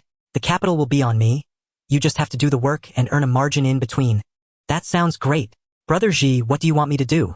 Li Jianbao may not be good at anything else, but I work hard and earn money for sure. To be honest, I'm really short on cash." Li Jianbao immediately patted his chest in assurance. Yang Ji nodded and slowly uttered 2 words. "Eggs. Eggs." Li Jianbao glanced around quickly and pulled Yang Ji aside, saying, "Brother Ji, are you talking about trading eggs? This is not impossible. Many people have done it in the past 2 years. How many do you have? If it's suitable, I'll make sure my brother doesn't lose out. I don't know how many, but I believe it won't be too few. 100 jin at a time should be no problem." Li Jianbao licked his lips, thought for a moment, then slammed his fist into his palm and declared, "Let's do it." "Brother Ji, Li Jianbao may be a bit slick, but don't worry. If you trust me, I won't let you down. Leave the eggs to me. I'll handle the selling. Once they're sold, I'll settle the accounts with you, absolutely no delays, and I won't disappear after selling them. My home address is No. 7, Lane 4, District 2, Myeonsan. If you don't believe me, I can take you to see it right now." Li Jianbao, fearing Yang Ji might worry, immediately stated his address. Yang Ji stared into Li Jianbao's eyes for a moment before smiling, and saying, "Since I'm looking for you, it's because I trust you. Come find me at the Fugong family compound in 3 days, and I'll give you the eggs." Good. "In 3 days, I will definitely come to find you, Brother Ji." Li Jianbao quickly agreed. Yang Ji asked Li Jianbao to keep an eye on his things, and entered the department store through another door, heading straight to the watch counter. When Aunt Yoon saw Yang Ji, she was momentarily taken aback, saying, "Comrade Yang, did you drop something just now?" No, I just wanted to buy 2 more watches." As Yang Ji spoke, he took out the watch tickets and said, "Aunt Yoon, could you please help me pick 2 ladies' watches?" Aunt Yoon looked at the 2 watch tickets. Her astonishment was beyond words. You see, watches in this era are not considered luxury items, but for most families they are still relatively precious items that require 1 or 2 years of saving to buy. After all, even a cheap watch costs around 70 to 80, which is the savings of most families for half a year or even a year. Yet here was Yang Ji, who had just bought one, and was back within half an hour to buy 2 more. That totals over 200. For anyone, that's a significant amount. Have farmers become this wealthy nowadays? If that's the case, who would still want to be a worker? Those relatives back home are all poor as can be. When they come to the city, they'd rather take home plates and bowls, and they wouldn't even spare a penny for the bus. Where's the appearance of wealth? But what's up with Yang Ji? How could he be so rich? Aunt Yun felt a pang of envy. Aunt Yun. Aunt Yun. Yang Ji called out a couple of times before Aunt Yun snapped back to reality. I'm sorry. I zoned out. The ladies' watches from Who High right? How about these two? The price is about the same as the one you're wearing, both are 75. But I can sell them to you for 72 each at most. Okay, I'll take them, Yang Ji said as he counted out 144 yuan and handed it to Aunt Yun. Aunt Yun looked at the money handed over. Her heart was in turmoil for a long time. After quite some time, she finally accepted the money, packed the two watches, and handed them to Yang Ji. Yang Ji took one and put it in his pocket, then pushed the other one back to Aunt Yun, saying, Aunt Yun, please give this watch to Lu Xiaoyan. Ah, Aunt Yun was a bit taken aback, unable to believe what she heard, confirming, you mean to give it to Yenner, who brought you here today, right? You're thinking too much. Aunt Yun, I just felt a bit guilty for using the watch ticket that Yenner worked hard to get, so I decided to buy her a watch. This way she won't have to wait for the watch ticket anymore. Wow, you young people really know how to play. To give such a precious thing just like that. Then I'll trouble you, Aunt Yun. Yang Ji expressed his gratitude to Aunt Yun again. It's nothing. I'll go and deliver it to Yenner shortly. It's just a casual thing. Good. Then I'll take my leave, Aunt Yun. See you later. After saying that, Yang Ji left the department store through the back door. Aunt Yun held the watches for a while, then called over a colleague to watch the counter, and took the watches downstairs toward the fabric counter, still feeling envy, wondering why no one had ever gifted her daughter a watch. It truly is a case of comparison brings anger. If only I had a son-in-law like this, even if he were a bit older, that would be fine. Lu Xiaoyan was still propped up on her chin in the counter, smiling at times, and looking melancholic at others, not even noticing Aunt Yun approaching the counter. It was Aunt Yun who took the initiative to tap on the counter to wake her up. Aunt Yun, why are you here? Is there something wrong with the watch? Brother Ji has already left. What should we do? Aunt Yun looked at the anxious Lu Xiaoyan with amusement, saying, what watch could be wrong? Our department store wouldn't let defective watches in. I'm here to deliver you a watch. Here it is. Ah, deliver a watch. I didn't buy a watch. Lu Xiaoyan said, puzzled as she received the watch. I know you didn't buy it. Someone bought it and is giving it to you, your brother Ji. Aunt Yun smacked her lips. Wow, he really is wealthy, just like that he gifts you a watch. Brother Ji bought it. Why is he buying me a watch? There are so many children at home. Doesn't he know to save some money? Lu Xiaoyan, hearing that it was Yang Ji who sent it, immediately became anxious and started stamping her feet. What? He has children. Wait, Yenner, how old is he exactly? Lu Xiaoyan realized she had misspoken, but since it was out, there was no taking it back. She could only answer vaguely, Brother Ji is a bit over 30. His wife passed away 3 years ago, and he has children left by his wife. Oh, he already has children. Yenna, you need to think carefully, and he's from the countryside. Ah. Lu Xiaoyan quickly covered her face. Aunt Yun, what are you talking about? He wouldn't look down on me. That's not true. You have charm and you're good-looking with a nice figure and a good temperament. How could a widower like him not look at you? However, even if he does, we can't be with someone like that. Wealth doesn't matter. Who wants to be a stepmother right away? If your mother finds out, she would definitely tear you apart. Aunt Yun, there's really nothing going on. I'm just close to their family. Only you know in your heart, you can't fool people with that look in your eyes. To think a watch could lure a young lady home, that's too naive. Next time you see him, return the watch. Why did you say you bought 2 watches? Turns out you were just playing a trick on a young girl. This person really isn't that great, being that age and still so frivolous. Lu Xiaoyan found these words somewhat harsh, wanting to retort, but felt a bit embarrassed. After all, it wouldn't be appropriate to immediately turn against Aunt Yun after just using her help. But hearing someone speak ill of Yang Ji made her blood boil. But soon Lu Xiaoyan realized this and hurriedly asked Aunt Yun, what did you just say? I said he thinks he can lure a young lady home with a watch. That's quite presumptuous. That's not what I meant. It's the next part. You said he bought 2 watches, right? 2 exactly the same, still frivolous at such an age. Those 2 watches must be for lure, right? After sending away Aunt Yun, Lu Xiaoyan fell into a daze once more. Who was the other women's watch bought for? The more she thought about it, the more it felt like a thorn had lodged itself in her heart. Next time she sees Yang Ji, she must ask him clearly. Lu Xiaoyan curled her lips as she put on the watch, thinking Ji Gu must have thoughts of me. Isn't this watch a declaration of his feelings? Isn't it normal to buy a watch for a daughter? Lu Xiaoyan, why are you overthinking this? Why did he choose a watch instead of something else? Isn't it obvious? Lu Xiaoyan started to show off her watch at the counter.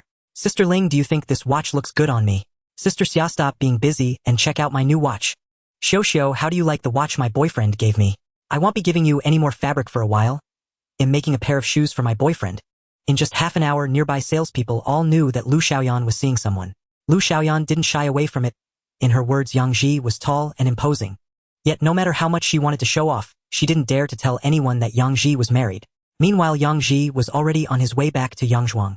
He was pondering that the watch should have already reached Lu Xiaoyan's hands. Aunt Yun seemed to be quite a gossip, and probably had already told Lu Xiaoyan about his gift, hoping she would understand his good intentions.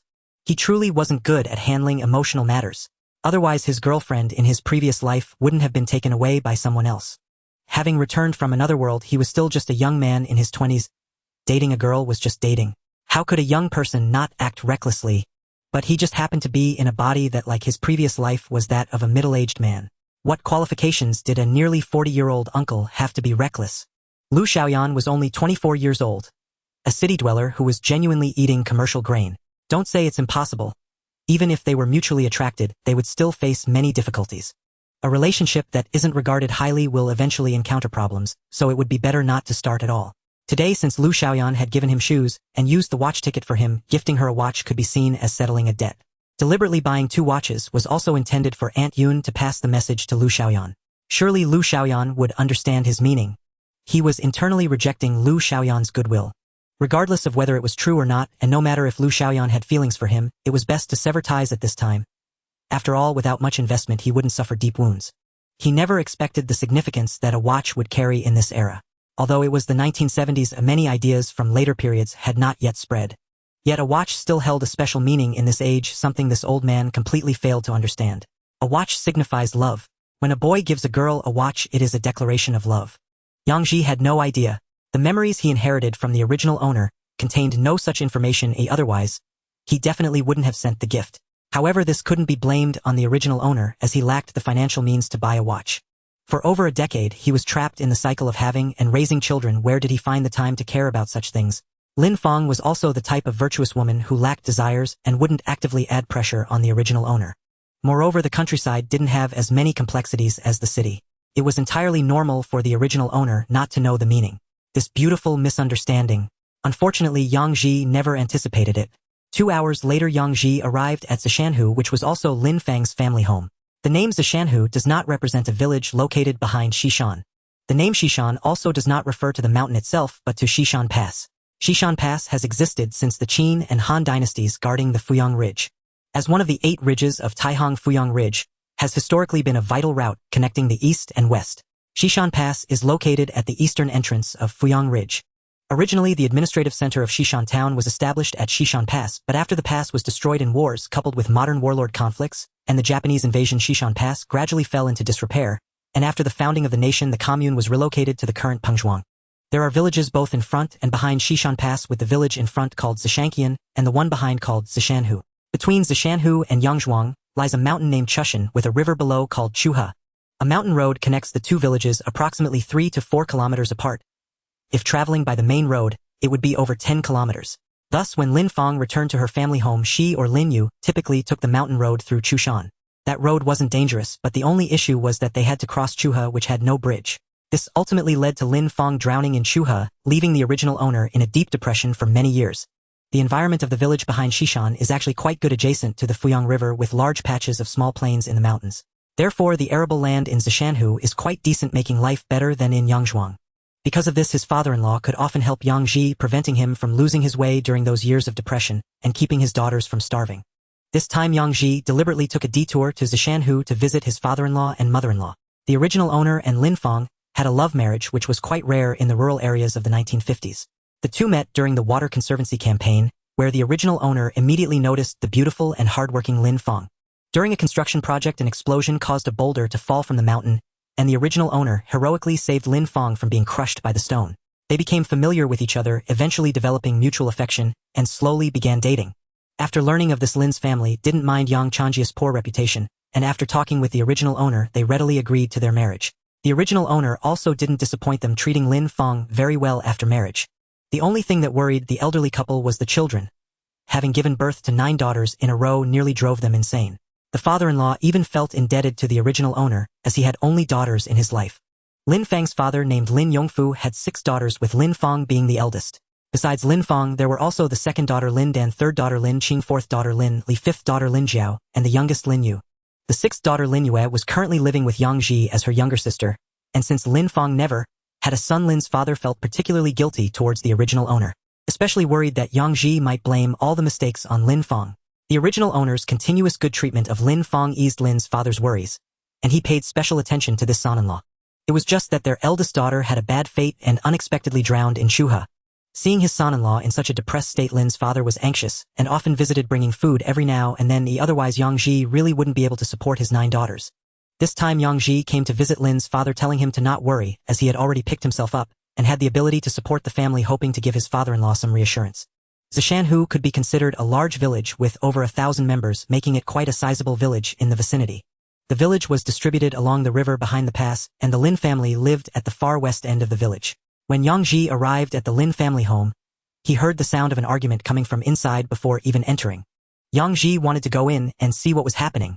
However, he paused just before the door. The argument was actually about him. Are you still concerned about the 6th child? What's going on with her living in someone else's house every day without being married? If my elder sister were still here it would be one thing, but she has been gone for 3 years.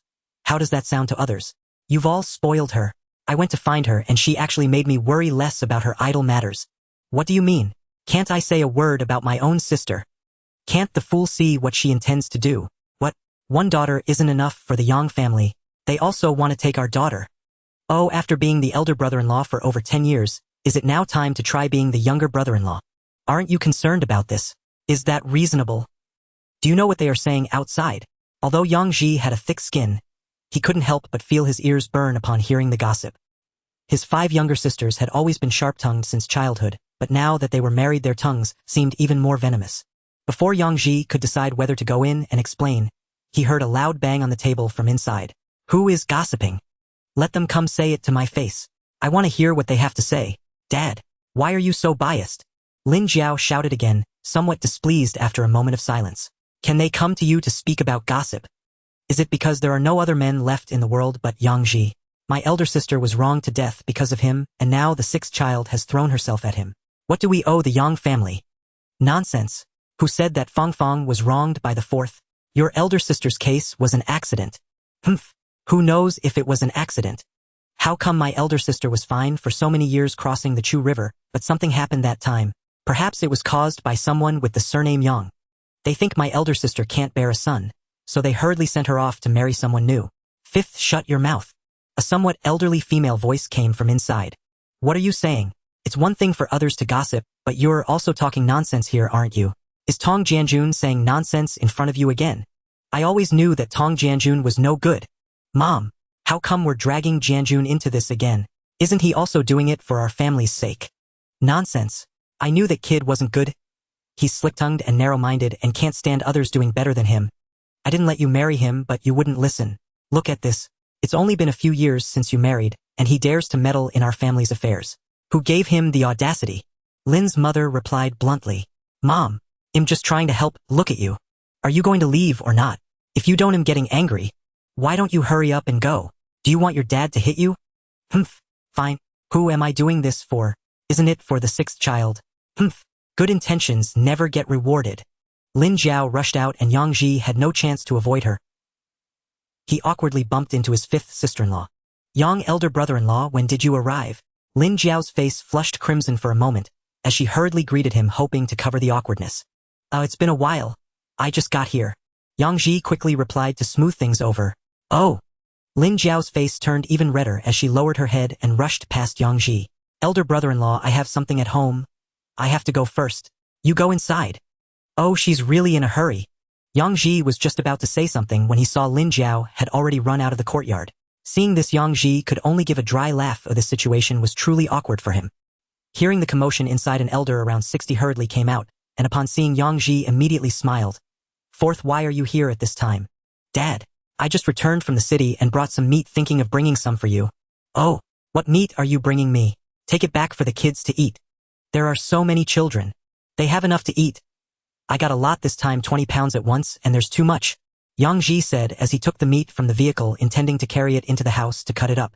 Lin's father quickly reached out to help. Old lady, take out the cutting board. Well, keep half a pound.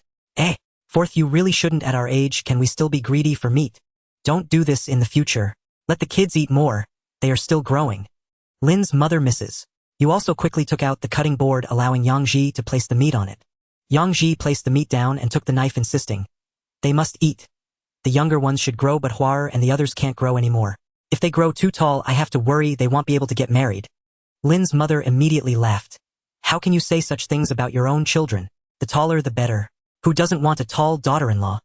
They can grow tall but not too tall. They are almost reaching 170 at 16. If they grow for a few more years it'll be a problem. Not too tall. Fourth, what are you doing? Half a pound is enough, your cut is at least 5 or 6 pounds. Quickly cut some back and put it away. How much can your dad and I eat? If you can't eat it, save it. Or send some to Lin Dan and Lin Qing. They have many children. If they want to eat, won't they buy it themselves?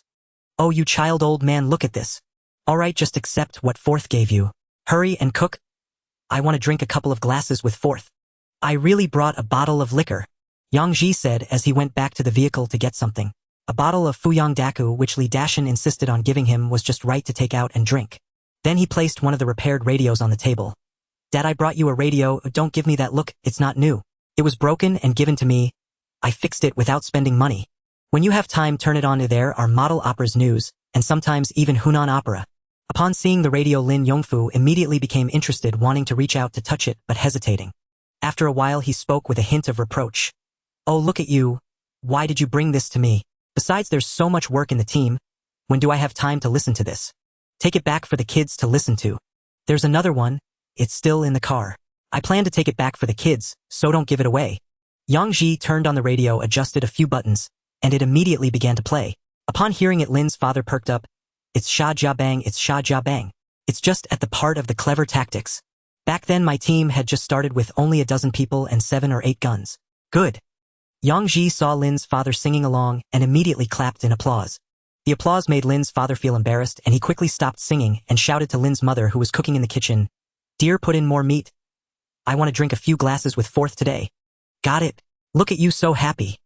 Lin's mother replied with a smile from the kitchen. How can I not be happy when Fourth is here? Let's go wait under the tune tree. Saying this, Lin's father picked up the opera box and Yang Ji quickly followed him outside. The two sat under the tune tree and Lin's father poured water for Yang Ji. Unexpectedly, he pulled out a handkerchief and said, Fourth, there are 20 yuan in here, you take it and use it. Dad, what do I need money for? I have money. If you don't believe me, I'll take it out and show you. After speaking, Yang Ji pulled out a handful of money from his pocket. It was about 30 to 50 coins, not wanting to take more for fear of startling the old man. To be honest, both the original owner and Yang Ji, who inherited all the original owner's feelings, felt very close to his in-laws, even more so than to his own father Yang Chongyi. Not for any other reason but because the old couple treated them sincerely. Since Lin Feng married Yang Ji, they regarded him as their own son. Especially after Lin Feng passed away, Yang Ji was often lost in thought and listless. The old couple noticed this and were anxious. They didn't even need Yang Ji to ask for help, as they would frequently support their family. They were especially protective of Yang Ji. Regardless of the rumors circulating outside, the old couple ignored them as they cared deeply for their son-in-law. They understood better than anyone the heavy blow that Lin Feng's death had on him. That is why today they drove away the gossipy old Wu. They couldn't bear to hear anyone speak ill of Yang Ji. Seeing Yang Ji take out so much money, Lin Yongfu was startled and stood up, lowering his voice to ask Fourth, Where did you get so much money? Don't be reckless. We have so many children relying on you. Yang Ji, seeing that he had startled Lin's father, quickly put the money back in his pocket. Father, this is all I earned during this time. Sit down first. I'll explain it to you slowly. After Lin Yongfu sat down, Yang Ji recounted recent events, including sharpening tools, selling eggs, and teaching apprentices, though he mentioned teaching apprentices as a paid endeavor. Otherwise, it would be hard to explain how I earned so much money. Several dozen coins are already a lot of income for many farmers in a year. Oh, you scared me. I thought you had done something wrong. Fourth, we must be careful about things like selling eggs. You must be cautious, or you could get into serious trouble if someone finds evidence. Father, I sell eggs under someone else's name. It won't involve me. How can anyone be sure? A few years back, who needed evidence? Didn't they just come knocking and arrest people? Lin Yongfu, upon learning about the source of Yang Ji's money, truly sighed in relief, but still handed the money to Yang Ji. Fourth, there are many children at home. It's not easy to raise them. Seeing that you've recovered, I am happier than anyone. Take this money and use it. Find time to pay back the money owed to the brigade and you can live well from now on. Father, the money owed to the brigade isn't urgent. The amount I earned during this time is enough to pay it back. If I let you have it, then have it. You can't just assume that because your fifth uncle is the brigade leader you can always owe money to the brigade. That would give people something to talk about. At my age, what do I need money for? It's better to let you use it. It can help ease your burden. Father, this. Yang Ji knew he had no choice but to accept, so he put the handkerchief bundle into his pocket. Then I'll take it for now. When I have more to spare later, I'll return it to you. Return what? Between us, we don't need to be so polite. I'm not spending it on outsiders. If you don't take it forth, your fifth brother and sister are always thinking of ways to coax your mother into giving them money. At that moment Lin's mother just happened to come out, and she angrily slapped Lin's father. What are you saying? Do you think I'm that easy to coax? You think I would just give them money if they flatter me? Isn't Fourth my son-in-law? Ha ha ha, I was just joking. Put down the vegetables and bring that bottle of wine for Fourth. Seeing Lin's father apologize, Lin's mother smiled and went to fetch wine for the two of them. The father-in-law and son-in-law poured some wine, took a sip, and began to chat idly. Fourth, when did you learn to sharpen knives and cut hair? Father, it's a long story. I've always known how to sharpen knives, and I learned to cut hair from the educated youth in the village a few years back. You know that back then there were many educated youths in our brigade and everyone had their own special skills. Yang Ji directly placed the blame on those educated youths. When faced with difficulties, blaming the educated youths was the best solution, as most of them had already left, and there was no way to find someone to dispute it. Oh, many of those educated youths were indeed educated. I didn't expect they even knew how to cut hair, but they were a bit too lazy. When it came to doing farm work, they'd cry and whine and couldn't really handle our agricultural tasks. Father, they were never meant to do agricultural work. They had never worked the fields since childhood. Being able to endure for several years is already commendable. Last year, the college entrance exams were restored, some got into university, and will never have to worry about their lives again. Those who didn't pass can mostly find work in factories. Isn't that more comfortable than being a farmer? I somewhat disagree. Without us farmers, how would city people survive on air? I think the old folks are right. They should properly receive re-education from the impoverished and lower middle-class farmers to understand that only through enduring hardships can one truly enjoy sweetness. But what we say doesn't matter. Come on, let's drink to our heart's content. It's been a long time since we drank. Sure, Father. This wine is quite good. Next time, I'll bring you a few more bottles from the city. I don't drink often, so giving me such good wine is a waste. There's no need to bring it for me. The two chatted while drinking, and Lin's mother prepared for dishes, only stopping when Yang Ji desperately tried to refuse. When Lin's father had drunk enough that his face was almost as red as a ripe persimmon, Yang Ji hesitated and finally spoke. Father, I was thinking that since Yuer is in the city, she could help take care of those children. Or otherwise, should I let her come back? Hearing Yang Ji speak, Lin's father also seemed hesitant, but Lin's mother interjected. Come back for what? What will happen to the children if she returns? Fourth, let them say whatever they want or just ignore them. Lin's father pondered and then said, Fourth, since your mother said so, let the sixth one take care of you for now. After all, she grew up alongside you. Just ignore what others say. Yang Ji remained silent for a moment. Father, Yuer is already quite grown up. Hearing this, Lin's father immediately laughed. What? I as her father am not worried about marrying her off, yet you as her brother-in-law are anxious. Are you unhappy that she eats too much at your house? Should we cover her food expenses? Oh, where is this conversation heading? I'm just worried about the impact on Yuer's reputation. After all, why think so much? Lin's father poured himself a drink while looking at Yang Ji, who seemed to want to say something but hesitated. Lin's mother, on the other hand, was anxious and directly said, Fourth Fong has been gone for 3 years now. Yang Ji fell silent for a moment before raising his wine bowl to take a sip, guessing what his mother-in-law was about to say. I know you are a sentimental and good child, but life is about destiny. What happened to Fong was her fate. Once a person has died, they cannot come back to life, right? Those who are alive must continue moving forward. You are still young with decades of life ahead, and you cannot keep delaying. Lin's mother spoke earnestly in her attempt to persuade him. Mother, I'm currently just thinking about raising the children. What about after they grow up? What will happen when they all get married, and you are left alone at home with no one to care for you when you are sick? What your mother said is correct. It's time to find someone. You can't just keep delaying. Father, Mother, given my situation, no one would want me. How can no one want you? Isn't there someone already staying at your house? What? Lin's mother was so infuriated that she almost laughed. Do you think we want to risk losing another daughter? But what choice do we have? This sixth one has liked to cling to you since childhood. Even if we try to stop it, we can't. Yang Ji was at a loss for words. In all his life, he had only seen such a generous mother-in-law once. There were similar characters in dramas, but those were just the tricks of the writers. In a proper family, who would be willing to marry 2 daughters off to the same man? Even in ancient times that was rare, and it was usually for the benefit of the family. Although he couldn't say he was dirt poor, he was just starting out and he was almost 40. There was neither a throne nor a fortune waiting to be inherited. He had never dared to dream of such good fortune. Seeing Yang Ji's troubled and shy expression, Lin's father could only say, Fourth, we are doing this because we care about you. You are a good child and we have treated you like our own son all these years. If you marry someone else and become their son-in-law, to be honest, both of us would really feel uneasy. Father, that won't happen. You will always be my parents, and I must be filial to you for life. Hey, don't say that. Marrying a wife just means adding a traitor. You can't disregard what the elders say. Lin's father rarely joked, saying, To keep you as our son-in-law, we have really put everything on the line. It's just one daughter. Ooh, after all, she isn't marrying someone outside the family. You will treat her well, right? Father, that's not the point. Even if it weren't like this, I would still treat you well, wouldn't I? You said it yourself. I watched her grow up. In my heart, she is just like my sisters, and if I don't treat her well, who else would I treat well? That's not the same. Can't be the same. Lure and her sisters are your daughters, while the sixth one is to be your wife. You can't raise her like a daughter. A wife must be managed or else she'll be spoiled. Have you drunk too much? Lin's mother laughed helplessly and slapped Lin's father on the back. Ha ha ha, yes, I drank too much. Just treat it as me passing gas. Yang Ji also had a wry smile on his face. How had he not noticed before that his father-in-law was so amusing? Rolling her eyes at Lin's father, Lin's mother sighed. What we say only represents our thoughts, but what you two decide is entirely up to you. We certainly won't force you to marry you, nor will we force you to marry her. Everything depends on your own decision. Just let us know when you have made up your minds. Yang Ji hesitated and nodded. Mother, I understand. I will think about it, or after all it's such a big deal and I haven't really considered it. Later I will also find a chance to talk to Yue and see what she thinks. Then it's up to you. These are my two best daughters. You are lucky kid. Lin's mother said somewhat indignantly, pouring a glass of wine for Yang Ji. You two drink first. I will go make you some soup. That girl wouldn't possibly have any objections, right? Yang Ji looked somewhat awkwardly at the wine glass.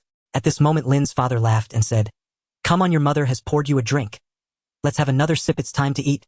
Yang Ji had no choice but to down that half bowl of wine in one gulp. But in his heart, he thought, could this be called a good match for the son-in-law?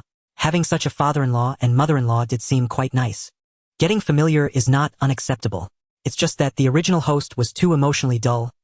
The younger sister was really quite nice. Why did the original host insist on raising her like a daughter? Wasn't that asking for trouble? It made Yang Ji have to constantly overcome that, and he could only admire the original host in silence. After eating and drinking to his satisfaction, Yang Ji secretly stuffed the money given by his father-in-law under the Kong mat, leaving them a pound of white sugar, a pound of brown sugar, and some fruit candies. They could give them to the children of the second and third sisters even if they didn't eat them. Fruit candies were still a luxury in this era. At least for children in the countryside, those were the best snacks. What child doesn't like the taste of sugar? The sweetness was the taste of happiness. Riding home, he certainly couldn't take the mountain path. Yang Ji turned onto the main road towards home. Although he hadn't drunk much, he was starting to feel a bit tipsy. By the time he got home, his eyes were almost unable to stay open. Lin Yu hurriedly came forward to support him. Where did you drink? You smell of wine. Don't you know how much you can drink? Yang Ji shook his head and smiled at Lin Yu. I drank with my father. I originally thought we would share a bottle, half a pound each was just right. Who knew my father wasn't satisfied and brought out a jar? That's how I ended up drunk. You two are really something. Almost 100 years old and still drinking like this. Don't you know how old you are? I'm young and strong, or do you still think I'm too old? Let me tell you, I am 20 this year, you know. Lin Yu was taken aback for a moment and couldn't help but laugh, slapping Yang Ji on the back. All right, you're 20. Who cares if you're 18? Hurry up and go to bed. Luer, make his bed.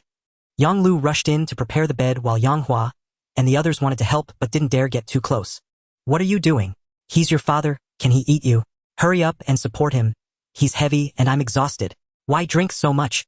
The old man really didn't know how potent the wine he brewed was. While nagging, Lin Yu struggled to support Yang Ji into the house. After throwing Yang Ji onto the Kong and taking off his shoes, she finally relaxed her sore arms, saying, Really drinking so much? Luer, you watch him. I will boil some hot water for him. Huar, I see there are things in your father's car. Take them into the house. After Lin Yu finished speaking, she went to the kitchen. Yang Hua and Yang Su hurried to get the things. Seeing the sugar, Yang Hua immediately exclaimed, Oh, Dad bought candy. Dad bought candy. Yang Jin rushed out upon hearing this. Where's the candy? Where's the candy? I want to eat candy. The other younger children also gathered around and Yang Hua generously began to distribute. Lin Yu heard the commotion and came out of the kitchen. Seeing the situation, her face immediately darkened. What are you all doing? Who told you to eat like this? Everyone can take 2 pieces, no more than that. Do you still want your teeth? This shout startled the children, and they stuck out their tongues, putting the extra candy back into the paper bag. Lin Yu snatched the candy from Yang Hua's hand. You're the oldest and you're the one leading, right? Keep it for me. No one is allowed to eat it without permission or it'll break your legs. Yang Hua grinned and nudged Yang Su with her shoulder. Auntie is so fierce. Fiercer than our mother. Don't say that. Auntie is also doing this for our good. You took a few pieces, so share a few with me later. What nonsense are you talking about? I only took 2 pieces. You hurry into the house to take care of Dad and I'll go outside for a bit. Yang Hua stopped right there. Do you really think I don't know your little tricks? You definitely took more. If you don't share with me, I'll tell Auntie, and you won't have any left. You fine.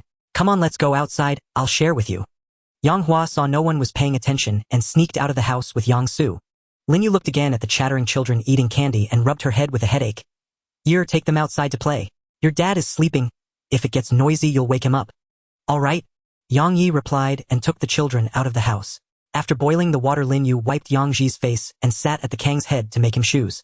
At this time, Yang Lu was sorting through the things Yang Ji had brought back and took out the pair of shoes Lu Xiaoyan had given to Yang Ji. Auntie, look, my dad bought a new pair of shoes. Let me see. Lin Yu immediately took them in her hands. As she flipped through the new cloth shoes Lu Xiaoyan had sent, Lin Yu's face quickly revealed an expression of anger. Which eye of yours saw that this was bought? Bought shoes can't be like this. This must have been made by some woman for him. Well done, Yang Ji. You're really extravagant. And I even made him shoes. Lin Yu clenched her fist and swung it at the sleeping Yang Ji several times. However, seeing that Yang Ji was sound asleep and unresponsive, she could only give up, helplessly pouting in frustration and mumbling, "Humph.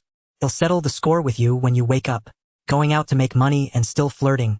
She picked up the pair of cloth shoes again, pouting as she stroked the sole, feeling wrong to the point of almost crying, and then began to hit the shoes softly while muttering, "It's all your fault. It's all your fault. Why do you have to be so good at everything?" Yang Ji had indeed drunk a bit too much, and he realized that this Bodhi's alcohol tolerance was only about half a gene, at most 8 taels, anything more, and he would struggle to find his way home. In his dreams, he returned to his past life fishing by the river with his good partners. While chatting, his partner suddenly changed his expression and began to scold him for being heartless and cruel. Just as Yang Ji was about to explain, he was kicked into the turbulent river by his partner. He kept asking his partner why he treated him this way. To his surprise, that so-called good brother revealed a sinister smile and said, "If you die, the company will be mine. Isn't that enough?" At that time, they had just secured a 200 million investment. When Yang Ji woke up again, he had already returned to the 1970s and become the father of 9 daughters. In this life, he started from scratch and became a hotshot billionaire, marrying a beautiful sister-in-law and ensuring that his 9 daughters were each ranked on the wealthy list. The most miraculous thing was that he had a son. However, that son seemed a bit irresponsible, always spending money recklessly and trying to show off, just enjoying throwing money at streamers. No, this couldn't possibly be his son, could it? This seemed to be the son of that small goal from his previous life. What was he called again? But where did his son go? Yang Ji searched and then caught hold of his son's hand, earnestly lecturing, "Son, where have you been? I have plenty of money, but you can't just spend it recklessly, understand? You can't just throw a tantrum every time you move. How is that acceptable? Why can't you learn from your sisters?" Lin Yu blushed, feeling both amused and helpless as Yang Ji, who was holding her hand, called her son. Was her son really that important to him? It must indeed be very important. Others all have sons. Thinking of this, Lin Yu's gaze softened as she extended her other hand to caress Yang Ji's face, playfully scolding, "Is it just wanting a son? Dad has secretly found someone to check, and if I have another, it will definitely be a son. I've already prepared for it." Yang Ji felt a tickle on his face, groggily opening his eyes to a dim light, and vaguely saw a face getting closer, startling him to sit up quickly. "Ouch. My nose." Yang Ji covered his nose and lay back down while Lin Yu cried out in pain, "Ouch. Ouch. My forehead." "Yang Ji, what are you doing? Are you trying to kill me?" Yang Ji was also rubbing his nose, realizing what had happened, and said nasally, "I wanted to ask you that. Why were you so close to me?" "Ouch, my nose feels like it's about to break." "Your nose. My head is going to be smashed. Get up, it's time to eat. Why did you drink so much? You know my dad can drink, right? The doctor said that the wine he brews can be used as alcohol." Yang Ji got up, covering his nose as he started looking for his shoes. "I didn't mean to drink so much. I just got carried away talking with Dad and didn't even know how much I drank. Next time don't drink like that. My stomach feels so uncomfortable." "Serves you right. Don't wear that. This is a new pair of shoes I made for you. Wear these." Lin Yu took out a pair of cloth shoes and placed them at Yang Ji's feet. Yang Ji tried them on and said they fit quite well. "I didn't expect our little Yuer to have grown up enough to make shoes for me." "Humph. What's so great about making shoes? I've always known how to do it, haven't I?" "Is that so? I haven't heard your sister mention it. I thought you couldn't do it." "How would I know if you never asked me? I just didn't want to make shoes casually." All right. You're amazing now, aren't you? I smell meat. Are we having stewed meat today?" "Yes. Next time cut less meat." "With so much meat, when are we going to eat it all?" "I didn't tell you, but I had someone send some to Uncle Lu, big brother, second brother, third brother, and fifth brother." Lin Yu noticed Yang Ji looking stunned and quickly explained, "Brother-in-law, I know you have issues with second sister-in-law and third sister-in-law, but I just thought that you are all brothers and your nephews respect you." Hearing Lin Yu say this, Yang Ji realized she misunderstood and quickly smiled while explaining, "It's fine. If you send it, you send it. I never said you couldn't send it." Even if I don't look at them, I still have to consider my nephews. Okay, let's go eat. Lin Yu reached out to support Yang Ji's shoulder and walked out. Yang Ji tried to stand up but couldn't, so he could only smile bitterly, saying, I'm sober now. I can walk. What's up?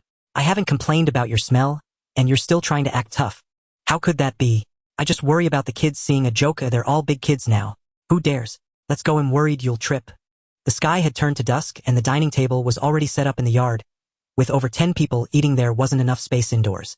So Yang Ji's family generally ate in the yard. It was only during the coldest winter months that they would move indoors to eat.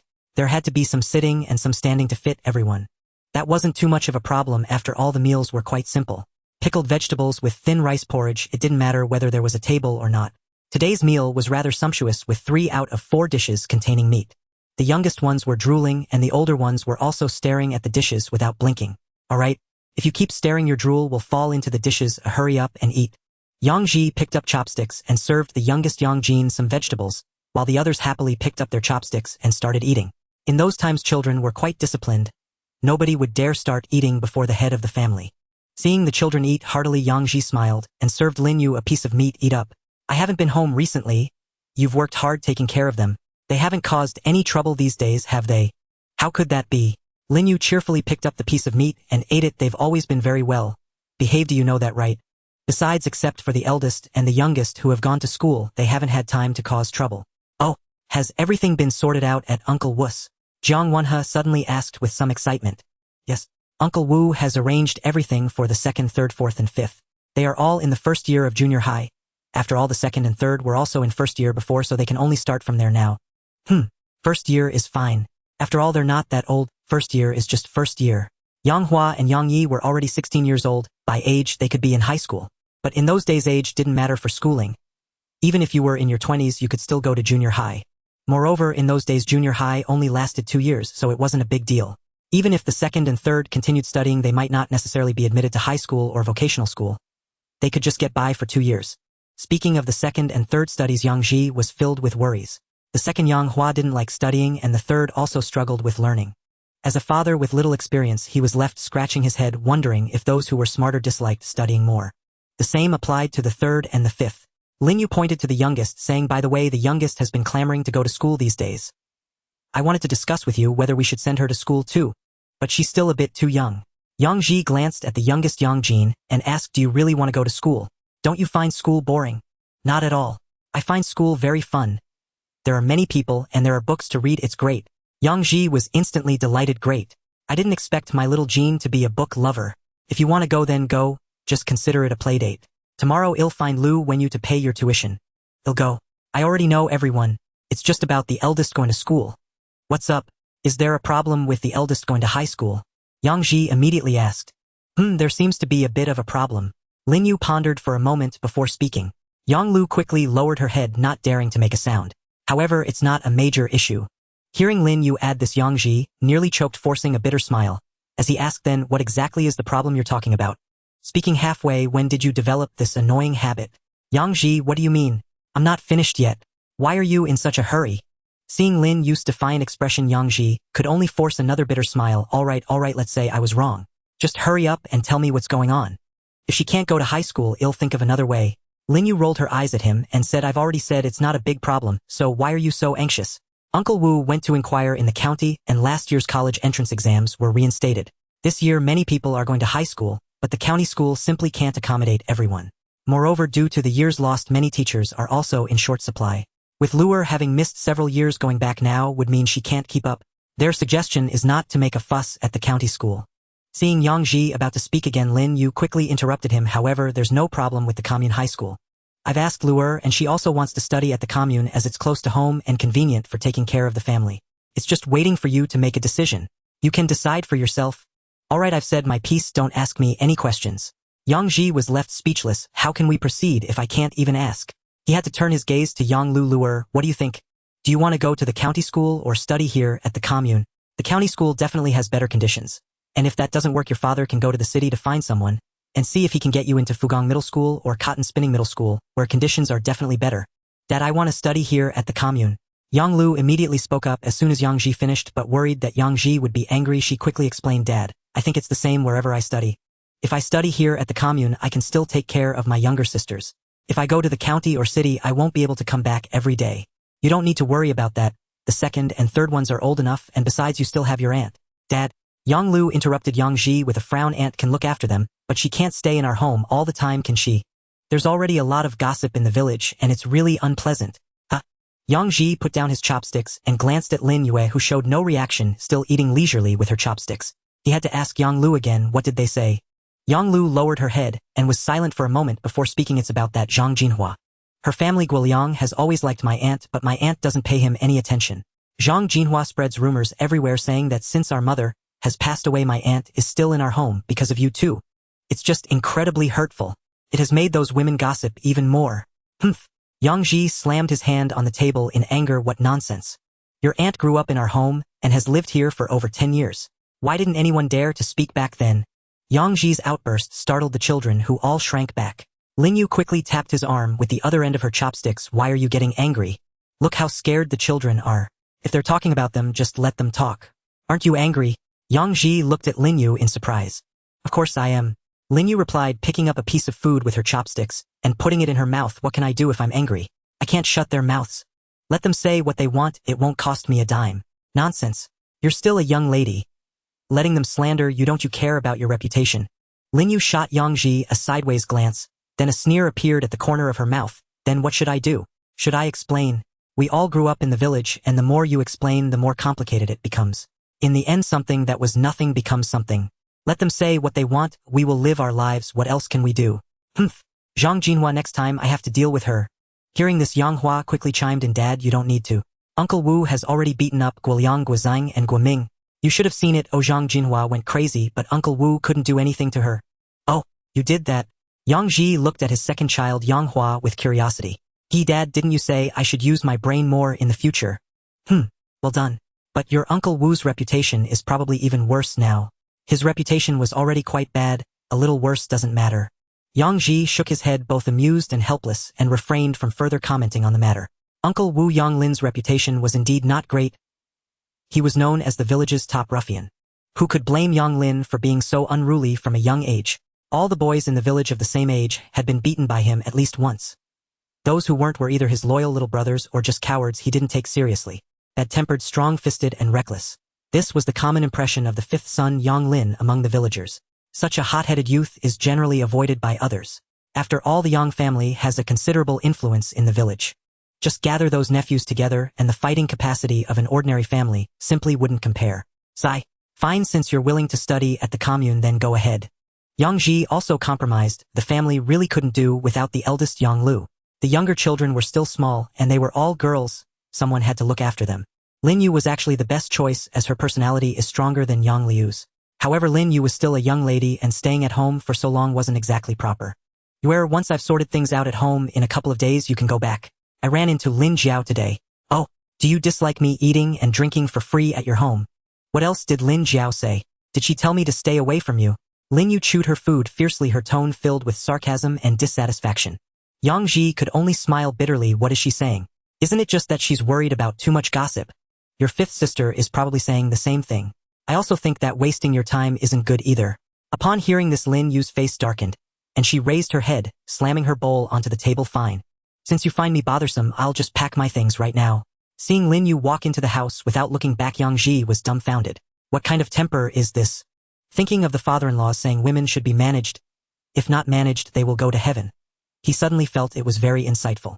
The children looked at each other, and it was Yang Lu who spoke first. Dad, aren't you going to go in and persuade Aunt?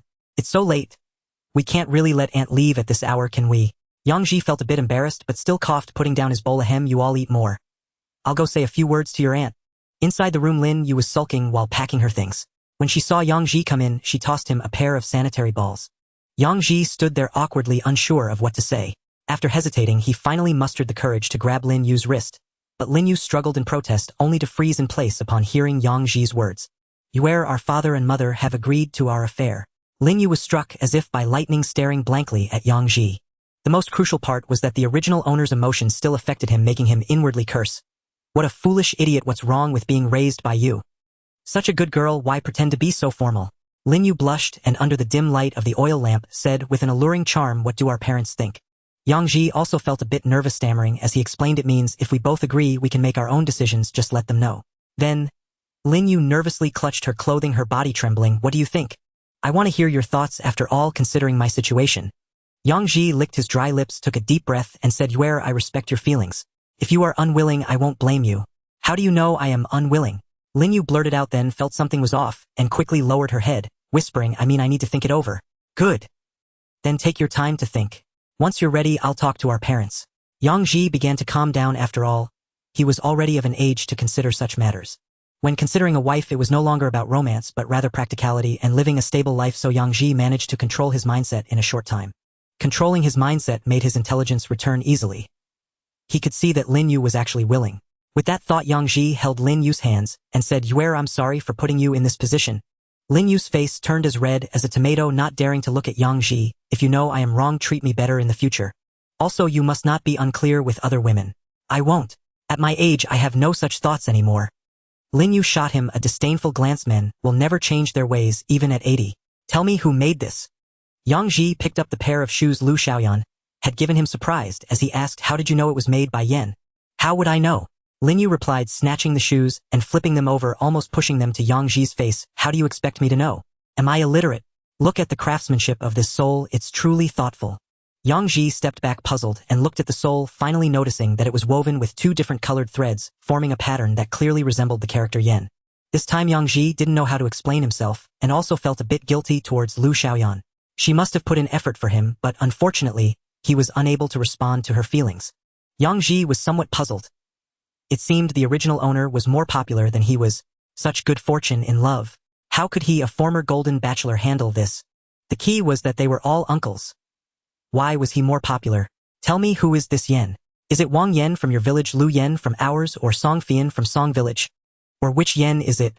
It can't be Wang Feng Yen from Peng village, right? Yang Ji couldn't help but laugh. What, Wang Feng Yen? She's over 50, how could I have anything with her? As for Wang Yen, Lu Yen, and Song Fian, that's even more impossible. They are all married. Who can say for sure? Leaving aside others, Wang Yen from your village, my sister said. She is quite fond of you. Enough, stop guessing. These shoes were made by Lu Xiaoyan. You know her, the one called Lu Jiqing. Lu Jiqing. Lin Yu was indeed surprised. After examining the shoes closely twice, she finally spoke, but Lu Xiaoyan has already returned to the city, right? Now she's a salesgirl at the department store. What could she possibly want from you? Is she from a single-parent family? Did she lack a father's love since childhood? Stop it, stop it. Yang Ji felt a bit awkward. Her parents are both around and their relationship is good. I don't know, I just ran into her last time at the department store while shopping, and this time she gave me a pair of shoes.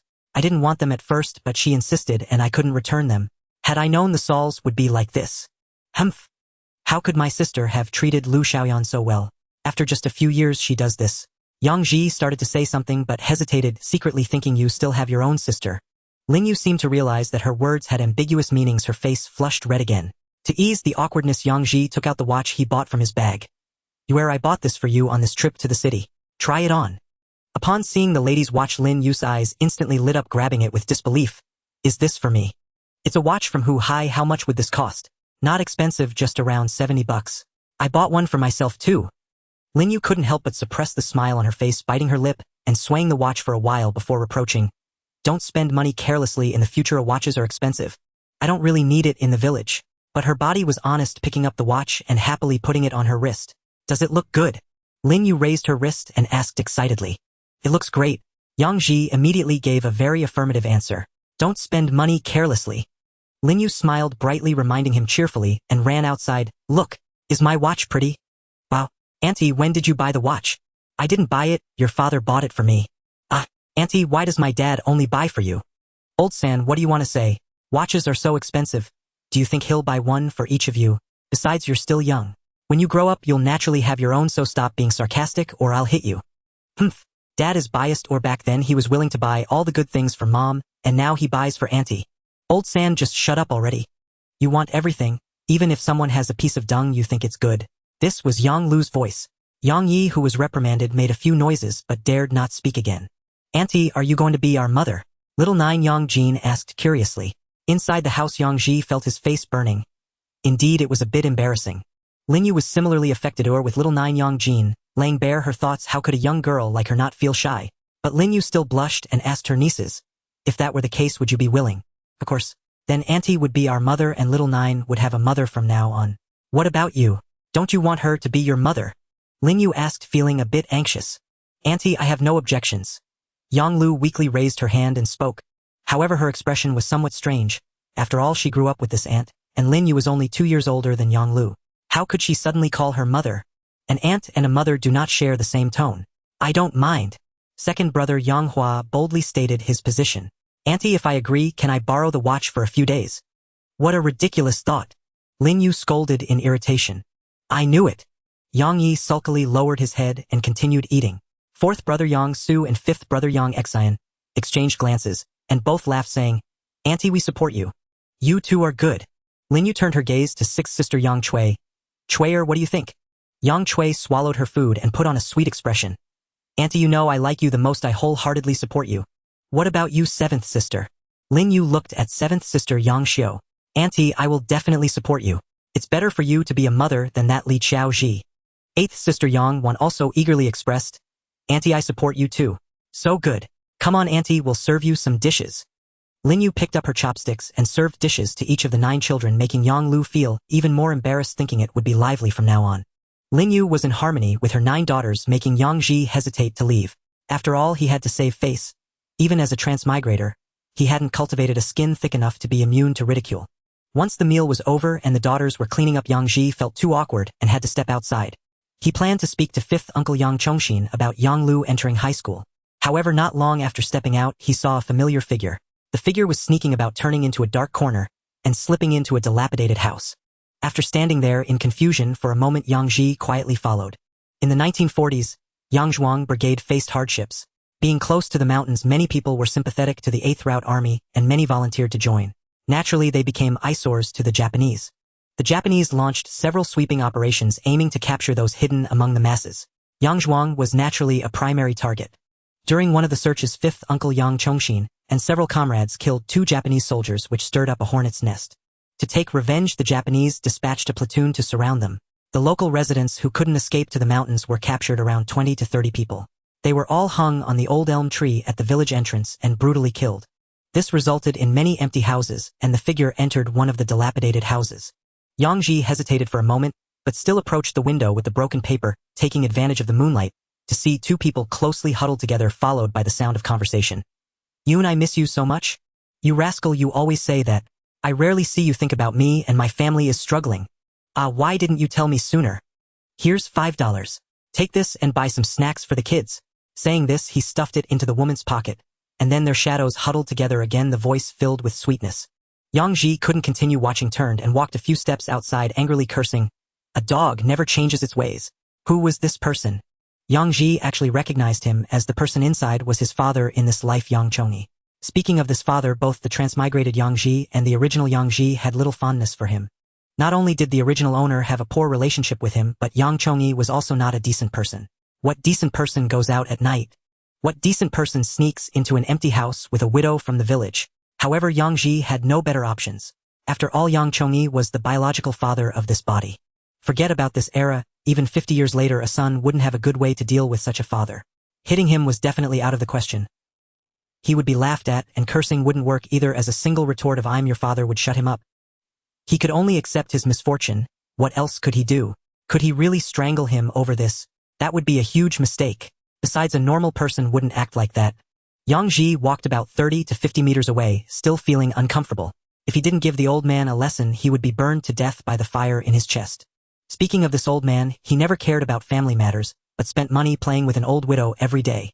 Does he have a mountain of gold or silver at home? How much money could fill the big hole in Zhou Lion's house? Thinking of this, Yang Ji gritted his teeth and turned back, peeking through the broken window to see inside. Then he quickly turned his head away, secretly cursing, shameless, not afraid of dying of exhaustion at such an age. He took out the wooden stick he had just picked up outside and used it to poke at the clothes the 2 had discarded. One piece after another, but when he saw the last 2 pieces, he thought better of it and didn't move again. He decided to leave 1 piece for the 2, otherwise the old man's face would be too ugly. Yang Ji tiptoed to the door and used the stick to block the door latch. Though it might not hold much, a strong pull would open it, but it could delay them for a few minutes. Yang Ji brought over a bundle of corn stalks from a distance, lit a cigarette with a match, then tossed the matchstick over before walking away with the clothes of the 2 without looking back. He thought for a moment and did not continue to go to fifth Uncle Yang Chongson's house, but instead went to the old courtyard, the place where the original owner was born and raised. Since they all split off to live separately, only Yang Chongyi's stepmother Fan Shilian and fifth brother Yang Lin lived in the old courtyard.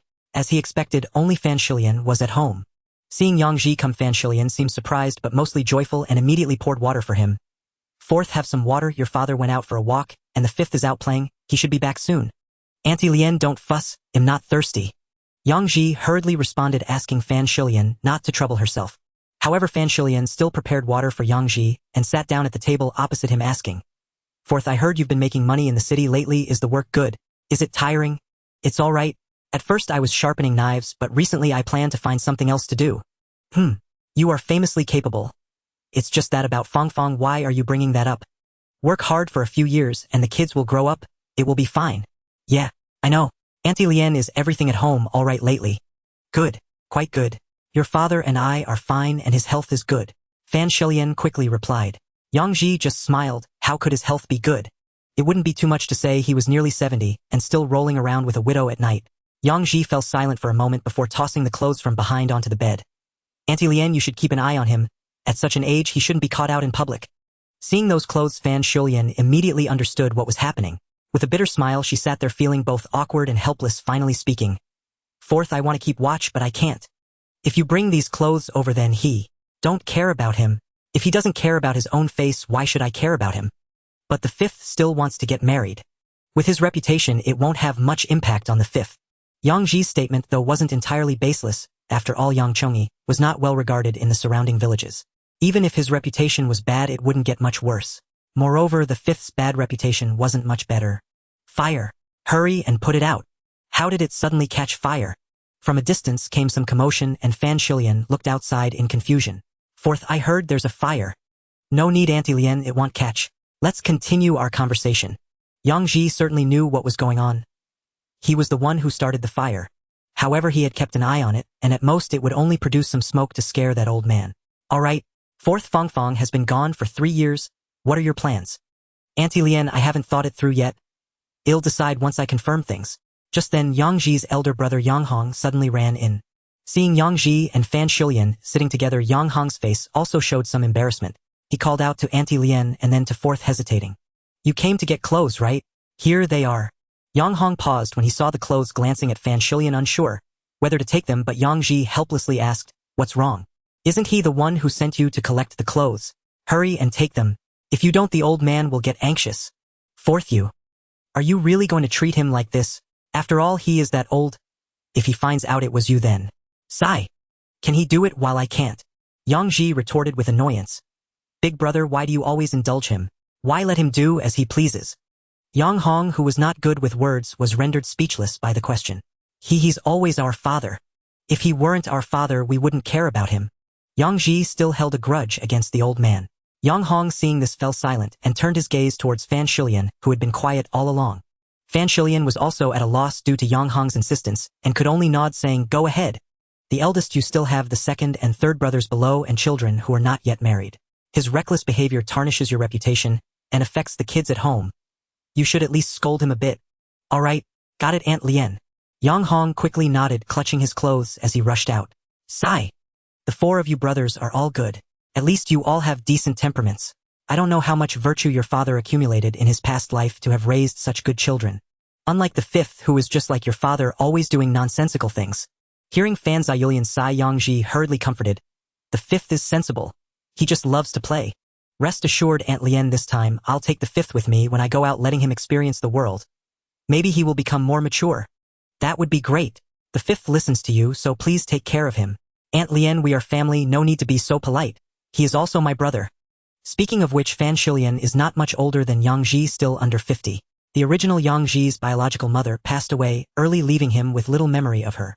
The reincarnated Yang Ji also lost his mother at a young age, sharing a similar lack of feelings towards her. Fan Shilian is over 20 years younger than Yang Chongyi, and has been married to him for over 20 years as a second wife. She was very beautiful in her youth, and even now Fan Shilian can still be considered charming. Her personality is equally pleasant, being gentle and considerate, well-educated and knowledgeable. For 20 years her reputation in the village has been excellent, and everyone found it unbelievable that she married the old man as his second wife. Even Yang Ji, as his own son, felt that his father was not worthy of her. When Fan Shilian married the old man, it was not entirely by choice. It was more of the old man seeking to repay a favor. After marrying into the family, she fulfilled her duties as a wife and bore the old man a fifth son. She managed the household, neatly attending to both major and minor matters, taking care of the old man like a supreme emperor. Yang Ji and his brothers would help each other whenever there were family matters, and the children all liked her, willing to call her grandma. Yet the old man did not cherish such a good wife. Instead, he preferred to go outside and engage in nonsense. No matter how much better Fan Shilian was in figure and appearance compared to Zhou Liun, one wonders what the old man was after. Novelty. It is indeed quite novel. Zhou Lian's figure is like a barrel. Even the old man has some room left inside her. Thinking of this, Yang Ji felt helpless. Perhaps some individuals simply are not suited for a family life. Like his father, who throughout his life made no effort for the family. Yet he has done countless nonsensical things. It's truly beyond words. Old Fourth, you are a sentimental person. Aunt Lien has always known this. But Aunt Lien still advises you, at your age, it's not too late. The children are sensible. You should find someone who's better than being old and alone with no one to talk to. Lin Yu is quite good. Aunt Lien this. Yang Ji chuckled wryly, wondering why so many people knew about his affair with Lin Yu. At your age, why are you still shy? Yue grew up with you. She is the children's aunt and she knows them well. What are you hesitating for? If you keep hesitating and lose her, you won't find a place to cry later. Yes, yes. Yang Ji could only nod in response to his elder's admonishment. I will take this matter seriously. You are not young anymore. Over 30, you can understand many things. In life, don't worry about what others say. What matters is whether you can live well, take care of your life, and ignore others' chatter. Can they feed or water us? Right? You are absolutely right. I will think this through and try to settle things soon. That's the spirit. If money doesn't come together, come find Aunt Lien. I still have a little.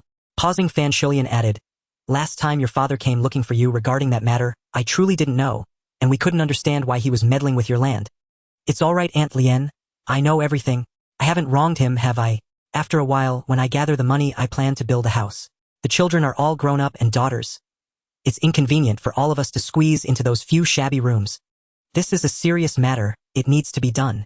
Whenever you plan to build your house, let me know. I will help you out a bit. No need. No need. I have it in hand. Bang. Help. Who would help him? Before Yang Ji could refuse, the door was kicked open from outside.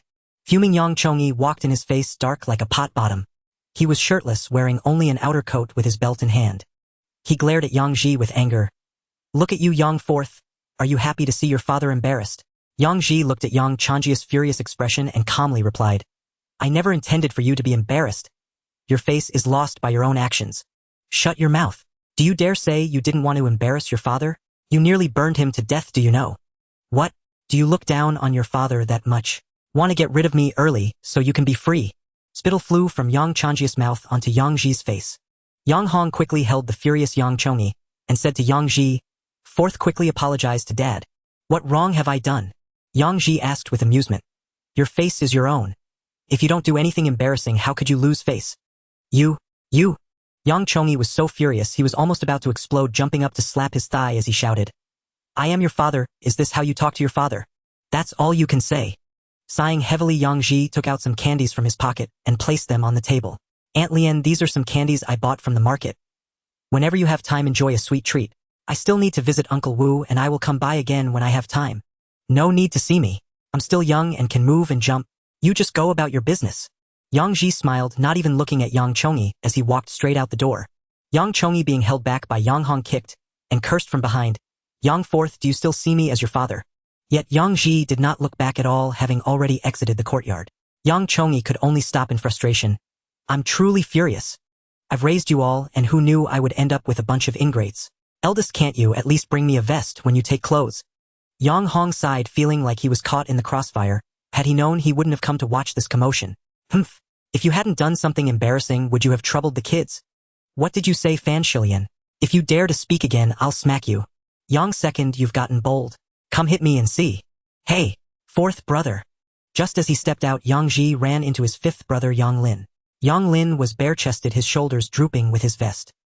His muscular build was quite impressive, but his demeanor was rather unrefined, resembling a delinquent. In fact, the fifth brother was the top delinquent of the Yang village brigade. Where have you been running off to again? Yang Ji asked with a stern face. They said the commune is showing a movie, so I wanted to go see it. But who knew that by this time there was still no show? I just came back, I really didn't go to fight. I haven't fought with anyone for several days. Yang Lin hurriedly explained with a cheeky grin. Humph, can't you do something serious every day? It's either drinking or running wild or fighting. Can you really achieve anything? Yang Ji assumed the role of an elder brother and began to lecture Yang Lin. After a few admonishments he sighed, "Don't run around these days. Come with me to the city in a couple of days." Ah, great. Yang Lin's eyes immediately lit up at the mention of the city. "Fourth brother, I've been wanting to go to the city for a long time. You must keep your word. Taking you to the city is no problem, but it's not for fun, it's for you to work for me. If you do well, I'll pay you. If not, fifth brother, if you think you can beat me, then don't listen to me." Yang Ji even resorted to threats. Upon hearing this, Yang Lin couldn't help but shiver quickly, putting on a flattering smile. "Fourth brother, look at what you're saying. I've always listened to you since I was little. There was no helping it." It wasn't that Yang Lin wanted to concede, but he simply couldn't defeat his fourth brother Yang Ji. If fourth brother really got serious, he wouldn't even have a chance to fight back. "Just know that. Tomorrow morning after breakfast, come to me. I have some work for you." "All right, fourth brother. It'll be there first thing in the morning." Yang Ji paid no attention to the thick-skinned Yang Lin and walked straight down the road into the darkness. "Hey, I can go to the city. That's great. I wonder if I can buy a scarf for Xiao Hong." Yang Lin muttered to himself as he headed home, and before he entered he bumped into Yang Hong, who was coming out. Seeing his elder brother come out, Yang Lin curiously asked, "Elder brother, are you here too? Is there a family meeting today?" "What family meeting?" "None. Just came to see what you were up to." Elder brother, I just went to the commune to watch a movie." "Humph, don't just play around when there's nothing else to do.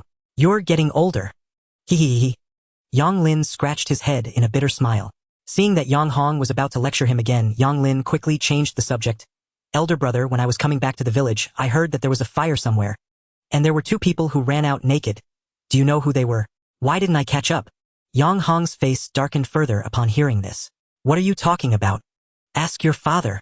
With that, Yang Hong turned and walked away, getting faster as he went, as if he were afraid Yang Lin would catch up and pry for more information. Yang Lin stood there, mouth agape for a while before scratching his chin. "Ask my father. Isn't my father your father? What's all this about? Why is everyone acting like they've swallowed gunpowder?" Not knowing what to think, Yang Lin walked into the courtyard, and as soon as he entered he heard the old man's roar from inside. "What are you doing? Can't you show me a bit of respect in front of the kids? It's one thing for your fourth son to be disobedient, but the eldest dares to throw a tantrum at me, damn it, they're revolting. A bunch of ingrates. And you, him talking to you. What are you doing with your broken shoe soles? Are you glaring at me? What are you doing, Fan Shilian? Put down the scissors." "Oh no, Fan Shilian, don't stab me." Yang Lin had just reached the door, wanting to hear what was happening, when the door was pulled open from the inside and a figure rushed out. "Dad, what are you doing?" Yang Lin asked curiously as he grabbed Yang Chongi, who was covering his arm. "Your mother has gone crazy. I'm hiding. Every member of this family is insane. A bunch of ingrates." Seeing Fan Shilian come out with scissors, Yang Chongi screamed and broke free, running outside. He was running so fast that he almost tripped over the door sill. But Yang Chongi didn't dare to stop, steadied himself, and vanished into the darkness. "Humph, pa, shameless old bastard." Fan Shilian spat coldly at the doorway. "Mom, what's wrong with Dad? What are you two doing? Why are scissors involved?" "You ask him. He only does shameless things every day." "Ah." Yang Lin scratched the back of his head and cautiously asked, "Today someone said two people ran out naked, it couldn't be." Smack. Fan Shilian angrily slapped Yang Lin on the head. "Don't be a troublemaker. You two will drive me to my grave." "Mom, this has nothing to do with me. I'm the most obedient. I never provoke women." "Is that so?" Fan Shilian pointed at Yang Lin's forehead in exasperation. "The elder one is indecent and the younger one is thickhead. You're not kids anymore, always just playing. Even if you marry a wife, you can still play. Hey, it's just marrying a wife. That's simple. How about Lin Yu? I'll marry her back for you to be your daughter-in-law." Fan Shilian rolled her eyes in anger, pulling Yang Lin into the house. "Are you stupid? Are you really going to compete with your fourth brother for a wife?" "My fourth brother?" Yang Lin felt like he was losing his mind. "What does this have to do with my fourth brother? They're just brother-in-law and sister-in-law. Oh, I'm really going to die of anger. How did I end up with such a fool? All you do is eat and play. You don't understand anything. Lin Yu has grown up in our village since she was little. Now that she's of age, she hasn't been betrothed or married. What do you think she's waiting for? Isn't it for your fourth brother? Just be stupid." "Ah, no way." Yang Lin scratched his hair vigorously. "But my fourth brother said I could try dating Lin Yu." At that time your fourth sister-in-law was still alive and your fourth brother only had eyes for her. Now that your fourth sister-in-law has been gone for 3 years, Lin Yu is still at your fourth brother's house every day. Even a fool can see what's going on. Only you dumb boy can't see it yet. You keep saying Lin Yu. Anyway, don't think about Lin Yu. Sooner or later your fourth brother won't escape her clutches. Mom thinks that Xiaohong girl is not bad. You should treat her better, you know. Mom, Xiaohong and we are just buddies. Yang Lin explained with a bitter face. You, buddies? I think your head is stuck in the door. Xiaohong treating you like a buddy. Why doesn't she do the same with others? Oh, what kind of fate is this? Marrying an indecent old man and raising a brainless kid. Just listen to me, marry Xiaohong back home and that's it. Oh, I was just thinking that fourth brother would take me to the city in a few days and I would buy a silk scarf for Xiaohong. Silk scarf. Good. Finally, this silly boy has come to his senses. Mom will give you money. Buy a nice one. Mom, no need. My fourth brother said he would take me to earn money, and I will use the money I earn to buy her a silk scarf. Your fourth brother giving you money is his business. This matter should be paid for by Mom. You need to work hard with your fourth brother, understand? As Fan Shilian was instructing, Yang Lin Yang Ji had already arrived at Uncle Yang Chongshin's house. What puzzled him was that he couldn't find Yang Chongshin after searching for a while. Just as he was about to leave, Yang Chongshin happened to come in from outside. Seeing Uncle's not so good expression, Yang Ji quickly asked, Uncle, what have you been up to? Fourth, what else could it be? I went to wipe your father's ass. I'm really mad. Wipe what? Yang Ji asked curiously. What else? It's embarrassing. Yang Chongshin replied, lighting up a cigarette, still fuming with anger. After a long while he finally calmed down. Just think about your father. Why did he have to get involved with Zhou Liun, that sticky plaster? The two of them went to mess around at a broken house today, and somehow it caught fire. They were so scared that they ran straight to the street with people everywhere. Your father ran away and that sticky plaster Zhou Liun glued herself to me. Ah, what does Zhou Liun want? Yang Ji asked somewhat sheepishly. The instigator of the incident was his fourth uncle Yang, who didn't expect to get his fifth uncle into trouble. What else could she do? Cry, throw a tantrum, and threaten to hang herself? She says her reputation is ruined, and she can't face anyone anymore. She insists that I compensate her a month's worth of work points. How is this related to you, fifth uncle? Yang Ji asked awkwardly. Who told me I was your father's biological brother? If he runs away, won't they just catch me? And they say your father took back the 5 yuan he gave her. That's really. So how did it end up? Yang Ji rolled his eyes in frustration. The old man really did things unscrupulously. Was that 5 yuan just a scam? What else could it be? With so many people watching, how could I possibly compensate her work points? Just give her 5 yuan, otherwise how could your father face anyone in the team? Yang Ji was truly exasperated. This old man had spent his whole life doing 3 things: scamming his father, scamming his children, and scamming his younger brothers. He had never seen him not scam anyone. Yang Ji took out 5 yuan from his pocket and handed it over. Fifth uncle, you shouldn't have to pay this money. I'll cover it for you. Yang Chongshin glared at him. Enough of that. Aren't you embarrassed? How could you give money like this to your own father?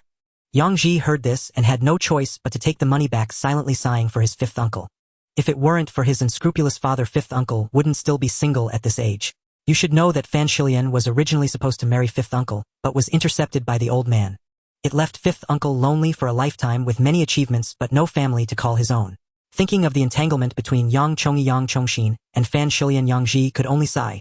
As a younger generation, he had no way to comment on the matters of the elders and could only feel sorry for fifth uncle. Is it about Luer going to school? The county is no good. It can't accommodate so many people.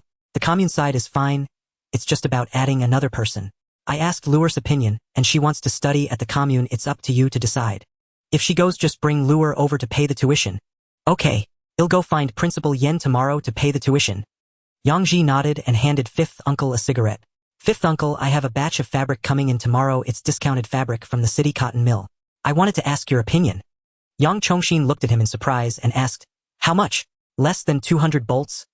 I don't know the exact amount. Someone helped me arrange it. Wow, so much? Are you planning to use it yourself? Do you know that Lu Mantang's wife just reported you? I really didn't know. When? Was it the last time I left? Yang Ji asked in shock. Yes, she went to report on the day you left and went straight to the commune. The commune called me back. I said that you were helping to exchange fabric for eggs on behalf of someone and had informed me beforehand, so they didn't pursue it. You brought 200 bolts of fabric. How am I supposed to cover for you? Yang Ji scratched his head. What should we do, fifth uncle? I need the fabric. I can't just return it, right? Return? Why would you return it? You earned that yourself. Yang Chongshin immediately became displeased at the thought of returning it. Then what should we do? So much fabric isn't a small amount, and I can't just hide it secretly at home. You just hold on, let me think. Yang Chongshin started pondering while smoking. After about 10 minutes he slapped his thigh and said, "Got it." He looked at Yang Ji and said, "Hey, race the plan. You can pledge this fabric to the brigade and let the brigade handle it for you. If you want to exchange it for eggs, the brigade will help you with that." Yang Ji hesitated. He knew he needed this fabric, and giving it all to the brigade felt like a loss.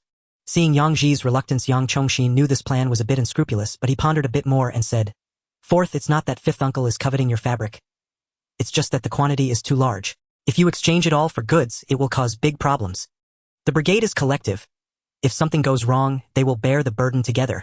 Last time you exchanged for eggs, people were gossiping behind your back saying you were in debt to the brigade for grain and only cared about your little life. That was individualism and hedonism. This time, just use some fabric to cover the debt to the brigade. Additionally, if the brigade exchanges eggs for you, it saves you the trouble. 2% of this fabric can be returned to the collective, just right for us to send some condolences to the 5 guarantee households and the old military families. Everyone will be happy then. You shouldn't lose out on this." Yang Ji pondered for a moment and finally nodded in agreement. "All right, let's go with that." "Great. It's good that you understand.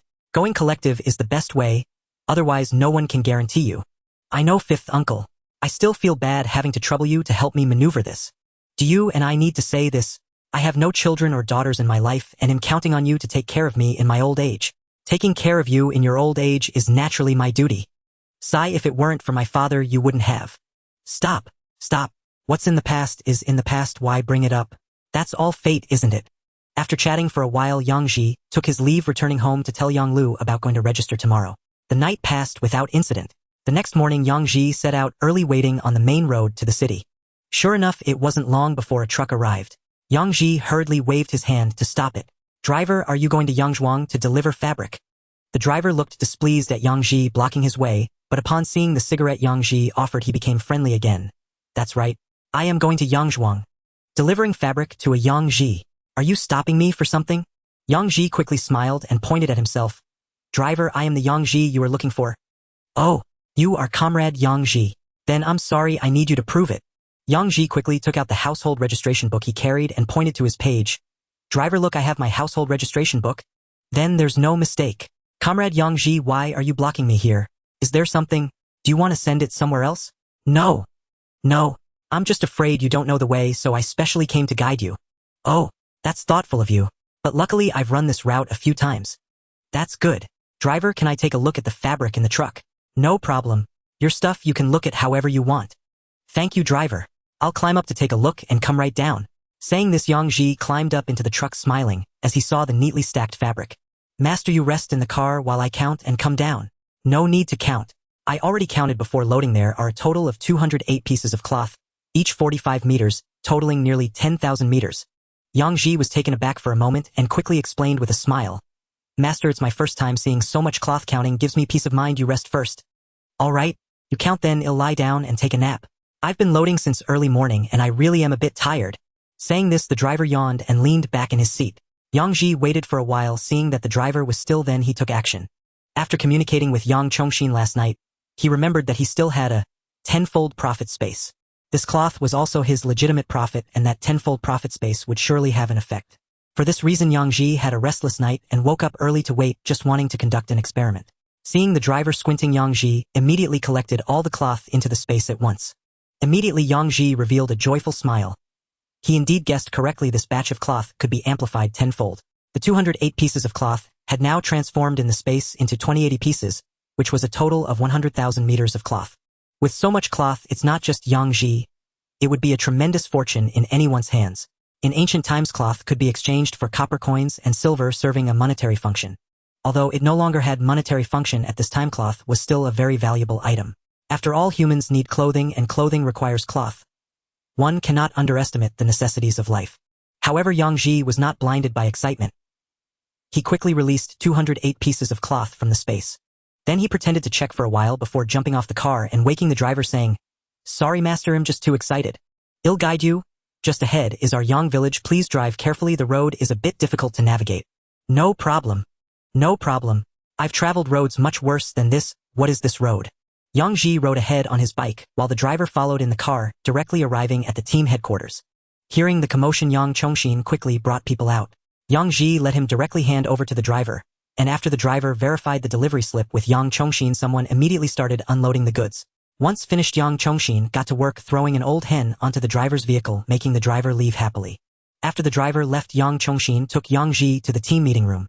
The meeting room had an old table and 2 rows of benches with images posted on the wall, giving it a considerable sense of age. Once everyone was present, Yang Chongshin spoke up. I've already communicated the situation to you all in advance. This batch of cloth was brought in by the 4th from the city, intending to exchange some goods through our collective channels. This is a good thing. Yang Chongshin first set the tone for the matter, seeing everyone appearing quite excited. He then softened his tone and said, this batch of cloth will deduct Yang Ji's previous borrowings and owed grain from the team, and we will keep 20% for our team. The remaining portion will help the 4th exchange for eggs. Everyone, let's work hard over the next couple of days to get this done. Is there any problem? No problem. The deputy team leader Lu Wanyor was the first to respond. This was a good thing for everyone, so he certainly wouldn't oppose it. Although he was also curious about how Yang Ji managed to acquire the special price cloth, he knew it wasn't his place to inquire. It might bring trouble instead. Yang Village was not a wealthy village, and there wasn't much money in the team's account, so this batch of cloth came at just the right time. After all, cloth was never a problem to sell. Who would want to buy cloth without needing cloth tickets? They could also buy some for their wives and children at a reasonable price. Isn't it nice to make new clothes for the whole family? Why oppose it? Only a fool would oppose. With Lu Wanyor leading, the others naturally had no objections. Everyone was quite fond of this batch of cloth. They could finally have new clothes to wear. Once an agreement was reached, the accountant immediately began calculating, primarily assessing Yang Ji's debts to the team. In the end, it was calculated that he owed a total of 40 yuan and 270 jin of grain, which counted as 2 pieces of cloth. There was no way around it. A cloth was that valuable. This still meant the team was taking some advantage of Yang Ji, otherwise, he wouldn't even need 2 pieces of cloth. As for the remaining cloth, 20% was considered compensation for the team, which amounted to 20 pieces of cloth. The remaining 186 pieces of cloth would be managed by the team, exchanging them for eggs and other necessities. However, once they calculated, they found that even if they exchanged for all the eggs in the village, they wouldn't use up half the cloth. Yang Ji had to exchange a portion first, keeping the rest temporarily, allowing villagers to come and exchange at any time. Naturally, Yang Ji didn't have the time to oversee the entire egg exchange. He let Lao Wu Yanglin help him keep an eye on it. He then took Yang Lu to the commune middle school to register. Principal Yen of the commune middle school was already over 50 years old and had been Yang Ji's teacher when he was younger, so he naturally wouldn't hinder Yang Ji when he saw him bringing things over. After smoothly arranging for Yang Lu to receive new books, Yang Ji was finally able to return to the village. The cloth exchange for eggs caused quite a stir in the entire Yang village. Everyone was holding eggs, ready to exchange more, as such opportunities were rare. Usually when buying cloth at the supply and marketing cooperative, not only did they have to spend money, but they also needed cloth tickets. In rural households, they wouldn't even get a few inches of cloth tickets in a year, which wasn't enough to make clothes for an adult. It was only during the new year that they would pull a few inches of cloth to make new clothes for the children at home. As for parents, they would wear the new for 3 years and the old for 3 years, then sew and patch for another 3 years. Although this time it was defective cloth, the problem wasn't significant. There were just some areas with loose threads. For rural people, there were always ways to solve this problem. By piecing together, new clothes could be made. Moreover, they could exchange using eggs. Where could they find such a good deal? So when they heard they could exchange for cloth, almost everyone dropped their work and rushed over. The village accountant was busy like mad, and the others were also in a flurry. Yang Ji didn't step in after all. He had already handed over the cloth to the team's full responsibility. He squatted down in front of the exchanged eggs, beginning to carefully inspect each egg. However, after checking only 30 or so, Yang Ji stood up angrily and shouted, "Stop! No more exchanges! Lao Wu Yanglin, come out!" Yang Lin was just enjoying tea in the shade, watching the commotion. He was so startled by Yang Ji's shout that he almost dropped the teacup. Seeing Yang Ji's grim face, Yang Lin quickly ran over. "What's wrong, fourth brother? I think this looks good. Why are you saying no more exchanges? What did I ask you to do? To keep an eye on things, and this is how you are keeping watch. What's wrong? Isn't this good? I see everyone is quite enthusiastic. Good. You call this good?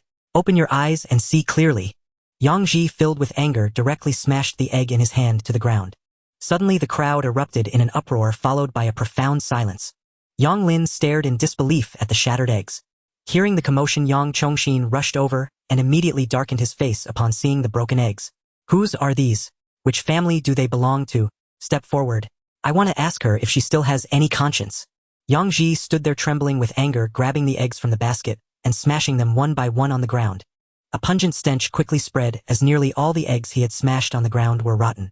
Moreover, they were severely spoiled with the yolks and whites indistinguishable, already showing a disgusting black color. Yang Ji continued to check other baskets with a darkened expression. Before long, he threw out another 20 or 30 rotten eggs. Such eggs were not fit for human consumption, not to mention even dogs would turn away from them. Yet these usually warm-hearted villagers actually tried to fool him with such eggs. Several members of the cooperative waiting to exchange eggs quietly slipped away when they saw the situation. The eggs they brought were not all good either, as they had similar rotten eggs among them, hoping to pass off the bad ones since no one was checking. Stop right now. We are not exchanging anything today. Immediately find out who brought these rotten eggs. If we can't find out, we won't exchange any of our cloth. Villagers, what a disgrace. This is too humiliating. How could such a thing happen? Yang Chongshin was so furious that his hands trembled, and he shouted at the waiting members. Uncle Wu, please calm down. I assure you the eggs I brought are all fresh. Yes, Captain, you can check the eggs I brought. If there is even one rotten egg, I won't dare to come back for an exchange. No wonder Lao Si and the captain are angry. We are all villagers, how can we do such unethical things? Captain, the accountant has records of the exchanges and the weighing has records too. We can find out who is responsible, right? Right? Once we find out, we must throw dung at their door. They have completely embarrassed the people of Yang Village. Throwing dung is too lenient for them. If I find out who did this, I will surely make her suffer. At this moment, Yang Chongshin regained some composure, nodded at the members who were speaking up, and then addressed the accountant and Lu Wenyong at the weighing station. Xuanhuan, Wenyong, check the records for me. I must find these culprits. Lu Wenyong and accountant Li Xuanhuan immediately began cross-referencing the records. In just a few minutes, they found out who owned the rotten eggs. Uncle Wu, we found them. The first person identified by Lao Si was Li Qiaozi's eggs.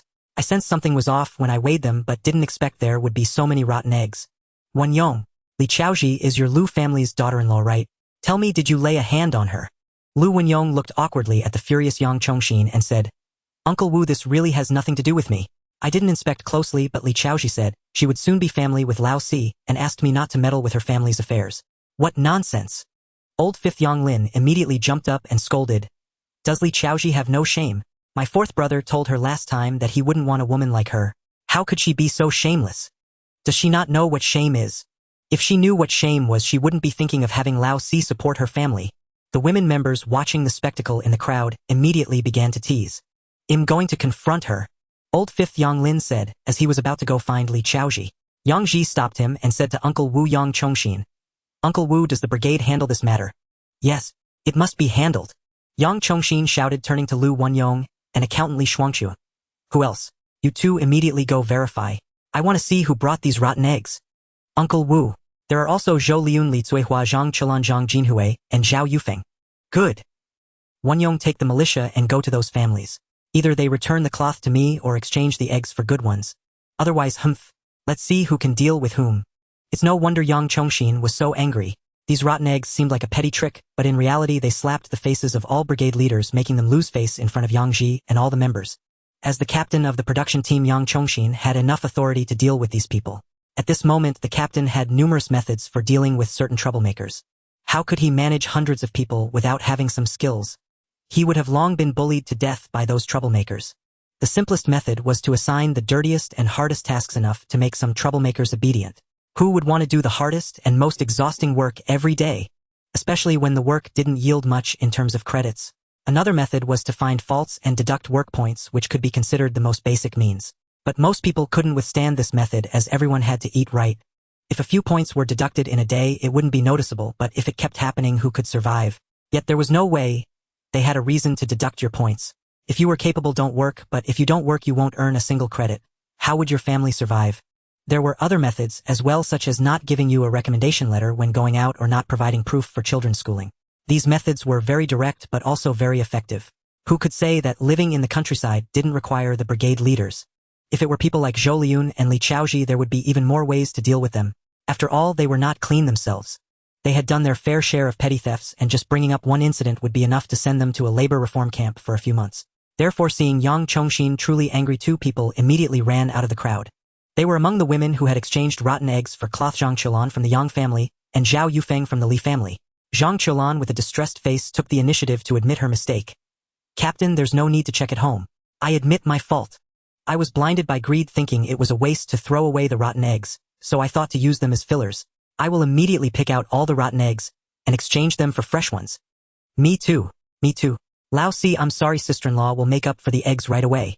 I promise I won't do this again. Humph. You two are too clever. You think everyone else is a fool.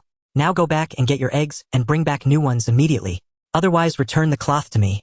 Zhang Qiulan and Zhao Yufeng were scolded by Yang Chongxin until they couldn't lift their heads, and they quickly searched for their eggs, running back to exchange them. Wanyong, take people to the other families and demand an explanation. All right, I will take people over now and make sure they see the consequences. Yang Ji, I will give you an explanation for these shameless people. Now, do you want to continue exchanging? Let's keep a close eye. Uncle Wu, you decide. But let me be clear, if there are any more rotten eggs, I really won't exchange. Rest assured. This time Uncle Wu will have people check each one to ensure no rotten eggs slip through. Then I'll trouble Uncle Wu to arrange this. Old Fifth, go call Aunt Lien and Lin Yu to help check together. Old Fifth responded and ran out to call people while Yang Chongxin had the members exchange eggs for cloth again. However, this time the checks were much more thorough, as nearly every egg had to be inspected by 2 people. Fan Shilian and Lin Yu also came to help with the final inspection, and order was restored in the brigade. Just as everything was proceeding normally, suddenly a figure dashed into the brigade office, sitting on the ground and throwing a tantrum. Yang Laosi, you heartless Yang Laosi, are you trying to force me to death? Zhou Liun, what are you trying to do? Yang Chongxin approached angrily and asked, Captain, you must stand up for me. I have no way to survive. Zhou Liun slapped her thigh, loudly wailing in a pitiful manner. What do you mean stand up for you? Why can't you survive? Do you think you have justification exchanging rotten eggs for goods? Yang Chongxin was equally furious and shouted at Zhou Liun. Who said I brought rotten eggs? I brought only fresh eggs. Fresh eggs. Zhou Liun stood up fiercely, jumping in front of Yang Chongxin and shouting. How can you be like this? You are blatantly lying with your eyes wide open. Yang Chongxin was so baffled by Zhou Liun's shamelessness that he did not know how to respond.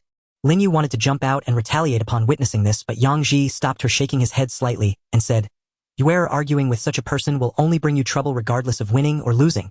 You check the eggs with Aunt Lien, no need to interfere with the others. All right. Lin Yu pouted and squatted back down to check the eggs together with Fan Shilian. However, she felt quite uncomfortable inside because she disliked seeing Yang Ji being attacked.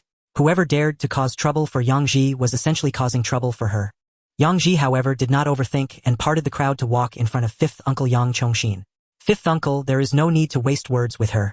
These fabrics are collective property. Using rotten eggs to swindle collective assets is what crime. It is a serious crime.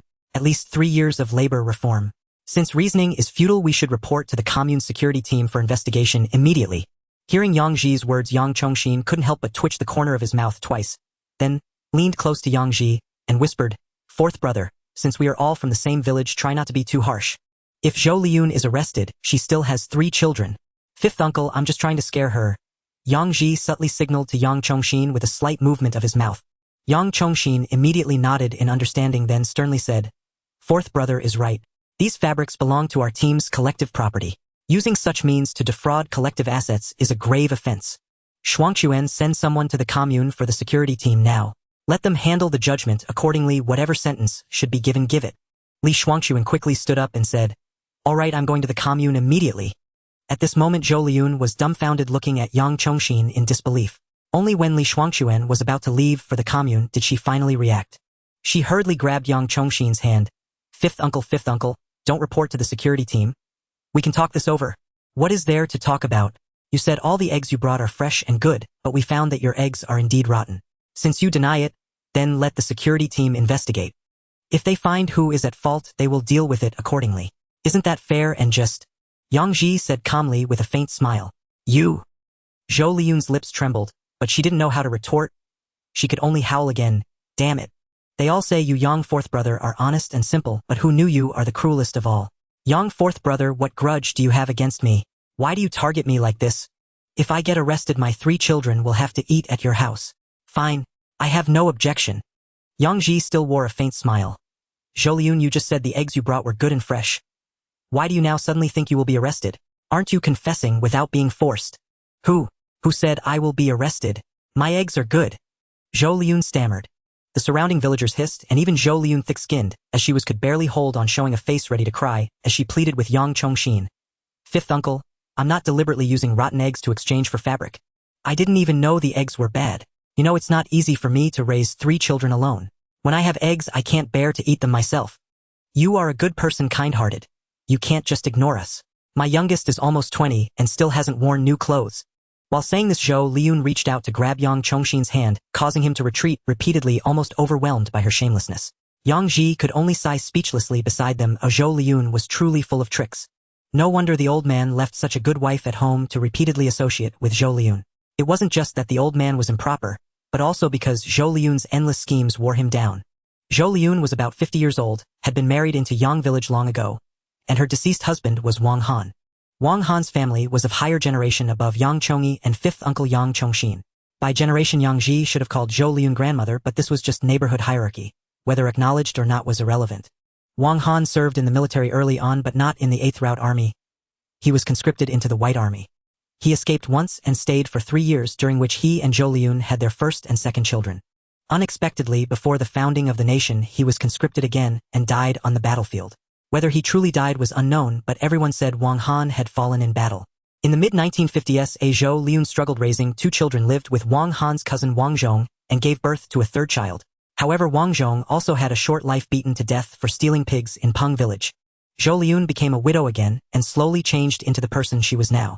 To Yang Ji, Zhou Liyun was pitiful, but pitiful people always have their flaws.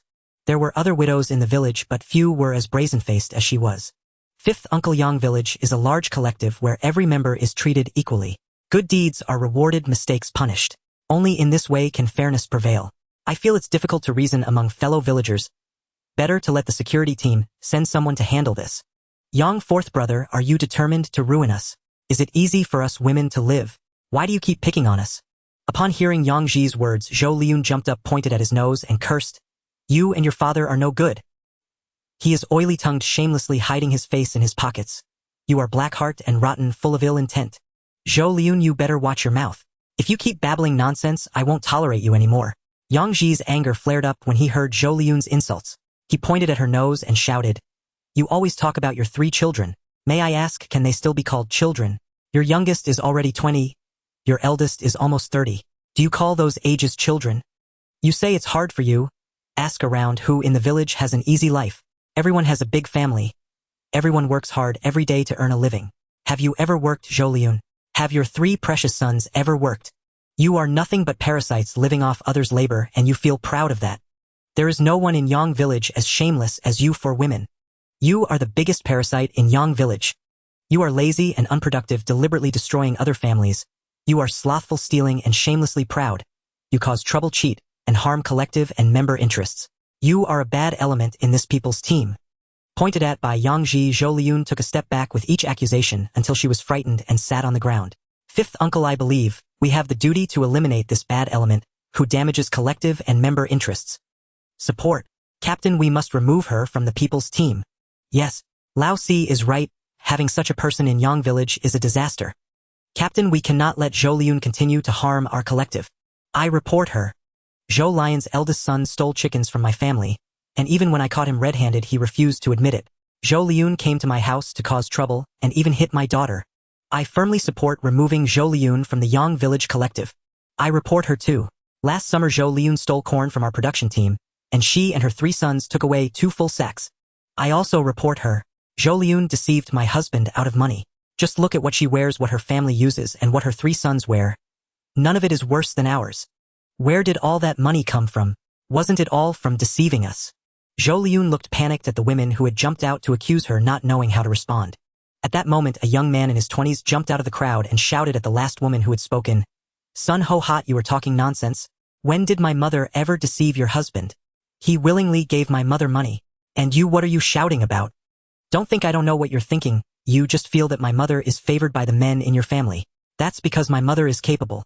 If she can't keep her own man, why blame my mother? If they are willing to give, do you think we would refuse? Bah! Truly shameless. The older ones are shameless, and so are the younger ones. Today I will tear your faces apart. Exactly how shameless? How can there still be such shameless people in our Yang village? Beat them. Let's all go. I want to see how thick Zhou Lion's skin is. We are going too. I won't stoop to your level. Do you really think you are someone special? A group of women, almost united in their wrath, madly rushed towards Zhou Liyun and her sons. Seeing the situation was not good, Yang Ji quickly pulled Yang Chongxin away. Who would dare to stop this chaos? 20 or 30 women split into groups with 3 to 5 targeting Zhou Liyun's second son, using shadowless claws, while the rest directly dragged Zhou Liun to an open area and began to beat her. Yang Ji could hardly bear to watch. However, from the corner of his eye, he spotted a familiar figure also rushing over shouting not to beat her to death, while kicking Zhou Liun repeatedly. Yang Ji was stunned to realize that this person was his stepmother Fan Shilian. He never expected the usually gentle, generous, and virtuous Fan Shilian to have such a sneaky side. It seemed she was indeed infuriated by the old man, and Zhou Liun knew otherwise she wouldn't resort to such methods. "Uncle Wu, what should we do now?" Yang Ji quietly asked as he looked at the chaotic crowd. "You ask me. How would I know? Isn't it all your fault? You caused the trouble and now I have to clean up after you. I didn't say anything wrong. Zhou Liun and her family are indeed pests in Yang Village. I don't know. Then what should we do? Really drive them out? Where will they go? Do whatever you want. Do the harmed people deserve to live? That's unreasonable. I know it's unreasonable. But hey, just don't make things worse. Fine. Then Uncle, will you handle it? I'll just take care of my eggs." Ignoring Yang Chongxin's eye roll, Yang Ji squatted in the corner to pick eggs. Yang Wu waited until the beating had subsided before calling the militia to pull everyone apart. Then, with a serious expression, he turned to Zhou Liun and said, "Zhou Liun, do you know you have incurred the wrath of the people? I have no choice, either you take your 3 sons and leave. Go wherever you want. I'll give you a certificate to change your household registration." Zhou Liun, battered and bruised with her face scratched up, initially wanted to curse a few times to vent her anger. However, upon hearing Yang Chongxin say this, her face turned pale, and she instantly knelt before him. "Old Wu, no, Captain, you are magnanimous. Please don't drive us away. I admit my mistakes. I will accept my punishment. Whatever you punish me with is fine, just please don't drive us away. Where will we go if we leave Yang Village?" "Humph, I don't know about that. You have incurred too much public anger and I cannot protect you. Captain, we really made a mistake. Everyone, Zhou Liun was wrong. Can I apologize to you all? Please don't drive us away. We have no place to go if we leave here. We will only die outside." Zhou Liun cried, snot and tears flowing, or anyone could see she was genuinely frightened. For a woman who had never left home and could not read the fear of the outside world was something most people could not comprehend. They could dominate this small piece of land in Yang Village and quarrel with the neighbors, but they simply could not leave because they had no idea how to survive outside. This was true in the 1970s, and it had been so for thousands of years before that. It was only after the 1990s, with increased population mobility and the elevation of women's status, that many women were able to break free from their constraints. Without these constraints, women could truly act as they pleased. When asked, they would say their mothers could support themselves. They would live as comfortably as they wished, and who would care? Yet in this era, didn't Zhou Liun almost suffocate in tears upon hearing she might be driven out? "Captain, how about we go easy on Zhou Liun? If she leaves, she really has nowhere to go." "Yes, Old Wu, we are all from the same village. Where is the irreconcilable enmity? We should let it go. Uncle Wu, just punish Zhou Liun and her family. There's no need to drive them out, that would be too harsh. Uncle Wu, we also think just punishing her a bit is enough. After all these years, how will she survive if you drive her out?" The village women perhaps empathized, and after just moments of anger, they began to speak up to persuade. That's how it is in the countryside. Grievances arise quickly, but can also fade just as fast. When they see someone facing a hurdle, they soften. "Zhou Liun, everyone is pleading for you, but look at the things you've done. Are they worthy of being called deeds?" Yang Chongxin had to continue playing the part, and more importantly find a way to save face for himself. "I am not human. I have committed inhumane acts. I have wronged everyone. You can beat me or scold me, but I beg you, do not drive us away. We four have nowhere else to go except here. How will we live? Zhou Liun, we did not intend to drive you away, but you must guarantee that you will not deceive our men again." "I won't. I won't. Ho-hot, thank you. I promise not to ask your husband for money again." "Humph. Shameless. Captain, I feel that driving them away is a bit too much. How about just punishing them?" "How to punish them?" Several women nearby immediately asked. "Make them work. What else is there to do? Should we raise them like grandmothers?" "Yes, yes. Let their family go clean the latrines. Let her 3 sons go to the mountains to work the terraces. Why should they do nothing? Right? And go clean the fish ponds, repair the reservoir. They must work." Yang Chongxin nodded and looked at Zhou Liun, saying, "Zhou Liun, what do you think?" "I accept the punishment. I accept the punishment. As long as you don't drive us away, I will do whatever you say." "Then it's settled. If you steal chickens or deceive others again, I will definitely drive you 4 out. At that time, no one will be able to help you. Did you hear that?" Yang Chongxin said sternly. "Understood. Understood. We will never dare again. Thank you, Captain." "No, I disagree. We still haven't gotten an explanation for the chicken eggs." Seeing Zhou Liun about to leave, Lin Yu was the first to object. She stepped forward and blocked Zhou Lion's path, for in her heart, her brother-in-law Yang Ji's interests were above all else. What was said earlier didn't matter to Zhou Liyun as long as she was driven out of Yang village. She only knew that Yang Ji had provided genuine cloth, but in return she received rotten eggs. This was unequal. How could Yang Ji's losses just float away like this? Zhou Liyun was stunned when Lin Yu blocked her, and immediately her anger surfaced. What do you think you are? Yang Ji, hearing her insult, immediately slapped Zhou Liyun across the face, spinning her around. Yang Ji coldly looked at Zhou Liyun. I see that you are not yet dealt with properly. Do you still have the strength to insult? Is that giving you face? Zhou Lion's son Wang Zhikong saw his mother get hit again, and rushed over to help, only to be kicked away by Yang Lin, who also pointed at Zhou Lion's nose, and yelled, I see that this is indeed giving you face. My fourth brother should have insisted on kicking your whole family out of Yang village. Do you really think I wouldn't dare to wipe out your entire family? Seeing Yang Ji's cold gaze, Zhou Liyun couldn't help but tremble. She recalled how just a few words from him had pushed her to the opposition of everyone. Not only had she suffered a beating, but she was also in pain all over, and had her whole family expelled from Yang village. Now she finally understood that Yang Laosi was the most ruthless person in the entire Yang village. As long as he was unhappy, he could easily take someone's life without lifting a finger, with plenty of people willing to help him do so. Such an opponent was truly terrifying. Zhou Liyun was not afraid of cursing back at others, nor did she mind making a scene. But she was not good at outsmarting him.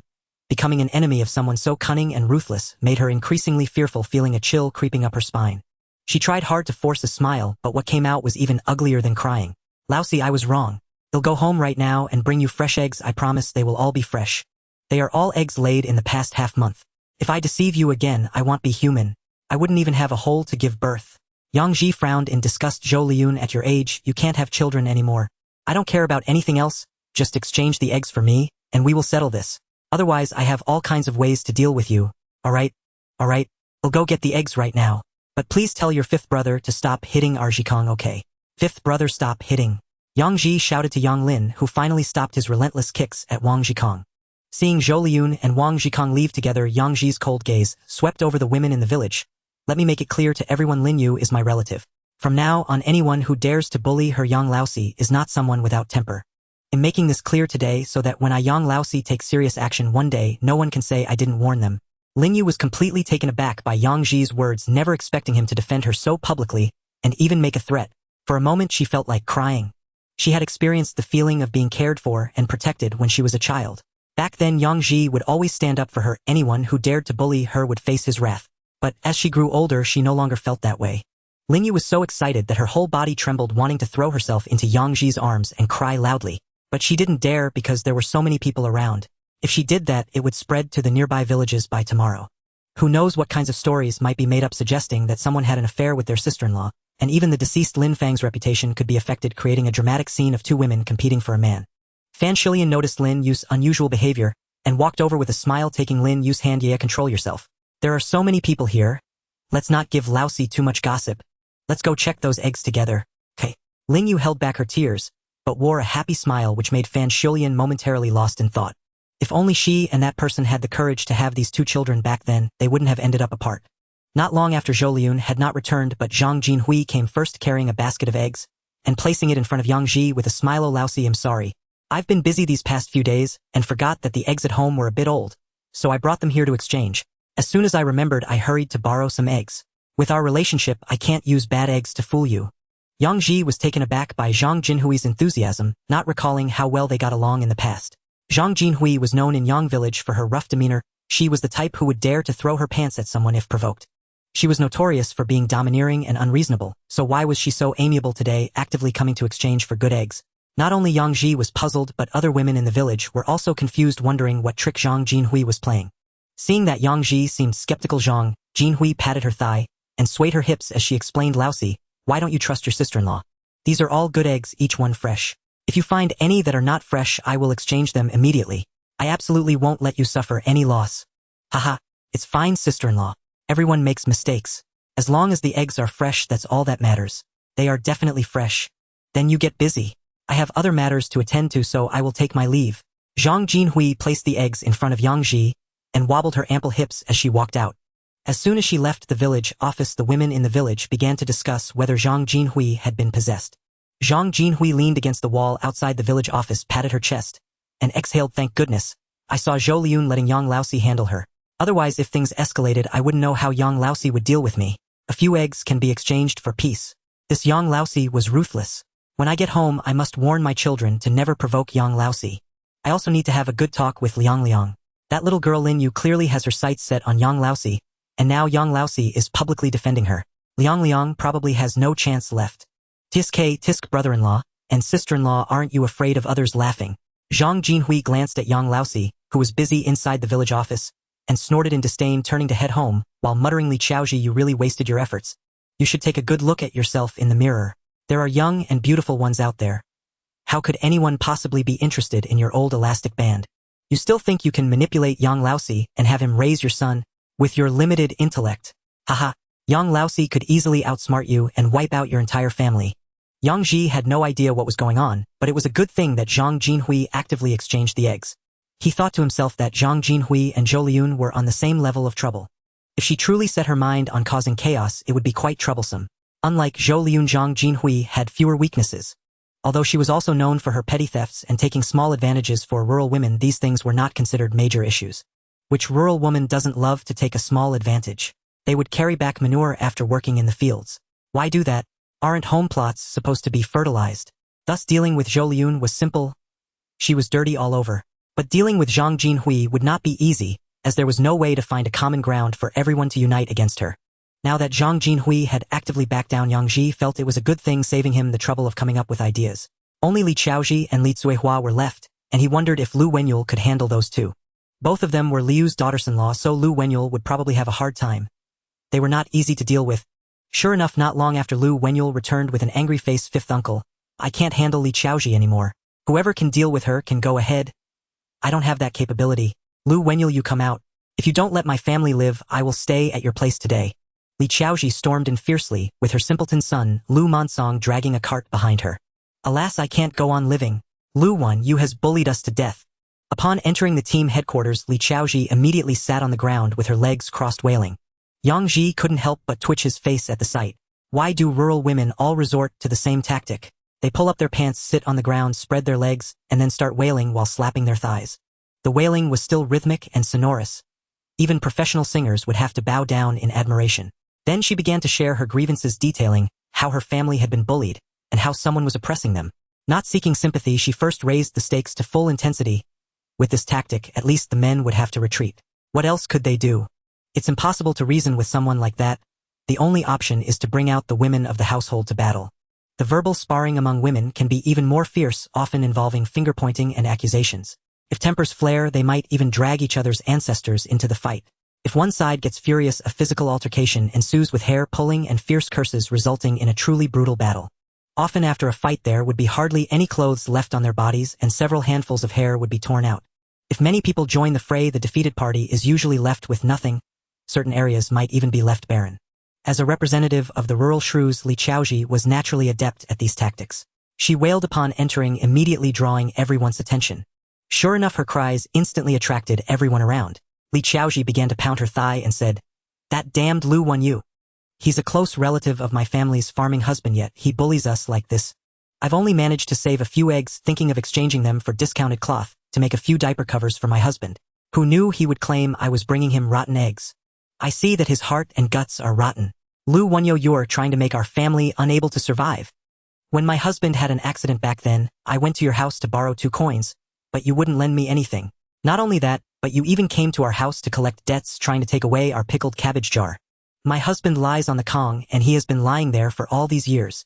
You guys didn't just refuse to help you, didn't even bring him a sip of water. Now over just a few eggs you're trying to drive us to death. Since I can't live anymore, I want live. I've brought Lu Gingmin to you, you can do as you wish. Anyway, I'm done for." Lu Monsong, pulling a cart, looked at Li Chaoji, unsure of what to do.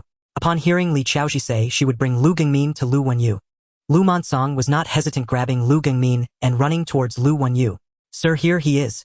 Lu Gingmin had been lying for 3 years and had become nothing but bones, weighing only about 70 or 80 pounds. When Lu Wenyu was thrown, Lu Gingmin, he couldn't dodge and could only struggle to hold him. Then he looked at Yang Chongxin with a mournful face. "Fifth uncle, you have to give me some advice." At this moment, Yang Chongxin was also at a loss with no good ideas. He could only grit his teeth and approach Li Chaoji, saying, "Man Kang's mother, please stand up and talk properly." "Captain, I won't get up." Since my family can't live anymore, I'm not afraid of anything today. You, what are you doing? You think you have a reason for exchanging rotten eggs for cloth? Who said my eggs were rotten? I brought only the best ones. No, they have already been picked out and you still don't recognize them. Do you know what kind of nature this is? This is disrupting collective production and harming collective interests. I can report you to the commune security team to have you arrested. Yang Chongxin was also at a loss with Li Chaoji and had to pull out Yang Ji's tactics. Who knew Li Chaoji didn't care at all, standing up and jumping in front of Yang Chongxin. Arrest me. Great. Hurry up and have the security team take me away. I don't want to live this life anymore. I'm dumb and paralyzed, so poor I can't even afford to eat. Hurry up and take me away, let me relax for a few days. I heard the labor reform camp provides meals and I want to go there. Arrest me. Hurry up and arrest me. Li Qiaozi's response stunned Yang Chongxin, who could only retreat as she bounced ahead. As the team leader, Yang Chongxin could indeed do something about Li Chaoji, but he really couldn't. Just as Li Chaoji said, with a family of 4, one paralyzed, one dumb. If he dealt with Li Chaoji, who would care for the other 2? If they threw the people into the team, he as the team leader would be the first to be in a bind. If anything happened and he couldn't produce anyone, it would be even more troublesome. Zhou Liun was even more difficult to deal with, as the whole family was capable, and no matter who he dealt with, no one could say anything. Li Chaoji, don't go too far. The team gives your family subsidies every year, and at this point your husband is getting full work points. What else do you have to complain about? If you keep causing trouble, I really won't take care of your family. With so many people watching and being pressured by Li Chaoji, Yang Chongxin couldn't help but shout. Oh, Heavenly Father, did you see? This world simply doesn't allow us to live. Li Chaoji sat on the ground again, pounding her thighs and crying out. What can the subsidies do? Can my family's Monsong marry a wife? Can my husband turn back into a capable person? My whole family still has to suffer. Why are you being so unreasonable? Yang Chongxin was so angry that he jumped up and down. There was no way. He looked back at Yang Ji, signaling him to hurry up and come up with a solution. Yang Ji also felt his head was a bit swollen, realizing he had initially underestimated the situation. He was born in the countryside, but by the time he could remember, it was already the 1990s. The 1990s and the 1970s are two different concepts, and material conditions aren't as scarce as in the 1970s. And everyone's lives are gradually improving. Who has the time to idle around and make a fuss every day? Everyone is working hard to earn money, thinking of ways to live better. In today's countryside, they haven't broken free from the communal dining system and still revolve around the collective mentality. They constantly ponder how to work less and eat more. If there's a bargain, they'll seize it. If I play a little trick, you'd best pretend not to see. Otherwise, no one can expect to eat well. Li Chaoji embodies this mentality, taking advantage of Lu Gingmin and her dumb son in the village without restraint. If you're barefoot, you won't fear shoes. You think you can bully me? You'll have my dumb son take the paralyzed one to your house for a meal. She truly took shamelessness to the extreme. Not to mention, even if Yang Chongxin, the team leader, faced such a headache, even the governor would have to tuck his tail and flee quickly. If he didn't move fast enough, he might get stuck to this kind of sticky trouble. Seeing the look in Yang Chongxin's eyes, Yang Ji could only lower his head and approach. What to do? You have a lot of bad ideas. Hurry up and give me a suggestion. Fifth uncle, why do you say I have so many bad ideas? I'm just trying to help everyone. I know. But what should we do in this situation? You need to come up with a plan. Yang Ji licked his lips and with a quick glance whispered a suggestion into Yang Chongxin's ear. Yang Chongxin slapped his thigh. That's right. Why didn't I think of that? You really have a good brain. Yang Chongxin quickly called over someone and gave a few instructions. Then he hurriedly shouted at the onlookers, what are you all looking at? What are you looking at? Don't want to switch anymore. If you don't want to switch, then this is it for today. We're closing up and going home for dinner. Switch. Hurry up and line up, it's almost my turn. Why did you get in front of me, Lu Yuan's wife? I clearly remember that I was ahead of you. Fifth aunt, stop pushing forward, who isn't anxious to go home for dinner. My third child is still waiting to be fed. The atmosphere of the group returned to its lively state as everyone resumed trading eggs. Watching Li Qiaozi's commotion, was there anything more important than getting fabric to make a new dress at home? The team leaders also became busy again, but Lu Wonyer wore a distressed face. Why? Lu Gingmin was still in his arms, and he dared not move a muscle, supporting him with both hands.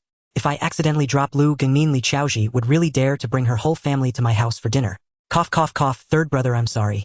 Lu Gingmin weakly spoke to Lu Wonyer. Gingmin, I don't want to provoke your family, but the situation is what it is, and we have no choice, do we? I know. Third brother, to be honest, I really don't want to live anymore. Hearing this, Lu Wonyer was almost in tears. Brother, don't say such foolish things, you must not fall into my embrace. Lu Gingmin let out a bitter smile, closed his eyes wearily, and tears began to roll down his cheeks. Yang Ji, watching from the side, felt a pang of sympathy. He walked over to the cart, took out a quilt, and laid it on the table, saying to Lu Wenyer, let's put Gengmin on this. Holding him like this isn't comfortable for either of you. Lu Gengmin opened his eyes upon hearing Yang Ji's voice, and with a choked voice said, fourth brother. Yang Ji sighed, took Lu Gengmin from Lu Wenyer's arms, and laid him on the quilted table. Gengmin, you don't need to say anything. I understand your pain. But we still have to live well. Living brings hope. Fourth brother, what hope is there in such a situation? Can I ask you for a favor before I die? Gengmin, don't say that. I truly can't do it. Yang Ji shook his head and directly refused. Sigh. I knew it would be like this. I'm sorry, fourth brother, but I really have no choice. There's no need to apologize. Once you're well, you can take care of the family yourself. It's hopeless. Lu Gengmin turned his head with a mournful look and tears streamed down again. Yang Ji could no longer comfort him. He felt just as helpless in the face of Lu Gengmin's situation. It had been many years and the chances of getting back on his feet were slim. Lying there was just waiting for the days to pass. He had a good relationship with Lu Gengmin back then. They were not far apart in age and were both known as strong laborers in the team. Whether it was heavy work carrying stones or repairing the reservoir, where there was Yang Ji, there was Lu Gengmin. Using willow trees to exchange for marriage, having Li Chaoji remarry Yang Ji, and having Lu Mantu adopt into the Yang family. These ideas were not conceived by Li Chaoji but rather by Lu Gengmin. He knew he wouldn't recover, so he thought of finding a support for his wife and children. Coincidentally, Yang Ji was the most suitable, and the key was that Yang Ji only had daughters, not sons.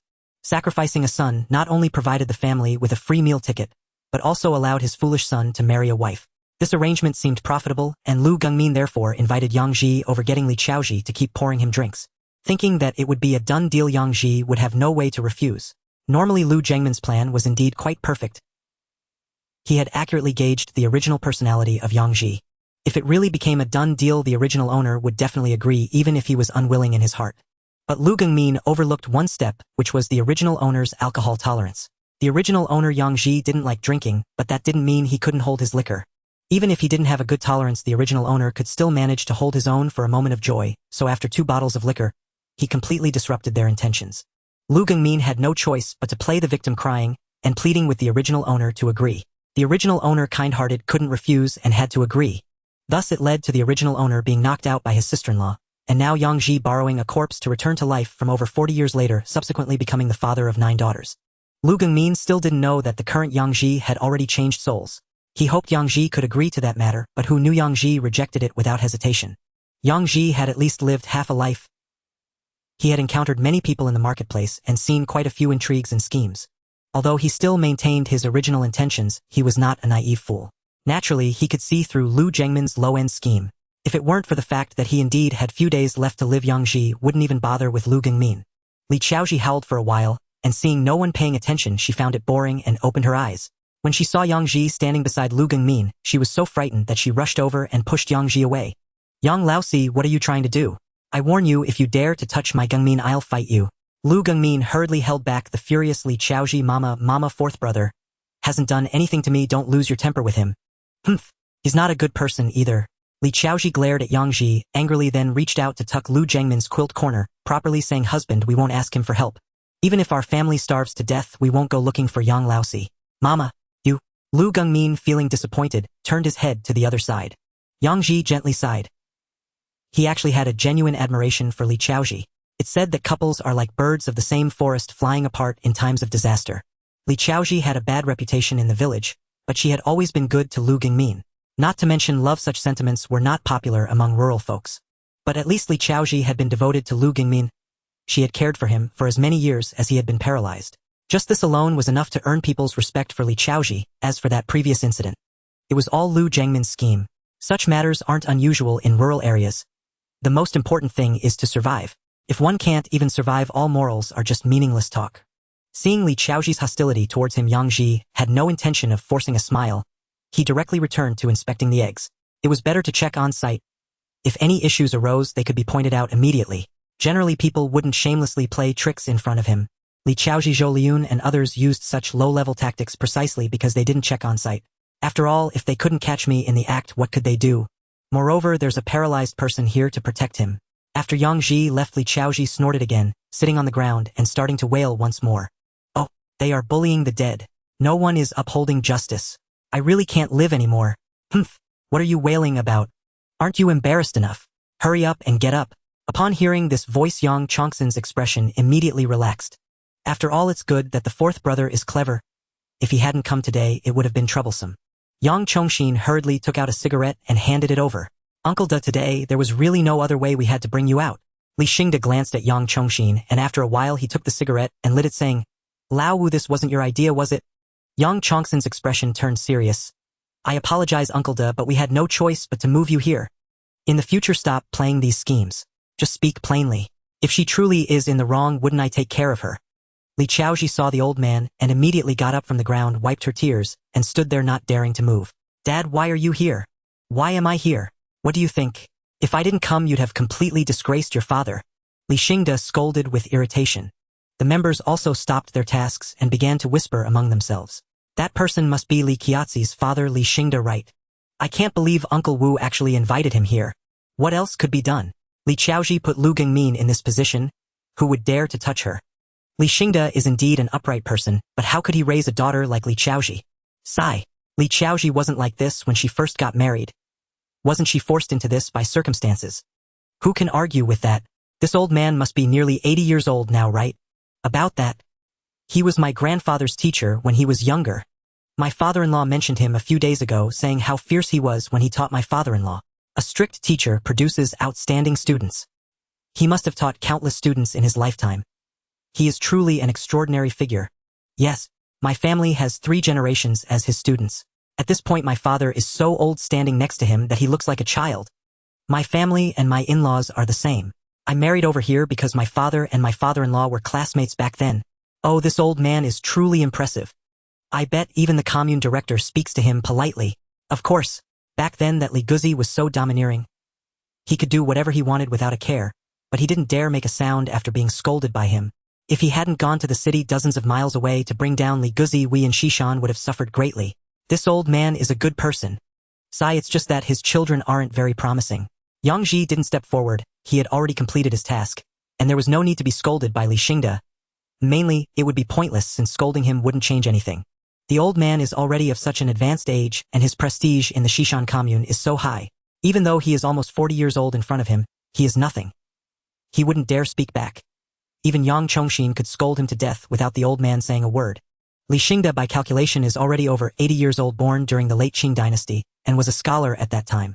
In his youth, he was exceptionally talented, upright, and fair in his dealings, earning the respect of his neighbors. He had no interest in fame or wealth, nor in holding official positions, and he spent his entire fortune to establish a school to teach children for free. He taught for decades, and it would not be an exaggeration to say that his students are spread all over the world. More than half of the nearby villages are his students, and many even call him teacher across 2 and 3 generations, with countless people benefiting from his kindness. The old man has lived a life of integrity, and his family values are also quite strong, with strict discipline for his children. During the warlord chaos, his eldest son committed many evil deeds while working under a local warlord. Upon learning of this, he called his son back home and beat him to death in the ancestral hall. When the Japanese came, they wanted to find a respected person to take charge in Xishan. He repeatedly avoided their visits and even scolded those thugs for their wrongdoings in the village. He secretly gathered people to send food and medicine to the troops in the mountains, which greatly helped the guerrilla fighters at that time. After the founding of the country, he helped rebuild the school, recruited teachers and students, and every task he undertook earned great respect. However, the old man's fate was not particularly good. Despite doing good deeds and following the right path throughout his life, his family faced many calamities. As of now, only a grandson remains in the entire family, along with the youngest daughter, Li Chaoji, living in the world. Li Chaoji is Li Xingda's youngest daughter, and she naturally holds her father in great reverence. She had no idea how many times she had clashed with Yang Chongshin and the brigade leaders. She never expected that this time she would be dragged out by her own father to the scene. Li Chaoji did not dare to say a word, afraid that she would be scolded if she spoke. Uncle De, let me explain this matter to you. Yang Chongshin tried to introduce the situation. Li Xingda raised his hand to stop him, pointing his cane at Li Chaoji as he said, No need to explain. I've already inquired about everything on the way. Li Chaoji, are you truly unable to survive anymore? If you can't survive, come to me. I have enough to eat to spare you from starving. Dad, it's not like that. Li Chaoji shrank her neck, not daring to breathe loudly. Humph, isn't it? Swapping rotten eggs for someone else's cloth. Do you know how embarrassing that is? Saying this, the old man swung his cane directly at Li Chaoji, causing her to tremble, yet not daring to utter a single word. Li Chaoji, I know that your life has been difficult since Gengmin got into trouble, but just because life is hard does not mean we can lose our dignity. Did they owe you anything? Li Xingda leaned on his cane, his white beard shaking. Do you really think I haven't heard about what you did in Yangguang? causing a scene, being deceitful, taking advantage of public resources. You are truly your father's good daughter. What surprised me the most is that Gangmin is not dead yet, and you're already anxious to find another partner, even wanting to marry your daughter to Monsong. Do you not know what kind of situation Monsong is in? Li Xingde swung his cane again, and Li Qiaoji knelt on the ground and began to cry. Dad, I truly didn't know what to do. If Gangmin dies, I will lose my backbone. I want him to live. I want the children to have a better life. Humph. That does not justify doing shameful things. If you think you gained an advantage the first time, you'll do it a second, a third time, until you only do those selfish, harmful things. Did I teach you this for nothing? Li Xingde, angered, brought the cane down on Li Qiaoji once more, and she cried without daring to retort. Dad, I was wrong. I will go home right now and trade eggs for her. Li Qiaoji quickly promised as she saw her father extremely angry. Humph. No need, I've already brought the eggs. I'll pay for you. Dad, I don't want that. I can't take yours. Li Qiaoji cried out, lying on the ground. If you don't educate your child, it's the father's fault. You did something wrong, so I should pay for you. Why are you crying? Yang Chongxin, unable to bear it any longer, spoke up. Uncle De, there's really no need. No need. What needs to be done must be done. She has hands and feet. Why should she take advantage of others? Li Xingde took the eggs from his grandson and handed them over. Take a look if it's enough. If not, he'll get more. It's enough. Enough. I want use it. Uncle De, look at how this matter has escalated. I never intended for it to be this way. Li Qiaoji, what are you still doing here? Why haven't you taken Gangmin back? Does your family really not want to live anymore? Do you need to put on a show for everyone to see before you feel satisfied? It's not like that, Dad. I will bring Gangmin back right now. Li Qiaoji hurriedly got up to embrace Lu Gangmin. No one is allowed to touch my dad. I will see who dares to move. I will make 2 holes in him. A loud shout stunned everyone present. Even Li Qiaoji was taken aback.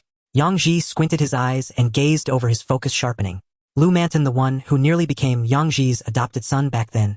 At this moment, he was holding a sharp knife, glaring fiercely at everyone. Lu Manton was only 14 years old, and in the countryside, he could only be considered half a strong laborer. Yet this half-grown child appeared as fierce as an evil spirit. Li Xingde naturally also noticed, with the veins on the back of his hand bulging in anger as he gripped his cane. Raising his ordinary cane made of locust wood, Li Xingde angrily pointed at Lu Manton and shouted, What do you want to do? Who are you trying to scare with that broken knife? Are you going to scare me too? Lu Manton glanced at Li Xingde, still full of rage, and walked over to Yang Chongxin and the others, indignantly stating, Grandfather, don't scare me. I'm not afraid of a few hits from your cane. I'm not here to cause trouble. I just want to reason with you. You want to reason? Good.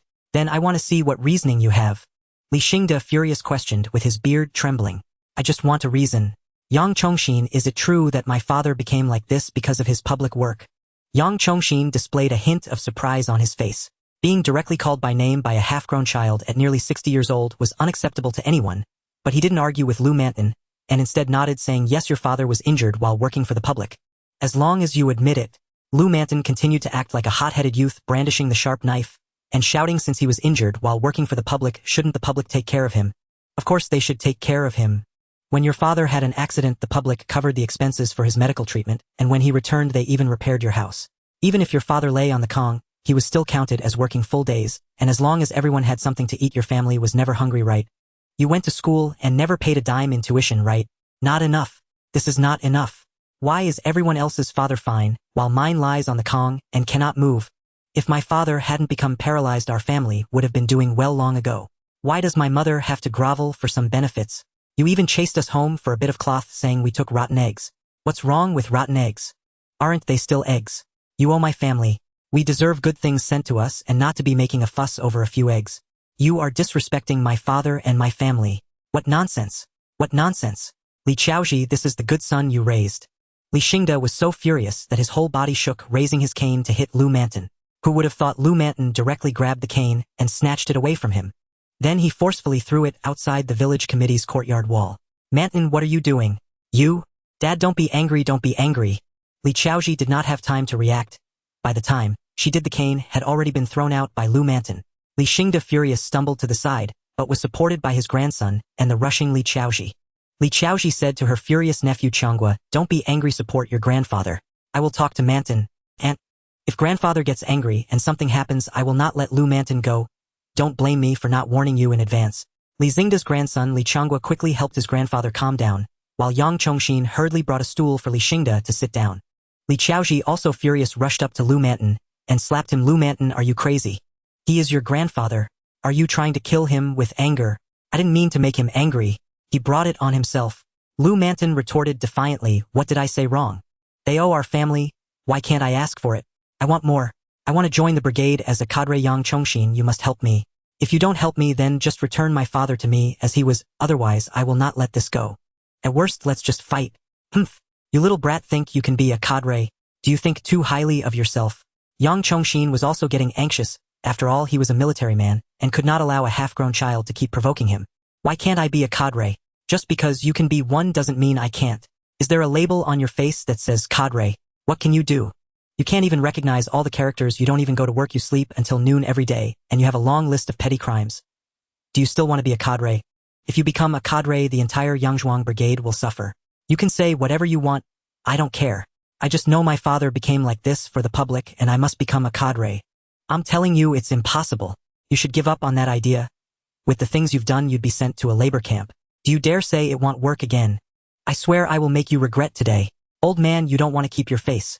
Lu Manton got really angry and began to threaten Yang Chongshin with the knife. Yang Ji couldn't hold back any longer, walking up to stand in front of Yang Chongshin. Lu Manton, put down the knife or I will take care of you. At such a young age, you dare to play with a knife? Do you really think no one can control you? Get lost, Yang Laosi. What are you to teach me? Did you think I genuinely wanted to be your son back then? I was just interested in your daughters. If I marry one, the rest would be just right for me. Damn you. Yang Ji slapped him directly. He was also furious and hit Lu Manton, sending him flying. He never expected that Lu Manton at such a young age could be so malicious. Even at this young age, he was coveting his daughters. If he had really brought such a bad seed home back then, Yang Ji couldn't imagine the consequences, making him feel a wave of fear. Malicious. Truly malicious. Unexpectedly, Lu Manton was so malicious at just over 10 years old. Yang Lin and the others also gathered around, and upon hearing Lu Manton's words, they were all infuriated. Especially Yang Lin, who charged at Lu Manton shouting, you little brat, I will kill you. Just as he was about to kick Lu Manton, he was knocked aside by the protective Li Chaoji. Li Chaoji helped Lu Manton up, looking at him with blood streaming from his mouth, and cried anxiously, Manton, my child, are you okay? Did you get hurt? Lu Manton got up, shaking his slightly dizzy head, and then spat out a mouthful of blood, revealing a pale tooth within the blood. Lu Manton spat out several mouthfuls of blood and fiercely glared at Yang Ji, saying, Yang Laosi, if I don't kill you today, I am not the son you raised. All right, come at me. Lu Manton, let me tell you, you are just like your father, full of bad intentions.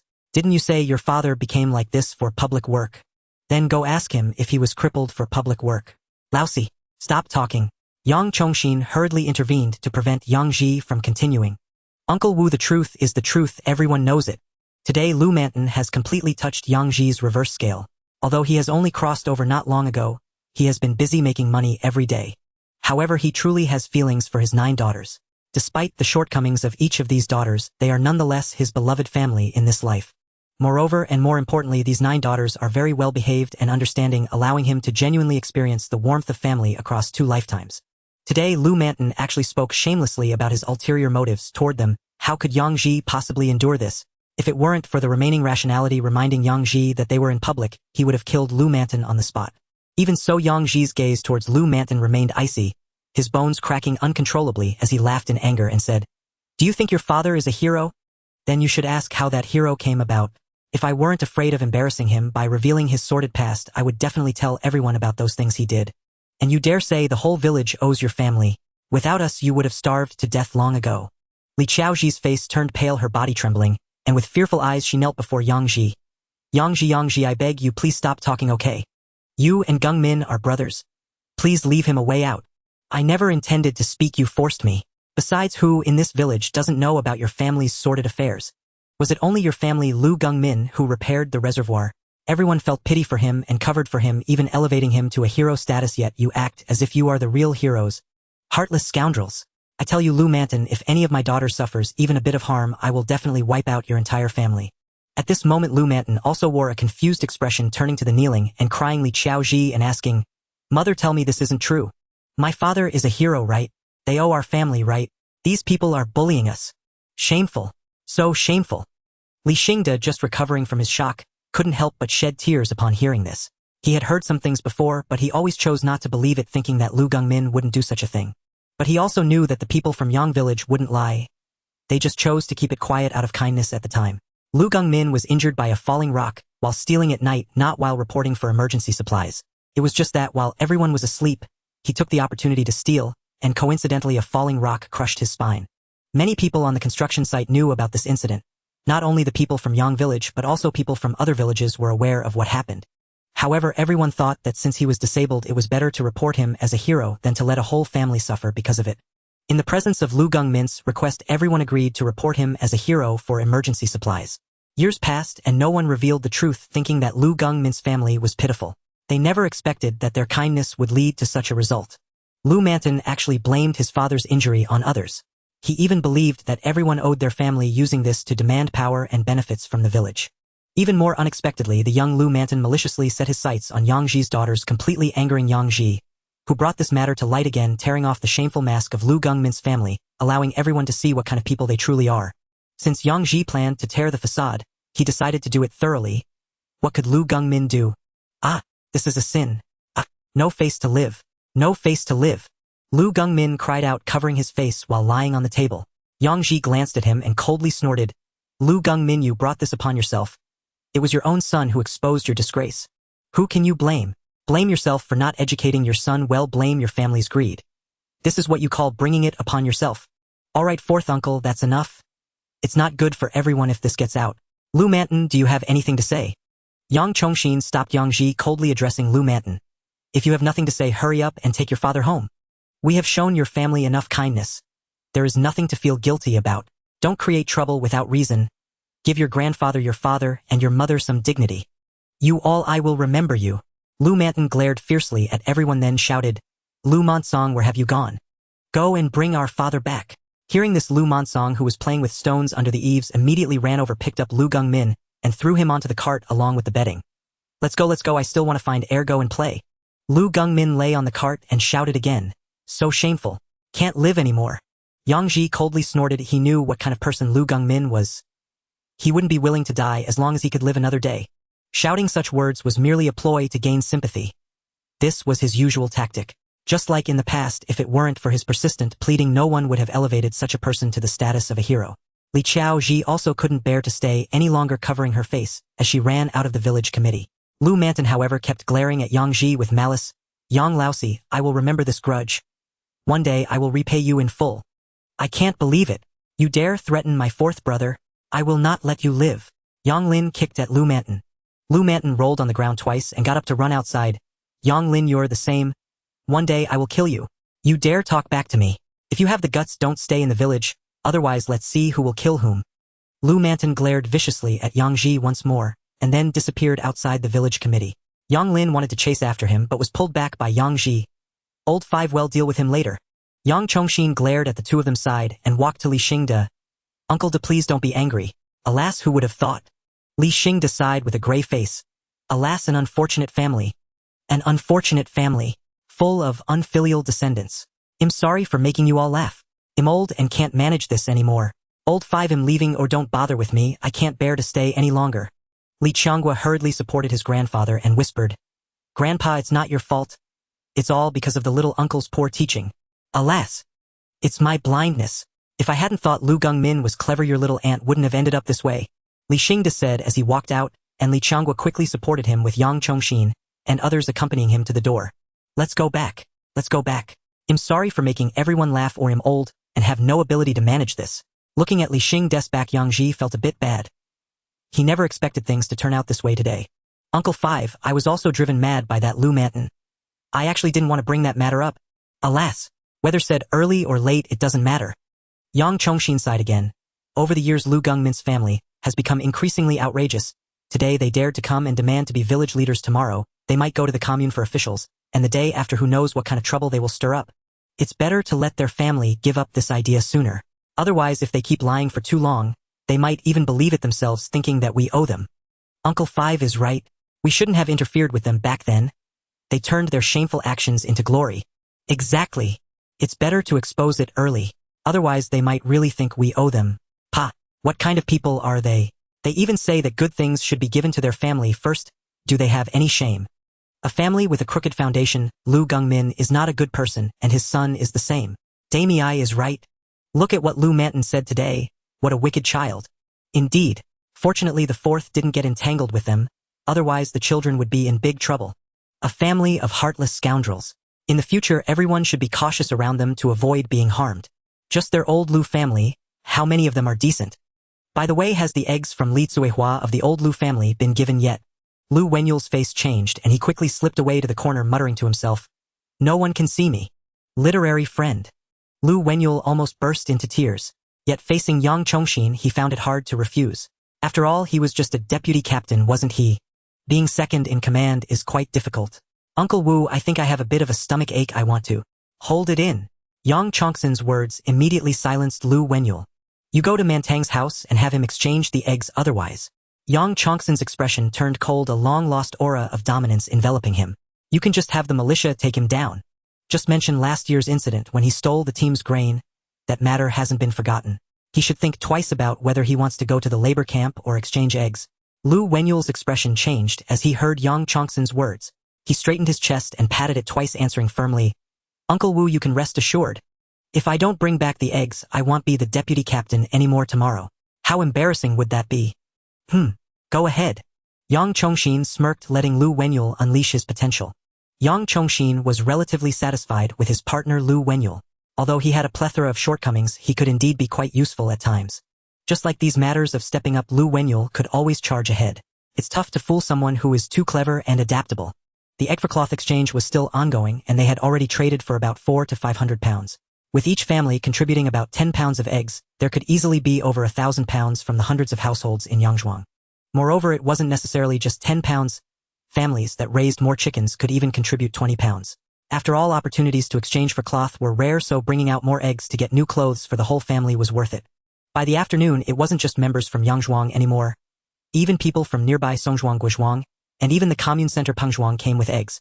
The villages were not far from each other, and everyone had relatives to connect with. When one's family got new cloth, they had to inform their maternal home and sisters, right? Now everyone showed up, no money, no tickets were required, just eggs could be exchanged for cloth. Such good fortune is hard to find even with a lantern, so why wouldn't they rush here to exchange? By the afternoon, the members of Yangzhuang were not the main force anymore. Rather, members from several surrounding teams became the backbone of the exchange. The brigade office was almost overflowing and Yang Chongqing was anxiously scratching his head, but he couldn't drive anyone away. What would he say to relatives about not letting them exchange? If he really chased away those from outside Yangzhuang, the members from Yangzhuang wouldn't need to go out. They'd just get scolded when they did. Yang Ji was also feeling dizzy and had no choice but to hire several women to help check the eggs to prevent any fraudulent exchanges. These women promised benefits by Yang Ji were all brimming with enthusiasm, even more meticulous than Yang Ji in checking. They were scrutinizing the eggs, pointing out any slightly stale ones without hesitation. After all, the eggs weren't brought by their fellow villagers from Yangzhuang, so they felt no psychological pressure in pointing out issues directly. Yang Ji felt a lot relieved, and at that moment he spotted a familiar figure among those exchanging eggs. Rubbing his eyes and taking another look, Yang Ji immediately walked over with a smile. Auntie, why are you here too? Guasanmei, seeing it was Yang Ji, showed a hint of shyness on her face. I heard you guys in Yangzhuang were exchanging eggs for cloth, so I hurried over thinking of exchanging some cloth to make new clothes for your second uncle and several of Dushan's kids. I originally planned to visit your home after the exchange, but I didn't expect to run into you here. Oh dear. Auntie, that's my fault. I should have asked someone to send you a message. Auntie, let's not queue. Guasanmei saw Yang Ji wanting to take her basket and quickly dodged to the side. Seer Auntie knows what you're thinking, right? You must have already exchanged for cloth, right? You were thinking of giving your cloth to Auntie, so I wouldn't have to stand in line, weren't you? But no way. Your family has so many children, exchanging cloth is not easy, and you still need to make clothes for the kids. How can Auntie take your cloth? Even if it means queuing, I can do it, it won't take much effort. Yang Ji couldn't help but laugh and explain softly. Auntie, we really don't need to queue. This cloth is something I got. I have plenty at home. You can just come to my place to get the cloth directly. Why do you need to exchange eggs for it? Ah! Guasanmei looked at Yang Ji in disbelief. Seer, are you saying this cloth is yours? Almost. It's all discounted cloth I got from the cotton mill. I had the brigade handle it to avoid being accused of profiteering. I have quite a lot at home. You don't need to fight for it in line. I have all kinds of patterns, just take as much as you want. Then how can that be? You went through so much trouble to get it. Auntie can't just take it for free. Oh my dear Auntie, why are you being so polite with me? Without you and Uncle Air, I wouldn't have made it this far. Yang Ji said while snatching Guasanmei's basket. Come on, let's go home first. Once you see it, you'll understand. Guasanmei had no choice but to be pulled out of the brigade office by Yang Ji, heading home with him. Yang Ji's second uncle was named Song Shuoyang, living in Guozhuang village in the same village as Guo Suzhen, whom he met in Fugong. When Yang Ji was young, he wasn't well regarded, often staying at his grandmother's in Songzhuang or at his second uncle's in Guozhuang for months at a time, relying on his uncles for food and drink. Naturally, he was quite close to these uncles and aunts, especially his second uncle Song Shuoyang. Second uncle Song Shuoyang was a son-in-law effectively married into Guozhuang, yet he was not discriminated against by the Guo family. He had a very good relationship with Guo Sanmei, and the couple could be regarded as a model pair. They played a crucial role in Yang Ji's upbringing, largely taking on parental roles. Once Yang Ji fell into a water pit while playing and nearly drowned. It was second uncle Song Shuoyang who risked his life to pull him out. After getting married, Yang Chongyi paid little attention to Yang Ji's branch of the family, but second uncle Song Shuoyang often came over to provide support. So despite Yang Ji being middle-aged, he remained very close to the couple, treating them like parents. A few days ago, when Yang Ji went to the city to sharpen knives for money, Song Shuoyang even came over to bring snacks for the kids. The two families still interacted quite a bit. Today, when he ran into Guo Sanmei coming to exchange for cloth, Yang Ji recalled that he had forgotten to send messages to several uncles. However, it was still not too late. He could send some over in the evening, saving them a trip. "Sir, how much can you spare? Me queuing doesn't take much effort, look at you pulling me away." Guo Sanmei complained somewhat helplessly. She had refrained from approaching Yang Ji, first fearing to trouble him. "Auntie, you're overthinking it. When I'm at your place, I never hold back. Besides, it's not like I don't have it. Why would I make you stand in line for a few pieces of cloth? Just wait here, I'll bring it out right now. You can pick and choose whatever you want." Saying this, Yang Ji entered the inner room and pulled out a dozen pieces of cloth from the 10-fold space. Then he tossed some on the Kong and walked back out with those pieces of cloth. "Auntie, feel free to choose, we have plenty of cloth at home." "My goodness, where did you get so much cloth?" Guo Sanmei exclaimed, standing up in shock at the sight of the cloth. "You pick first, and while you choose, I'll tell you that later I will go to deliver some to the other uncles." Yang Ji took out a large amount of fabric, leaving Guo Sanmei unsure of what to choose. Just then Lin Yu returned and quickly greeted Guo Sanmei. "Second aunt, let me help you pick. Let's start with the fabric for the tops. This cotton cloth is quite good." "Hey, is that you, Yuer? Oh my, you've grown so much. How wonderful. Have you been promised to someone yet?" Guo Sanmei was very close to Lin Fong, and Lin Yu had grown up alongside the original couple, so they naturally had many opportunities to meet each other at family gatherings. Seeing Lin Yue, Guo Sanmei immediately inquired if she had been promised to someone. In rural areas, it's quite normal for elders to ask this, and it feels rather warm, although the one being asked might feel a bit embarrassed. Lin Yu blushed slightly and, after secretly glancing at Yang Ji, replied, "Not yet, aunt, no rush." "Indeed, there is no rush, you are still young. You look just as beautiful as Fong Fong. Whoever marries you will surely be blessed." Lin Yu felt even more embarrassed by the compliment and quickly hugged the small floral cotton fabric, saying, "And I remember Tingting is about my age, right? Look, this floral pattern would suit her perfectly, and there's also Hongxia and Hongyan. We can use this fabric to make clothes for them. It'll also help you pick some for Desaw and Airsaw." "No need to pick for me. I have plenty of clothes. The main thing is to make new clothes for the children in the Dashan family. They are all grown up. They need to look decent. They all have to wear them. This is from your nephew. How can you refuse? What do you think of this? It's plain, not gaudy. It would suit you perfectly, aunt." No. This fabric is too good. I can't wear it. I'll just wear coarse cloth. I'll take 2 pieces back for Dashan and Erfing's wives. There's plenty of fabric. Our family isn't lacking in that. Why must we be stingy? Being stingy won't yield new items. I'll help you cut it later." Lin Yu helped select the fabric and then took out a plain fabric, saying, "This is for my second uncle and for Dashan Gu and Erfing Gu. Their families don't like flashy things. This plain fabric is perfect.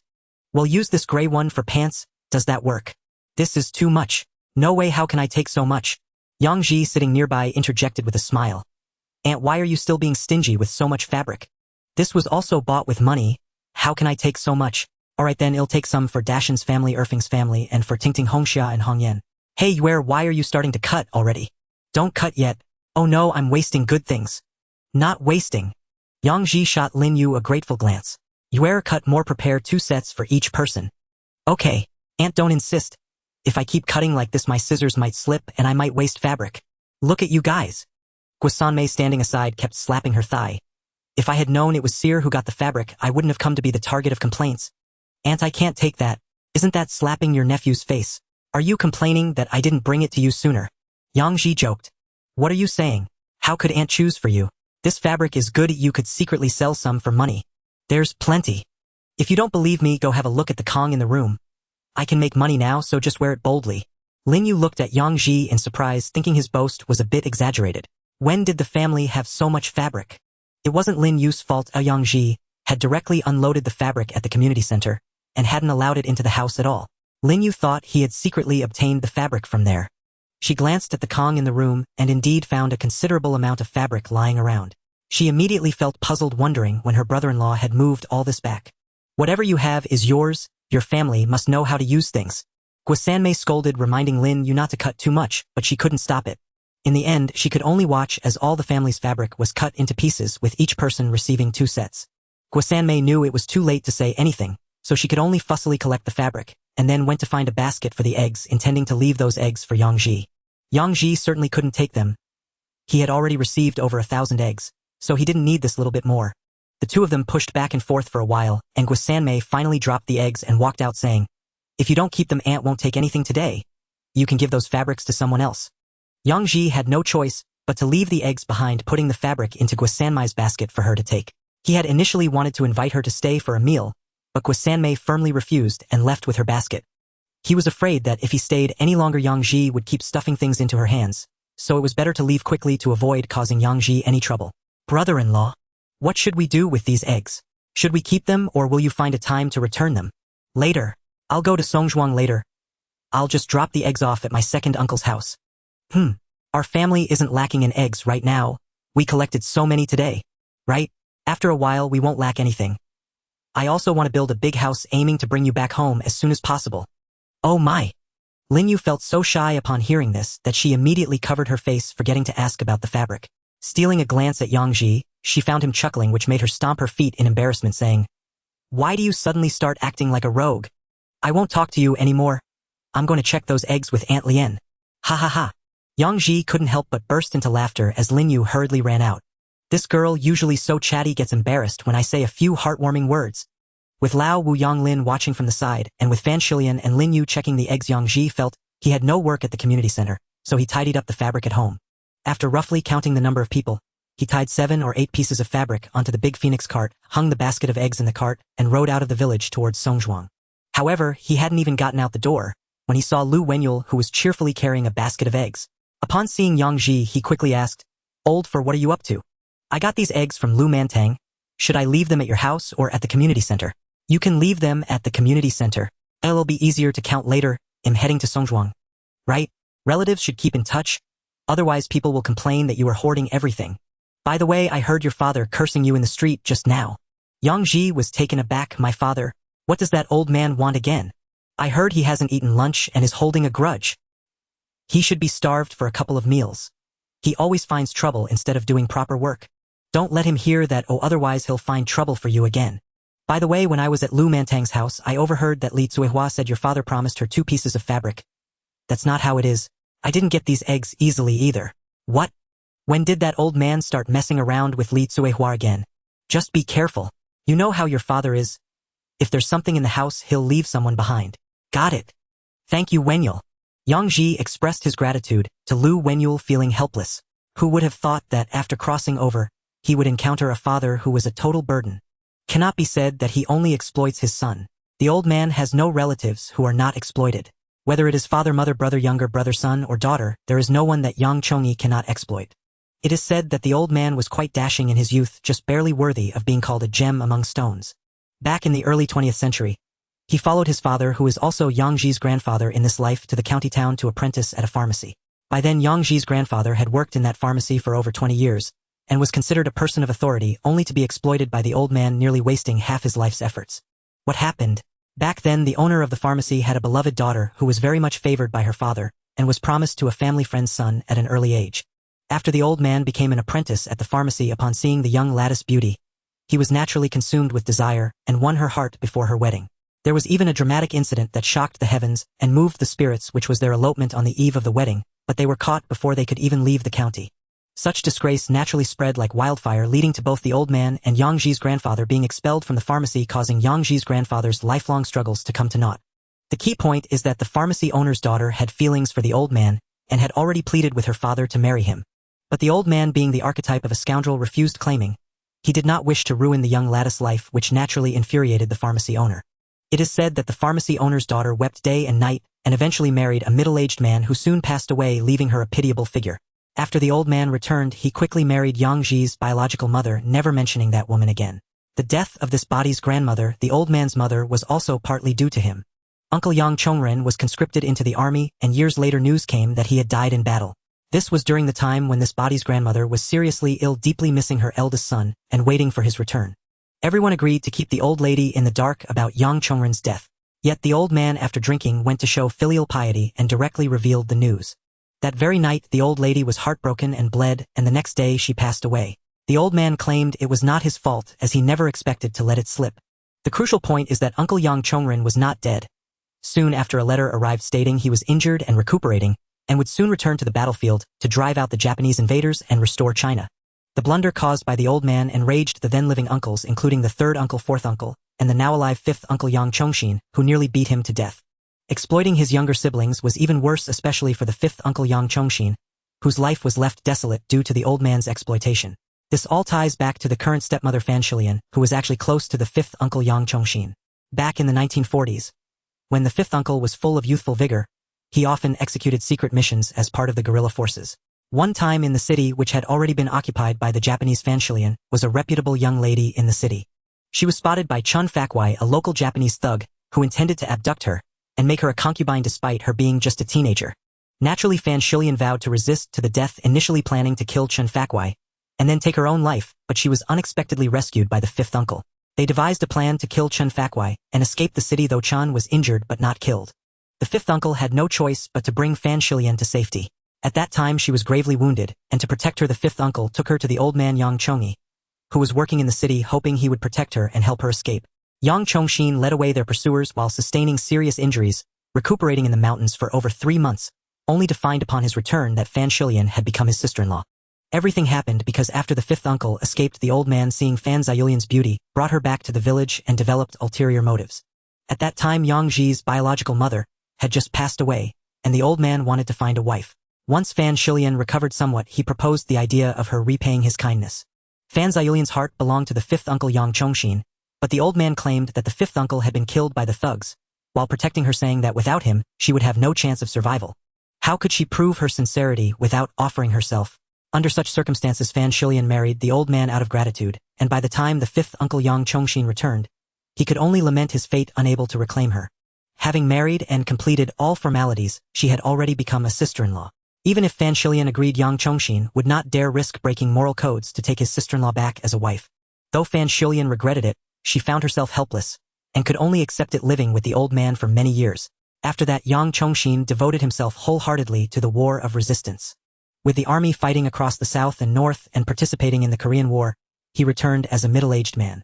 Originally, he had the opportunity to marry and live a good life, but in the end he chose to live alone. The old man was quite opportunistic, even suggesting that the original host Yang Ji be adopted by Yang Chongxin for his old age. In reality, he was interested in inheriting Yang Chongxin's estate after his death. However, for some unknown reason, this matter was perpetually delayed and never came to fruition. Later, Yang Chongxin also came to terms with it, realizing that having descendants or not was inconsequential. Thus, by the time he reached his 50s, he remained alone, though fortunately, he had a decent relationship with his nephew Yang Ji. Both the original host and the current Yang Ji had resolved to look after Yang Chongxin in his old age. As for exploiting his children and daughters, that goes without saying. The old man had 5 sons and 2 daughters with a remarkable fertility rate, yet none of his children ever received his genuine love. The eldest sister Yang Lan was swapped for a bride, with the second brother Yang Yong solely to avoid paying a bride price.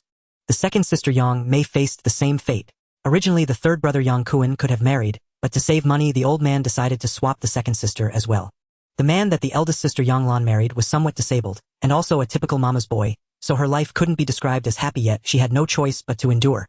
As for the second sister Yang Mei, the man she married was only 10 years old at the time. The second sister was raised like a son. It's hard to say how much suffering Yang Ji as a brother witnessed, yet the second sister Yang Mei definitely harbored resentment towards the old man. The critical point is that the third brother Yang Kuan's wife is the elder sister of the second sister Yang Mei's husband, and after marrying Yang Kuan, she was no easy character. Whenever the couple quarreled, she would return to her mother's house, causing trouble for the second sister, whose young husband was also useless, leading Yang Mei to suffer countless grievances. With both sisters having unhappy marriages, the old man is undoubtedly to blame, having caused them both great distress. By now, neither sister frequently visits their mother's house. It is precisely because they are thoroughly disappointed in the old man. Their lives were ruined by him. As for Yang Ji, the old man certainly was not a loving father. Due to Yang Ji having too many daughters, the old man even attempted to abandon the newborn fourth daughter Yang Su and fifth daughter Yang Xian in the mountains. Had the original host not caught up in time, whether the fourth and fifth would survive was uncertain. From that point on, the original host was disillusioned with the old man and avoided any interaction with him. He had hoped the old man would behave more peacefully with age, but now Yang Ji realizes that everyone had been overly optimistic. Some people, as long as they are alive, will never stop creating chaos. The old man is just such a person. He can't even sleep soundly without causing trouble, feeling as if he has lost millions. Thinking of these old matters, Yang Ji did not rush to his maternal uncle's place in Xuanhuan, but went directly to the third brother Yang Kun's home. After leaving the home of his third brother Yang Kun, it had already been half an hour. Yang Ji looked at the sky and realized he still had time to make it to Xuanhuan. Xuanhuan was the home of his maternal grandmother, where Yang Ji had spent many days during his childhood. The scalper Li Jianba he encountered in the city was from the team at Xuanhuan. Yang Ji's uncle was over 60, but he still had a solid build and was very happy to see Yang Ji come by. He immediately arranged for Yang Ji to sit down for a meal. With no choice, Yang Ji had to stay and eat, sharing updates about his recent situation. Upon learning that Yang Ji had made money in the city, his uncle was pleased, but he was very reluctant to accept the cloth Yang Ji offered. In the end, Yang Ji insisted on leaving the 2 pieces of cloth with his third uncle before heading off. At his third uncle's home, it was the same. They insisted on treating him with liquor. Only after Yang Ji's strong insistence did they forego the liquor, but he left 2 pieces of cloth for his third uncle. Then Yang Ji looked for his third uncle's son Song Lianhe and chatted with him for half the day before leaving in the dark. He also stopped by Guozhuang to leave the eggs his second aunt had brought at their doorstep before rushing back to his home in Yangzhuang. Linyu opened the door for him. The other children were already asleep, and Linyu complained about Yang Ji coming home late. The eggs had already been brought home, and just for today they had exchanged over 1,000 caddies of eggs. After seeing the baskets of eggs, Yang Ji felt that he should be able to become a millionaire after this. In this era, it was quite troublesome to achieve anything. Even 2 years later, it would be much easier. However, fortunately, it wouldn't be long before everything would be fully opened up after the practical discussions at the end of the year. If he could accumulate his first pot of gold early, the path ahead would become much smoother. With every step quickened, Yang Ji firmly believed that one must seize opportunities. In his past life, it was precisely because he seized opportunities that he achieved a fair degree of success. It was just a pity that he couldn't discern people well. His 2 best friends had both betrayed him terribly. One took away the woman he loved, and the other snatched away the business he had painstakingly built. He just didn't know if he would encounter those 2 people in this life. If he did, he would definitely let them know what cruelty was. Linyu brought hot water for Yang Ji, and under the moonlight it was still apparent that her face was slightly flushed. "Brother-in-law, let me wipe it for you." Yang Ji felt a bit embarrassed, but Linyu didn't give him a chance to refuse, and began to help him take off his vest. Once the vest was off, Linyu looked at Yang Ji's strong physique and her breathing quickened. Trembling slightly with the towel in her hand, Linyu gradually calmed herself down. Yang Ji gently grasped her hand and said, "Yuer, I don't know what to say, but I can promise you that I will treat you well for the rest of my life. Brother-in-law, you don't need to say anything. I already know." Linyu closed her eyes and gently leaned against Yang Ji's chest. The moonlight flowed like water, a gentle breeze brushed by, and amidst the sounds of insects and frogs the shy moon hid behind a cloud. The next day, Yang Ji woke up feeling refreshed. He practiced a set of punches in the courtyard until he felt good enough to stop. He had talked with Linyu until the late hours of the night. Although nothing excessive happened, it still brought him great joy. Could this be love? Yang Ji couldn't help but turn and smile. At his age, it felt a bit strange to talk about love. Early in the morning, Yang Su and Yang Xian ran back shouting, "Dad, third aunt has beaten Li Cuihua. They are blocking Grandpa's door right now, demanding an explanation." Oh, Yang Ji's mouth moved, but he didn't find it strange at all, as this was all his design. Since the old man liked to create trouble and daily plotted against his own son, he would return the favor. Although Yang Ji didn't have a good relationship with his sister-in-law Feng Lixia, it didn't prevent them from cooperating on certain matters. With Feng Lixia causing a commotion, he believed that his second sister Zhang Chunmei wouldn't just sit idly by. The old man wouldn't have peace for a while. It was just a pity for Fan Shilian and the 5th brother. Fortunately, the 5th brother was going to the city with him today, so he wouldn't have to witness the chaos every day and risk losing his temper and beating up his second and third sisters. "Alright, it's not our business. Hurry up and wash your hands to eat. After eating, you all need to go to school." Yang Xian looked at her father in surprise, and could only respond with reluctance, obediently going to wash her hands and eat. Just after finishing the meal, the 5th brother Yang Lin came over looking gloomy as he said, "4th brother, this morning third sister suddenly went crazy and went to our dad's house to cause trouble, saying he secretly spent money on dubious people, keeping me from sleeping well. Oh, she must have caught him doing something right. You know our dad, he wouldn't miss such a thing. It's really giving me a headache. Why does the old man at his age still want to stir up trouble? Wouldn't it be better to live a couple more years? Yang Ji didn't respond, thinking that if the old man stopped causing trouble, it would probably mean his end was near. A person like him would be the kind to cause trouble until the end. He wouldn't be able to sleep if he didn't create chaos for a day. Being his son was unavoidable. After all, one had such a troublesome father. Don't worry about them. Tell Aunt Lien to let the old man handle it himself. Yes, my mom said the same thing. She said if my dad makes a mess, he should clean it up himself. That's right. We will continue collecting eggs today. You let one Long and one Hu keep an eye on things, and then we will take them to the city later. There are too many to carry in one trip. All right, they'll go get the cart. Yang Lin suddenly seemed to remember something and asked, why don't we borrow a mule from Uncle Wu to pull the cart? The mule can carry a lot. It's several dozen miles, and if we pull it ourselves, our legs will get tired. Forget it.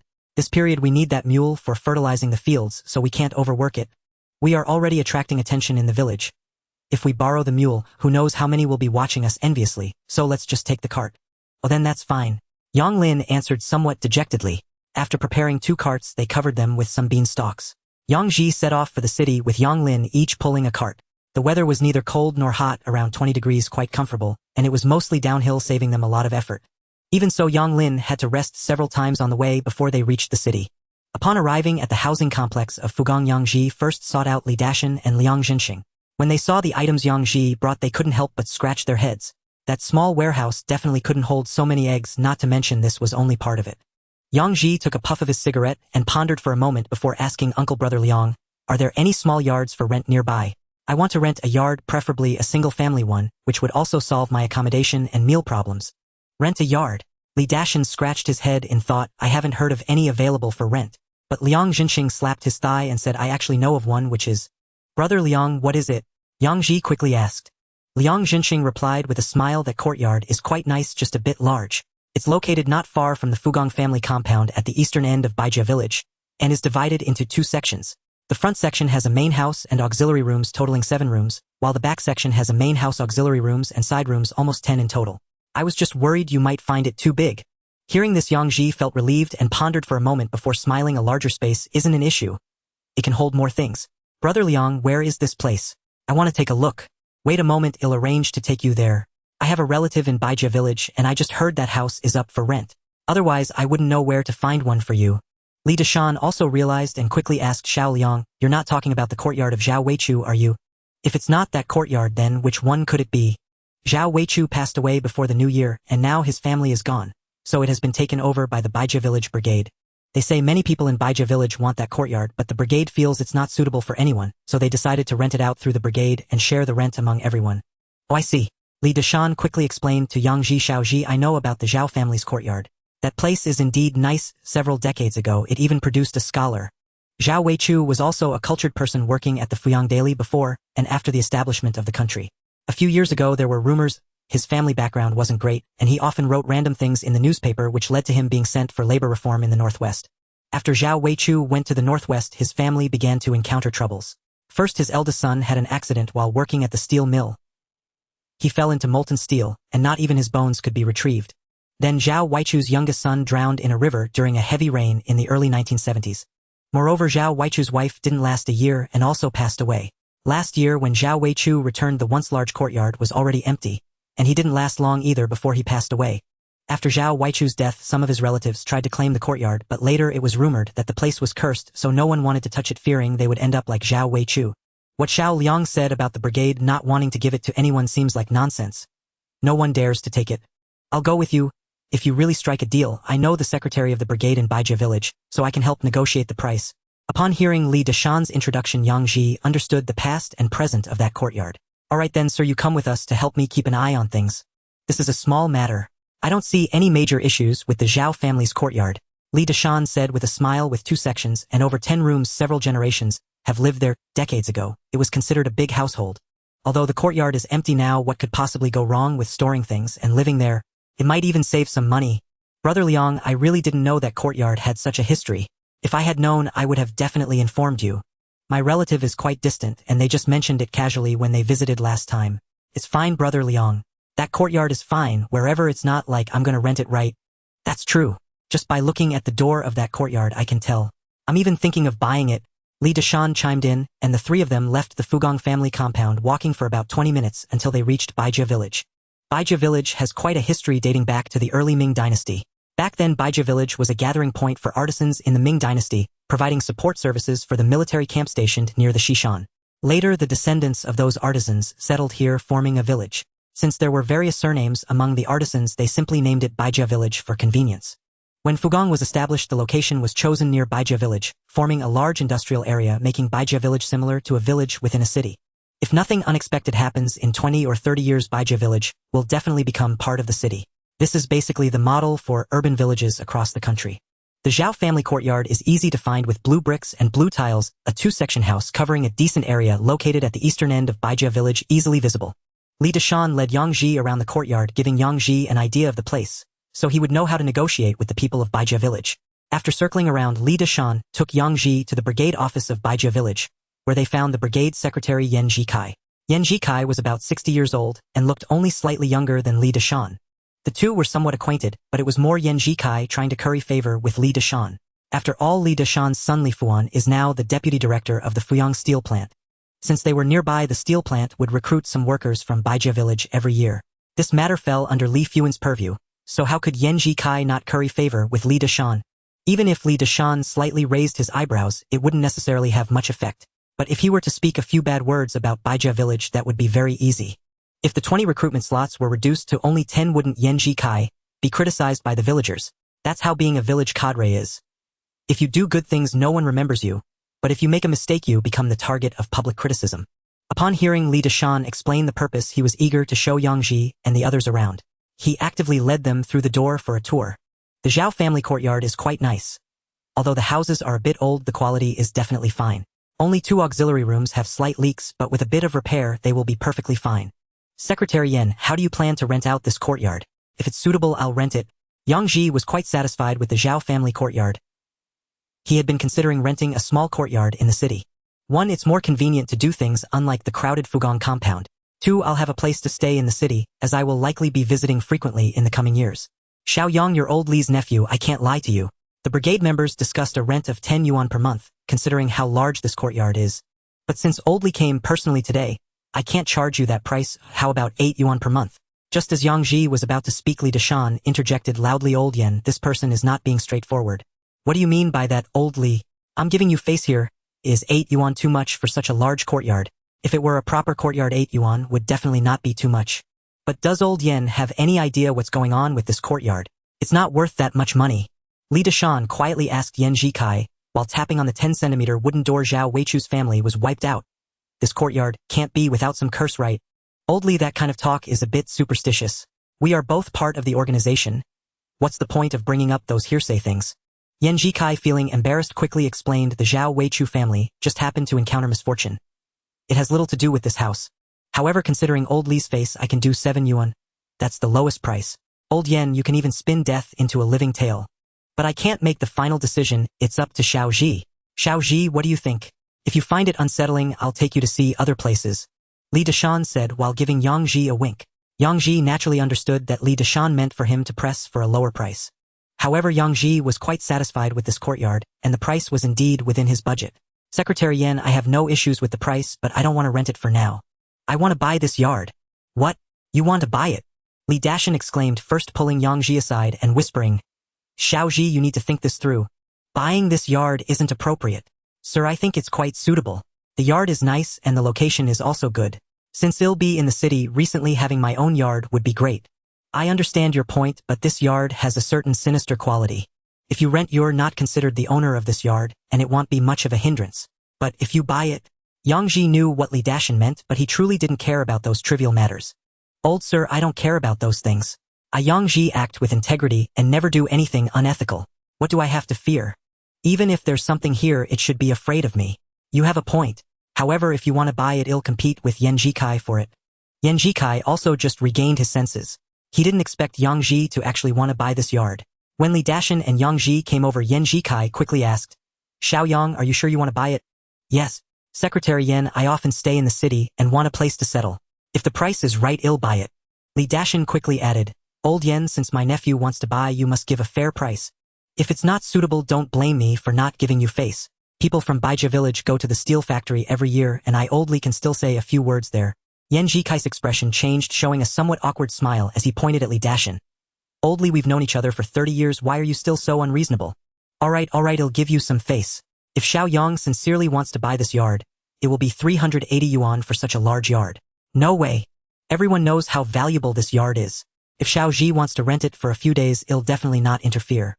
But now that it's a purchase, that's a different matter. Well, offer 300 yuan. You old yen, give this yard to my nephew, otherwise I'll find another place for him, and there's no need to feel awkward. Oldly, 300 won't work. The members will revolt against me. How about this? I'll take a step back and offer 360 yuan. If you agree, I'll handle the other matters. If not, I can't do anything. Even if I have to demolish it, the members can take some bricks home and they won't curse me behind my back. 360 is still too expensive. You old yen should negotiate. At worst, I'll buy you a couple of good cigarettes later. Even if you give me a panda cigarette, I can't lower the price. This yard is collective property, my old Li Gu. Li Dashin was out of options. He turned to Yang Ji, indicating that it was his decision, and it seemed to be the lowest price. Yang Ji nodded at Li Dashin and smiled at Yan Jikai. Alright, I'll take it for 360 yuan. This surprised not only Yan Jikai but also Li Dashin and Liang Jinxing. They didn't expect Yang Ji to actually buy it. After all, this was 360 yuan, nearly a year's wage for a worker, and some couldn't even gather that much. Yang Ji, a rural person, actually accepted it without blinking an eye. Has rural life become so wealthy now? Since he decided to buy, Yang Ji no longer hesitated. He directly pulled out a bundle of cash. Secretary Yen, I have the money with me. When shall we handle the paperwork? Seeing the stack of cash, Yan Jikai felt a bit regretful, thinking he might have let it go too cheap. But at this point, he couldn't go back on his word, so he forced a smile and said, since you have the money, let's handle it now. It's just a contract, quite simple. Later, I'll go to the district to change the name for you. Then I'll trouble Secretary Yen. Since that's the case, let's get it done quickly. I'll move my things over today to avoid leaving the yard empty. Yan Jikai nodded and took them back to the brigade office, where he wrote up a contract by hand. Yang Ji signed and paid, and with the contract in hand, the deal was done. Although Baija village is close to the city and is near a giant like Fugong, it's still just a larger rural area. In rural areas, buying houses and land has its own rules. That is, the house deed is handed over, the contract is set, and once the money is paid, the transaction is basically complete. Even though there were household registrations and housing management offices at this time, rural transactions were still very loosely regulated. Yan Jikai also promised that when he went to the district, he would help change the owner's name, and that would be it. After settling the property issues, Yang Ji checked the yard again and was quite satisfied with it. Although the yard was quite old with a history of over 100 years, it was still in good condition overall. It had a kitchen, a bathroom, and running water. The most important part was that with the electrical wires connected, it could use electricity. After all, this was a rural area on the outskirts of the city, much better than the conditions in their mountainous villages. The electricity was still from the Fugong line, far more stable than that in the urban residential areas.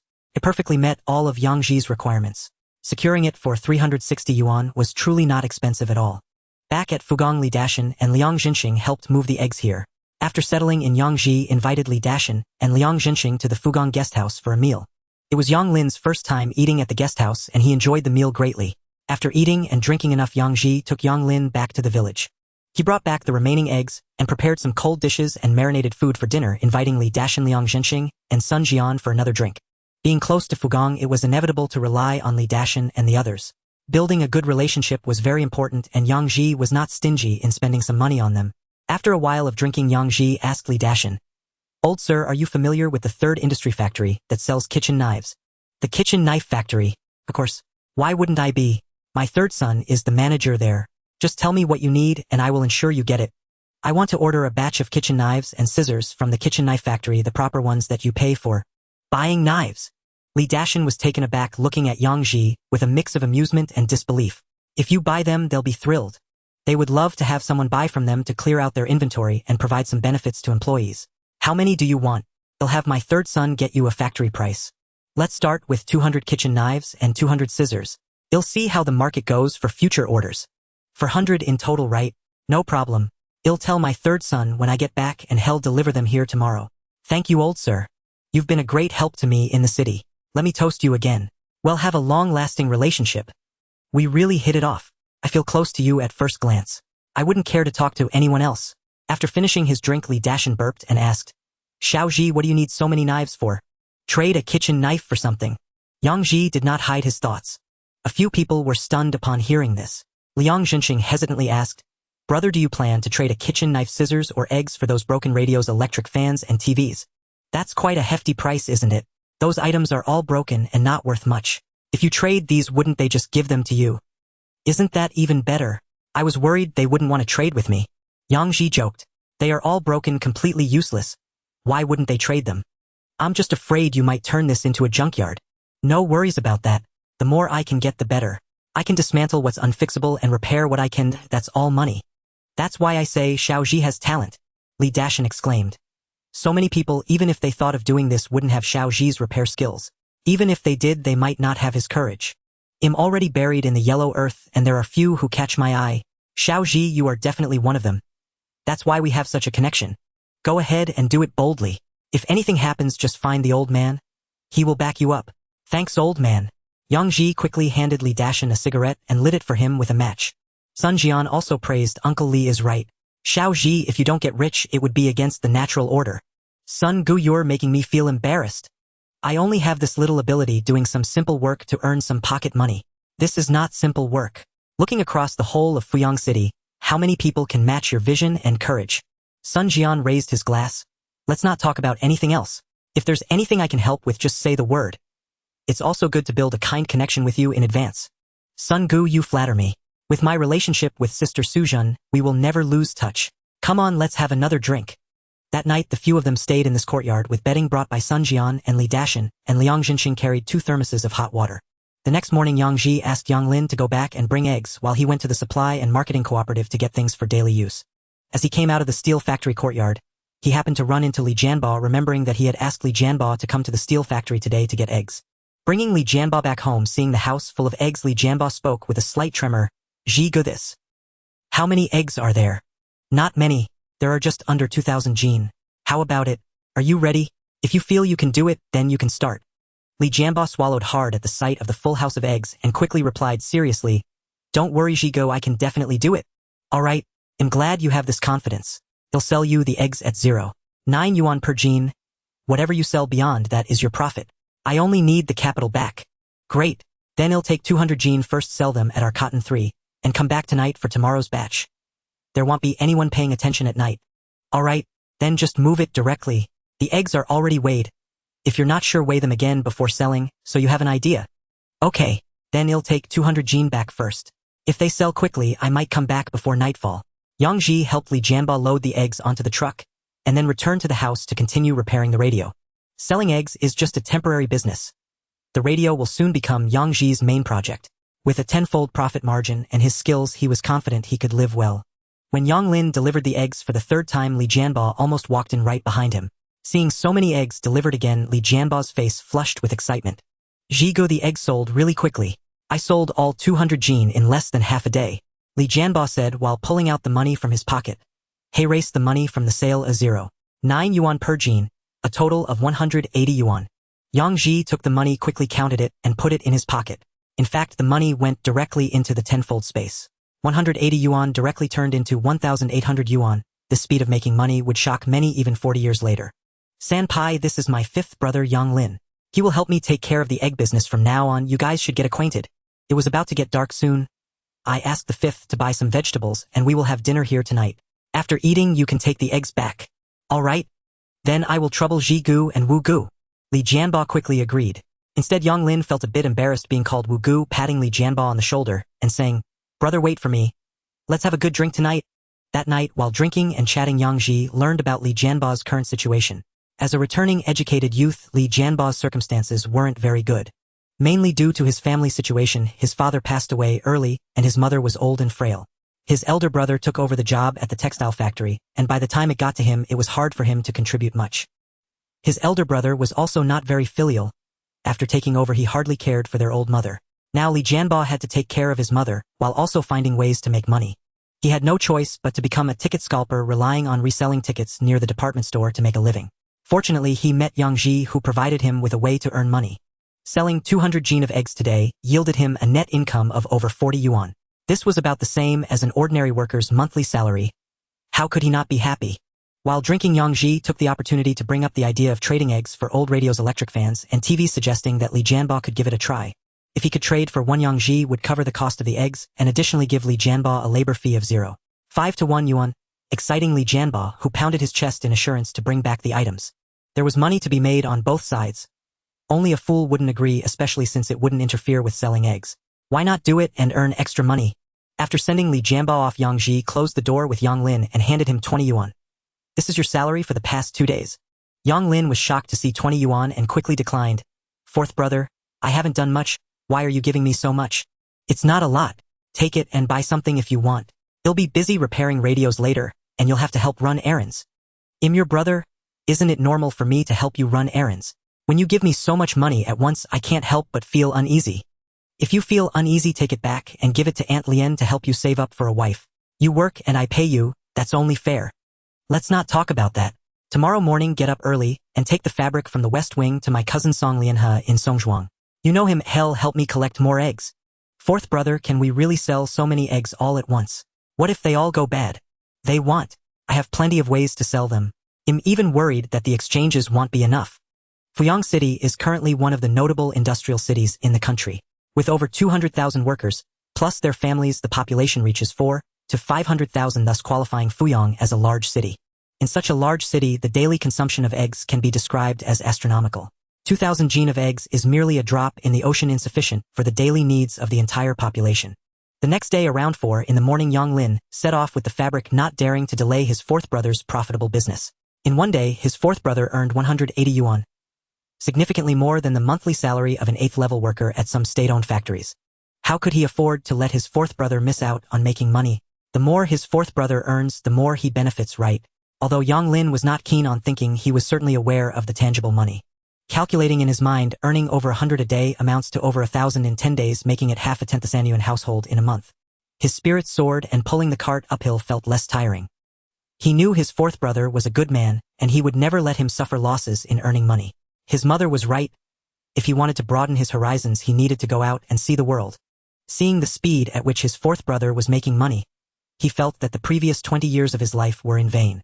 Comparing himself to his father, he couldn't help but wonder why there was such a significant gap between them. When he returned with the eggs, his second sister-in-law and third sister-in-law had already formed an alliance, constantly pressuring their father. What do they want? Money. How can he spend money on women of dubious character instead of giving it to his children? His father felt utterly helpless, wanting to ask Fan Shulian for money to appease his 2 daughters-in-law, but Fan Shulian shrugged, saying she had no money. Neither you nor your son works, so how can money fall from the sky? If your daughters-in-law ask you for money, you need to find a way yourself. As a result, Yang Chongyi has been struggling lately, too afraid to go out, lying at home pretending to be dead. Is pretending to be dead enough? His 2 daughters-in-law visit every morning and evening to check in. Do you have money? Do you have money? If not, stay home to avoid embarrassing yourself. Either go to work or behave yourself. How exhausting is it to work? Yang Chongyi would never go out to avoid giving his 2 sons any leverage. He could only sleep at home. Fan Shulian didn't care about him going to work on time, and the most she would do is come home and make him a bowl of rice. This left him with no chance to vent his frustrations. Even if he found someone to scold, he hadn't even nagged at his own wife before she brandished a pair of scissors, which was genuinely threatening, leaving him no room to pick a fight.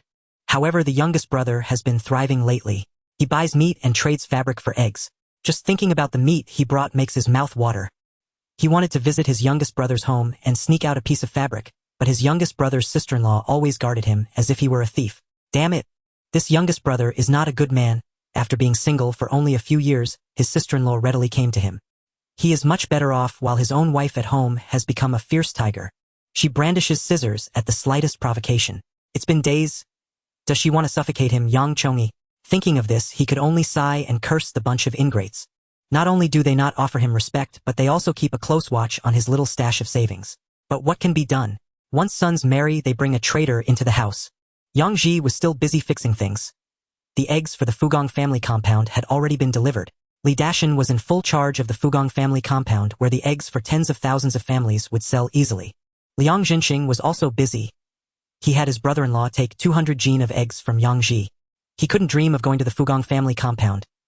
That was Li Dashan's territory, and if he dared to compete with Li Dashan, he would likely be crushed. Therefore, Liang Jinxing chose the nearby foundry and machinery factory, where he was familiar with the people. Both factories were large, so selling the eggs was not a concern.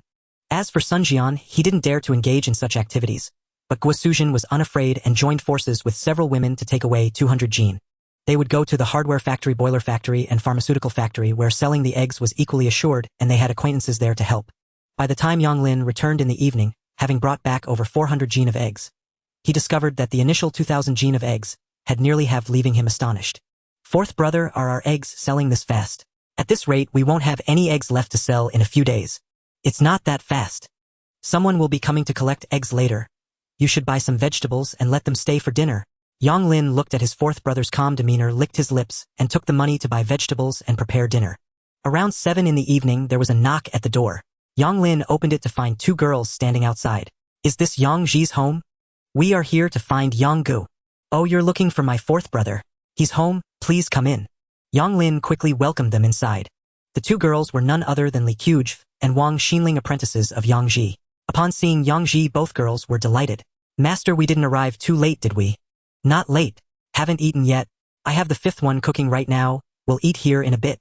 Yang Ji said with a smile, and Li Quzh and Wang Xinling hurried to help with cooking. Yang Lin found himself out of work, quietly approaching Yang Ji and asking, Brother, why do they call you master? Because I am their master. After Yang Ji said this, he planned to return to the room to continue fixing things. Noticing Yang Lin staring intently at the 2 girls, he quickly added, 5th, pay attention, don't scare the girls. And don't get any funny ideas. I heard you're getting along well with Sun Xiaohong, don't mess around, understood? Brother, what are you talking about? Am I that kind of person? I'm just seeing if I can help in any way. If you want to find work, go to the side room and pack those eggs into the net bags as I instructed. Reluctantly, Yang Lin pouted and walked towards the side room, but before he reached it, he heard another knock at the door. He hurried out to open it, this time finding 3 young men together. Yang Lin asked in confusion, Is Yang Ji, the teacher, living here? Kong Qingmin, Wang Hongjuan, Li Jianxia, hurry in. Master is busy inside, wait a moment for him. Wang Xinling immediately greeted the 3 young men warmly, and Kong Qingmin and the others quickly smiled and entered the yard. Yang Lin closed the door again, introducing himself. I'm Yang Lin, the 5th brother of my 4th brother, welcome. Hello, 5th brother. Kong Qingmin and the others promptly greeted him, making Yang Lin feel an overwhelming sense of satisfaction. Feels nice to be respected. If you guys have nothing else to do, come help me pack eggs, and my brother is too busy to manage. No problem. No problem. Kong Qingmin and the others hurried to the side room to help pack the eggs. Before long, Zhang Weiguo, Lu Jianjun, Song Jianhua, Zhou Jiqiang, and others also arrived. They were all pulled into the house to pack eggs, visibly speeding up the work. When Li Dashan and others arrived, dinner was ready, and Yang Ji invited everyone to eat.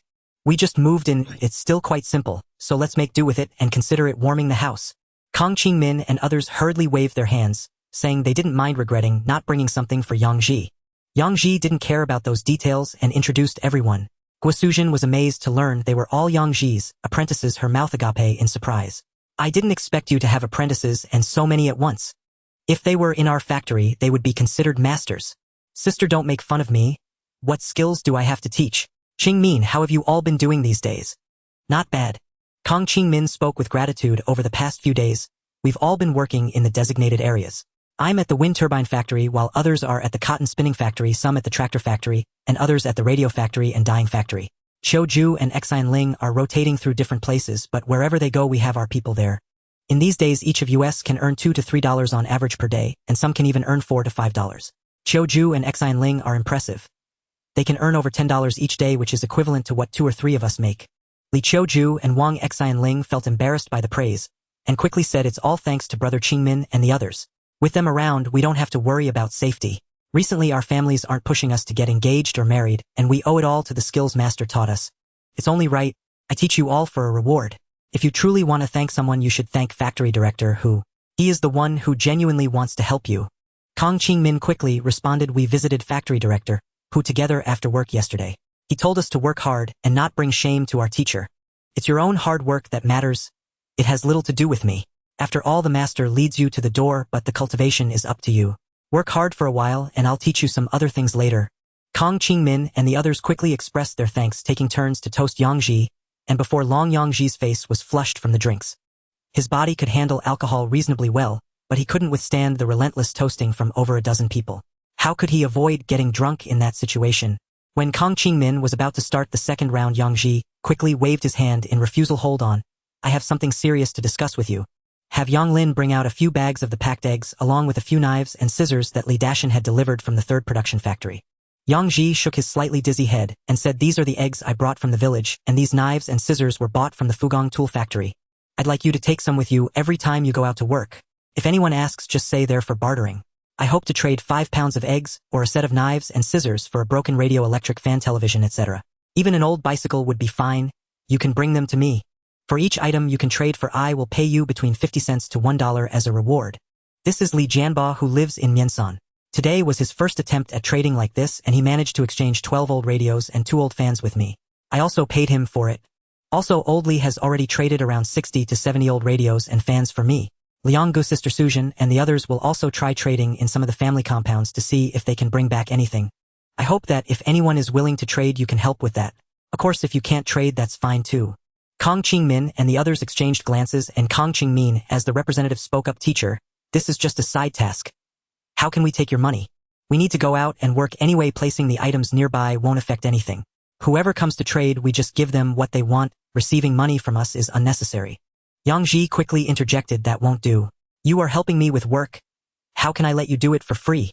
You still need to be paid. Just follow what I said. I will give you between 50 cents to $1 based on the items you bring in. Valuable items will get a higher reward. There's no need to argue about this, or otherwise I won't let you help me." Upon hearing Yang Ji say this, Kong Qingmin and the others had no choice but to relent, and Li Qiuju and Wang Xianling quickly helped Yang Ji pour drinks and refill tea for others. Yang Ji felt a bit embarrassed by the attention. He wasn't used to such treatment, which he rarely received at home. Li Qiuju's gaze also felt somewhat strange, making Yang Ji quickly distance himself from her. He didn't dare to approach Lu Xiaoyan this time. If something similar happened again, it would be a big problem. Besides, Li Qiuju wasn't even 20 yet, and she was about the same age as Yang Lu. What if something inappropriate happened? Guo Suzhen was quite talkative, continuously steering the conversation at the table to keep the atmosphere lively. Fortunately, with so many people drinking, the alcohol disappeared quickly. Yang Lin bought back 10 bottles of Fuyang Daku, and with Li Dashan, Liang Jinxing, and Guo Suzhen each bringing 2 bottles, they had consumed everything by now, averaging at least 7 to 8 liang per person. Looking at the sea of empty bottles, Yang Ji couldn't help but feel a bit sour. Fortunately, he had some savings now, otherwise, he truly couldn't afford to host guests. Just the alcohol alone cost $20 to $30, let alone the food. However, the investment was significant and the returns were also great. In these past few days, he had also exchanged a lot of eggs for money, with over $400 already accumulated. If this money entered his tenfold profit space, it would instantly multiply to over $4,000. From the beginning at Fugong sharpening knives to now, he had completed the transition from poverty to becoming a wealthy household. However, having money didn't mean he could spend lavishly. He was afraid of attracting unnecessary trouble. You have to remember that this was before the complete reform and opening up, and many systems were still in place from before. If someone were to catch him on something, it could be quite troublesome, so he chose to save up and spend only when necessary. After sending everyone off, Yang Ji and Yang Lin began to clean up the mess. Actually, Li Qiuju and Wang Xianling had already tidied up once. Those 2 girls were quite observant and quick on their feet. Now they just needed to sweep the floor a bit before going to bed. Yang Lin was sweeping while burping from the alcohol. He had truly enjoyed himself in the past few days. Although he would drink with friends in the village, he couldn't drink every day. It wasn't that he couldn't drink. He just didn't have money to buy alcohol. Coming out with Brother C this time was great. He had barely stopped drinking every day. "Brother C, that Li Qiuju kept looking at you during dinner today. Could it be?" Yang Ji heard this and immediately kicked Yang Lin's, but saying, "What are you talking about? You don't have anything serious on your mind every day." I was just saying it casually. "Brother C, last time I went back, Lin, you asked me to keep an eye on you. What does that mean?" Yang Ji looked at Yang Lin with some confusion. What else could it mean? It means don't let you attract girls outside. How old am I? Do I still casually attract girls? Am I that idle? I thought so too, but seeing the situation today, I feel Lin Yu's concerns are not unfounded. Hurry and finish cleaning up and go to sleep. Tomorrow I'll tell you to keep an eye on each place, otherwise why did I bring you along? Seeing Yang Ji getting somewhat angry, Yang Lin quickly laughed twice, saying, "Don't worry, brother, I guarantee there will be no problems. Everything is up to your 5th brother. Let me make this clear to you. This is the city. Don't cause me trouble and don't get involved with those shady characters." Yang Ji understood the major trends that would follow in the coming years, especially by 1983, when things could really get dangerous. With Yang Lin's personality, he might easily get mixed up with those chaotic people. If he really did something bad, no one would be able to save him then. "Brother C, you can rest assured that I will never mess around. Making money is the most important thing." "That's right. Hurry up and make money. Marrying Sun Xiuhong is the main thing. Brother, I really have nothing to do with Sun Xiuhong. Why do you keep bringing her up?" Yi Shiner said she saw you with Sun Xiuhong in the small woods. "Ah, That's not true. Yang Lin's face turned red immediately. Early the next morning, Yang Lin set out with a cart. He would visit various family compounds to check on the situation regarding the exchanges. If there were any shortages, he could promptly replenish them. The items he exchanged could also be quickly loaded onto the cart for the return trip. In the blink of an eye, 3 to 4 days had passed, and the results of exchanging old appliances were quite remarkable. During this time, Li Dashin helped sell over 500 of eggs, and in return he received 46 old radios, 10 old fans, and 3 old televisions. Whether in terms of sales volume or the appliances exchanged, Li Dashin was at the top, which also benefited from his advantageous territory. With a dominant presence in the Fugong family compound of over 60,000 people, it was reasonable for him to sell so many eggs and exchange for so many items. Liang Jinxing sold over 400 of eggs, and exchanged for 28 old radios, 7 old fans, and a bicycle. Of course, this wasn't done solely by Liang Jinxing. It was a collective effort involving his wife, brother-in-law, and nephew. The bicycle was a Yongjio model, an old product from the 60s deemed unusable due to a broken steering axle. There were no major issues elsewhere. Yang Ji bought parts at the hardware store from the supply and marketing cooperative, and a quick repair would make the bicycle rideable. In these days, Yang Lin rode the bicycle. Although it was a bit worn, at least it was faster than pulling the cart. Li Jianbao's main focus was selling eggs, and over the past few days, he sold more than 500 of eggs. He also earned nearly 100 yuan, which was significantly more than his income as a black market dealer. Being a black market dealer also involved costs, as he had to search for people to acquire various tickets. However, selling eggs incurred little cost, mostly just requiring some effort. Thus, this 100 yuan was essentially pure profit. Who would consider expending effort as a cost? Isn't it a great blessing to earn money from hard work? Although Li Jianbao was the main egg seller, he also helped Zhang Wenhe acquire some old appliances. However, it was not as many as Li Dashin and Liang Zhenxing. He only managed to get 16 old radios, which left Yang Ji a bit disappointed. Nevertheless, Li Jianbao did give him a surprise. While bringing eggs yesterday, he also brought an old refrigerator. This refrigerator was a rare item, not to say there were none nationwide, but there certainly weren't many people using them in Fuyang. After all, this item was expensive. A new refrigerator cost over 1,000 yuan, and who would waste money on such a thing? Yet it was not entirely absent. Li Jianbao acquired it from a factory leader in Miansan, and the cost was merely 5 of eggs plus a pair of scissors. Yang Ji inspected it and found the compressor had issues, causing the refrigerator to stop cooling. He didn't have the compressor parts, so he couldn't repair it. However, it wasn't a major problem. He decided to keep it for now and wait until he had the parts to fix it. Once repaired, no one could expect to take it home without at least 500 yuan. Guosuzhen and others also had good results. Not only did they sell over 400 of eggs, but they also exchanged for 24 old radios and 7 old fans. They weren't incapable. They simply couldn't compete with Li Dashin and Liang Jinxing, mainly because they all had jobs and didn't have as much free time as the two. Even so, Guosuzhen and others tasted the sweetness, as everyone earned half a month's salary from Yang Ji. In just a few days, they made over 20 yuan. Wasn't that much more rewarding than toiling away in the factory? Upon learning that there weren't many eggs left yesterday, Guosuzhen urged Yang Ji to hurry and bring more eggs from the village. Having tasted success, the group of women, all over 200 years old combined, were reluctant to stop. Kang Qingmin and others also gave Yang Ji a big surprise. They didn't participate in selling eggs, but focused solely on exchanging for old appliances. With knives, scissors, and eggs combined, they exchanged for 71 old radios, 20 old fans, and 5 old televisions. Seeing others making money selling eggs, Kang Qingmin and the others were a bit tempted, hoping Yang Ji could give them some eggs to sell. However, Yang Ji didn't have that many eggs at the moment, so he could only ask them to wait a bit. Once new eggs arrived, he would distribute some to them. In these few days, Yang Ji hasn't been idle. He either repaired radios or televisions or fixed fans, as so many old appliances certainly couldn't be collected for free. So far, he had repaired 20 radios, 3 fans, and 2 televisions, but he didn't plan to sell the televisions and fans yet. He did attempt to sell the repaired radios, but without any news, Yang Ji had no idea how the sales were going. Just as he was about to lower his head and continue repairing the radio in hand, Yang Ji heard the sound of the door opening along with Yang Lin's loud voice. "Fourth brother, we're back. We brought the eggs too. Come out and take a look." Yang Ji shook his head in speechless amusement and put down his tools to step outside, where Yang Lin had already entered the gate. A row of 3 carts were pulled by Yang Lin, Yang Wenlong, and Yang Wenxing, all his relatives. "Fourth uncle." Yang Wenlong and Yang Wenxing wiped their sweat with their vests and hurriedly greeted Yang Ji. "Wenlong, Wenxing, you two have worked hard this time. Hurry and sit down to drink some water and catch your breath." "Fourth brother, I worked harder than them. Why don't you let me drink some water to ease my breath?" "You don't need to ask. You have the thickest skin." Yang Ji joked with a smile at Yang Lin. Once Yang Wenlong and Yang Wenxing sat down, Yang Lin spoke. "Fourth uncle, this time, we brought back 1,800 of eggs. However, cousin Xuanhuan said that nearby several villages have already gathered most of the eggs. If we want to continue collecting, we might have to go to further villages. He assured you not to worry. We definitely won't run out of supplies. He'll find ways to collect from elsewhere.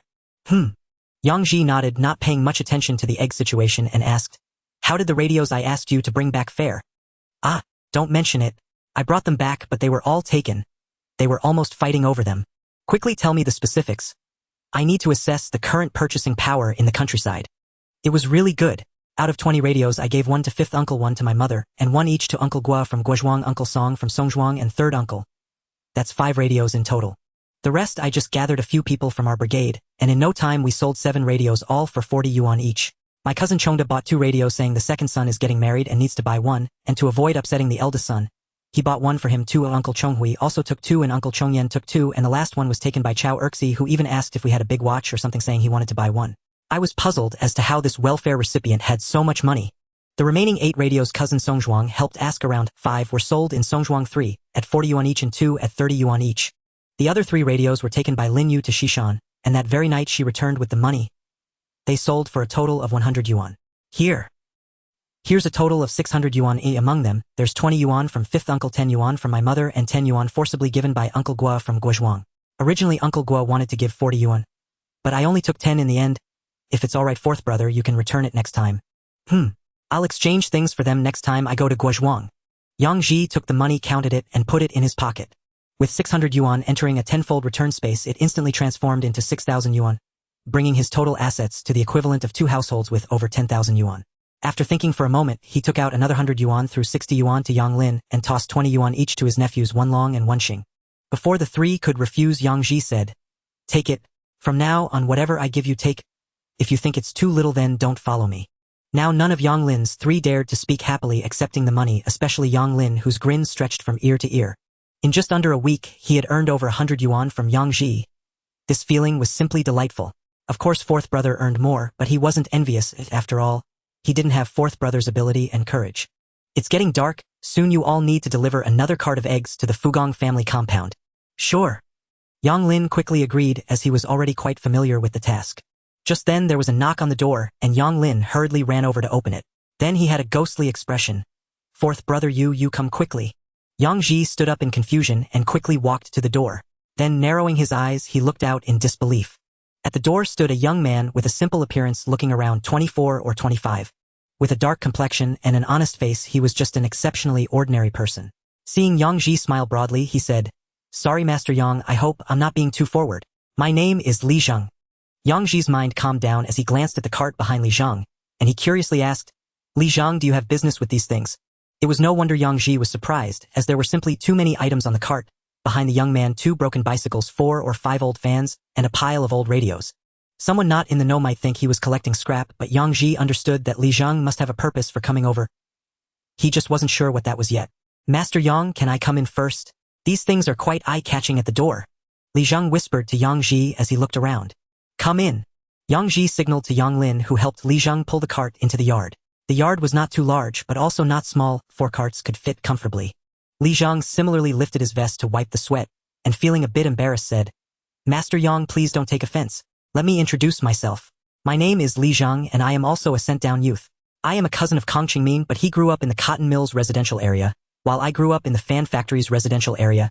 My parents were both workers, but my father died early, and my mother also passed away later. I went to the countryside to work and just returned from the village last semester. With no family left, I couldn't find a job. To be honest, it's been a problem to even have enough to eat during this time. Not long ago, I heard Qingmin say he learned skills from you, and I was quite envious. It's just that we didn't have a good leader like factory director who in our factory, and no one arranged anything for us. Recently, I heard that you are buying old electrical appliances in large quantities. I figured that you must have a use for them, so I went to the state-owned purchasing station. These are all things I exchanged from the state-owned purchasing station. Can you see if they are usable? Li Zheng said, smiling innocently again, making him seem trustworthy. Yang Ji felt somewhat relieved after hearing that Li Zheng was Kong Qingmin's cousin, and then he started checking the old appliances. While checking, he asked, I'm quite curious. How did you think to go to the state-owned purchasing station to collect these things? Li Zheng smiled innocently again, saying, I thought many people probably wouldn't want to keep these old appliances at home. They might find them bothersome and send them to the purchasing station. So I thought I'd check there, and sure enough they had quite a few old appliances piled up and many were even rotting away. I managed to exchange some out. Oh, what did you use to exchange for them? Yang Ji asked curiously again. Fish. I went to the Fuyang River to catch fish, and then traded them with the station master at the purchasing station. Yang Ji looked at Li Zhang in surprise, his assessment of him rising a few notches. He was able to deduce the purpose behind Kong Kingman's mention of buying old electrical appliances. Moreover, he could think of going to the purchasing station to find these old appliances, and even consider using his own efforts to exchange for them. In every respect, this Li Zhang was not simple. One might even say he was sharper than most. This is a good seedling, Yang Ji thought to himself. If he could take him in for a year or so, he would likely be able to stand on his own in the future. However, he still harbored some suspicion. After all, the smarter a person is, the more thoughts they have in their mind, making it harder for them to settle down and work. Thinking of this, Yang Ji pointed to the items on the cart and said, "These are quite good. You are very clever. I checked them, and all the things you brought have repair value. There are 17 radios. I'll buy them for 5 yuan each. For 5 fans, I'll give you 8 yuan each, and for the 2 bicycles, I'll buy them for 10 yuan each. Altogether, that's 145 yuan. How does that sound?" Yang Ji wasn't raising prices out of the blue. Others were using eggs or kitchen knives to exchange, which were originally his items and had cost him something. Although Li Zhang had exchanged with fish, it was his own effort that went into catching those fish. Since Yang Ji hadn't invested anything, he had to buy these old goods at a price higher than the market value. Hearing that these items were worth over 100 yuan, Yang Lin, Yang Wenlong, and Yang Wenqing were all envious. They had never thought that the purchasing station would have such things. If they did, they would have gone to exchange too. Just a few fish, they could catch them too. It would be worth it to spend a little money to bring those things back. What surprised them, however, was that Li Zhang shook his head and refused the 145 yuan that Yang Ji offered. This left Yang Ji somewhat surprised. "What's the matter? Do you think it's too little? How about this? I'll add 5 yuan and make it 150 yuan. Li Zhang quickly shook his head and waved his hand, saying, "No. No, Master Yang, I'm not saying it's too little. I just don't want any money for these things." Yang Lin immediately laughed. "Oh, this is rare. Why don't you want money? What are you after?" "To serve the people." Yang Wenlong and Yang Wenqing looked at Li Zhang, as if he were a fool, not understanding why he didn't want money. You have to know that the 150 yuan offered by their fourth uncle was money they might not be able to save up in a year. Although life in the countryside had improved a bit, there were hardly any other ways to make money apart from working in the brigade. With a family of 4 or 5 people, at least 3 had to earn work points, and after deducting expenses they would be left with just over 100 yuan at the end of the year. Some families even lacked labor, and after a year of hard work, they might not have saved that much, which made both of them very curious about what Li Zhang was planning. Yang Ji had a guess and smiled slightly at Li Zhang, saying, "So Li Zhang, you say you don't want money. What is it that you want?" Li Zhang scratched his head and licked his lips a few times, saying, "Master Yang, I truly don't want your money. What I want is to give you these things." "Oh, I see." Yang Ji looked deeply at Li Zhang, and then nodded, saying, "Thank you then. Old Wu, take Wenlong and Wenqing to unload the things into the backyard. It's rare for someone to be willing to give them away for free, and we can't let their kindness go to waste." "Ha! Fourth brother, are we just taking it like this?" Yang Lin asked in surprise. "Otherwise, if they are giving them away for free and I don't take them, wouldn't I be foolish? You guys hurry and move." Yang Lin looked at Li Zhang as if he were a fool, then called to his 2 nephews. "Let's go help me move these old appliances and bicycles to the backyard." Yang Wenlong and Yang Wenqing couldn't figure out what was going on, so they could only help Yang Lin move the old electrical appliances and bicycles from the carts. Seeing that Yang Ji was serious, Li Zhang also felt a bit flustered. He never expected that Yang Ji would really accept these things for free. For a moment he felt like an ant on a hot pan, constantly pacing around his face, turning red, not knowing how to speak. "All right, just say what you need to say. If you don't, I really will take these things." This Master Yang, I actually don't have much to say. I just wanted to give you the stuff. You need to have some backbone. If you want to do something, you need to be bold. Since you're too shy to say it, I'll say it for you," Yang Ji said with a sly smile.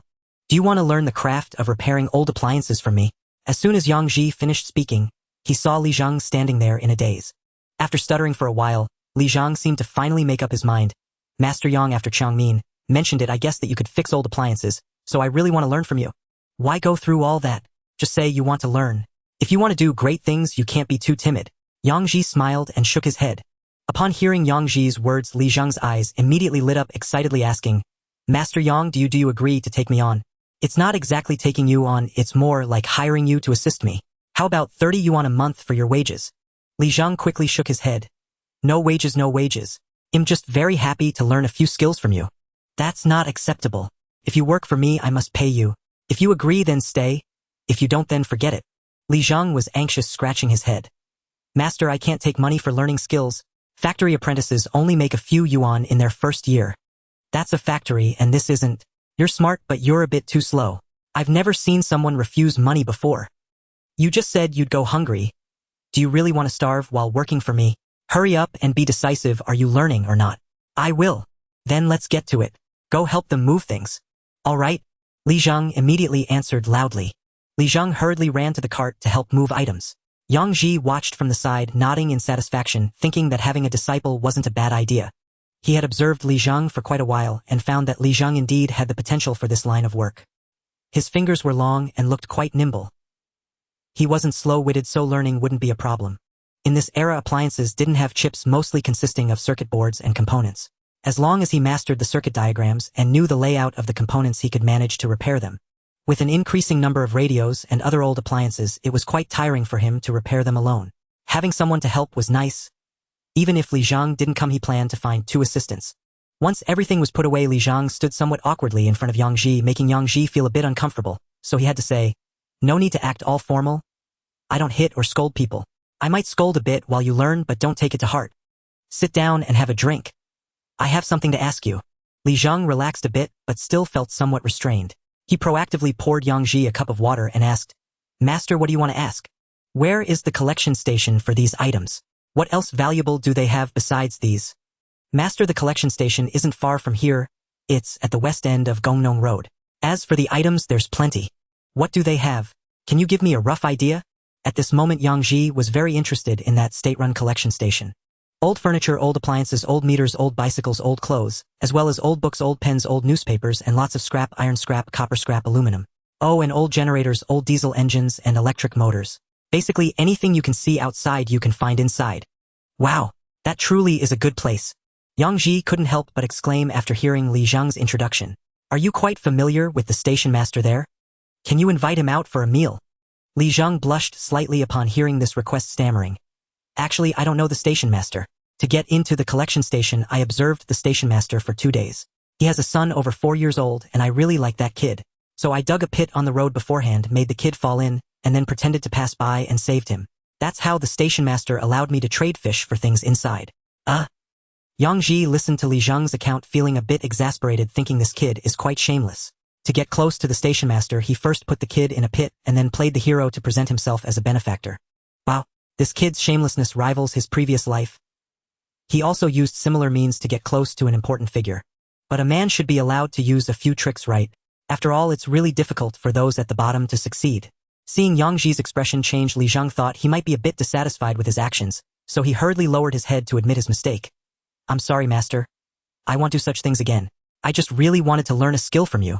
"Oh, it's nothing. No worries. Realizing one's mistake and improving is commendable. You should use less of your clever tricks in the future. If someone finds out, you'll become enemies." "I understand, master." Li Zhang lowered his head, blushing, feeling ashamed of what he had done. Yang Ji took a sip of water and said, "Since you know the station master, can you invite him out for a meal at a restaurant? That should be possible, right?" Li Zhang thought for a moment and replied, "Master, that Chui Deong is actually quite greedy. That's not a problem. I'm just looking to get some items from the collection station. We are paying to buy, not trying to take advantage of him." "Oh, that should be fine. I've heard he does quite a bit of business on the side. Who doesn't sell to whom? That's good.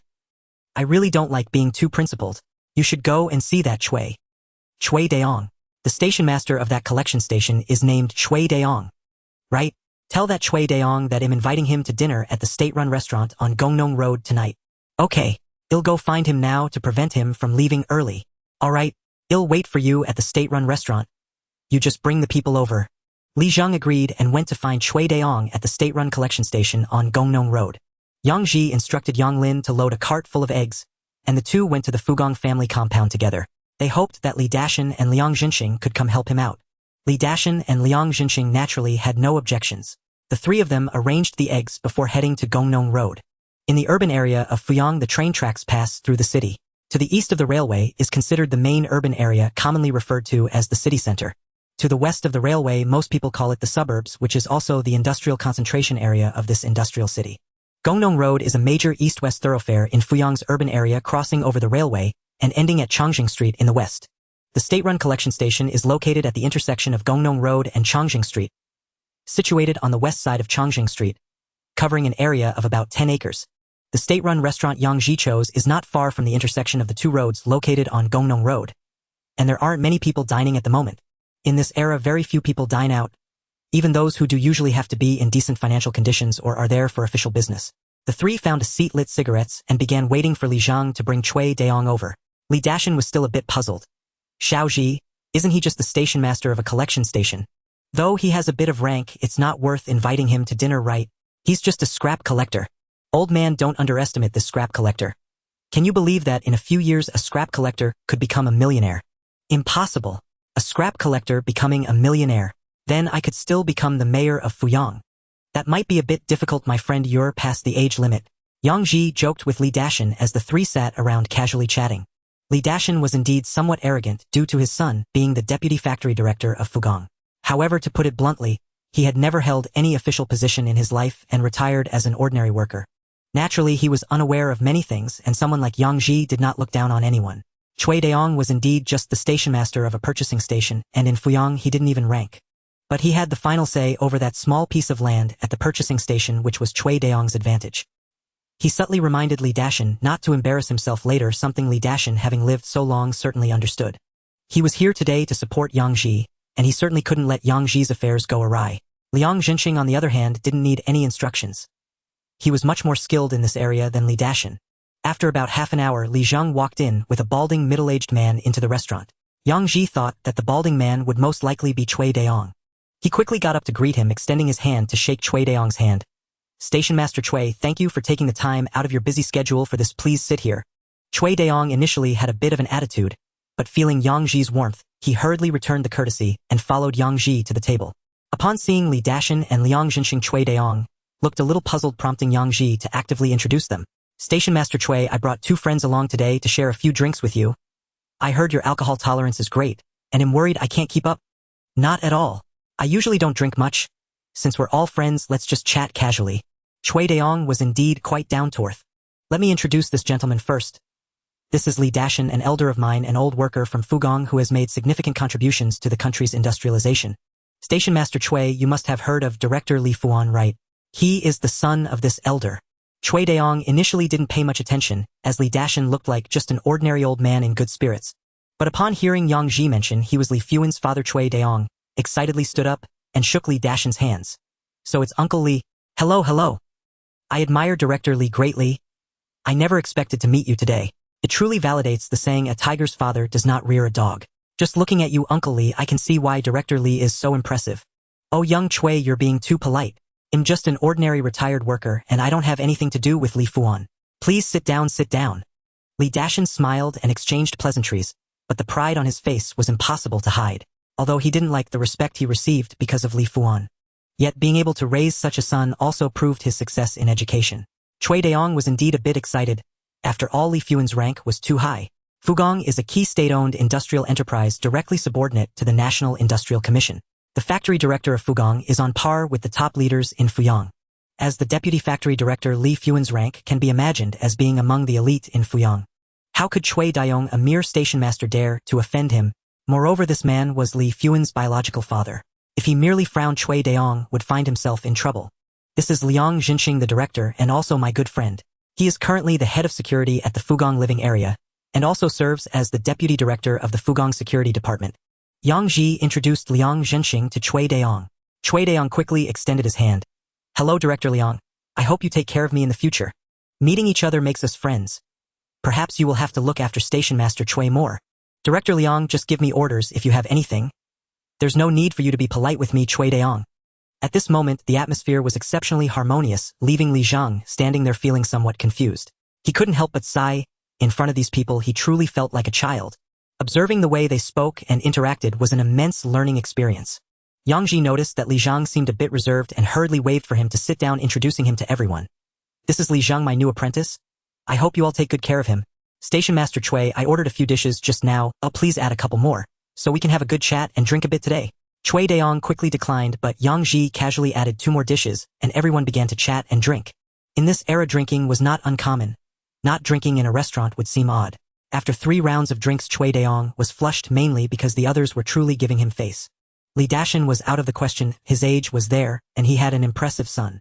Liang Jinxing and Yang Ji indeed gave him face and did not neglect this young station master at all. Cui Daong raised his glass to Yang Ji again, and then took the initiative to say, "Brother Yang, since we hit it off, let's keep in touch. If there's anything I can help with, please don't hesitate to ask. However, I am just a humble man who deals with scrap. I'm afraid I might not have anything worthy of your attention." "What do you mean, Cui Go?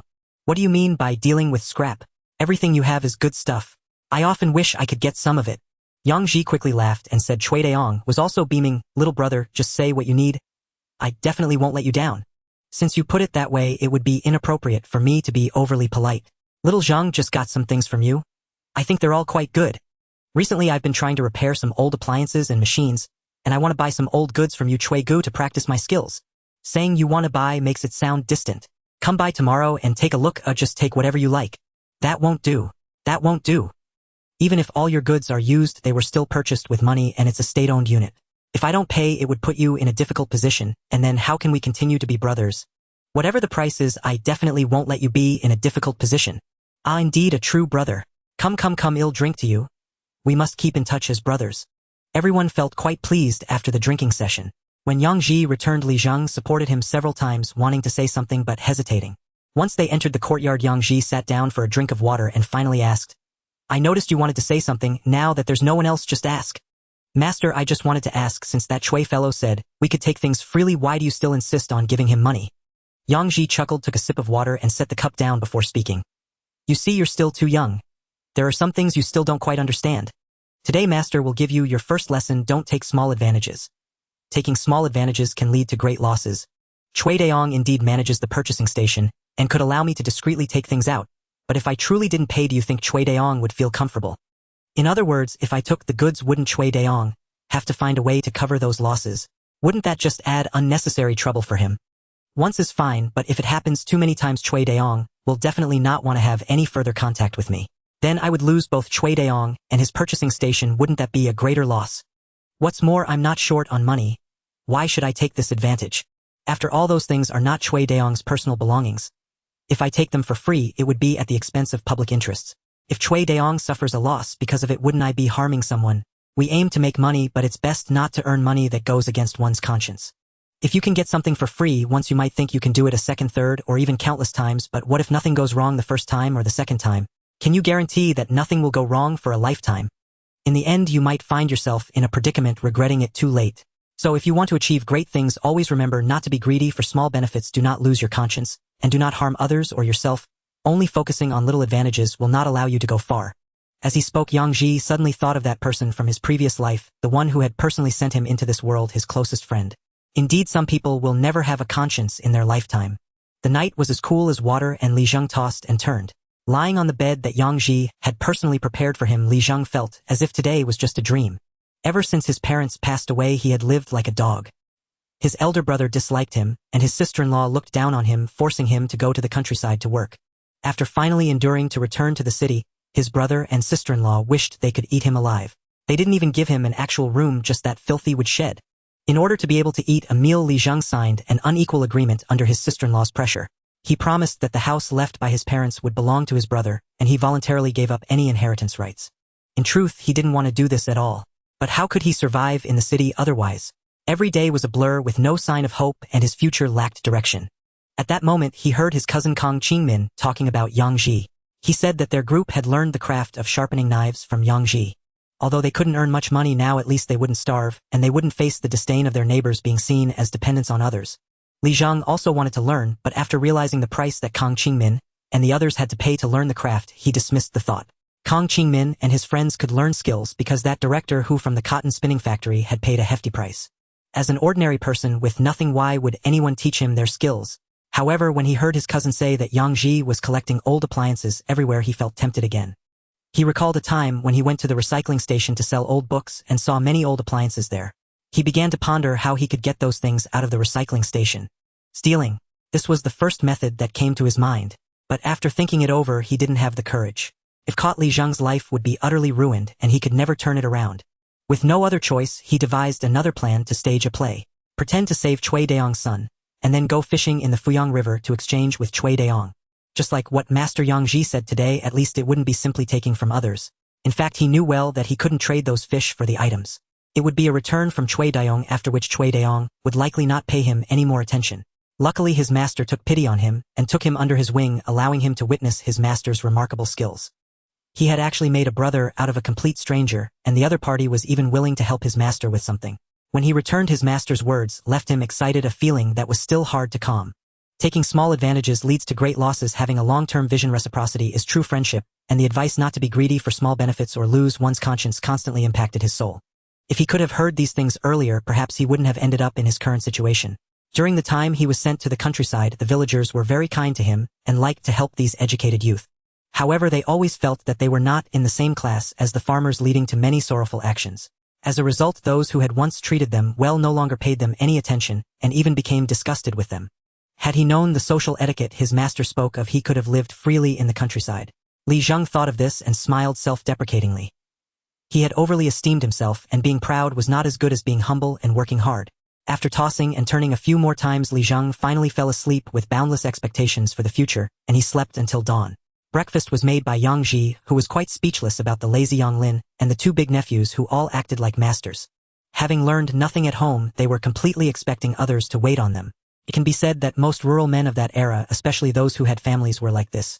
They got up the latest, were the first to eat when the food was served, then went out with a hoe to boast for a while, and finished their work in a lazy manner, returning home at the end of the day to continue being the master.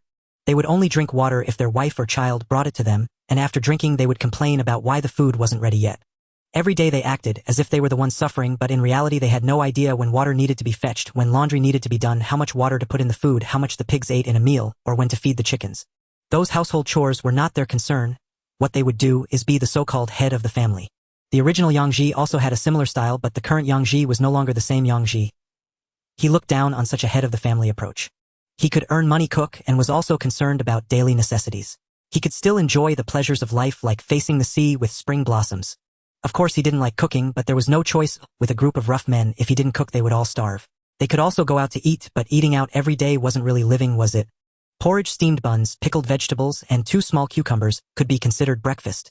Li Zheng saw Yang Ji cooking and hurried over, saying, "Master, I will do it." Yang Ji smiled and stopped Li Zheng. "No need, go wash up. You can cook tomorrow."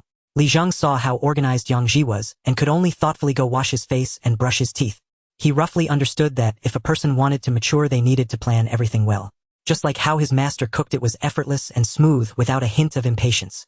Being able to cook, work, earn money, and be experienced enough to stand out, what else could such a person not do well? Li Zheng secretly set a goal in his heart. He must become a person like his master, a real man who could handle anything with ease. When the food was served, Yang Ji went into the room and kicked awake the 3 who were still snoring. He told them to wash up and eat, and after breakfast, he planned to take a few of them to the recycling station to get those items. It was better to turn waste into treasure in his hands than to let it be exposed to the elements at the recycling station. At least he could bring out a greater value from those items, right? After breakfast, Li Zheng volunteered to wash the dishes. Yang Ji certainly wouldn't fight him for it, because Yang Ji genuinely disliked washing dishes, and he was more than happy to have someone else do it. Then the 4 of them with 4 carts would put Li Zheng's borrowed cart to use and quickly return it, or else the owner would worry. Upon arriving at the recycling station managed by Cui Daiyong, they coincidentally saw a truck coming in, and Yang Ji looked at the items on the truck with surprise. As soon as he saw Cui Daiyong, he eagerly asked Cui Gu, "Do you guys take this stuff too? What's strange about that? After all, they're all just metal scraps. If someone sells it, well, take it. There's no need to be picky. Then this stuff must be quite expensive to buy, right?" Yang Ji asked, looking at the items being unloaded. "What are these scraps worth?" "They're practically worthless, just scrap iron prices, and you have to deduct at least 30% for the weight." "Cui Gu, do you think I could buy this? I want to see if I can fix it." Cui Daiyong was taken aback. "Brother, don't joke around. How could this possibly be repaired? How would you know if you don't give it a try?" Yang Ji gazed with fascination at the massive machine. It was a tractor that was less than 50% new. Moreover, it was the legendary crawler tractor. If Yang Ji remembered correctly, this was the famous Dongfang Hong 75. In his past life he had seen a few, but they were all mere exhibits, no longer functional. Relevant data immediately surfaced in his mind: a curb weight of 5 tons, a 75 horsepower 4-cylinder 4-stroke diesel engine, and a vertically aligned vortex combustion chamber. What a great machine. Indeed, it was a great machine. At least in the 1970s, this tractor could be said to be unparalleled. Cui Daiyong saw that Yang Ji was genuinely interested and quickly spoke with a mix of laughter and exasperation. "Brother, don't even think about it. Even if I were willing to sell it to you, you wouldn't have enough money to take it. After all, it's a hefty iron lump weighing several tons. Moreover, this thing has no repair value left. It has blown its cylinder 3 times, and the engine is completely dead. What would you do with this iron lump? With just a few carts, you won't be able to move it. Hearing Cui Daong's explanation, Yang Ji could only nod and give up. He indeed wanted to see if he could fix this big iron lump. But even if he managed to repair it, he wouldn't be able to sell it anytime soon. Besides, after blowing the cylinder 3 times, he wasn't sure he could fix it. Replacing the engine seemed like the simplest and most convenient solution. But where could he find a tractor engine that easily? Don't be fooled by the fact that the country's technology was still quite weak in this era. However, tractors, although they seem low-tech, are produced by less than 2 countries in the world, and Huaxia is one of them. The most technologically advanced part of a tractor is the engine, and he currently lacked the confidence to craft an engine under the current conditions. Hence, it was better to do something practical that could earn him money. Seeing that Yang Ji was no longer entangled with the tractor Cui Daong, let him wander around the acquisition station. Yang Ji, along with Yang Lin, and the others began to explore the acquisition station, discovering that this state-run station was indeed quite large. Covering over a dozen acres, it was divided into outdoor and indoor sections, with the outdoor area piled high with wood, ceramics, steel, glass, rubber products, and more. The indoor section consisted of a row of buildings resembling old factories containing slightly more valuable items, such as books, newspapers, scrap metal, as well as glass bottles, beer bottles, old household items, and other things like old electrical appliances, bicycles, generators, diesel engines, and diving pumps. There were even a few old machine tools tossed into the corners. A variety of both commonly seen and rare items could be found here, truly a dazzling array that left one feeling overwhelmed. Yang Ji let the others explore first while he walked over to examine the old machine tools closely. This machine tool was likely an imported piece with plenty of Cyrillic script hidden beneath the grease. Moreover, it was a manual machine tool, and considering its age, it was probably not much younger than Yang Ji himself. Could be worth a try, but Yang Ji soon abandoned this idea as it wasn't necessary for now. It was better to earn money first. Once everything was fully opened up, he wouldn't have to worry about risks when bringing such things back. He then began to inspect the old electrical appliances closely. There were quite a few types of old electrical appliances, with the most common being various types of radios. After all, in this era, radios were the most popular household appliance, although they were mainly prevalent in cities with rural households, having a penetration rate of less than 20%.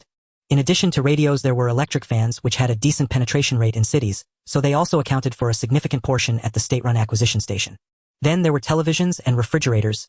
Yang Ji even found a washing machine here, the legendary Baiju brand, making him click his tongue in amazement. This was indeed a rare item. Baiju washing machines could be considered the star brand among washing machines of this era. Washing machines were quite scarce back then, as many people in the cities still preferred to wash by hand. There was no helping it, washing machines at that time were not very smart or automatic with average washing effects. However, they were indeed more labor-saving than washing clothes by hand, so it wasn't surprising for some well-off families to buy one. Refrigerators were also not very common at that time, but many big cities were beginning to see their popularity, though they were quite expensive. A refrigerator cost over 1,000 yuan, making it a financial burden for ordinary working-class families. The penetration rate of televisions was also quite low because they were relatively expensive and mainly received only a few channels. However, televisions would experience explosive growth in the 1980s, making it a good opportunity. While he was pondering, Cui Daong finished handling the outdoor tasks and came over to Yang Ji to ask, "Brother, have you chosen anything? Let's just take it." Yang Ji stood up and lit a cigarette for Cui Daong. The two stepped outside to smoke, and after a couple of puffs, Yang Ji spoke, "Cui Gu, I want to take all those electrical appliances. How much do you think is appropriate?" "You want them all?" Cui Daong was startled, causing his cigarette but to fall onto his pants. He calmed himself down and said quietly, "Brother, many of those old radios are from a few years ago. You probably won't be able to use them. Besides, there are at least 100 here. What would you do with so many old radios?" Yang Ji took a puff of his cigarette and was candid with Cui Daong. "I want to try to dismantle some parts and see if I can repair a few. Then I'll take them back to the countryside to sell." "Cui Gu, you've been living in the city for a long time. You don't know, but there are very few families in our countryside that have radios. People still have a strong need for them, and they don't mind if they're old or they're cheap." Cui Daong pondered for a moment and quietly said again, "Brother, you need to be careful. Don't let anyone catch on this isn't a joke." "No worries, Cui Gu. I won't sell them myself. I'll find someone to help me sell them. Besides, I'll control the quantity." "That's good. However, I still don't recommend you take them all. There's really no need for that. You can do it this way," Cui Daong whispered into Yang Ji's ear, and Yang Ji's eyes began to widen in surprise. "Cui Gu, can it be done this way? Isn't that inappropriate?" "What's inappropriate about it? As long as you don't completely dismantle them, who would notice? Even if you took everything out and left just the shell, it wouldn't matter." Yang Ji licked his lips and chuckled bitterly. Cui Daong was indeed pragmatic, coming up with such a plan. Cui Daong's plan was simple: dismantle whatever you want, take the usable parts, and leave the useless ones behind. After all, as long as the shell isn't taken apart, no one would know what was left inside. As for those that could be repaired, Chui Daong naturally wouldn't let him do that. Just buy them and fix them. He had plenty of disassembled parts on hand. Alright, since Chui Daong said so, Yang Ji felt it would be inappropriate to be too fussy. It would just take a bit more work to check each radio first. Leave the ones with repair value and directly dismantle those without. Then thank you, Chui Gu. By the way, I also want those old televisions, fans, and refrigerators. Sure, just take them away and give me a purchase price. That way the accounts will look better later. Chui Daong waved his hand grandly, allowing Yang Ji to take whatever he wanted. There were also those old bicycles. Some were merely frames, but others could still be used after repairs. Chui Daong let Yang Ji choose for himself, taking those he thought had repair value while dismantling those that didn't. After all, to him, they were all scrap metal. It was just a matter of a few pounds more or less, which was not a problem at all. After making arrangements, Chui Daong mysteriously pulled Yang Ji to a corner and said, "Brother, I have something else here. Do you think you can repair it?" "What is it?" Yang Ji asked curiously. Chui Daong pulled him towards the office, saying, "Come on, let's go look in my office."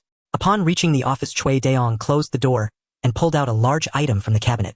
Yang Ji immediately laughed upon seeing it. A tape recorder. Is it from Matsushita? What a great item. He truly did not expect that Chui Daong wanted him to help repair the tape recorder. The tape recorder was in good condition, at least looking about 80% new. "I got it a few days ago. I thought it looked good, so I kept it thinking it could be for the kids to play with. Can you fix it?" Yang Ji examined the exterior and found no issues. He borrowed a screwdriver to take it apart, and in about 1 or 2 minutes he smiled at Chui Daong and said, "It's not a big problem. Just a part of the circuit is damaged. Fixing it won't take much effort. I'll take it today and have it fixed by tomorrow." Chui Daong was overjoyed upon hearing this. "That's great. That's great. Then I'll trouble you to help me fix it. I'll pay you whatever it costs." Yang Ji laughed as he tossed the screwdriver onto his desk. "Chui Gu, aren't you embarrassing me? It's just a small issue. Why would I charge you for it?" Chui Daong, upon hearing this, also looked a bit embarrassed. "Brother, don't take it the wrong way. I'm counting on you. I'll come by tomorrow evening to pick it up." "No problem. Is there anything else that needs fixing? If there is, I can take it all at once. I'm not bragging. Repairing electrical devices is really not difficult for me. No more electrical devices. I look at these broken things every day and they give me a headache. By the way, can you fix watches? That depends on the extent of the damage. I can usually fix minor watch problems." "That's great. Wait a moment. I'll get them for you." Saying this, Chui Daong returned to the cabinet and pulled out a box. Placing it on the desk and opening it, he said to Yang Ji, "Brother, take a look." Yang Ji peered into the box and couldn't help but exclaim, "Wow, so many." Indeed, there were quite a few. The box was sizable, and it was filled with over half a box of watches. They were haphazardly piled inside with visible brands like Meihua and Huhai. These two brands can be considered the kings of domestic watches in this era, beloved by almost everyone. Yang Ji picked one up to check its condition. He couldn't immediately identify any issues, but given the small components of a watch, he felt that repairing it wouldn't be too difficult. After inspecting a few watches, he put them back in the box and hesitantly asked, "Chui Gu, am I supposed to fix all of these for you?" Chui Daong immediately laughed and waved his hand. "Brother, it's not for me, it's for you. If you want them, just take them along." "Ha!" Yang Ji was genuinely surprised. Even if he could fix half of the watches, it would be worth it. After all, watches are valuable items today. They symbolize status. If you don't have a watch when getting married, the girl won't want to marry you. But watches are expensive. Even the cheapest ones cost around 60 to 70 yuan. Many households have limited purchasing power and may not be able to afford a watch. The most crucial point is that buying a watch in this era requires a ticket. Where would one get so many watch tickets in the countryside? Thus the market for used watches is enormous, very large. In fact, it may even be larger than the market for tape recorders. After all, you might be able to marry a wife without a tape recorder, but if you don't have a watch, you'll be looked down upon.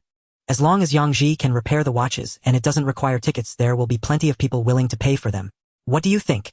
This is better than the tape recorder. They're small, and even if sold, no one will pay much attention. Yang Ji was genuinely moved, grabbing Chui Daong's hand and thanking him. "Chui Gu, I really don't know what to say. I'll just see how I do from now on. It's a small matter. A small matter. They'll only rust if left with me, so it's better for you to take them and try to repair them. If you fix them, it's not a waste, right? But I still need to collect some money. Just give me the acquisition price. Otherwise, I can't account for them. Everything that comes in is immediately logged. Don't worry, Chui Gu. These are all small matters. Whatever the amount is, I won't let you suffer a loss. Then what's there to talk about? See if there's anything else you need. You can take everything with you. As for the tape recorder, you can come by any time if you want to take it apart. Chui Gu, you have a sewing machine too, right?" Yang Ji asked quietly, looking outside. Chui Daong patted his shoulder and smiled. "No need to be so cautious. Everyone here is a friend. Even those who aren't wouldn't dare speak indiscriminately. Then he led him outside saying, "We're a collection station, so we can't lack old sewing machines. They're covered under an oilcloth in the warehouse. I'll take you to see." Cui Daong took Yang Ji to see the sewing machines. Upon lifting the oilcloth, they found about 40 to 50 units. Yang Ji glanced around and saw common models like Butterfly Bee and Farron, as well as the predecessors of Butterfly the Golden Lion and Invincible. "What do you think? Can you fix these? If you can take them away, I'll save some for you if I acquire more later." Yang Ji nodded heavily. "I can fix them. Cui Go, without saying more, you've helped me a lot this time. It's just a small matter. You pick what you want, and once you're done, we'll load them up. I'll give you a note then. By the way, if you think you can't repair any of the sewing machines, just leave them. If you want to take parts, you can come over anytime. It'll save you the trouble of dealing with a pile of junk." "Sure." Yang Ji agreed, suppressing his excitement. He definitely wanted to take the watches, and then there were those televisions, refrigerators, and washing machines. He would also take any old bicycles he could repair, and he could take as many sewing machines as he wanted.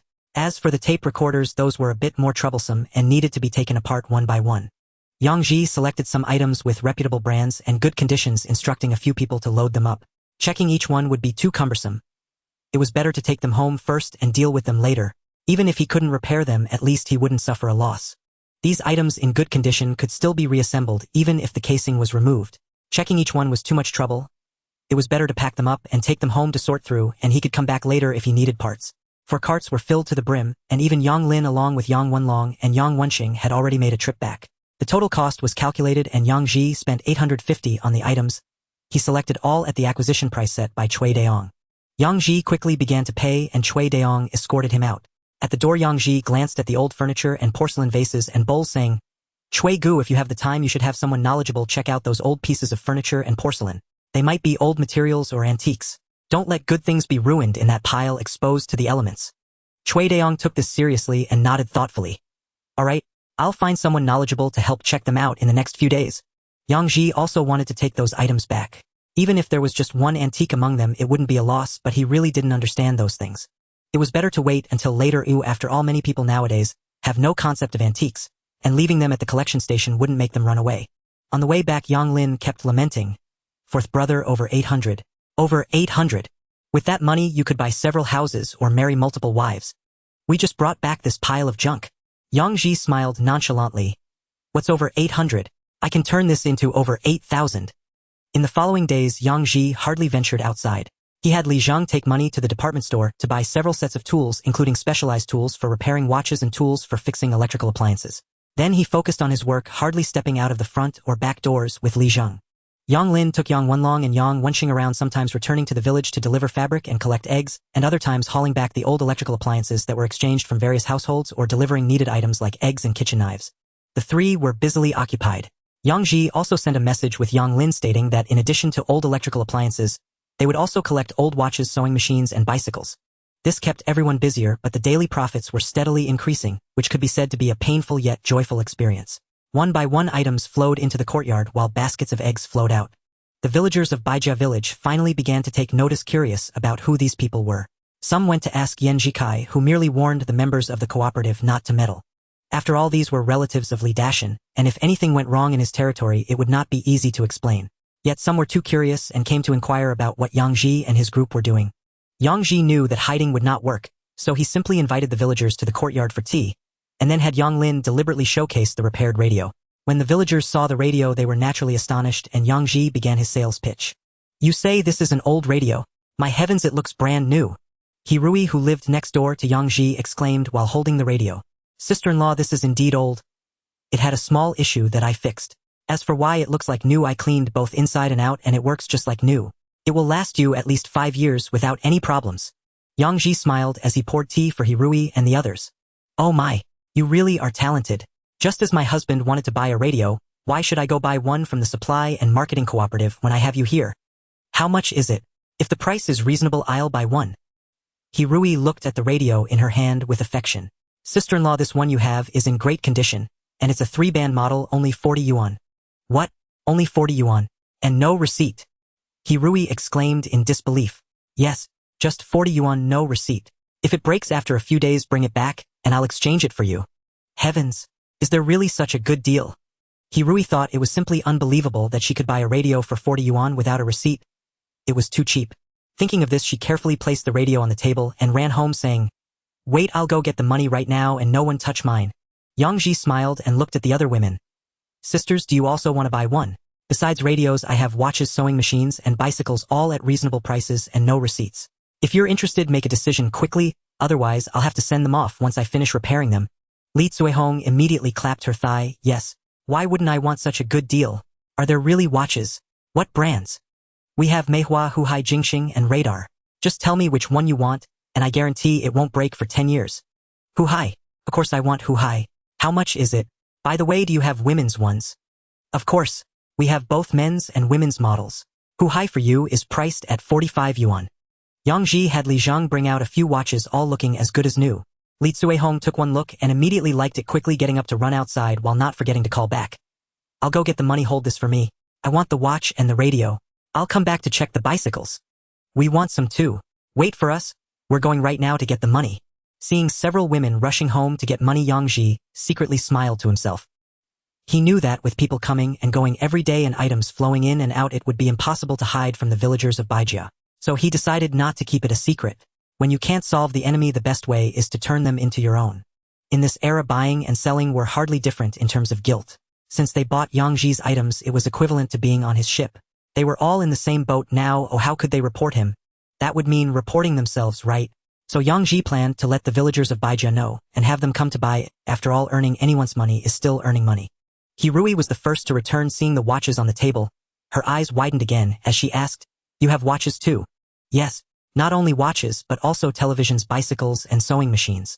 Although they are all refurbished, they come with a guarantee of 5 to 10 years without issues." "Oh my, why didn't you say so earlier? I didn't bring enough money. Wait for me a moment, I'll go get the money. I'm running back and forth here." Before she finished speaking, Hirui had already vanished.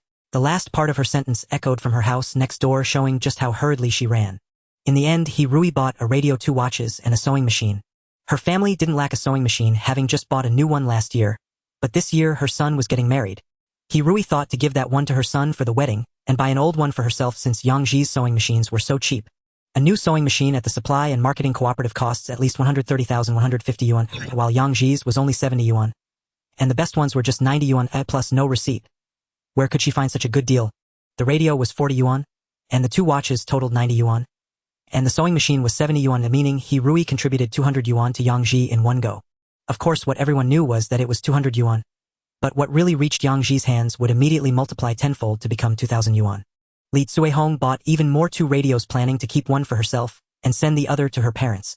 She also bought 2 watches, one for her husband and one for herself, just right for both, so they could flaunt them when they went out. She got a sewing machine to give to her sister living in another village, as it was said that her sister's family was not in good conditions. She also got a bicycle for her younger brother in her family, saying it would be more convenient for him to have a bike for work. Just from Li Cuihong alone, she spent 320 yuan, equivalent to Yang Ji, making 3,200 yuan. The other 3 women, Song Liang, Zhao Chuanmei, and Li Suping, also each bought some items.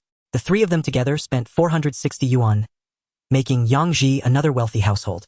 After handing over the items to them and giving some tips on usage, Yang Ji lowered his voice and said, "Sisters, don't mention that you bought these from me when you go out. If you really trust someone, you can bring them over. We're all on the same side, and I can't say I won't make things convenient for everyone. Don't worry, we know. We'll only bring trustworthy people." Hirui and the others' eyes lit up at once. Yang Ji nodded with a smile as he saw them off. Just as he had not finished his tea, he heard a knock at the door, and Hirui quietly called out, Brother Yang, open the door. I've brought people over." "Sister-in-law, aren't you a bit too quick?" Yang Ji opened the door with a wry smile. "Who knows how much you have left? If you don't hurry and sell it to your own people, what will you do if it's all gone? This is my cousin Yang Yuhuan from our Baijia village, married to Lu Shi in the west of the village, so you will get to know her." "Goodness, Yang Yuhuan." Yang Ji glanced at Hirui's cousin, and her figure indeed resembled that of the legendary noble consort. She seemed quite prosperous, clearly a person blessed with good fortune. Yang Ji quickly invited the 2 women to sit down and served them tea attentively. "Sister Yuhuan, my last name is also Yang. Perhaps we were family 500 years ago." "Sister, what do you want? I can bring it out for you to see." Yang Yuhuan smiled coyly. "Then it might just be true that we are family. You're quite famous in our Baijia village. At such a tall height and not hard on the eyes, every day those old women gossip about you. I didn't expect you to have this ability too." "Ha ha ha." Yang Ji awkwardly touched his face. "Sister, you're teasing me. I'm nearly 40, how could I still be associated with being handsome? Why can't you be associated with being handsome? Let me tell you, women at 18 find 18-year-old men attractive. At 20 they prefer 20-year-old men. By 30 they certainly favor 30-year-old men over younger ones. And by 40 they find men like you the most appealing. As she spoke, Xuanhuan shot Yang Ji a glance. The meaning was clear. Startled, Yang Ji quickly turned his eyes away. He dared not meet Xuanhuan's gaze. If any rumors were to arise, would he still be able to stay in Baijia village? Sister, you're just joking with me. So what exactly do you want? I'll get it for you right away. I want to watch a radio, and then a sewing machine for my brother at my maternal home. Yang Ji quickly nodded to indicate he understood, and got up to fetch the items for her. Of course, he was also trying to avoid Xuanhuan, as he couldn't handle her little glances. Xuanhuan was just too plump. If she lost 30 pounds, she might actually be considered a beauty. However, even if she were beautiful, she was still a 40-year-old woman. How could she compete with a 20-year-old younger sister-in-law? Xuanhuan's statement held truth. Women are attracted to men of their own age. But men are different. They universally prefer young and beautiful women. In the end, Xuanhuan bought a pair of watches, 2 radios, and a sewing machine, leaving behind 260 yuan. Yang Ji couldn't help but marvel. Indeed, Baijia village belonged to the suburbs, and the people there were truly wealthy. Each person bought items in multiples, casually spending 200 to 300 yuan without a second thought. In their Yang village, such wealth was rare. Being able to spend 200 to 300 yuan at once was akin to finding a phoenix feather or a unicorn horn. Just as he finished sending off Hirui and Xuanhuan, another knock came at the door, and upon opening it, it was Li Cuihong bringing others. About 20 minutes later, before he could finish with Li Cuihong's group song, Lying arrived with more people, followed by Zhao Chunmei and Li Suping. Yang Ji and Li Zhang were both panting, continuously moving items in and out while also collecting money. In less than half a day, they sold 30 radios, 36 watches, 10 bicycles, and 12 sewing machines, and their wallets swelled rapidly.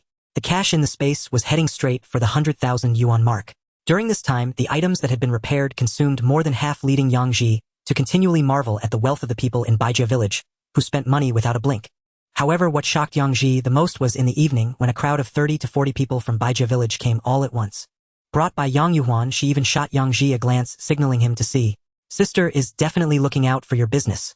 Fortunately, Yang Lin and the others had returned, helping to carry items out, and then assisting in delivering goods to each household. The next day before dawn, Xuanhuan surprisingly brought people back again, completely clearing out Yang Ji's stock.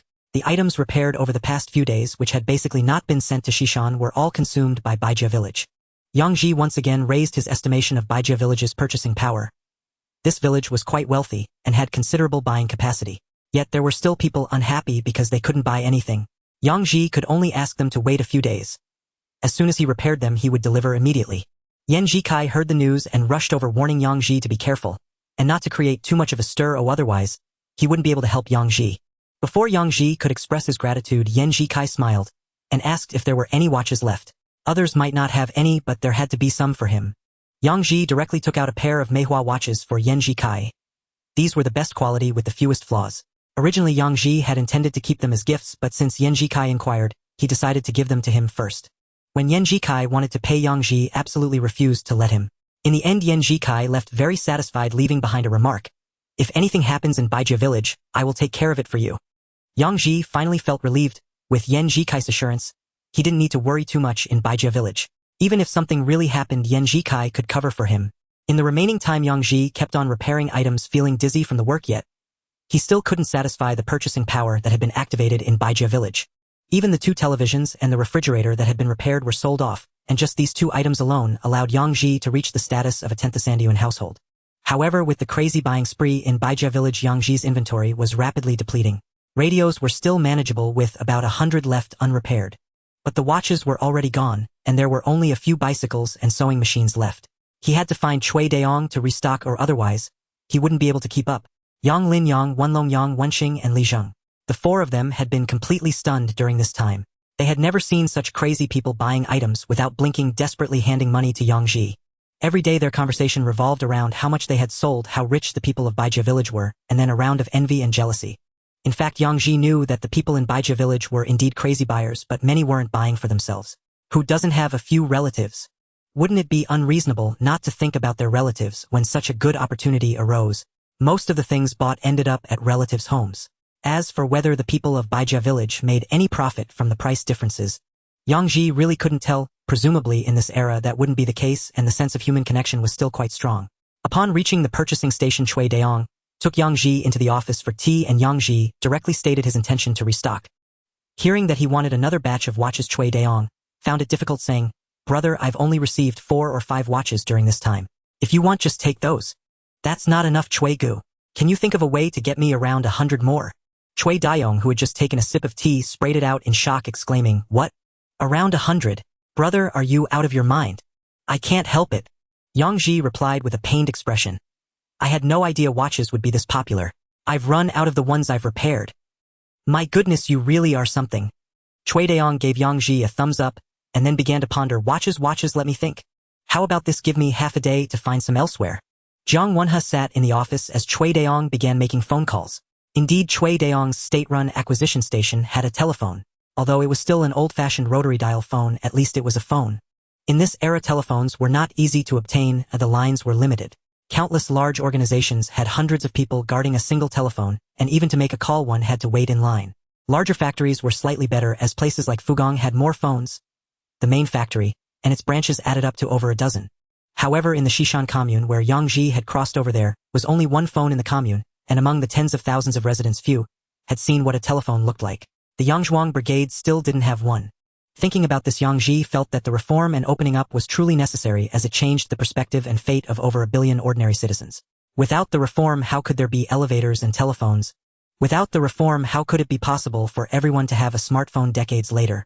Those who say the reform was a regression either had too much to eat or had never experienced the hardships of this era. They should be thrown into this era to be reformed harshly so they wouldn't complain while eating. Cui Daong made around 10 calls in one breath, each lasting 2 to 3 minutes. After finishing the calls, nearly half an hour had passed, and Yang Ji was feeling bloated from drinking tea. However, the outcome was surely satisfactory, as one could tell everything from Cui Daong's beaming face. "Brother, I've got it for you.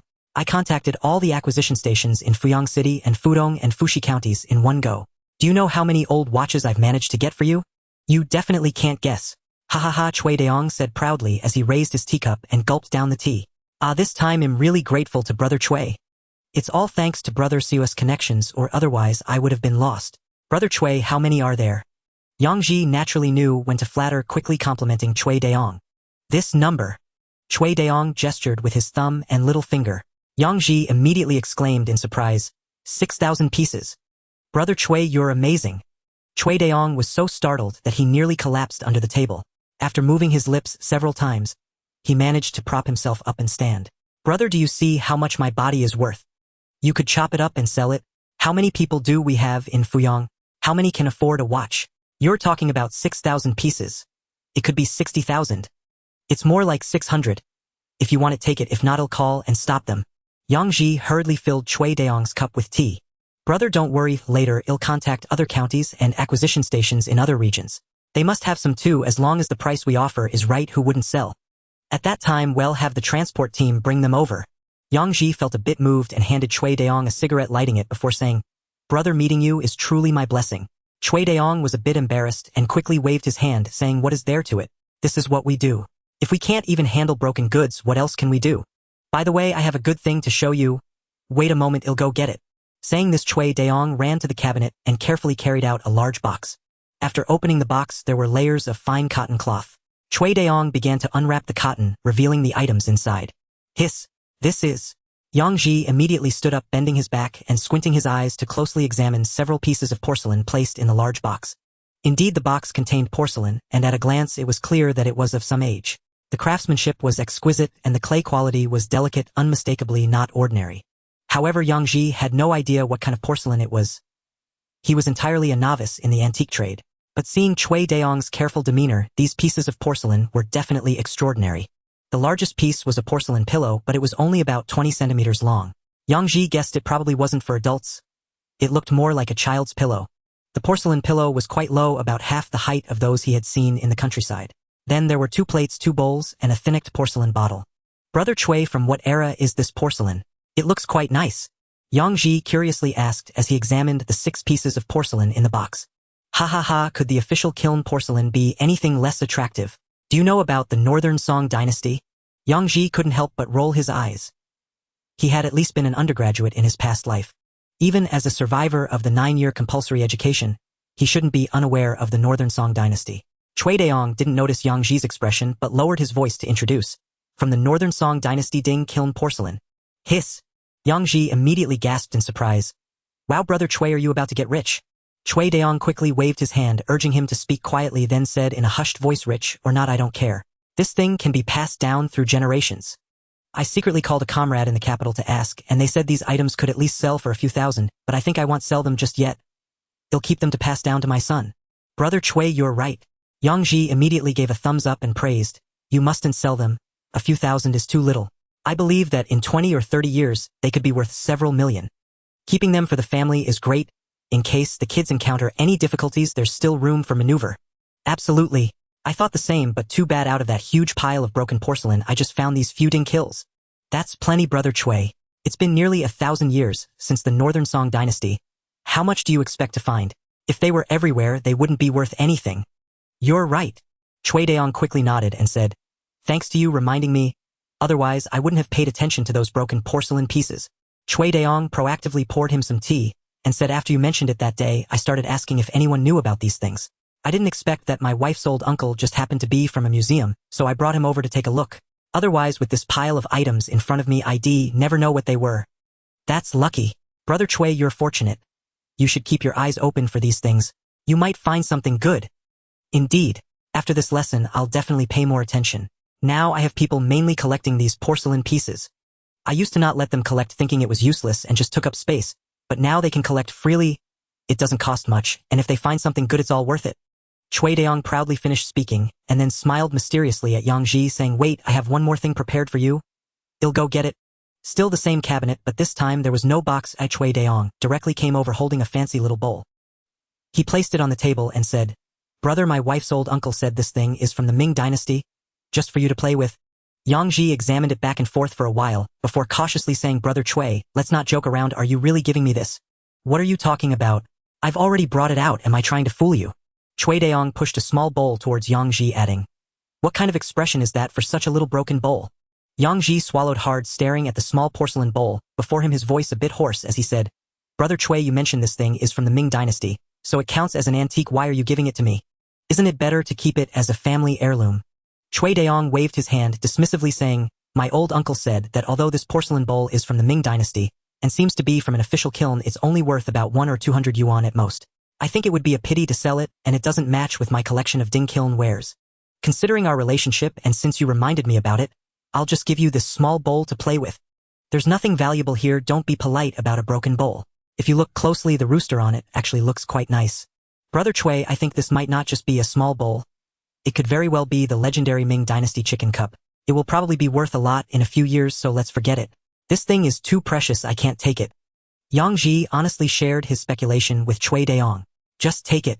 No matter what kind of cup it is right now, it's only worth 100 or 200 yuan. Isn't that less important than our friendship? If you don't want it, I'll find someone to take it to the capital to sell it in a few days, and I'll give you the money then, how about that? Chui Deong urged, pointing at the small bowl. Hearing this, Yang Ji hurriedly grabbed the small bowl, saying, No, I really don't care about 100 or 200 yuan. I want this small bowl. What if it really is an antique? If I keep it for decades, who knows, I might strike it rich. I want it, I absolutely want it. No one is allowed to snatch it from me. That's the spirit. Why push a little broken bowl back and forth? Chui Deong laughed heartily as he handed it over. Yang Ji held the small bowl, which resembled a chicken cup, feeling somewhat conflicted. If it is indeed a chicken cup, then Chui Deong's gift would be a huge loss for him. However, since Chui Deong insisted on giving it to him, refusing was not an option, which left Yang Ji in a dilemma. Eventually, he accepted the bowl and carefully tucked it into his pocket. In reality, it was placed in a space 10 times larger, but since it wasn't a profit-making item, it couldn't be multiplied. Yang Ji didn't mind this. He thought no matter if it was a real chicken cup or not, he had definitely made a good friend in Chui Deong. At worst, he could repay Chui Deong more often in the future, which would help return some of that friendship. The only thing he was worried about was if this thing really was a chicken cup, and if Chui Deong's descendants discovered its value, it might lead to a lot of entanglements. Thinking of this, xuanhuan took out a pair of repaired Huhai watches from his pocket and placed them in front of Chui Deong. Brother Chui, these are a pair of Huhai watches I fixed for you. Just consider it an exchange for this small bowl.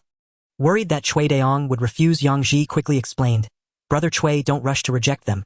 These two watches are old, their value can't compare to this small bowl, and you won't need them yourself, but you can give them to someone. These watches are the best among old watches, both in appearance and inside, and they won't break for decades. How about considering this as a trade for the small bowl? If you don't accept the bowl, I won't take it either. Upon hearing this, Chui Daong had no choice but to grab the watches, saying, "You always have to be so courteous with me." "Alright, I'll accept the watches.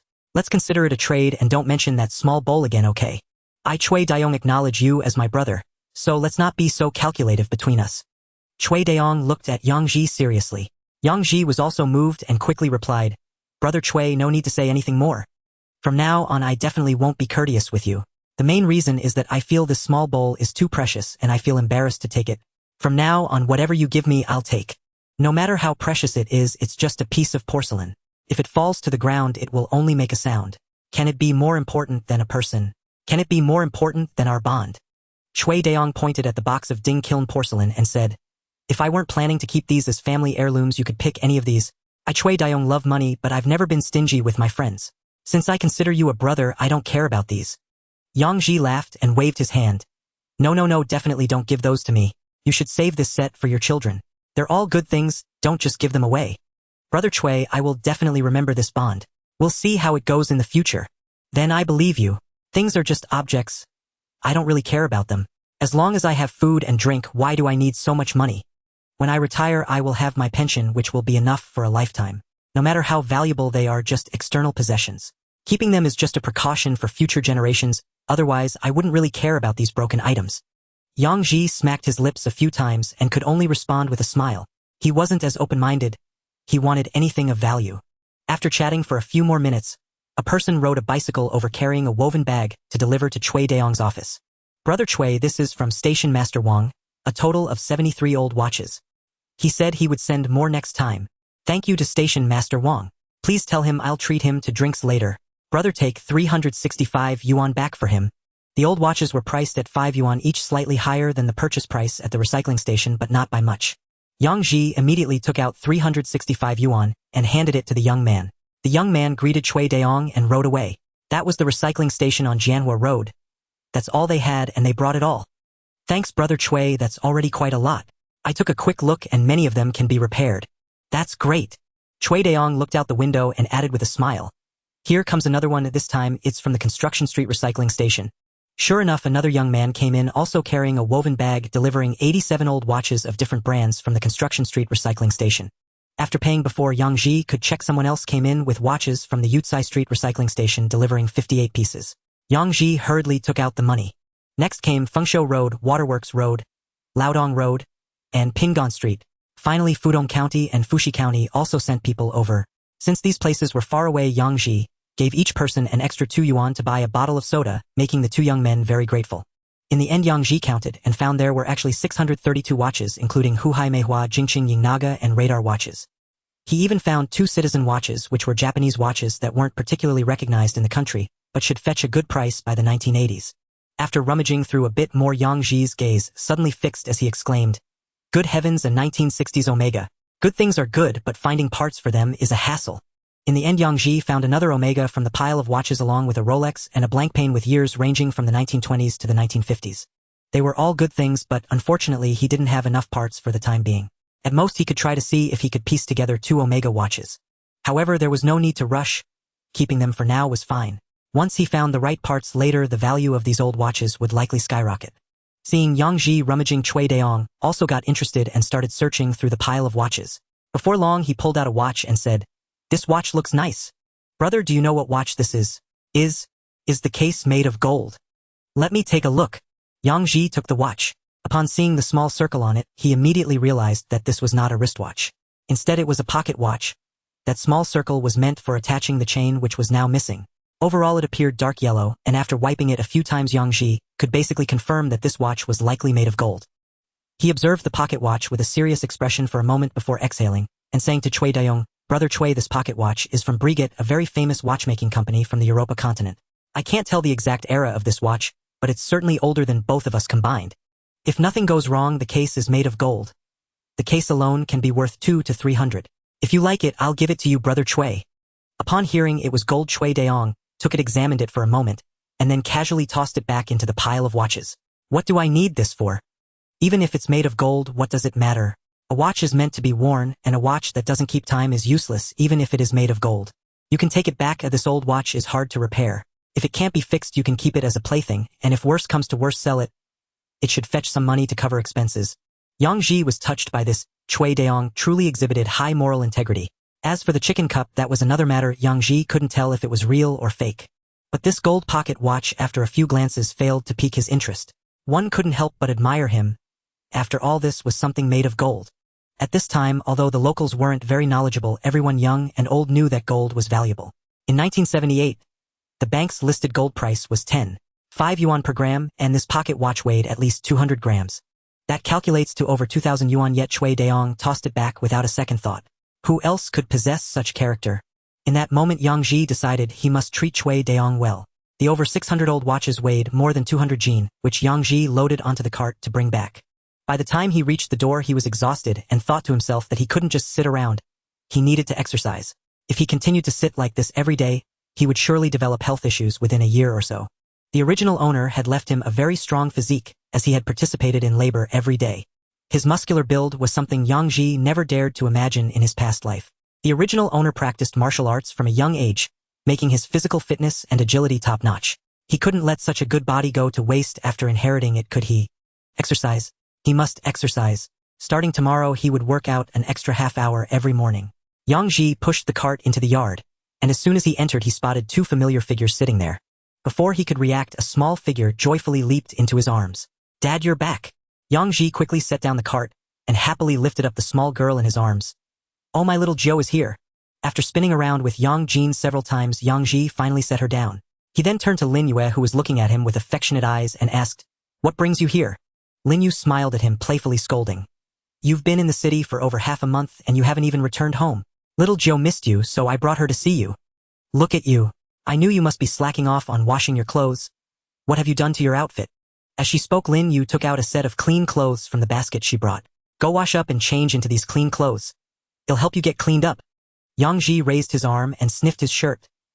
It did have a bit of odor, but it wasn't too strong. Nevertheless, he smiled and accepted the new clothes. "I didn't even know you were coming over. I just turned to the supply and marketing agency to buy some meat. We're here to see you, not to satisfy cravings. Besides, the family isn't lacking in meat at the moment." Lin Yue was telling the truth. Before Yang Ji left, he had left money and tickets for them, so they could buy what they needed. Grain tickets, meat tickets, sugar tickets. Lin Yue would occasionally buy some meat to improve the children's diet. Yang Ji pinched little Jo's cheek. She had indeed gained some weight, whereas before she had been quite skinny.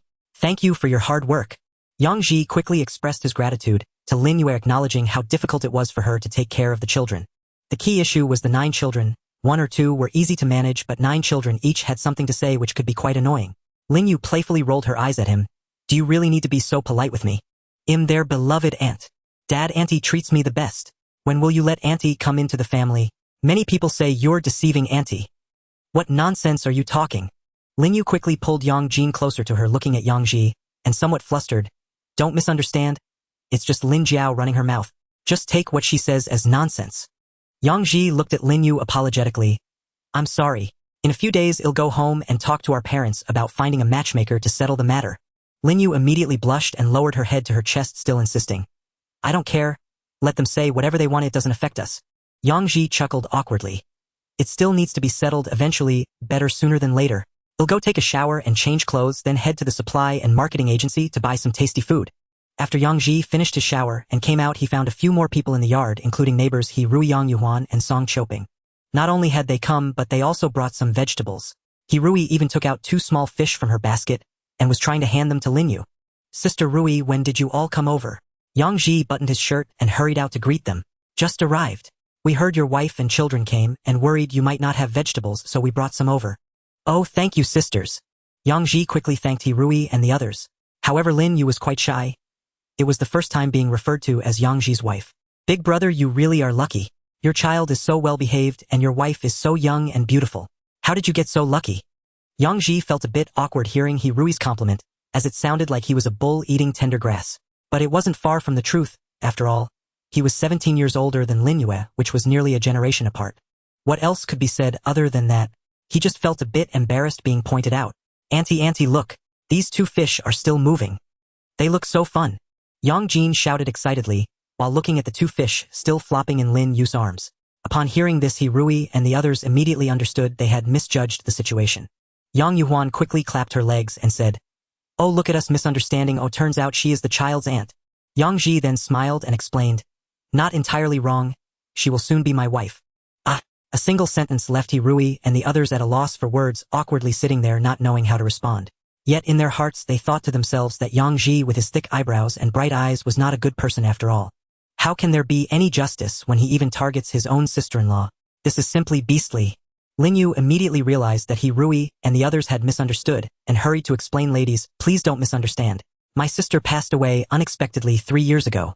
Over the years my brother-in-law has been both father and mother, taking care of 9 children, which is truly exhausting. We are willingly marrying him, wanting to live together with him." Rui was momentarily stunned after hearing this, then slapped her thigh and laughed. "Oh, so that's how it is? That's nothing. Really, in my family similar situations have happened. When my sister passed away, my brother-in-law took the children, worried about their welfare, so the family married off the younger sister. This is actually a good thing, and the children won't suffer." "Exactly. You really don't need to care about what others say, we just misunderstood earlier." Xuanhuan also quickly laughed and explained, "This is not a rare occurrence. Just look at those plays where emperors marry both sisters often. Moreover, the children's mother has been gone for 3 years. The family definitely needs a woman, right? That's right. You mustn't care about what others say. Leading your own good life is what truly matters." Song Choping also quickly chimed in.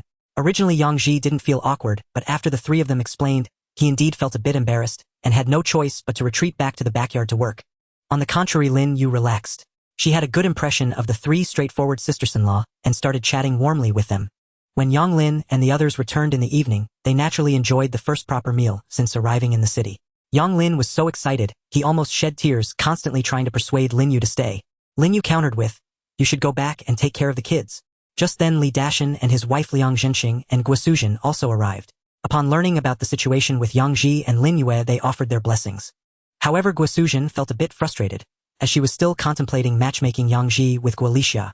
Seeing that Lin Yu completely lacked that intention, she wondered how a young and beautiful person could possibly choose a widow with children. She could only sigh inwardly, thinking that perhaps fate was not enough. If Zhao Lixia had chosen Yang Ji back then, they might be living quite well now. Everyone was eating, chatting, and laughing.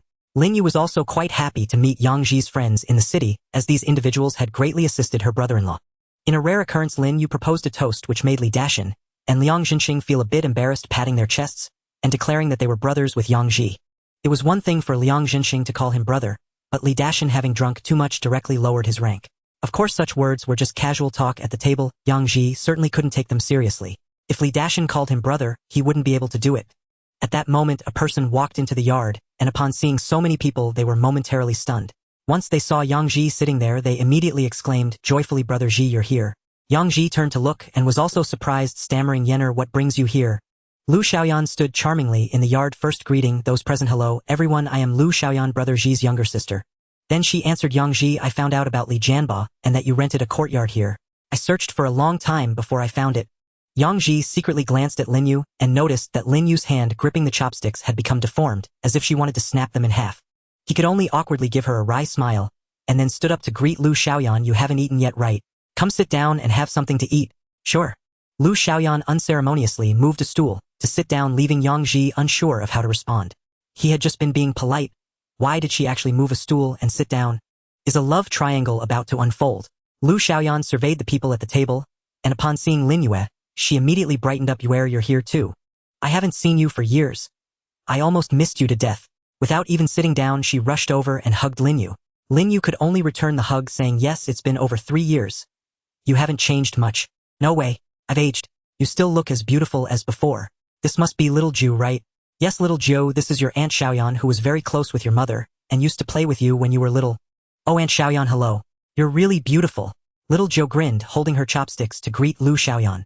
"Oh, my little clever one, how are you still so adorable? Here, Aunt Xiaoyan brought you some candy? Put it in your pocket." Lu Xiaoyan said as she grabbed some candy from her bag and stuffed it into little Jo's pocket, revealing a lady's watch on her fair wrist.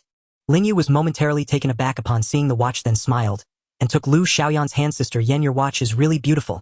Lu Xiaoyan shyly shook her head. "It's all right, Brother Ji bought it for me."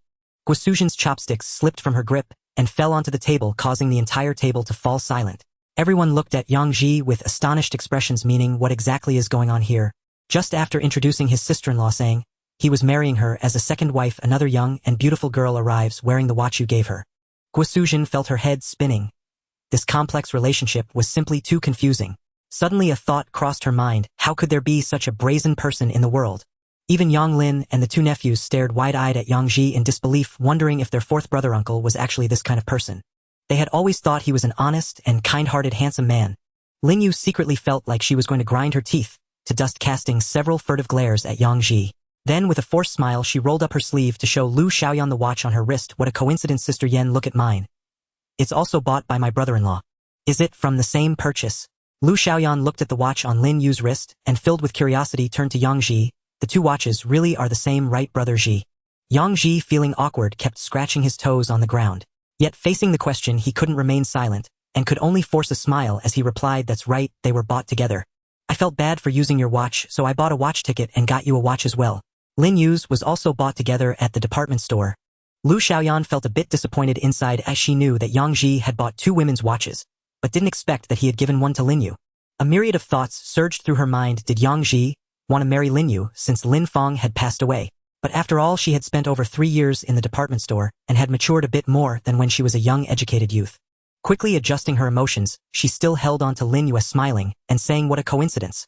Brother Ji did right. Ever since Sister Feng passed away, Yue must have helped care for the children a lot. Buying her a watch is the least he can do. Lin Yue. Although a smile still lingered on her face, Lin Yu's gaze was sharp as a knife, wishing to pierce Yang Ji into pieces. What does she mean? What does she mean? Why does she speak with such an air of authority? Who gave Lu Xiaoyan the courage? Liang Jingru hasn't even been born yet. It seems she won't be a problem. Lin Yu gritted her teeth in her heart. I am the fiancé of the Yang family, aren't I? Why does she have the right to say this to me? Yet despite being furious to the point of trembling, Lin Yu still maintained her stiff smile. Where did that come from?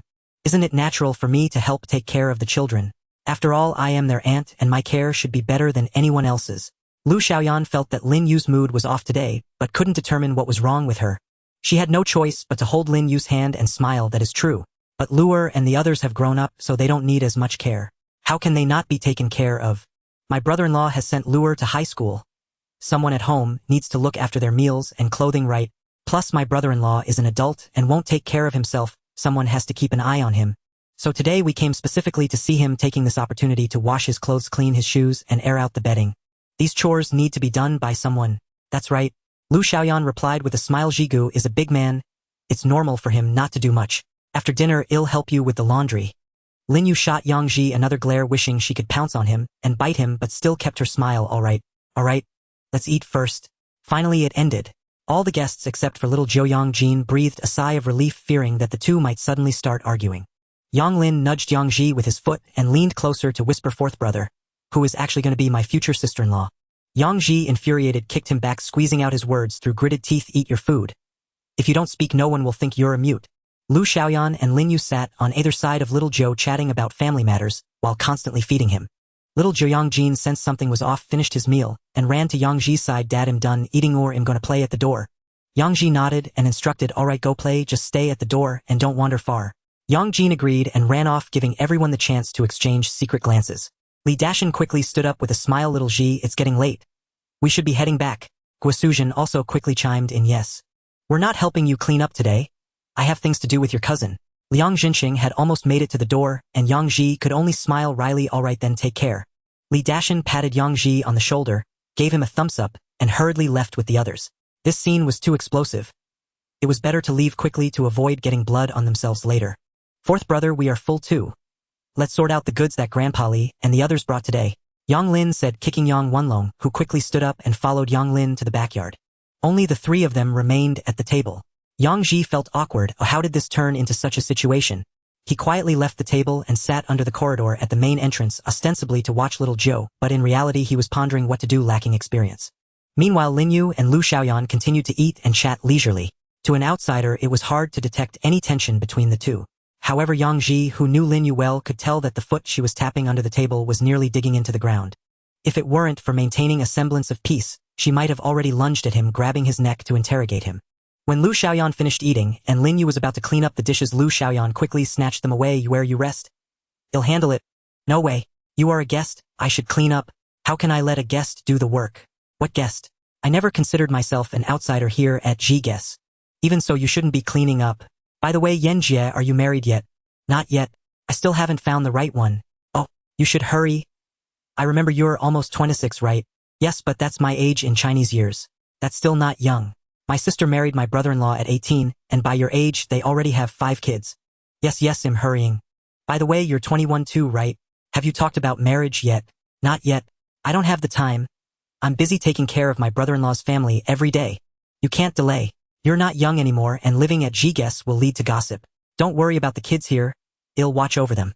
They all know me. If not, this yard is quite big. I can bring them to the city. Lin Yu tightened her grip on the chopsticks, her face turning pale. If it weren't for the poor lighting at night, it would have been obvious. After taking several deep breaths to calm her emotions, she spoke. The city is nice, but the kids won't adjust. Let's forget it. They are used to my care. If someone else takes over, they probably wouldn't adapt. Yan Jie, you have to go to work during the day and also find a partner. Where would you have time to take care of them? Before Lu Xiaoyan could respond, Lin Yu continued, my mother says it's best for women to have children before 24. You've already passed that age, you need to be more urgent. If you wait until 30 to have kids, it could be dangerous. Lu Xiaoyan wanted to say something, but Lin Yu called out to Yang Ji at the door, brother-in-law, you go ahead and try the shoes I made for you.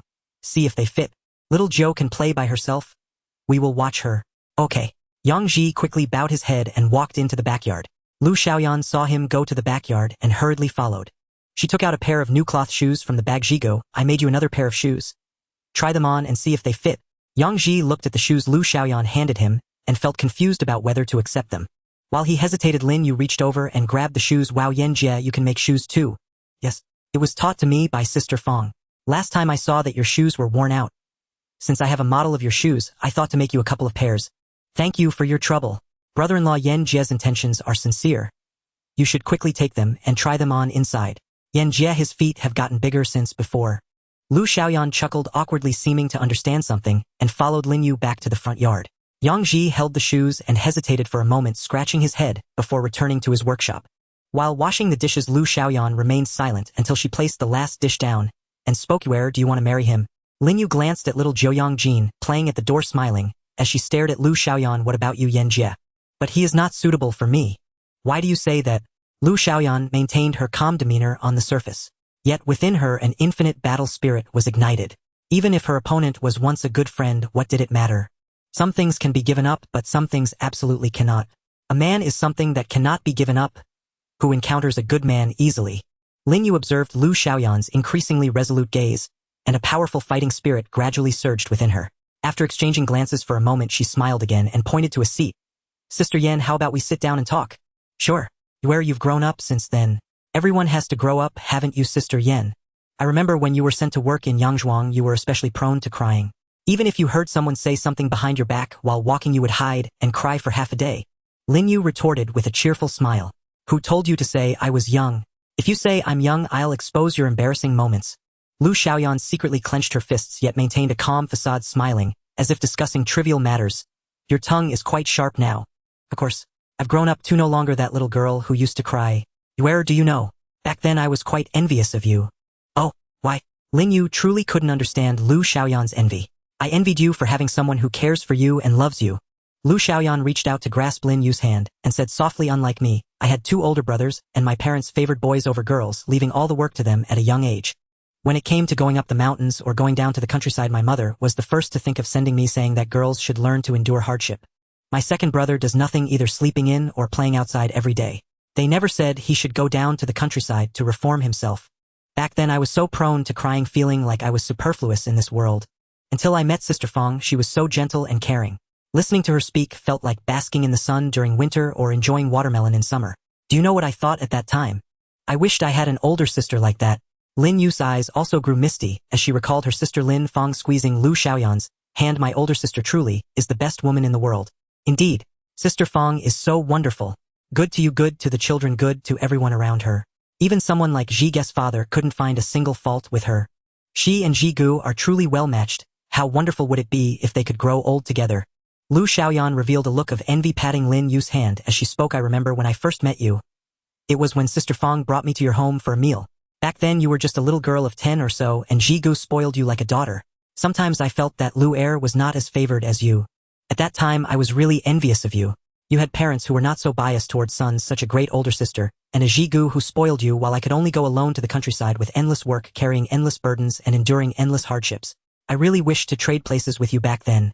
Lin Yu couldn't help but laugh, pulling Lu Xiaoyan's hand gently, and saying, "Who said that? I envy you. You are a city girl. You say my parents are not biased towards sons. That's impossible. They are the most biased parents I've ever seen. If they had a choice, do you think they would resign themselves to fate? And my sister and brother-in-law, let me tell you, they are deep down biased towards sons as well." Lin Yu said, pouting, slightly feeling a bit indignant. "Just take my sister for example.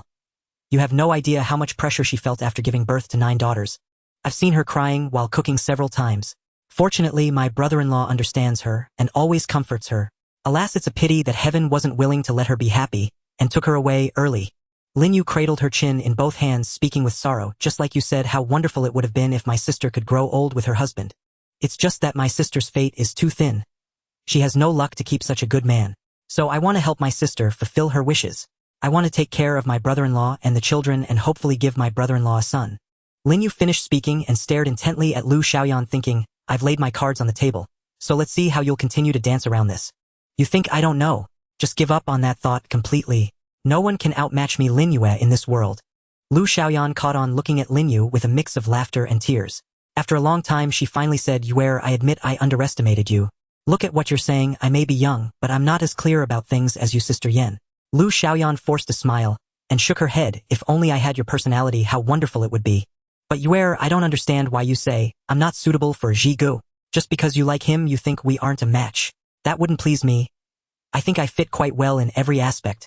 Lin Yu wasn't angry, but instead laughed and lightly patted Lu Xiaoyan's hand. "Sister Yen, you are a city girl, and you have a formal job. How could that be suitable? I don't care about that."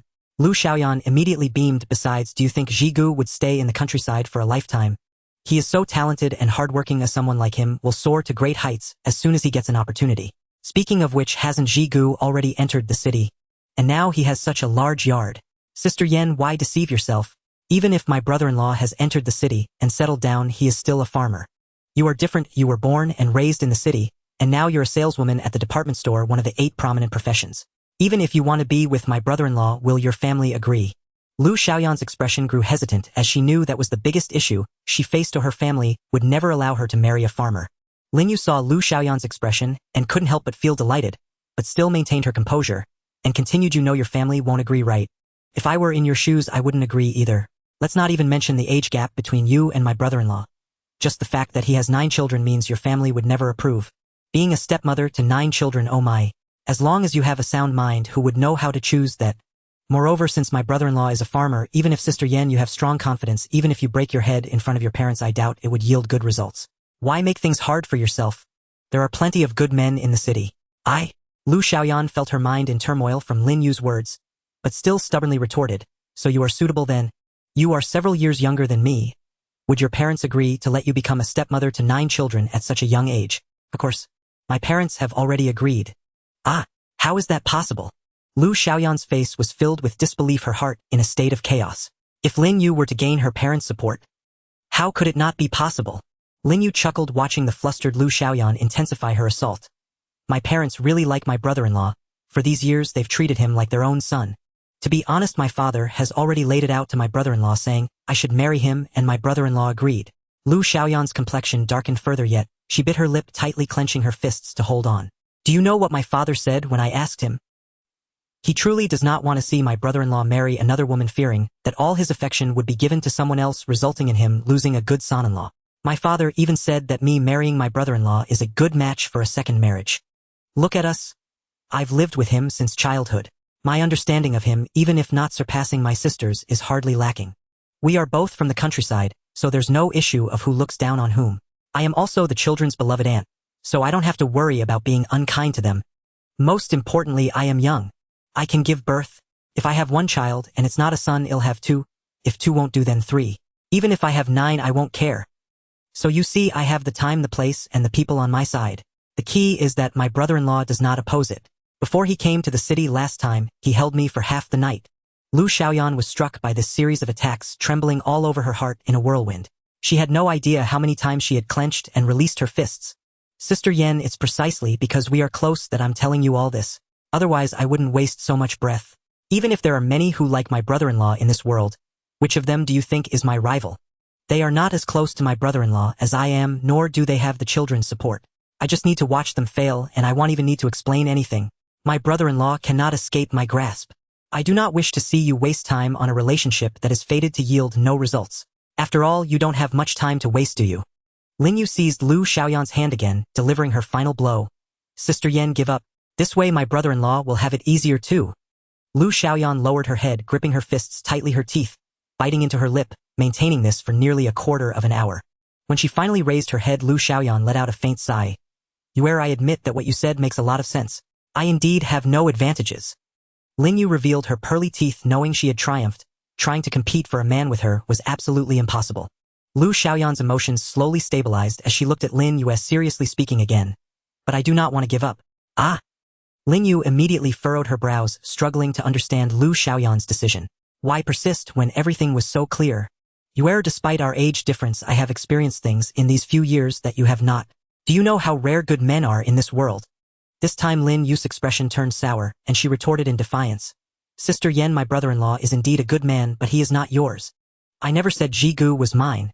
I just feel that when I encounter a man I find good, and like if I do not compete for him, I would be letting myself down. Seeing Lin Yu's face darken, Lu Xiaoyan revealed a slight smile of triumph. I may not have your advantages, and I probably won't make Jigu choose me, but I have to at least try, right? If I back out without even trying, how will I convince myself when I grow old and regret it? Do you know? Jigu once taught me a saying. You may not win by trying, but you will definitely not win if you don't try. I think that saying is wonderful. In my most vulnerable moments, it was this saying that constantly gave me confidence, helping me endure the most painful days, allowing me to face anything with optimism today. Yue, thank you for talking so much with me today. It's getting late, so we'll head back now. You must also work hard and never give up easily. Extending her hand to shake Lin Yu's, Lu Xiaoyan stood up and called out into the room. Jigu, I'm heading back now. I'll come to see you again tomorrow. Yang Ji walked out from the backyard. Lu Xiaoyan waved at him, turning elegantly to leave her ponytail swishing behind her exuding style. But just as she stepped outside, Lu Xiaoyan's mouth pouted, her arm raised to wipe her eyes, her once straightened posture now bent. She knew her situation. It was nearly impossible to win against Lin Yu. A mixture of grievance, heartache, and regret flooded her. Why is it her? Why does she also like Jigu? If it were someone else, how could Lu Xiaoyan possibly lose?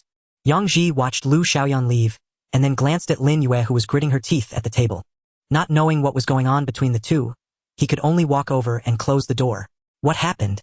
Did you two have a fight? Aren't you and Lu Jiqing on good terms? Lin Yu looked at Yang Ji's bewildered expression, her fists clenching tighter in frustration.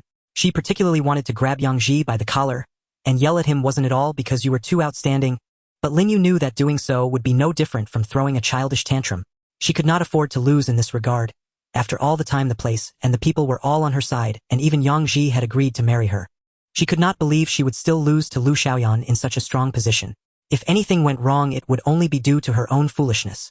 Thinking of this, Lin Yu immediately revealed a smile, walking straight to Yang Ji and sitting in his lap. Why are you so outstanding? Ah, what are you talking about? What am I outstanding for, at this age? By the way, when do you plan to go back? If you're leaving tomorrow, I can have Lao Wu take them back. It would make me feel more at ease with them accompanying me. Brother-in-law, Lin Yu elongated her voice, pouting cutely as she looked at Yang Ji. Yang Ji couldn't help but shudder slightly, quickly taking a deep breath. Speak properly in a normal tone. Do you want me to leave that much? I just arrived today and I learned to ride a bike for 7 or 8 days just to see you. Yang Ji scratched his head awkwardly. But if you stay here, what about the kids at home? You've left the kids, don't you miss me? Brother-in-law, you can't be biased. Yang Ji could no longer hold back, quickly setting Lin Yu down from his lap. In the future, don't speak in that voice. It gives me goosebumps. If you don't want to go back, then stay a few more days. I'll have Lao Wu send a message back tomorrow asking Aunt Lien to help watch the kids. Brother-in-law, you're the best. Lin Yu happily hugged Yang Ji's arm, acting cute. She had heard Lu Xiaoyan clearly say she would come back to see Yang Ji tomorrow. So she absolutely could not leave. She had to defend her territory. Hurry and go to sleep. I'm exhausted after a busy day. Brother-in-law, how about I go to your room and give you a massage? Send Lin Yu back to the tidied house to rest. Yang Ji returned to his room and stared at the ceiling. Although he lacked emotional intelligence and experience in relationships, his intelligence was certainly not an issue. He had long noticed the subtle competition between the two today. If nothing unexpected happened, they must have finished a round of their contest while he was away. It seemed that his sister-in-law was at a disadvantage, which caught Yang Ji somewhat off guard. He knew Lin Yu well. She had always been fearless since childhood. Moreover, she was exceptionally clever. It was hard to imagine she would be at a disadvantage. Could Lu Xiaoyan be that strong? Yang Ji quickly shook his head. What was he thinking? Shouldn't he be thinking about how to resolve this? He had no objections to Lin Yu. She was young and beautiful, and living together would surely not be a problem. Besides, as the children's beloved aunt, she wouldn't face much resistance from them. His only concern was that someone might gossip, but Yang Ji wasn't overly concerned about a few rumors. He planned to settle down soon and find a time to hold the wedding, so he could focus on development. However, he didn't expect Lu Xiaoyan to pop up, which left him feeling a bit troubled. He was a person who disliked trouble, especially in matters of the heart. Lu Xiaoyan was nice too, but she was a city girl, and she was over a decade younger than him. Lin Yu was indeed younger than Lu Xiaoyan, but at least he had some emotional foundation with Lin Yu, right? Yang Ji slapped himself on the forehead again. What was he thinking about all day? A middle-aged man nearing 40 still wanting a harem. This era was not like his previous life where spending money to gather 100 companions was feasible. He should find a chance to have a good talk with Lu Xiaoyan. He should strive not to waste the girl's time. A woman's youth was not to be squandered. Just a few years of blooming youth. If Lu Xiaoyan knew Yang Ji's thoughts, she would surely hug her blanket and cry her heart out. While the competition hadn't even begun on her side, the referee had already jumped in to help the opponent. How was she supposed to compete with Lin Yu? She might as well just admit defeat. In the adjacent room, Lin Yu found Xiao Jiu feeling particularly disgruntled. She secretly cursed Yang Ji for being clueless, wasting such a good opportunity. But thinking about it, if Yang Ji really let her in, her face would start to flush again. Could she really give in to him? She couldn't think about it. If she did, she'd be too embarrassed. Yet she couldn't help but recall how much her sister seemed to enjoy such things in those years. She immediately covered her face with her hands. Lin Yue, you're still a single girl. Have some dignity, will you? The next day before dawn, Yang Lin took his two nephews and left with the cart. The cart carried some fabric as well as a few radios and 2 sewing machines. Bicycles and watches were indeed popular in the countryside, but the most sought-after item was the sewing machine. This contraption could mend clothes, significantly reducing women's labor and time. So if they had money, villagers would first choose to buy a sewing machine followed by a bicycle. Watches and radios would come after, as having them at home was ideal, but not having them was no big deal. However, if there were no other options, they would certainly buy whatever they could get. What they bought for home was theirs. Sewing machines were sold for 80 each in by Jia village, and they could fetch at least 10 more when returned to Xishan commune. This was also why Yang Ji insisted on keeping a few sewing machines. Taking them back was much more advantageous than selling them here. After watching Yang Lin leave, Yang Ji returned to the house to start repairing watches. Once done, he planned to take Lin Yu and the children around the city. Although there weren't any large shopping malls in this era, it felt incomplete not to explore the city. Lin Yu rose early to prepare meals, bringing food and water for Yang Lin and the others, and thoughtfully boiled 2 eggs for each of them. Then she began cooking for Yang Ji, of course, making it a bit better with leftover dishes stirred with pickled vegetables and millet porridge. It wasn't that Lin Yu was mistreating Yang Ji, but at this time this was already considered a relatively good breakfast. To ensure Yang Ji ate well, she even steamed a pot of buns filled with minced meat. She had secretly saved the filling from last night's cooking just for steaming buns for Yang Ji. Once the food was ready and cooling down, Lin Yu called Xiao Jiu to get dressed, wash his face, and brush his teeth. Only when the food was almost ready did she call Yang Ji out. Everything was arranged in an orderly fashion. After we finish eating, I'll take you guys to explore the city and bring back some things for the others. Oh, that's great. I want to go to the park, I want to go to the zoo. As soon as Xiao Jiuyang heard that Yang Ji was taking her out to play, she immediately jumped up joyfully. Eat well, or I'll only take your aunt. Yang Ji teased with a smile, causing Xiao Jiuyang to quickly lower her head and drink her porridge eagerly. Lin Yu hurriedly reminded her to slow down and added, "Look at you scaring her. What if she burns herself?" Yang Ji held his bowl and smiled without saying a word. This feeling was truly wonderful. Perhaps this was what it felt like to have a family. After finishing the meal, once Lin Yu washed the dishes, Yang Ji pushed the bicycle out. This was the one he had bought while Lin Yu had ridden over with Xiao Jiu from the village. The new bicycle was definitely easier to ride than his repaired old one, and Yang Ji naturally chose to ride the new one. Bai Jia village was located in the western suburbs, considered a rural area, and was quite a distance from the city. Only after passing the railroad tracks did they reach the actual urban area. Yang Ji first led Lin Yu and Xiao Jiu to the park. In the 1970s, parks had already begun to appear in cities, although they weren't as well developed as the parks in later generations. Yang Ji took Xiao Jiu to the largest park in Fuyang City, aptly named Fuyang Park. The park was lush with trees, and in late spring the flowers bloomed in vibrant colors, with many people playing with their children. Yang Ji and Lin Yu each held one of Xiao Jiu's hands, looking much like a typical family. Seeing the flower bushes, Xiao Jiu excitedly dashed in to chase butterflies while Yang Ji watched with a paternal smile. Lin Yu glanced at him, subtly moving closer, but her attention was fixed on a couple not far away. They were a couple roughly her age, with the boy holding the girl's hand, creating a particularly warm scene together. Although she couldn't tell if they were newlyweds or just dating, Lin Yu felt that people in love should be like that. She tried to reach out her hand, but every time she was about to touch, she instinctively pulled back. She was afraid and embarrassed and more worried about Yang Ji misunderstanding her. What if he thought she was an indecent woman? It had to be said that the atmosphere of that era was still quite conservative, and holding hands was considered inappropriate for most. If you saw people hugging in the park, it might just attract the security team to pull them away for questioning. Yang Ji turned to look at the hesitant Lin Yue, taking her hand in his. Come on, Xiao Jiu has already run over there. Let's go find her. Lin Yu blushed and nodded softly. Then she held on tightly to Yang Ji's broad hand. Dad, look quickly, there's someone swimming in the river. Before Lin Yu could be happy for a moment, Xiao Jiu came running over, jumping and pointing at the river while shouting loudly. Yang Ji immediately turned to look at the river. That's not swimming. Someone has fallen into the river. Yue, watch Xiao Jiu. I'm going to save them.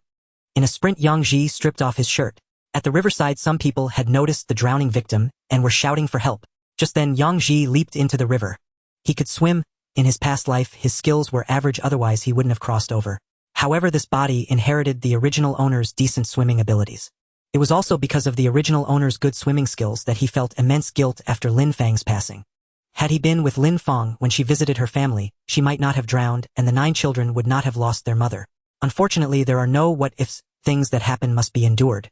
This river is one of the tributaries of the Fuyang River, passing through the park before merging with the main river after leaving the city. Although this section is a branch, the current is still quite strong, and the one who fell in was just a child. There are many aquatic plants in the river. Although summer has not fully arrived and the plants are not at their peak, they are still quite affected. Yang Ji felt that the child must have been entangled by the aquatic plants, which is why he was struggling so violently. Little did he know that the more one struggles in the water, the more dangerous it becomes. Thinking of this, Yang Ji quickened his pace. In just over 10 meters, he covered the distance in less than 10 seconds. However, in those 10 seconds, the child had already sunk out of sight.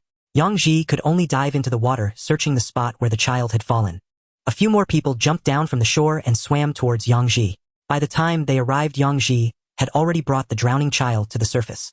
But what made him anxious was that the child's feet were still entangled by something. Just then, a middle-aged man swam over, wiped his face, and asked loudly, "Brother, how's it going? The child's feet are entangled below. Please hold the child and I'll go down to free his feet." The man quickly nodded, holding the drowning child from behind, and Yang Ji immediately flipped and dove into the water. When the other two rushed over, the middle-aged man quickly stopped them, saying, "Don't come over yet. The child's feet are entangled. That brother just went down to look. If you come over, you'll stir up the water and make it murkier. What's going on with the child? Why isn't he moving?" The middle-aged man glanced at the child anxiously and said, "He's unconscious from choking. We need to get him to the shore quickly." At that moment, Yang Ji surfaced, spat out some water, wiped his face, and said, "Let's take the child to the shore." Then, together with the middle-aged man, they swam to the shore with the drowning child. Once on the shore, Yang Ji immediately checked the child's airways, clearing out any obstructions, and then listened for breathing before starting CPR. The child had no breathing, so he had to use this method to save him. After pressing down about 20 times, Yang Ji pinched the child's nose and performed rescue breaths. One round after another, drawing astonished looks from the onlookers, many of whom did not quite understand this method of rescue. But they did not interfere. Instead, they anxiously watched the drowning child, with a few already starting to whisper prayers. The hearts of people in this era were filled with kindness, unwilling to see such a young child end their life so tragically. After performing 5 sets, Yang Ji listened again and found that the child had started breathing, which made him inexpressibly joyful. Just then, a woman rushed out from the crowd crying. As she reached the drowning child, "Lele, don't scare mama." Seeing the ice cream in the woman's hand, Yang Ji understood the situation. The child wanted ice cream, so the woman went to buy it, and the child accidentally fell into the river. Fortunately, there were no serious consequences.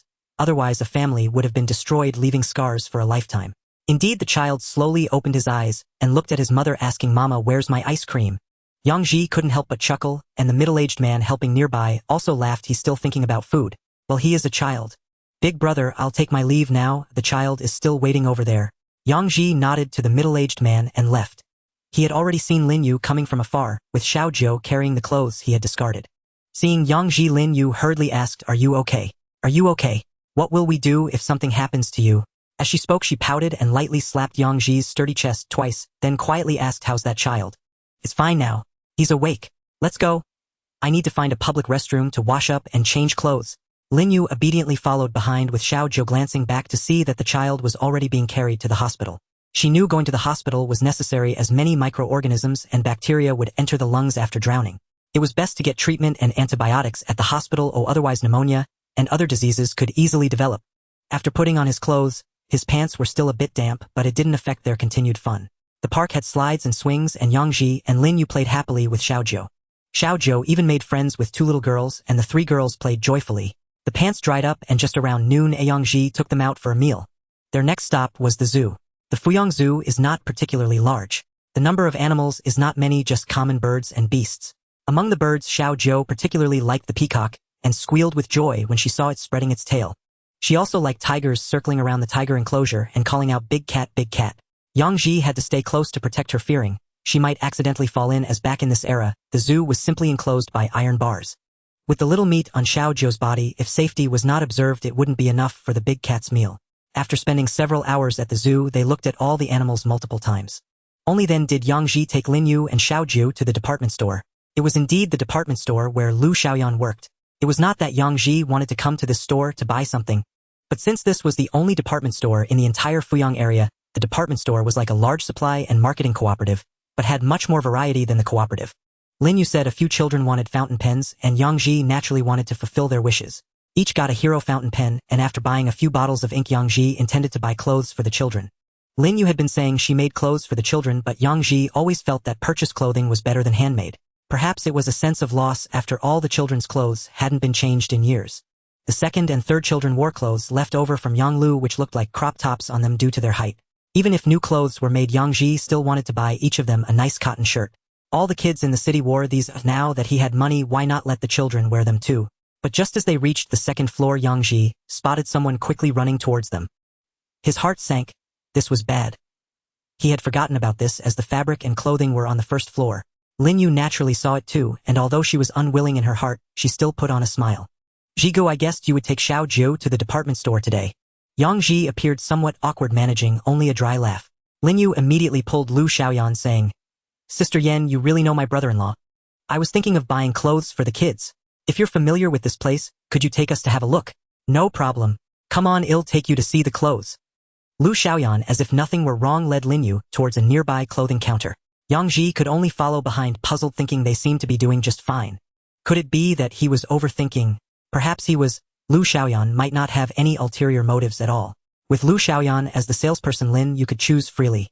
She didn't have to worry about the salesperson's mood. She and Lu Xiaoyan discussed while browsing. After an entire hour of selecting which clothes suited which child, Yang Ji quickly took out his money and fabric coupons. If they continued to pick, he might fall asleep out of boredom. It seemed that no matter the era, shopping was always troublesome for women, and men only felt relieved when it was time to pay. "Yuer, the mall has just received a new batch of small leather shoes. Should we let the kids have a look?" Lin Yu was a bit tempted, but glanced at Yang Ji. She knew they had already spent quite a bit on clothes. However, Yang Ji didn't care at all. His wealth was well over several tens of thousands now. Was he really going to worry about the cost of a pair of shoes? At the shoe counter, they went through another round of selections, buying one pair of small leather shoes for each daughter. Then Lin Yu and Lu Xiaoyan simultaneously picked up a pair of shoes, saying, "Brother-in-law Jigu, try on this pair." Yang Ji was taken aback, and Xiaojiu immediately laughed, clapping her hands joyfully and shouting, "Dad, look! Auntie and Aunt Yen picked shoes for you." Awkward. Yang Ji's face was filled with embarrassment. Lin Yu put the shoes down and smiled. "Brother-in-law, you should try them all on. See which pair fits best." Yang Ji had no choice but to take off his shoes and try them on. The leather shoes were indeed quite comfortable. With Yang Ji's discerning eye, he could easily tell that both pairs were genuine leather shoes, far superior to the synthetic leather he wore when he graduated and went for job interviews in his past life. The sizes and fits were both very suitable, but choosing which pair became the biggest dilemma. Lin Yu and Lu Xiaoyan watched him intently, waiting for his final choice. Yang Ji was extremely conflicted. He had intended to explain things to Lu Xiaoyan privately. Unexpectedly, both of them were pressuring him to make a choice right in front of them today. He truly didn't want to hurt Lu Xiaoyan. After all, she was just a young girl. But now he had no choice but to decide. Yang Ji picked up Lu Xiaoyan's shoes, and before she could express her joy, he said, "Yenner, thank you for helping the kids choose things today. I think the black pair is a bit better."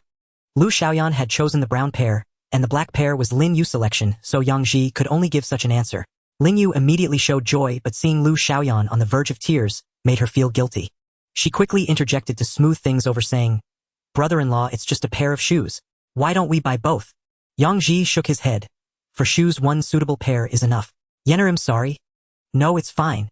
"Then Jigu, will tell the salesperson to issue a receipt for you. I'm about to get off work anyway. Let's go have a meal together." Yang Ji didn't refuse this time, but readily agreed. "Alright, let's go eat. He'll treat you to a big meal. The Peace Hotel was the best state-run restaurant in the Fuyang area. It was also a professional reception hotel in Fuyang City capable of hosting foreign guests and providing integrated accommodation and dining services. Of course, the prices were quite steep. A meal would cost at least dozens of yuan, much more expensive than typical state-run restaurants. Go, let's change to another place. The Peace Hotel is just too expensive. Lu Xiaoyan felt bad for Yang Ji spending money and insisted that he switch to another place. Lin Yu was unaware of the prices at the Peace Hotel, but she knew from the decor that it wouldn't be cheap, and she quickly chimed in, brother-in-law, let's just eat at a regular state-run restaurant. Sister Yen isn't an outsider, she won't mind. Lu Xiaoyan felt uncomfortable but still spoke up again saying, but Jigu, I really can't count as an outsider. Eating here is truly alarming. A meal costs at least what an ordinary worker earns in a month. Wow, it's that expensive. Brother-in-law, let's go. It feels like we're not eating food here but money. Ha ha ha, you too. It's just a meal, you have to spend money. Now that we're here, let's eat first. Can a meal really bankrupt me? Seeing that Yang Ji remained steadfast, the two could only exchange glances and follow him inside. But both of them looked very stiff. Even Lu Xiaoyan, a city girl, was visiting the Peace Hotel for the first time. You two, come on, it's just a meal. Why are you acting like you're going to the guillotine? Hurry and order. Yang Ji first handed the menu to Lu Xiaoyan. After glancing at it, Lu Xiaoyan quickly passed it to Lin Yue saying, "I'll eat anything? Let's let Yue order." Lin Yu took the menu, glanced through it, and hesitantly handed it back to Yang Ji saying, "Sour and spicy shredded potatoes." Yang Ji was momentarily stunned, then immediately smiled bitterly. "You two really? Where's sour and spicy shredded potatoes on this menu?" "Forget it, I'll order myself." Taking the menu, he called over the waiter and promptly ordered 4 dishes, then added, "Also bring me 4 servings of steak, 3 of them medium and 1 of them rare. And each of them can have a cup of soda and I'll have a bottle of beer." After the waiter took the menu and left, Lin Yu quietly said, "Brother-in-law, what is steak? I just heard you ordered ribs. Why are you ordering another serving of ribs?" Yang Ji knew that while Lin Yu was clever, she rarely went out into the world, so it was normal for her not to know.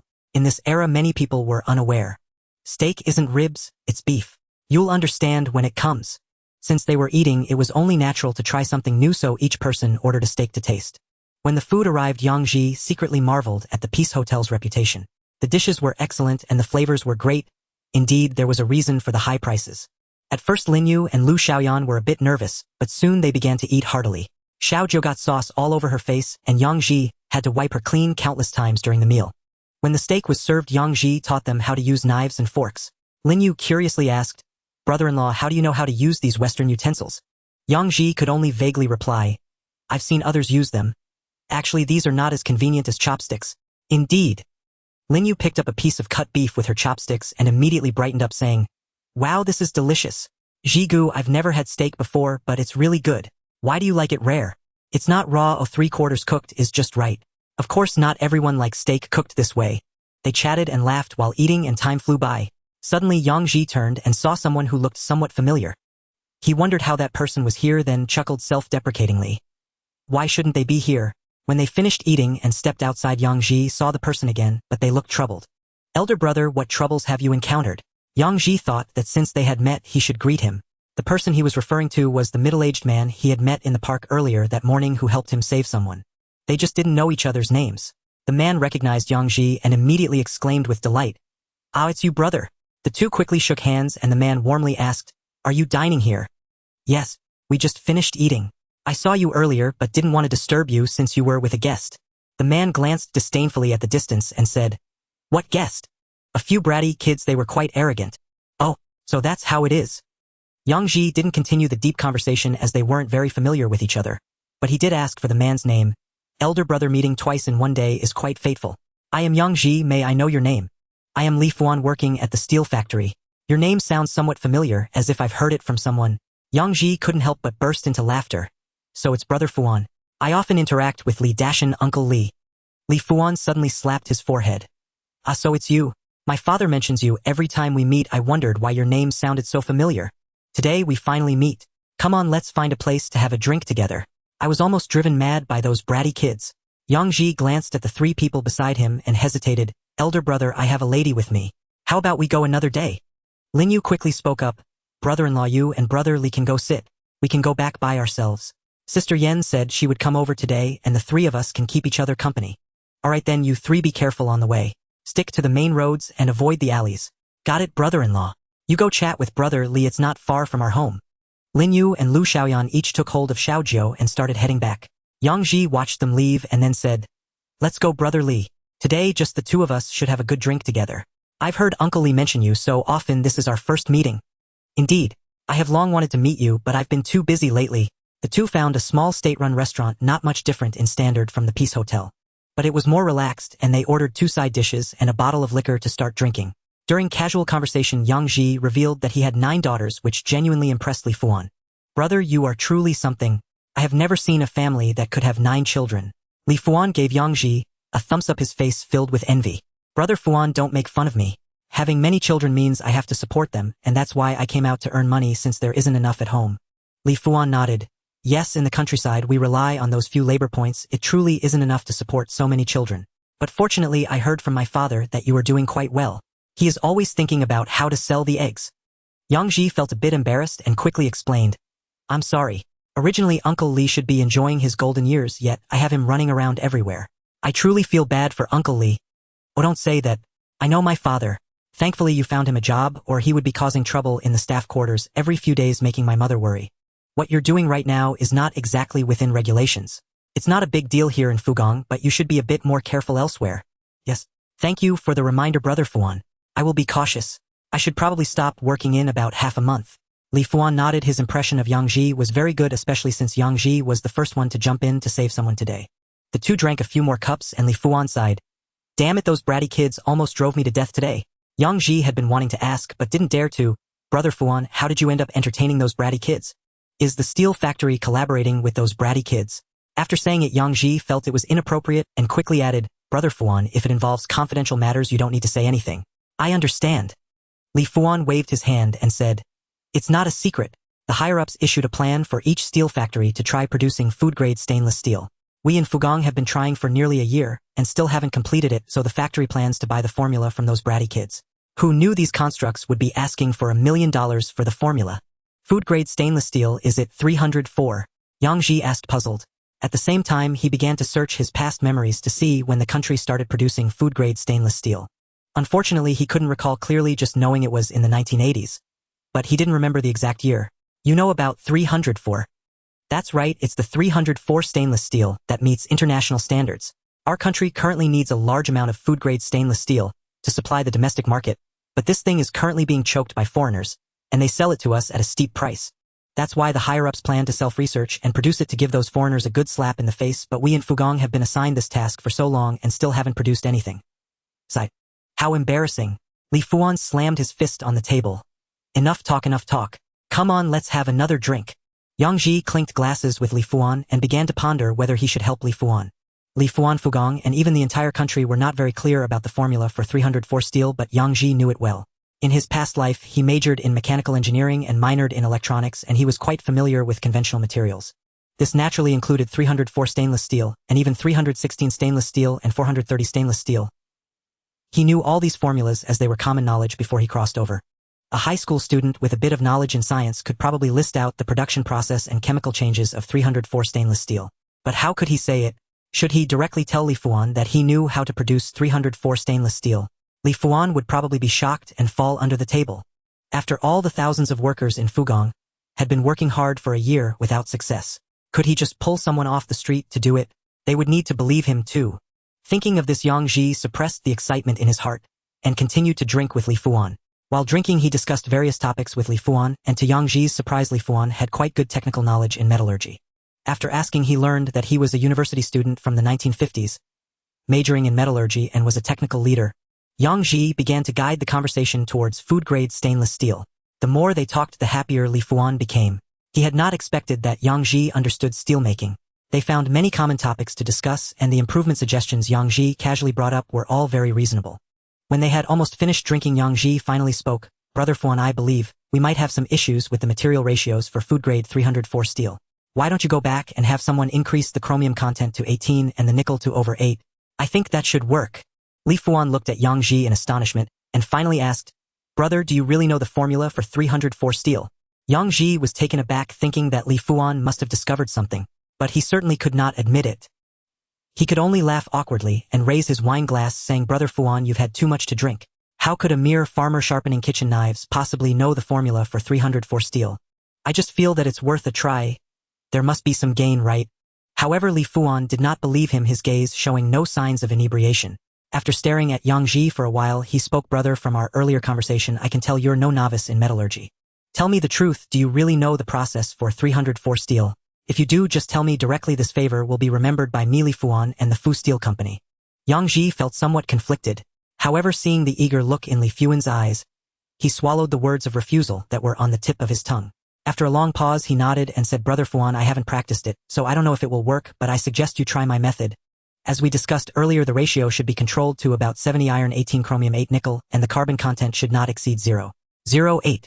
During manufacturing, ensure the melting chamber is insulated and dewax, then roast it to 1200 for steelmaking. Li Fuan grew increasingly excited as he listened. Once Yang Ji finished explaining the process, he grabbed Yang Ji's hand, saying, Brother, regardless of whether we can produce qualified 304 steel, I must thank you today. I can't wait any longer. I need to return to the factory. Can I treat you to a drink next time? Brother Fuan, we've had quite enough to drink today. Let's stop here. Be careful at the factory after drinking. Don't worry. Let me share a secret with you. I've never been drunk in my entire life. Brother, I'm off now. Yang Ji left with Li Fuan watching as Li Fuan hurriedly rode off on his bicycle towards Fu Steel. Yang Ji smiled, thinking that Li Fuan was quite a nice person. He couldn't understand how Old Li managed to raise such a son, as he seemed nothing like Old Li. Perhaps this is what people mean when they say sons take after their mothers. Old Li's wife truly had a good character. He also rode home, and by the time he arrived it was already close to 11 o'clock. That drink had indeed made it quite late. He originally wanted to fix a few watches, but after considering it, he decided to give up. His mind and hands were not nimble enough after drinking. He certainly didn't possess Li Fuan's ability to drink 1,000 cups without getting drunk.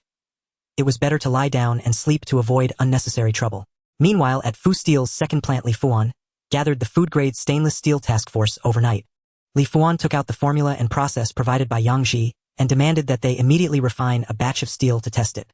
This decision, of course, caused dissatisfaction among many, and some began to inquire about the source of the ratio. If it was provided by the Japanese, then everyone could give it a try.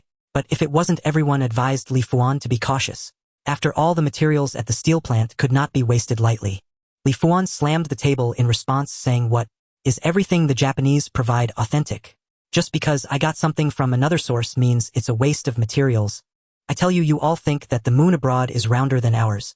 304 food-grade stainless steel was developed over half a century ago in 1912. After more than 60 years, no one except the original developers has managed to rediscover the formula. What kind of mentality is this? I see you all have serious ideological errors. If the Americans can produce it and the Japanese can produce it, then we can certainly produce it too. I can guarantee the source of this formula is verifiable. All it takes is for everyone to work a bit of overtime. Why the fuss? With such an attitude, how can we catch up to the Americans? Besides, it's just a trial production. How much material could we possibly consume? They'll take responsibility for the materials consumed. I, Li Fuan, guarantee here today that if the trial production succeeds, everyone involved will receive a bonus of 200.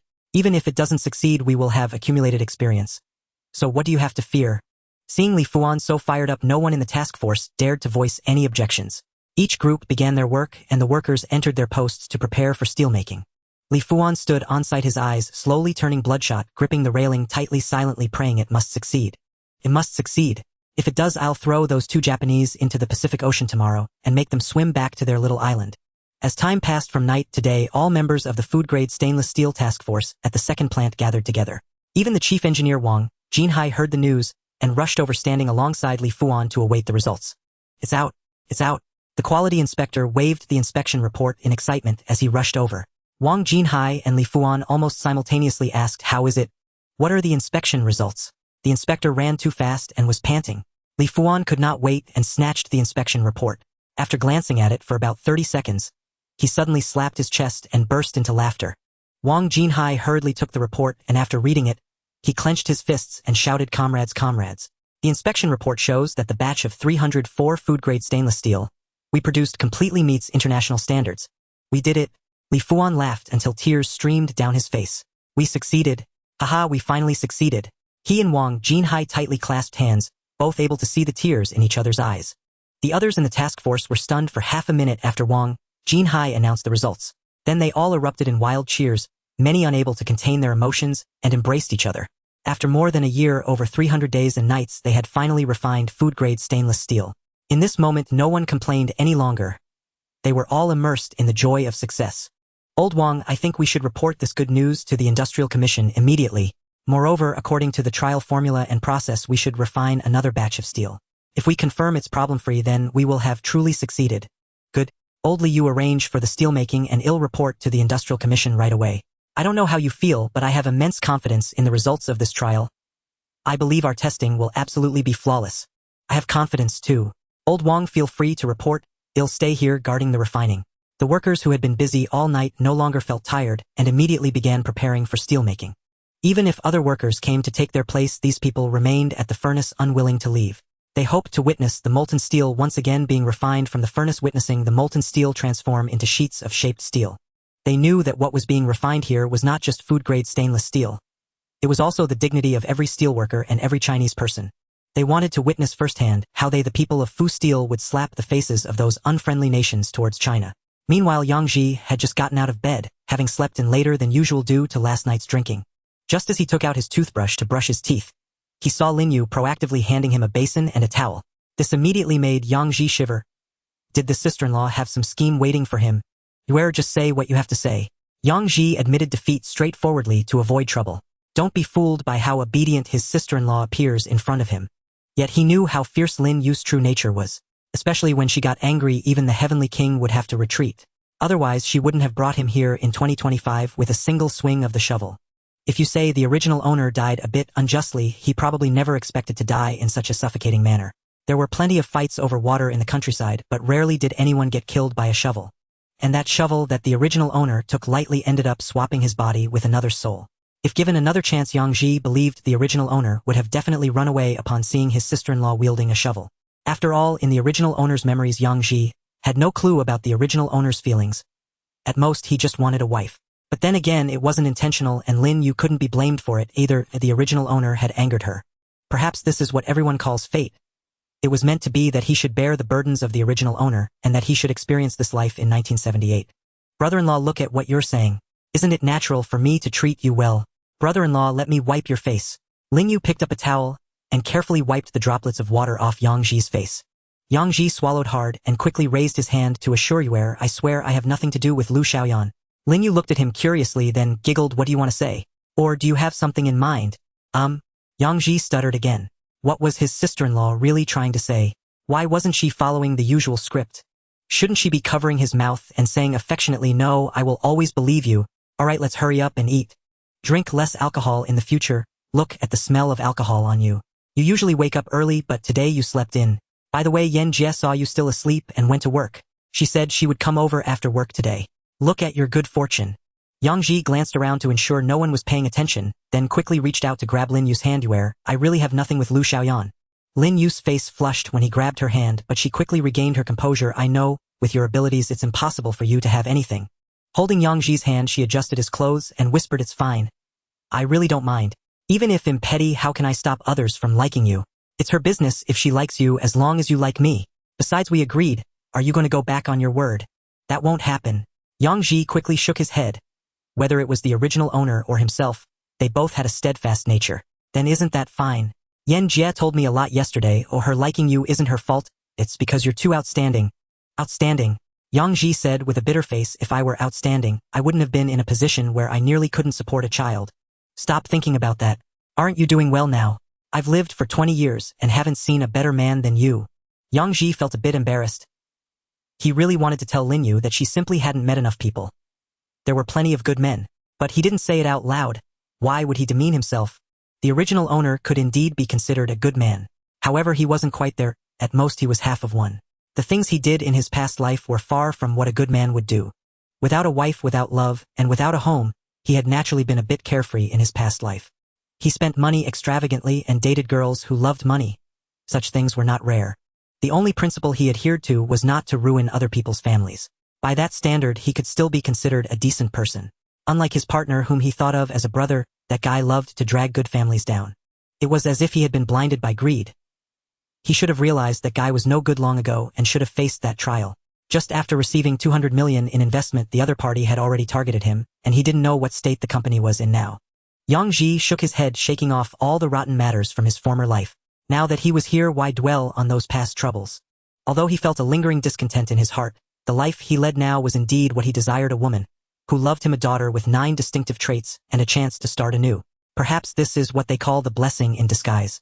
Let's go. Time to eat. Yang Ji took Lin Yu's hand and walked toward the front yard. Lin Yu tried to pull her hand away a few times, but had to lower her head and go out with him. Little 9 Yang Jin saw the two holding hands as they came out and immediately clapped and shouted, "Oh, my aunt and dad are holding hands." Upon hearing this, Lin Yu quickly pulled her hand away and flicked little 9's forehead. "Don't talk nonsense, oh, hurry up and eat." Little 9 Yang Jin pouted and complained. Aunt Dad said not to hit the head. It will make little 9 stupid. I didn't say anything wrong. You and Dad are holding hands. Dad, yesterday Aunt and Yenner said they would compete fairly to see who could be your wife. Lin Yu's face immediately turned as red as a cloth, and she quickly covered Yang Jin's mouth and scolded, "No more nonsense. If you keep talking nonsense, Aunt won't take you to play anymore." Yang Jin struggled several times to pry Lin Yu's hand away, feeling indignant. "Aunt, you said it." Little 9 heard it. "Yenner also said you were being willful. You already occupy my dad, and still pretend to be generous, and then you two still scratch each other." Lin Yu exclaimed, "No more talking," and felt so embarrassed she was almost in tears. She never expected that a little child would expose her secret.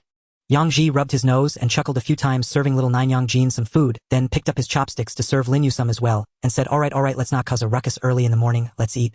Let's eat." Lin Yu then released little 9, giving her a threatening look, as if to say, "If you dare speak again, see how I deal with you." Little 9 Yang Jin, however, didn't care. She stuck out her tongue and made a few teasing sounds. After eating, Yang Ji continued to repair the watch, while Lin Yu began to tidy up and wash the dishes. She washed all of Yang Ji's bedding and clothes, hanging them out to dry. She even cleared the weeds in the yard and carefully trimmed the flowers. Looking at the refreshed courtyard, Yang Ji couldn't help but sigh. The home needs a woman. A home without a woman doesn't feel like a home. Only with a woman can he focus on pursuing his career. It's a pity that he can only look but not eat. He must think carefully about how to marry her soon. Yang Ji spent an hour repairing the watch and would regularly come out for a walk to stretch his stiff neck. A good man must have a strong body. From the original owner's memories, he realized how important a healthy body is. You see, the original owner was very happy when Lin Feng was alive. He was indeed a constant winner, making Yang Ji believe that a good man should be like this. Not long after lunch, when Yang Ji was about to sit down for a cup of tea, he heard someone knocking at the door. When he opened the door, Yang Ji was completely stunned. "How did you come here?" It was no wonder Yang Ji was astonished. He truly did not expect this. No one could have foreseen that this person would come looking for him. Who was this visitor then? Yang Ji felt somewhat displeased. Lin Yue, having heard the commotion, came out and was also taken aback upon seeing the visitor.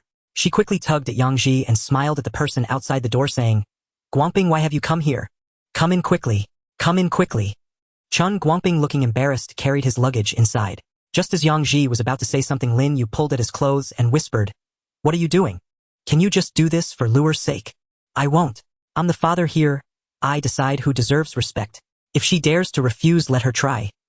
Yang Ji was indeed displeased. From the original owner's memories, he knew that the eldest daughter Yang Lu liked Chun Guangping. It would be one thing if Chun Guangping had never appeared and they could carelessly dismiss it, but now that Chun Guangping had come in person, how could Yang Ji feel comfortable? Although he was the later father figure, arguably a stepfather, his feelings were genuine. He truly regarded Yang Lu, the eldest daughter, as his own. Now someone came to contend for his daughter. If Yang Ji felt at ease, that would be strange indeed. Not to mention driving the scoundrel away outright was already quite restrained of him. Lin Yu invited Chun Guangping to sit down and poured him some water. Chun Guangping lowered his head in embarrassment. Yang Ji sat on a stool staring toward the door, not even glancing at Chen Guangping, leaving Lin Yu both amused and helpless. Seeing Yang Ji utterly silent, Lin Yu had no choice but to ask, "Guangping, how did you find this place? Is there something you want to discuss?" Chun Guangping still looked embarrassed and hesitated for a long moment before speaking. "It was fifth uncle who gave me the address. I want to take this year's college entrance examination," and Luer said. Bang! Yang Ji slammed the table, startling Chen Guangping to jump up immediately. "Hey, what are you doing? You scared us." Lin Yu pulled at Yang Ji, displeased. "Humph, did you call Luer that? Please say Yang Lu or Comrade Yang Lu. You don't understand these things at all." Chun Guangping's face turned pale with fright. He never expected the usually gentle Uncle Yang to lose his temper like this. After calming down a bit, he forced a sheepish smile and said, "Yes, sorry, Uncle.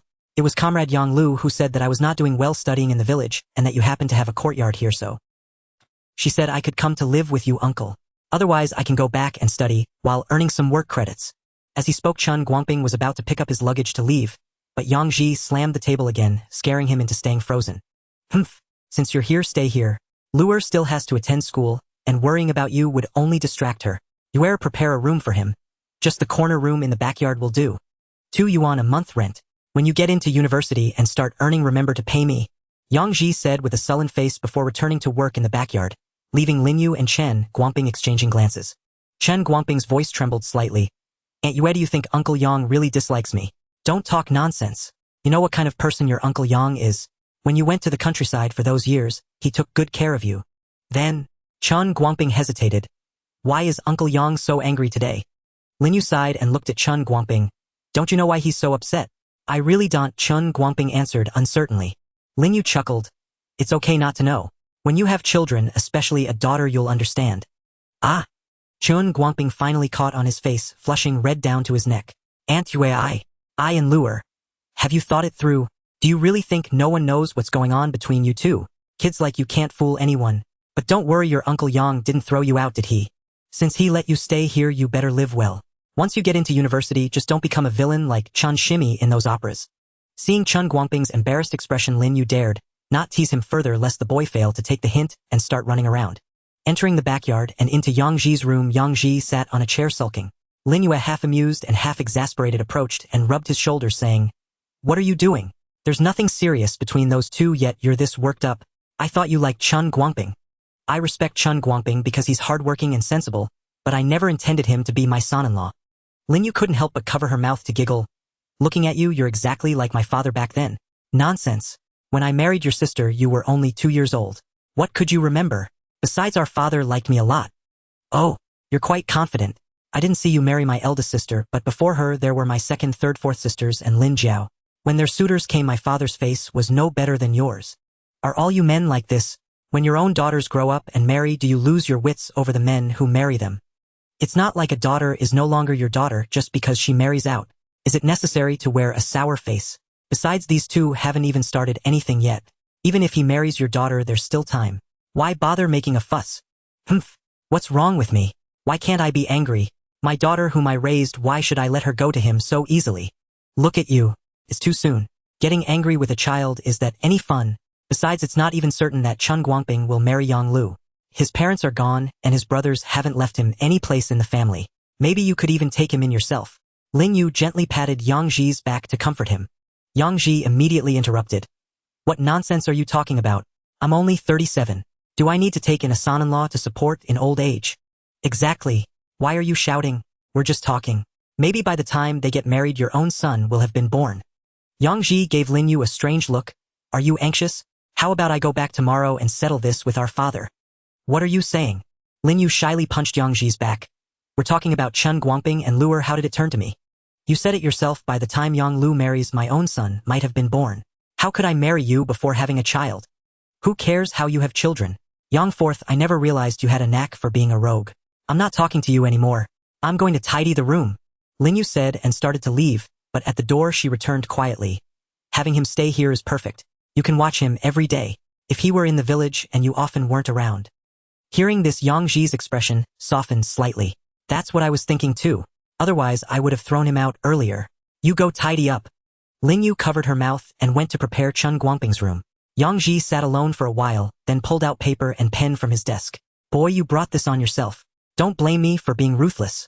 You dare set your sights on my daughter. Humph. Since you've crossed me this time, I'll let you experience what 3 years of college entrance exams and 5 years of simulation really means.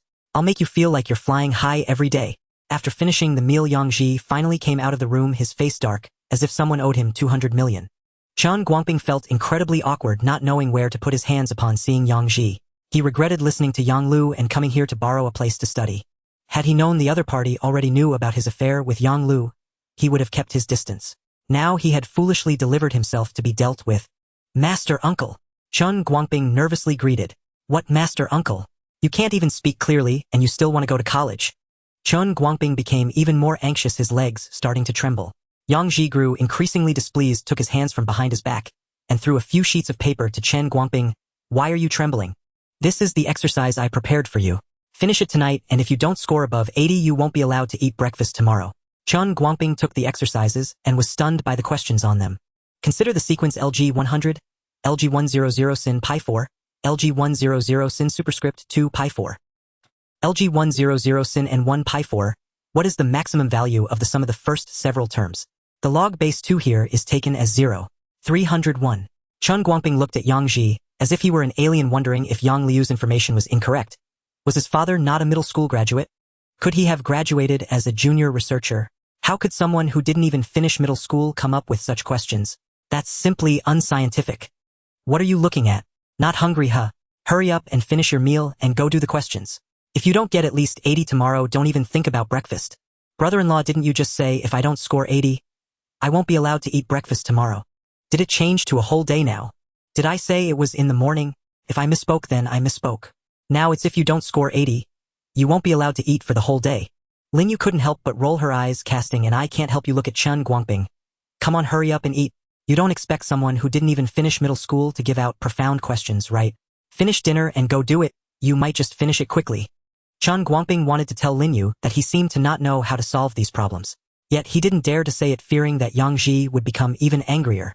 He thought he might as well give it a try. What if he could solve it? After wolfing down his meal, Chen Guangping ran off to do the exercises. Meanwhile, Yang Ji was drinking tea to aid digestion. Before he could get back to work, the door was knocked on. To his surprise, it was Li Dashan and his son Li Fuan. Yang Ji hurriedly got up to welcome them. Li Fuan placed a large pile of gifts on the table, excitedly grasping Yang Ji's hand. Brother, let's not say anything else. From now on we are like blood brothers. Blood brothers by different mothers. Li Dashan, hearing this, kicked Li Fuan in anger. What are you saying? All those years of schooling went to waste. Li Fuan looked at Li Dashan in frustration, still holding Yang Ji's hand tightly. Brother, it's done. It's really done.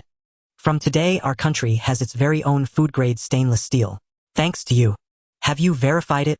Yang Ji immediately understood why Li Fuan was so excited and quickly asked with a smile, yes, we produced 7 furnaces of steel today, and each furnace meets international standards, even exceeding them. That's wonderful. Yang Ji was also delighted about the successful production of food-grade stainless steel, as it was a national honor. Thanks to you, brother. People from the National Industrial Committee are on their way here. Factory Director Wang has to wait in the factory, otherwise he would have come with me. Brother, you helped us so much this time. Do you have any requests? Director Wang said any request we make will be granted. Requests? I really don't have any. Hey old man, why are you pinching me? Before Yang Ji could express that he had no requests, Li Dashan pinched him. Li Fuan looked on with a mix of amusement and embarrassment. Dad, can't you just say what you want directly? Humph. I'm annoyed by you officials. Why can't you just speak straightforwardly and ask what others need? Look at what you can offer, or just give it already. Xiao Ji, listen to me. Don't be polite with them. You've made a significant contribution bringing great honor to Fugong, so don't hesitate to ask for what you deserve. Uncle, I really don't have any requests, Yang Ji said with a wry smile at the enthusiastic suggestions from Li Dashan. How can you have no requests? You must have some. If you're shy, let me help you ask. How about getting my brother a deputy factory director position? When Li Dashan made this suggestion, both Li Fuan and Yang Ji were shocked, their mouths agape in disbelief. After the shock, Li Fuan stroked his chin in contemplation. That's not impossible. If Yang Ji works at the factory, it would be a good thing for Fugong.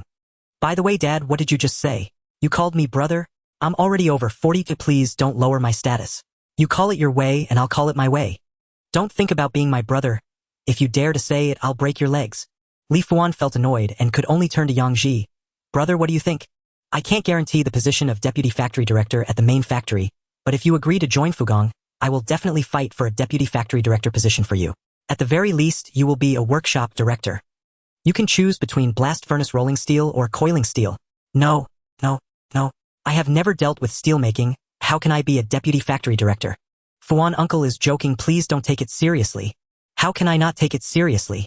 Li Dashan immediately became displeased. You've given such a great gift to Fugong. Why can't they make you a deputy factory director? Li Fuan felt a bit troubled by his father's words, but still looked at Yang Ji with hopeful eyes. Brother, you can consider it. I'm not considering it. I really don't understand metallurgy. Going there would only waste time. I might need help from Fugong in the future, so Fuan, if you could lend a hand, then that would be enough. Forget about going to the factory. I'm doing quite well right now, and I'd rather not cause you any trouble. Causing trouble? Isn't that what it's for? Li Dashan quickly interrupted. Don't rush. Let me think it over. Oh right. Li Dashan slapped his hands together. Aren't you supposed to have 9 daughters? The eldest is 18 and the second and third are 16. Could you arrange for them to join the factory? Surely you can manage that, right? If you can't even handle this, Director Li, I might have to look down on you. Li Fuan's face scrunched up in frustration, regretting bringing his father along. However, after a moment of thought, he firmly said, I can manage it. I can even arrange for them to be in administrative positions. Administrative positions are quite significant. They require the identity of workers but offer the treatment of officials simply needing to sit in an office. The pay is decent, the power is great, and it's easy to get promoted, which shows that Li Fuan is trying his best to express his gratitude. Yang Ji shook his head with a wry smile. Fuan, the kids are all studying. I want them to go to university. No problem, we can keep their positions, and once they graduate from university, I'll directly arrange them to administrative positions. Li Fuan waved his hand, making it seem like a minor issue, and if they became university graduates, it would be even easier to arrange them. Let's forget it. Who knows what the kids will think by then. But Fuan, can you provide a few worker slots? How many do you need? I can decide on ordinary workers right now. Although Li Fuan did not understand why Yang Ji asked this, he still immediately made a guarantee to Yang Ji. Yang Ji's request for ordinary worker quotas was quite impulsive. He really did not want to work in the factory because he had his own plans for life. However, he could give the opportunity to others. His many nephews and nieces all wanted to work as factory workers. Besides, Fugang is indeed a good enterprise, and it will still be the legendary iron rice bowl in decades. As one of the 6 major steel enterprises in the country, Fugang remained quite stable even before the transition. There is no problem in cutting production capacity. Fugang has new steel materials and you won't cut the new capacity, right? Protecting the environment is also acceptable. I can move the factory out, implement various environmental measures and not pollute, right? The most important thing is that Fugang has strong technology. It is a production base for special steel. Who can take Fugang down? If Fugang were really taken down, what would happen to the steel used for weapons? What about the steel for ships? What about high-precision weapon materials? So Fugang is indeed a very good choice. Yang Ji and the children may not go, but he can let the children of his relatives go. How about I get 6 ordinary worker quotas for myself? No special treatment, just arrange them in ordinary positions. Yang Ji also knew the situation of his nephews and nieces. They were hardworking and eager, but not suitable for management. Therefore, ordinary workers would be great, as many people are racking their brains just to get a job at Fugang. It is like this now, and it will still be like this in decades. Fugang workers are indeed in demand. 6 is not enough. 10. Fuan, you little guy, solve 10 worker quotas. Li Fuan truly regretted inviting his father to accompany him at this moment. This was not to help. It was completely about squeezing the wealthy. But Li Fuan could not say that. If he did, he would definitely be educated. After thinking for a moment, Li Fuan slapped his thigh and said, Brother, I will get you 10 quotas. You can give them to whoever you want, and they can report to the factory anytime. Yang Ji immediately became happy. He did not expect Li Fuan to really give him 10 quotas. This would make things much easier for him. Thanks, Brother Fuan. You can rest assured, I guarantee that everyone who comes from me will be serious workers, and will not cause you any trouble. Li Dashan immediately laughed, saying, Little Ji, there is no need to say that. Our own children, even if they cause a little trouble, isn't that expected? Yes. Brother, please don't be polite with me. We hit it off right away, and we still have a long time to interact in the future. Please don't be too formal. Alright, then thank you, Brother Fuan and Uncle. I will arrange everything quickly, and let them go to the factory to report. No problem. Any time is fine. Just tell me in advance, and I will definitely arrange everything for you. By the way, Li Fuan pulled Yang Ji aside and asked quietly, Brother, what do you think of 316 steel and 430 steel? Yang Ji's mouth twitched a little. He wanted to tell Li Fuan, I'm just sitting and watching. Why is this not finished yet? Brother Fuan, actually there is not much difference between 316 steel, 430 steel, and 304 steel. With experience in 304 steel, we can easily deduce the formulas and processes for 316 and 430 steel. With Fugang's strong team, this should be no problem. Yang Ji spread his hands and replied. Li Fuan quickly nodded, yes. We can indeed try it out gradually, but isn't it easier to ask you? Yang Ji was helpless and could only bring Li Fuan into the room, taking out paper and pen to provide the stainless steel formulas from the future. However, he could not guarantee whether they could be refined, as the craftsmanship of this era is indeed different from that of the future. Li Fuan, after hearing Yang Ji's concerns, did not take them seriously. As long as there are formulas, trying a few more times would solve everything. Although Fugang cannot claim to be at the top in this era, it is still one of the 6 major steel companies, and there are always people to solve small problems. Otherwise, how could tens of thousands of workers just be idling? In that case, the country would not spend money to support so many useless people. With the formulas in hand, Li Fuan happily returned to Fugang, needing to arrange a task force to conduct the experiments as soon as possible. Striving to speed up the production of 316 steel and 430 steel, based on the production of 304 steel. Let Fugang show off a bit, and let those little devils open their eyes to see Fugang's capabilities. After Li Fuan left, Li Dashan sat down with Yang Ji to drink tea. and even complained a bit to Li Dashan. Little Ji, it's not that I'm criticizing you, but getting into college is not that easy, is it? It's more practical to enter the factory and become a worker. Even Lin Yu beside them nodded in agreement, or she also thought it was a good thing for Yang Lu to enter the factory. In this era, being able to go from a farmer to a worker is already a glorious achievement. As for being a college student, that must be because the ancestors are smoking green smoke. Perhaps not even enough green smoke, they need to be on fire. Such a good opportunity was so easily declined by Yang Ji, which made her feel like a cat scratching her heart. Yang Ji could only explain, "Uncle, it's not that I don't want the child to work in the factory. Being a worker is quite glorious. But I do have my considerations. The future era will definitely be one of rapid technological development and tremendous economic prosperity where the requirements for knowledge will be even higher. It will not be wrong for the children to read more books. Reading more is definitely not wrong. However, it's also okay to miss out on such a good opportunity. If that kid manages to produce 316 steel and 430 steel, the factory certainly cannot take advantage of you for free. We can ask them for more quotas at that time. I just never expected that something that tens of thousands of workers in the steel factory couldn't produce would be solved by you in just a few attempts. If I had my way, we would even want to make you a deputy factory manager. Ha ha ha, I wouldn't dare. I wouldn't dare. I'm just a lucky cat stumbling upon a dead mouse. But it can't be said that way. How come others can't achieve it? Are tens of thousands of cats not as good as you alone? Skill is skill. Li Dashan may not have much success in my life, but I respect those who have skills. Little Ji, uncle truly believes in you. You are definitely not a fish in a pond. After chatting for a while, Yang Ji finally spoke again. Uncle, can you contact Grandpa Hu? Hu Xiaokong. What do you want to see him for? I'll tell you, Hu Xiaokong is all talk. He doesn't get involved with selling eggs. No, I'm not asking Grandpa Hu to help me sell eggs. I want to ask if there are any unemployed educated youth left. Are you a laid-off youth? Li Dashan asked in confusion, then added. You aren't thinking of taking on a few more apprentices, are you? Yang Ji nodded and said, Indeed, that's my intention. Working alone is still too slow. Having this thought, Yang Ji also pondered for several days. The things he had collected were increasing, but the efficiency of working alone was still a bit slow. If he could find 10 or 8 more people to work together, the amount of work completed each day would definitely increase exponentially, freeing up quite a bit of his productivity. Li Dashan contemplated for a moment and then cautiously said, On one hand, I shouldn't stop you, but I'm truly worried that you might attract too much attention. We only stabilized last year, but some matters are still not easy to discuss. If we draw attention, it could become a major issue. Yang Ji understood this as well, nodding seriously as he said, I know that's the case, so I want to choose some reliable people. Li Dashan considered and proposed. How about this? I will discuss it with old Hu, and it would be best to start with those few apprentices you have already received. Additionally, we will help you find reliable hands. Let's have them start by sharpening tools, and after a while we can see how things go. I believe we shouldn't make too big a leap. We should prioritize stability. Yang Ji thought this made sense, so he asked Li Dashan and Hu Xiaokong to discuss it further. Another day passed and Yang Ji summoned Kong Qingmin and the others to the courtyard again. Qingmin, starting today, I will teach you some new skills. You will learn to repair sewing machines, bicycles, radios, and watches with me. You've all completed high school, so you understand a bit about physics and chemistry.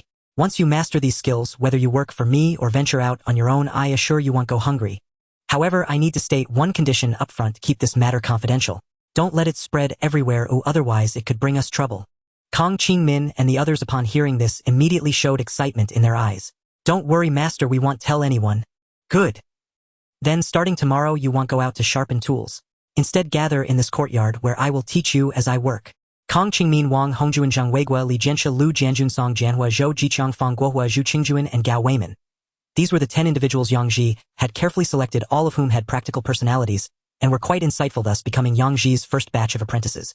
Li Qiujuan and Wang Xinling also wanted to join, but after thinking it over, Yang Ji decided not to let them join for the time being. One reason was that their hairdressing was going well, and if they focused on that, it might not be worse than repairing electrical appliances. The other reason was that they were both unmarried, and their family situations were rather special, which posed a risk if they were brought in. For instance, Li Qiujuan came from a family that valued sons over daughters. Her brothers were the apple of their parents' eyes, accustomed to exploiting their sister to support their brothers, even going so far as to sell her to fund their brothers' futures. Such families are profit-driven, and if Li Qiujuan were to earn more money, they would definitely be envious and might cause trouble. Currently, Li Qiujuan earned a few bucks a day. Although she couldn't keep much, most was taken by her family, at least she no longer had to suffer at home. Wang Xinling's situation was even worse than Li Qiujuan's. Her brothers-in-law were like leeches, and now that she could earn money, they were only starting to care about her. If Wang Xinling stopped cutting hair, they would definitely become irate. Even if she earned a lot, it wouldn't guarantee that those brothers-in-law wouldn't harbor ill intentions. It would be better to let them develop step by step. After they get married, they can take charge of their own affairs and then I can help them plan. However, things are not bad now. The two are setting up stalls to cut hair in the housing estate of Fugong, and with Li Dashan and Liang Jinxing overseeing the business, things are going quite well. Once the apprentices were settled, Yang Lin also returned from the village with Yang Wenlong and Yang Wenqing, bringing over 200 yuan in earnings for Yang Ji. Of course, there were also eggs and about 20 jin of pork. Yang Ji was puzzled about how the two managed to bring back meat. Upon inquiry, he learned that the team had slaughtered pigs, and this meat was specifically saved for Yang Ji by Yang Chongxin, instructing them to bring it over. Ever since Yang Ji provided that batch of fabric to the team, they had also made a considerable profit from it. Everyone in the team had exchanged their old fabric for new, making clothes for family members, children, and the elderly. Seeing that the situation was good, Yang Chongxin discussed celebrating by slaughtering a pig together. After the pig was slaughtered, everyone shared the meat, and with unanimous agreement, they reserved 20 jin for Yang Ji. Had it not been for the fabric Yang Ji brought back, the team members wouldn't have been able to wear new clothes, so everyone willingly contributed the meat. Upon hearing this, Yang Ji didn't feel the need to be polite, and asked Lin Yu to prepare the meat with cold water to prevent spoilage in the heat. With so many people at home, including the 10 apprentices and Chen Guangping, who was preparing for his exams, each one was quite the eater. 20 jin of meat really wouldn't last 2 days, but it didn't matter. Even if it was just meat soup, these guys could easily devour a steamer full of buns in one sitting, making them quite the bunch of gluttons. Just in time that you three have returned. I have something to discuss with you. How you decide will be crucial. Yang Lin immediately sat up straight upon hearing this, knowing that his fourth brother's serious demeanor indicated the importance of the matter. Yang Ji nodded in satisfaction as he saw the three sit up straight. No need to be so tense. It's just a small matter. I have secured 10 worker positions at Fugong. You three are the closest to me, and I want to ask if you would be willing to work as laborers at Fugong. Upon hearing that they could work at Fugong, the three's eyes lit up. Their excitement was evident, and they were all eager to jump at the chance. Had it not been for Yang Ji's presence, they might have leaped up. It's no wonder. In this era, or even 20 years before or a few decades ahead, being a laborer is a coveted job that most people can only dream of. Workers, farmers, and soldiers are the most honorable professions in this era. However, the latter two professions, especially farming, still envy the workers. They receive salaries, have grain rations, housing, and monthly benefits. Walking down the street as a worker, they can hold their heads high. Farmers are also honorable, but there are too many of them. More than 900 million out of a billion people are farmers. Even if something good happens, it's hard to share it right. Every day they struggle with unfinished agricultural work and endless fields. Busy throughout the seasons, it's already a rare feat to secure a basic livelihood. Thus farmers yearn to become workers, enjoying commodity grain, having regular working hours and timely salary payments. How wonderful is that? Fourth brother, can we really work at Fugong? After the excitement, Yang Lin still couldn't believe it and confirmed again. Yang Ji nodded. You can truly work at Fugong. If you want to go tomorrow, I can arrange it immediately. However, I suggest you think about it. Working at Fugong is like that. You get a fixed salary every month doing the same work daily, and it's a life with no surprises. Although you may not be in the limelight now, I can guarantee that 10 or 20 years from now, you three will not be worse off than others. At the very least, I can help you achieve a life with upstairs and downstairs electricity and telephones. Even to the extent of helping you buy motorcycles or cars. How you decide will depend on you. If you want to be workers, that's fine, but if you want to continue following me, that's fine too. Don't feel pressured. Hearing Yang Ji's words, the excited trio fell silent again, knowing that today's decision might affect their destinies for a lifetime. Sitting there for a full half hour, the three still didn't speak. Eventually, Yang Ji grew a bit impatient. Have you made up your minds? If you haven't, think about it tonight without any pressure. Am I going to blame you for this matter? Yang Lin licked his lips upon hearing this and said, Fourth brother, I've made my decision. They might not dare to speak, but I will. Fourth brother, I will follow you. Yang Lin declared his choice. This left Yang Wenlong and Yang Wenqing in a bit of a dilemma. They both lowered their heads, a bit awkwardly, wanting to express that they feared Uncle C would be unhappy if they chose to be workers, yet they were particularly eager to follow Uncle C, and also wanted to be workers. After all, who wouldn't want to be a worker during this era? Moreover, working at a large factory like Fugong would be much more respectable than being a cadre at other factories. You two don't need to feel awkward, just tell fourth brother if you want to be workers. Since he said he wouldn't mind, he definitely won't mind. Seeing that the two were still hesitating, Yang Lin immediately encouraged them. Yang Ji also smiled and reassured, exactly, say whatever you want. Yang Wenlong and Yang Wenqing nudged each other, and Yang Wenlong finally spoke up, Uncle C, we want to be workers. It would be a lie to say Yang Ji felt no disappointment, but he also found their choice very normal. If he did not know the history of the following decades, perhaps his first choice would have been to work in the factory as well. Yang Ji smiled and said, sure. Then you should go home tomorrow morning, discuss it with your family, and conveniently ask Wenhu, Wenzhong, and Wenjin. If those 3 also want to be workers, you can all come back together, and I will help arrange everything for you. You 5 brothers can definitely occupy 5 spots. As for the other 5 spots, I'm thinking of giving 2 to your aunt's family Yongliang, and Yongxing 1 to your second aunt's family Yongchang. After returning, you should run over to your aunt and second aunt's houses and bring those 3 along as well. Moreover, there are 2 more spots. 1 for my cousin Jiqiang from my second uncle Guozhuang's family. Wenlong, you are the eldest and reliable. You can run over to Guozhuang for me, and then go to my father-in-law in Daxishan to notify my 4th sister's husband Lu Aimin to come work at the steel factory as well. When Yang Ji received the 10 spots, he contemplated for a long time about whom to distribute them to.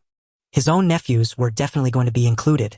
The suitable ages fell to Yang Wenlong, Yang Wenhu, Yang Wenxing, Yang Wenzhong, and Yang Wenjin, which filled 5 spots.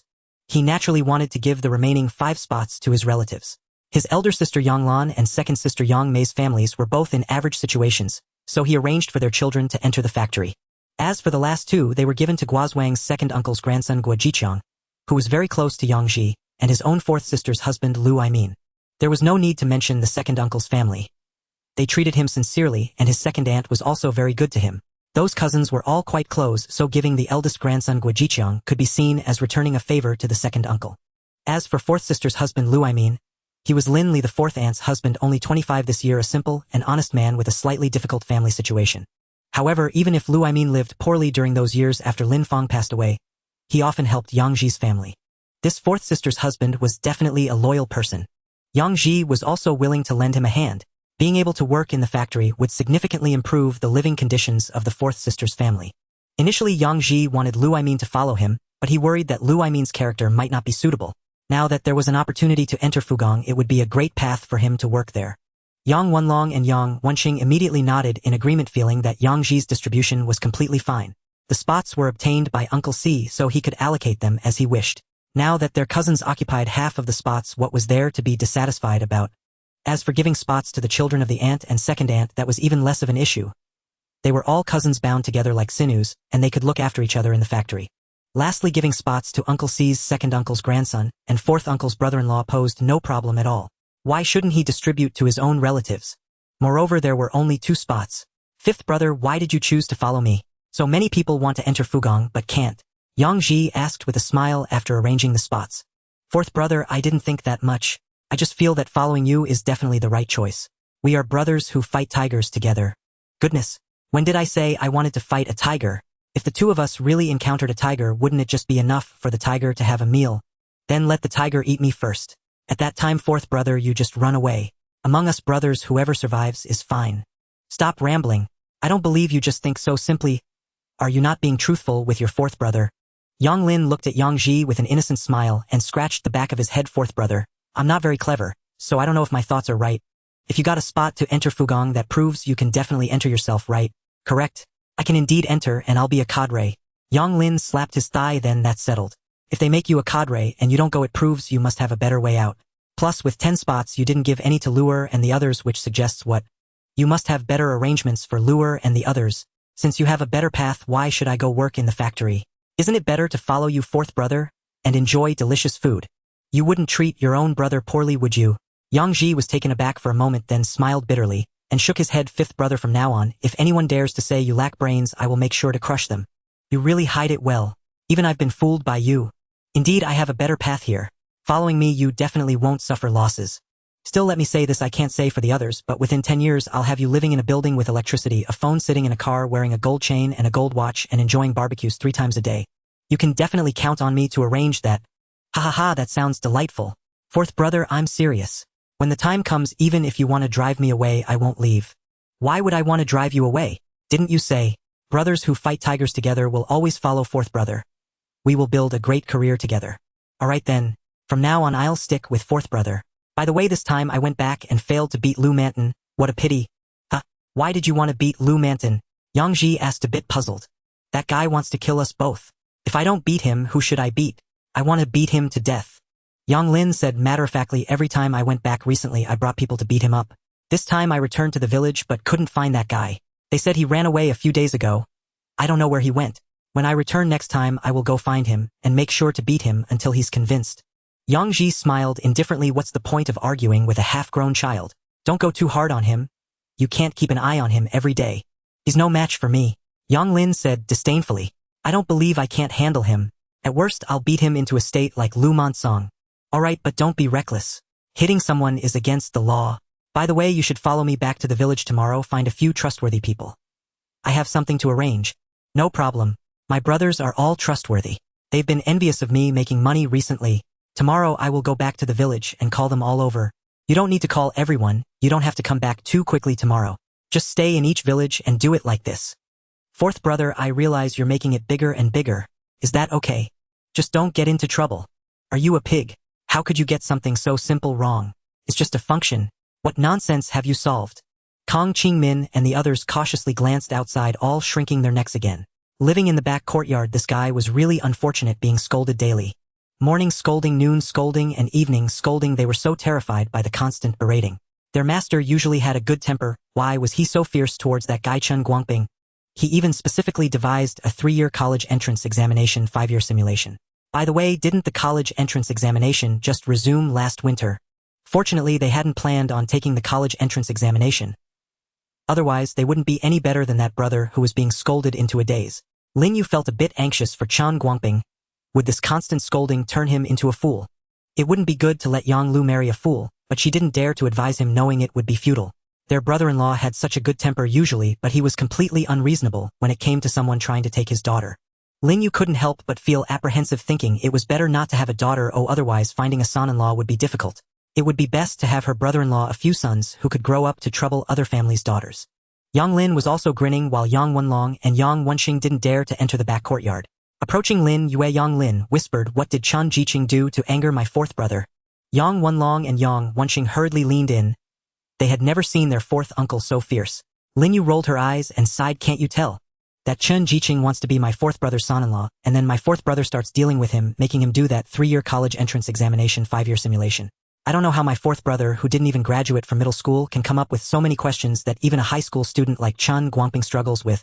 Today he probably won't get to eat. Chen Jiqing wants to be my fourth brother's son-in-law."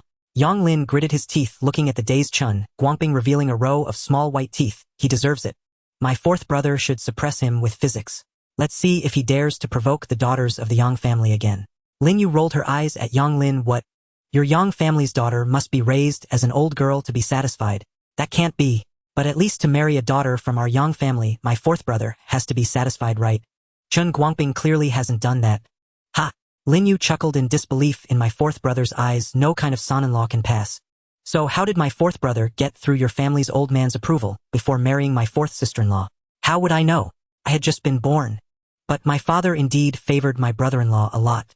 Little fourth sister-in-law, will you still call me brother-in-law from now on?"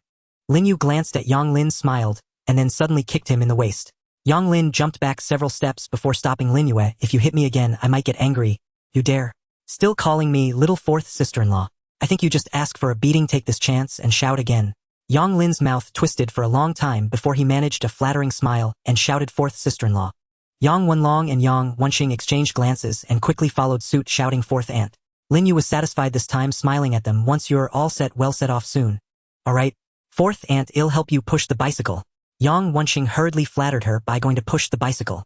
But he was pulled back by Yang Lin. "What do you mean? If you push the bicycle, who will pull the cart? Let your fourth aunt do it." Yang Wenxing quickly shook his head. "That won't do. That won't do. How can fourth aunt do this? How about this? I'll pull the bicycle and let my brother Long pull fourth aunt and Xiaojiu. We can't let fourth aunt ride back alone. That would be too hard." Yang Wenlong immediately made a puzzled face. "Wenxing, why aren't you pulling fourth aunt and younger sister? Big brother, you are the eldest of our generation. Shouldn't you show a little? This is our fourth aunt." Yang Wenlong felt a strong impulse to rush up and beat Yang Wenxing up, but seeing Lin Yu's gaze, he quickly spoke up. "I'll pull fourth aunt and younger sister. I must grab this good opportunity." Lin Yu nodded in satisfaction, thinking her brother-in-law's big nephews were quite decent. In fact, Yang Wenlong was 3 or 4 years older than Lin Yue, but there was nothing to be done. Age hierarchy was oppressive. Not to mention that she was already openly recognized as the fourth aunt. She couldn't afford to offend anyone regarding her. "Make sure to do another set of questions for me in the morning. If you still perform like this, hurry back to the village and go farming." After unloading his anger, Yang Ji felt much better. He never knew that scolding people could be so satisfying. No wonder many bosses like to scold their employees. It seems he also needs to learn this. Looking at Kong Qingmin and the others in the front yard, Li Zhang and Kong Qingmin quickly lowered their heads, nearly burying their heads into the radio circuit board, making Yang Ji feel a bit helpless. How could he scold them like this? He could only turn back to look at the fifth Yang Lin and the two nephews, scaring the three of them, nearly jumping up. Are you all ready? Bring Yuer and Xiao Zhou walk slowly on the way, don't rush. Don't worry, fourth brother, we will definitely protect fourth sister-in-law, and Xiao Zhou. If anything goes wrong, we will present our heads to you. Stop listening to that nonsense. What do you mean presenting heads? If you have the ability, bring your head down for me to see. Yang Lin hurriedly ran to check the cart, thinking that his fourth brother had developed a habit of scolding. He wanted to scold everyone. Today, Yang Lin, the three of them, were returning to the village just as Lin Yu was returning with them. They had been out for several days and didn't know what their home was like, mainly worried about the children. Otherwise, Lin Yu wouldn't want to leave, as leaving would just make room for others.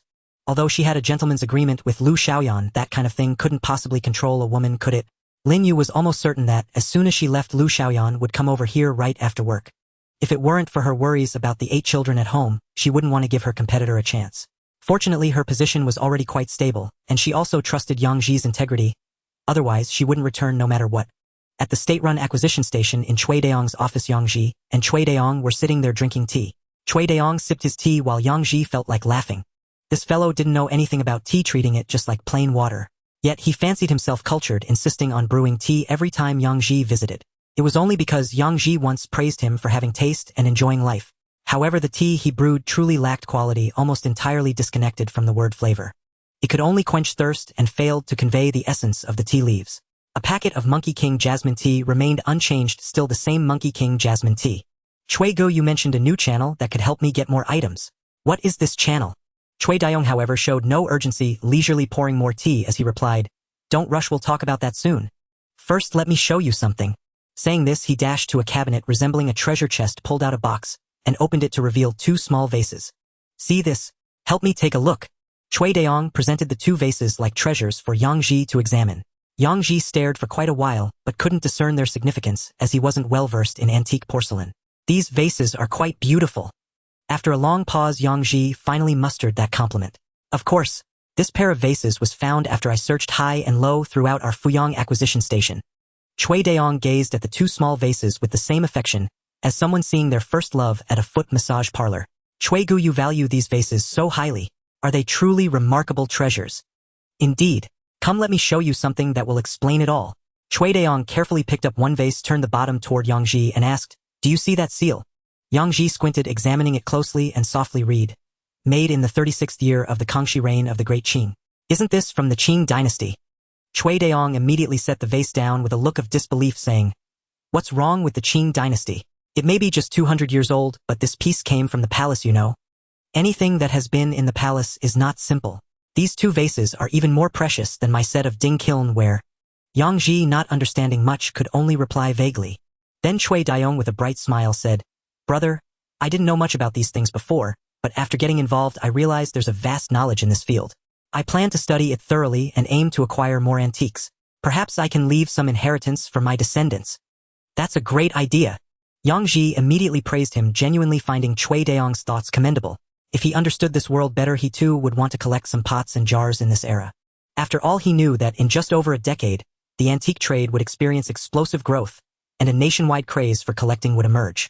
Sometimes a small bowl could fetch tens of millions or even billions, while an inconspicuous pickling jar could be exchanged for an entire building. It was still 1978, and many people had no concept of collecting. Even if they did, they lacked the funds, and even with funds, there were no channels. After all, just a while ago, these items were still considered part of the four olds, and no one cared about these broken porcelain and rotten bowls. But precisely because no one cared, it was easier to find good items. A few years later, once everyone paid attention, finding quality goods wouldn't be so easy, surrounded by fakes made to fool those wanting to get rich overnight. Cui Daong entered this field at a time that, while not early, was certainly timely. Cui Go, don't just focus on vases and jars. Everything actually has collectible value. Porcelain is one type, calligraphy is another. I noticed your acquisition station doesn't have much in terms of paintings. You could start collecting those too. You might just come across something great. Besides porcelain and paintings, there are jade items, gold and silver artifacts, and even wooden pieces and small miscellaneous items. Just look at those old furniture outside. Who knows if any of it is made from old rosewood? Is there any made from golden silk Nanmu? Or Wangwali?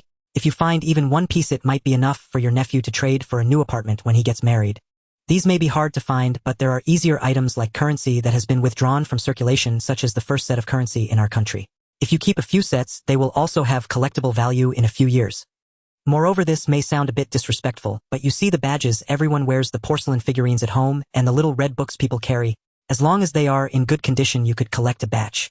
In 20 years, they will definitely be worth at least 10 times what they are now. Ha! Those items can work too. Chui Deong was somewhat incredulous, as those were things almost every household had. You should choose well. Anything gilded made of ivory produced by major factories or special editions can all be collected. Chui Deong pondered for a moment, then slapped his thigh and exclaimed, Great, great, brother, you're indeed sharp. Why didn't I think of this?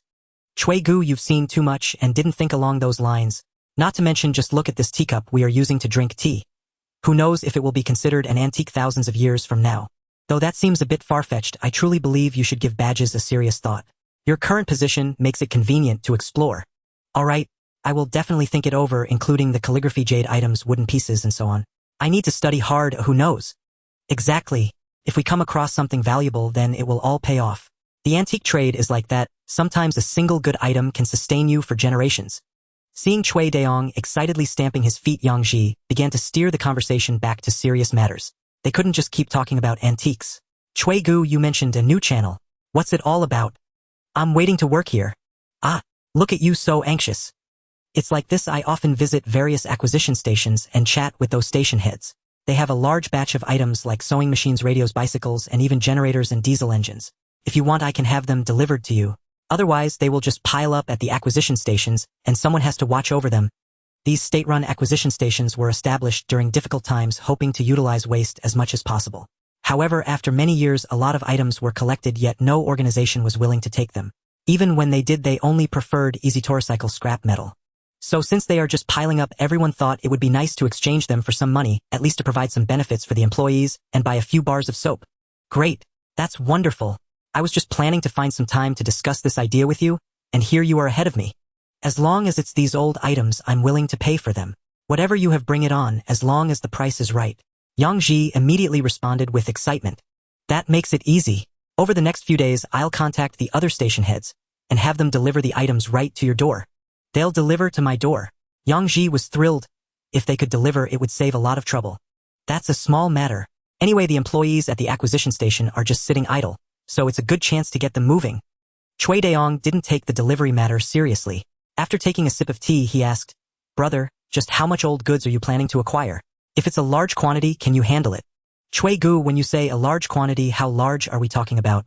If it's nationwide, I definitely can't handle it, but if it's in the hundreds or thousands, I'll find a way to manage. That's good. Actually, what I just mentioned isn't even the channel I was talking about. What I meant is, my brother-in-law is the one I mentioned as the channel. Chui Deong glanced out of the window, ensuring no one was paying attention, and explained in a low voice. It turned out that Chui Deong's brother-in-law was the head of the regional procurement center, not only overseeing the procurement station in the Fuyang region, but also in contact with other areas within the province. Yesterday, he mentioned in passing while drinking that Yang Ji was collecting old appliances and watches from him. This caught the attention of the other party, prompting Chui Deong to inquire about the quantity Yang Ji needed. If the amount was substantial, he could help arrange a batch, even coordinating regular shipments. However, if the quantity was small, he would not bother, as he had no time to earn a meager profit. Thus, Chui Deong decided to send a message to Yang Ji to ask how much he truly needed. After hearing the reason, Yang Ji became so excited that his face flushed. He immediately lowered his voice and assured Chui Deong, Brother Chui, no need to say anything else. We are definitely lifelong brothers. I'll be straightforward with you.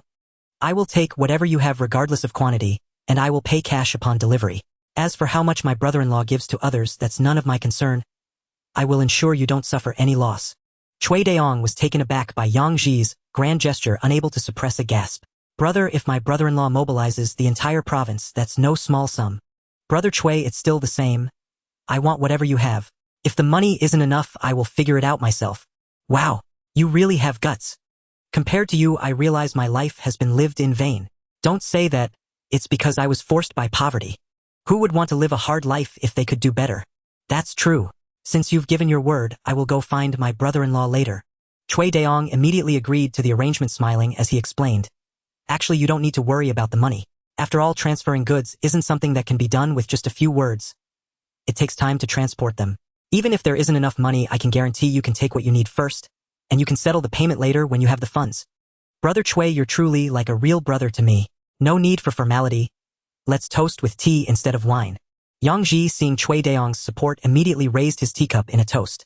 Do we really need to do this? Cui Daong set down his teacup with a smile and said, actually, you're helping us solve a problem. As I mentioned, the steel mills and such have also become savvy over the years.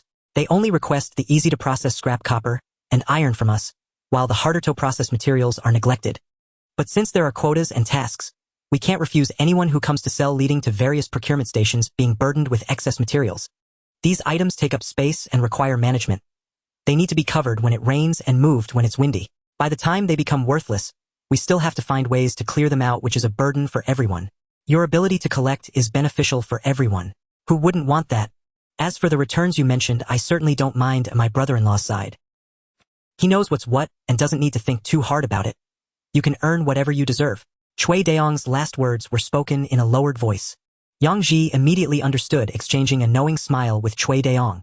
Everything was communicated without words, yet it effectively resolved Yang Ji's major issue. After circling around the procurement station, Yang Ji returned with money in hand. He slammed down 10,000 yuan on the table, treating it as the capital for the goods. Cui Daong was so startled that he nearly slipped under the table, feeling completely flustered. In his half a lifetime, he had never seen so much money. Brother, you almost scared me to death, Cui Daong complained as he looked at the large stack of money. Brother Cui, let's not say much more. I know you're genuinely helping me. This money is my guarantee to you. You can use it to pay other units directly. In the future, all the money will be for you, my brother. I just need the goods. If I run short, I'll just come to you for more. Brother, it's not like we're going to collect gold mountains. I'm afraid with this much money. Tonight, I don't think I'll sleep well. Ha ha ha, Brother Cui, why are you being modest? Can you really look down on this amount of money? Nonsense. I've seen money, but it has never been related to me. This is truly the first time I've handled this much. Just get used to it. That's it, oh Brother Cui, I'll take my leave. Let me know when the goods arrive. As Yang Ji left, Cui Daong didn't dare to see him off, especially with a pile of cash still in the room. Once Yang Ji left, Cui Daong hurriedly closed the door, looking at the money and sighing. Is it really that profitable to do renovations? It's a pity I don't have that skill, or otherwise I'd have to give it a try. Forget it, Yang Ji is truly a good brother, sending me benefits, while making it seem like he's the one gaining the advantage. Cui Daong was no fool. He understood that Yang Ji handing him this much money was a clear indication for him to keep an eye on it.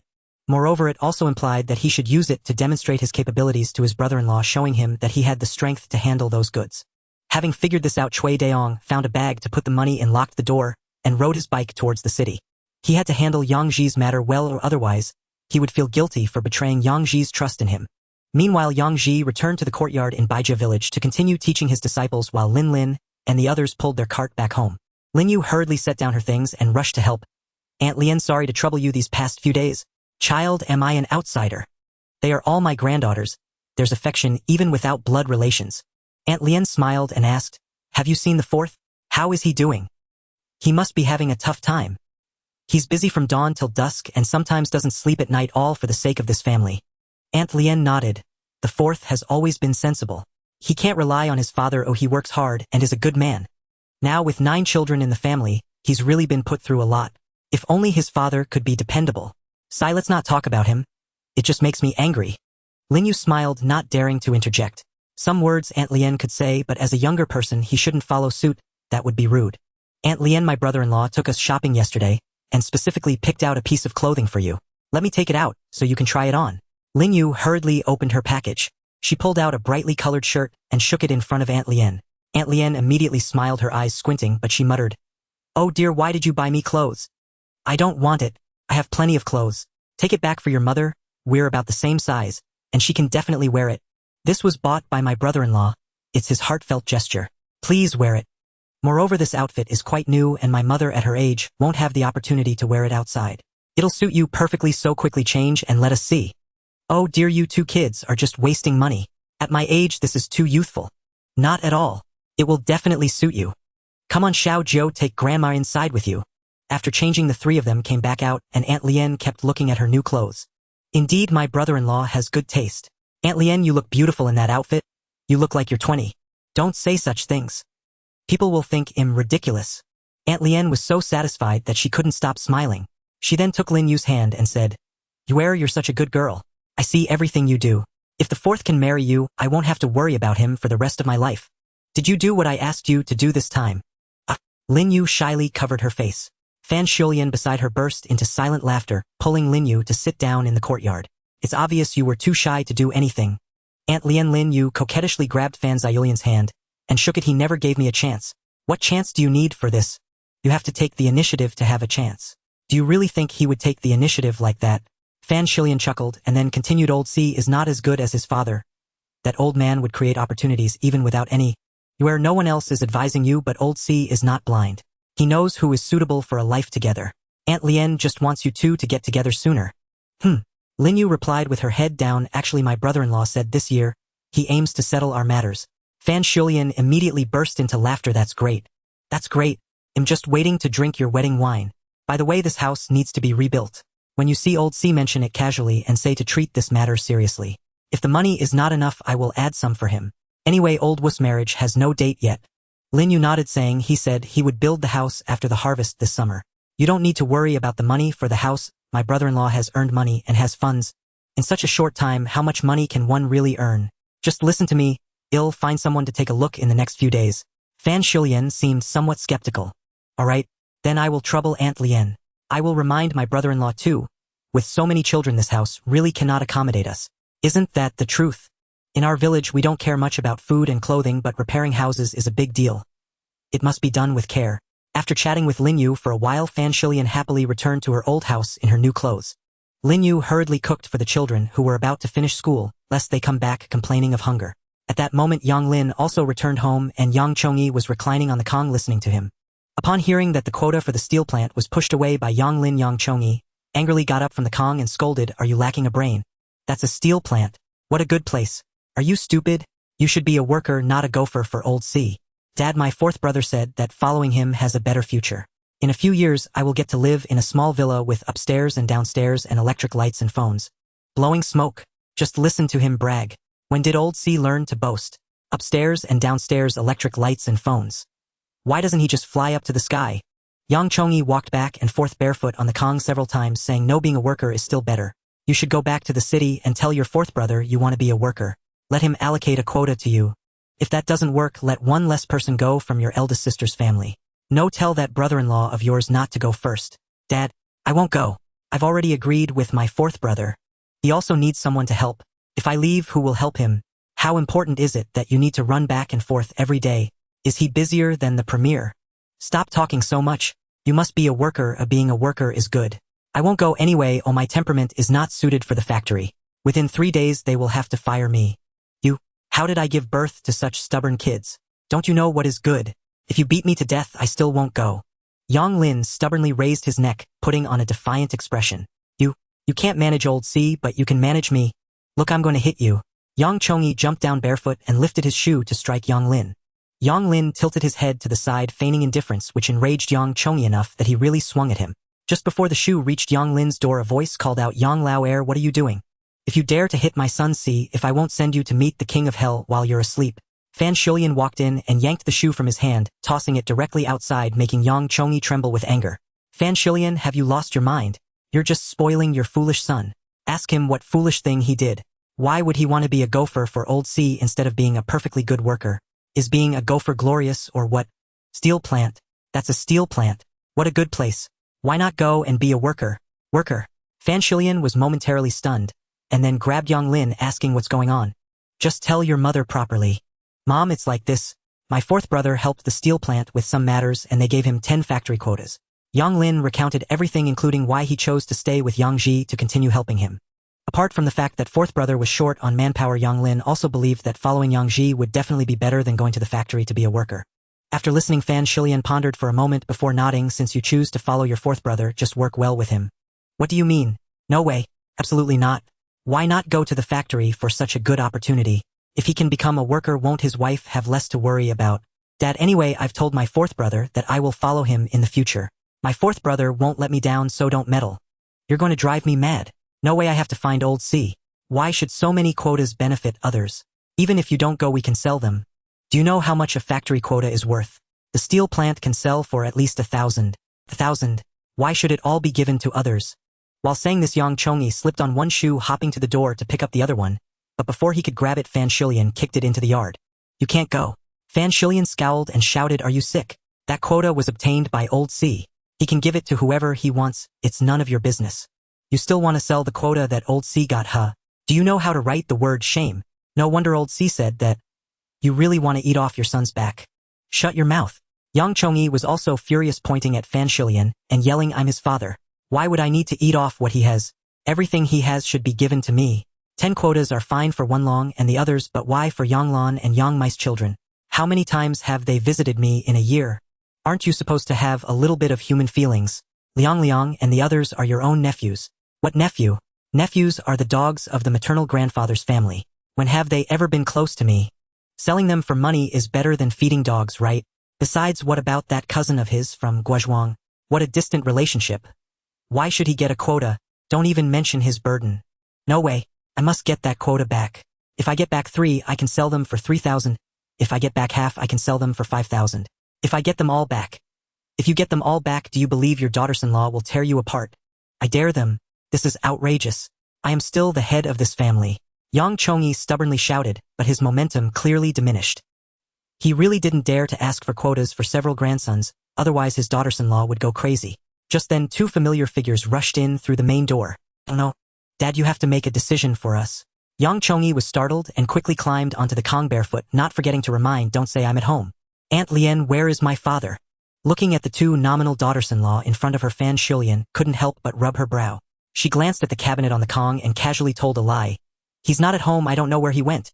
Yang Ji's second sister-in-law Zhao Chunmei and third sister-in-law Feng Lixia exchanged glances, both panting as they sat down, and said, Aunt Lien, the 5th should have told you the 4th got 10 spots for the factory from Fugong. Yes, he did. What's up? Didn't Wenzhong, Wenxing, and Wenjin all get spots? Fan Shilian asked in confusion, unaware of what the 2 sons were so furious about. Yes, Wenzhong, Wenxing, and Wenjin all got spots, but not all were given to our family. What do you mean? What do you mean not all given to our family? Do you all want to work as factory workers too? Feng Lixia immediately raised her neck and said, So what's wrong? I'm not that old, can't I work as a factory worker? Zhao Chuanmei, however, calmed down, explaining to Fan Shilian. Aunt Lien, we think giving 10 spots to others is too wasteful. Look at the eldest brother's family. Besides Wen Long and Wen Hu, there are also Yang Hui and Xiao Min, right? My family has Wenzhong, Wenxing, and also Xiao Ru, and the 3rd family has Xiao Lian. Fan Shilian couldn't bear it anymore and interrupted Zhao Chuanmei, saying, The 2nd family's Yang Hui is only 15 this year and is still in school. Xiao Min and your Xiao Ru are only 11, not old enough for the factory, let alone the 3rd family's Xiao Lian, a 6-year-old child. Are you really thinking of getting her into the factory? Aunt Lien, that's not right. Yang Hui can go to the factory at 16, can't she? What good is it for a girl to read? Whether they can read or not is not for you to decide. That's the matter of the old family. The old family hasn't come to make a fuss. Why are you here making a fuss? No. Why can't we say something? The spots that the 4th brought back aren't they ours? Even if Hui Hui and Xiao Min don't go to the factory, our maternal family has suitable people. Why should we give them to outsiders? Those spots are worth a lot. We could sell them for quite a bit. Damn. How dare you say that? Yang Lin couldn't help but mock from the side. What do you mean the 5th? We are one family, can't we express our opinions on our own matters? Feng Lixia was not having any of it, immediately raising her neck to argue with Yang Lin. Do you know who you're talking to? Try calling me again and see if I don't beat you to death right here. Upon hearing Feng Lixia's words, Yang Lin immediately flipped out, glaring and rolling up his sleeves, ready to fight. You! Aunt Lien, look at what the 5th has done. Feng Lixia, scared, ran to the door and immediately began to report to Fan Shilian. The 5th, behave yourself, don't make trouble. Fan Shilian had no choice but to pull the 5th to sit down, then sighed and advised. The 2nd and 3rd families, you really shouldn't have come to make a fuss today. Aunt Lien, as an elder you must be fair. Where are we wrong? You are wrong everywhere. Fan Shilian raised her voice, startling Feng Lixia, who was pouting, still a bit unconvinced, and shouted, Where are we wrong? Where are you wrong? That is a spot that the 4th traded for. What does it have to do with you? Haven't you realized how many years the family has been divided? That also belongs to our Yang family. Feng Lixia looked at the 5th with a deadly glare, stamping her foot and retreating 2 steps. She knew how troublesome the 5th could be. He really would fight, and he would use whatever was at hand. For safety's sake, it's better to stay closer to the door, so she could run away a bit faster. The 4th's is the 4th's. Whatever he wants to give to whom is his business. If he doesn't want to give it to others, no one can ask for it, or what would happen? Fan Shilian patiently explained.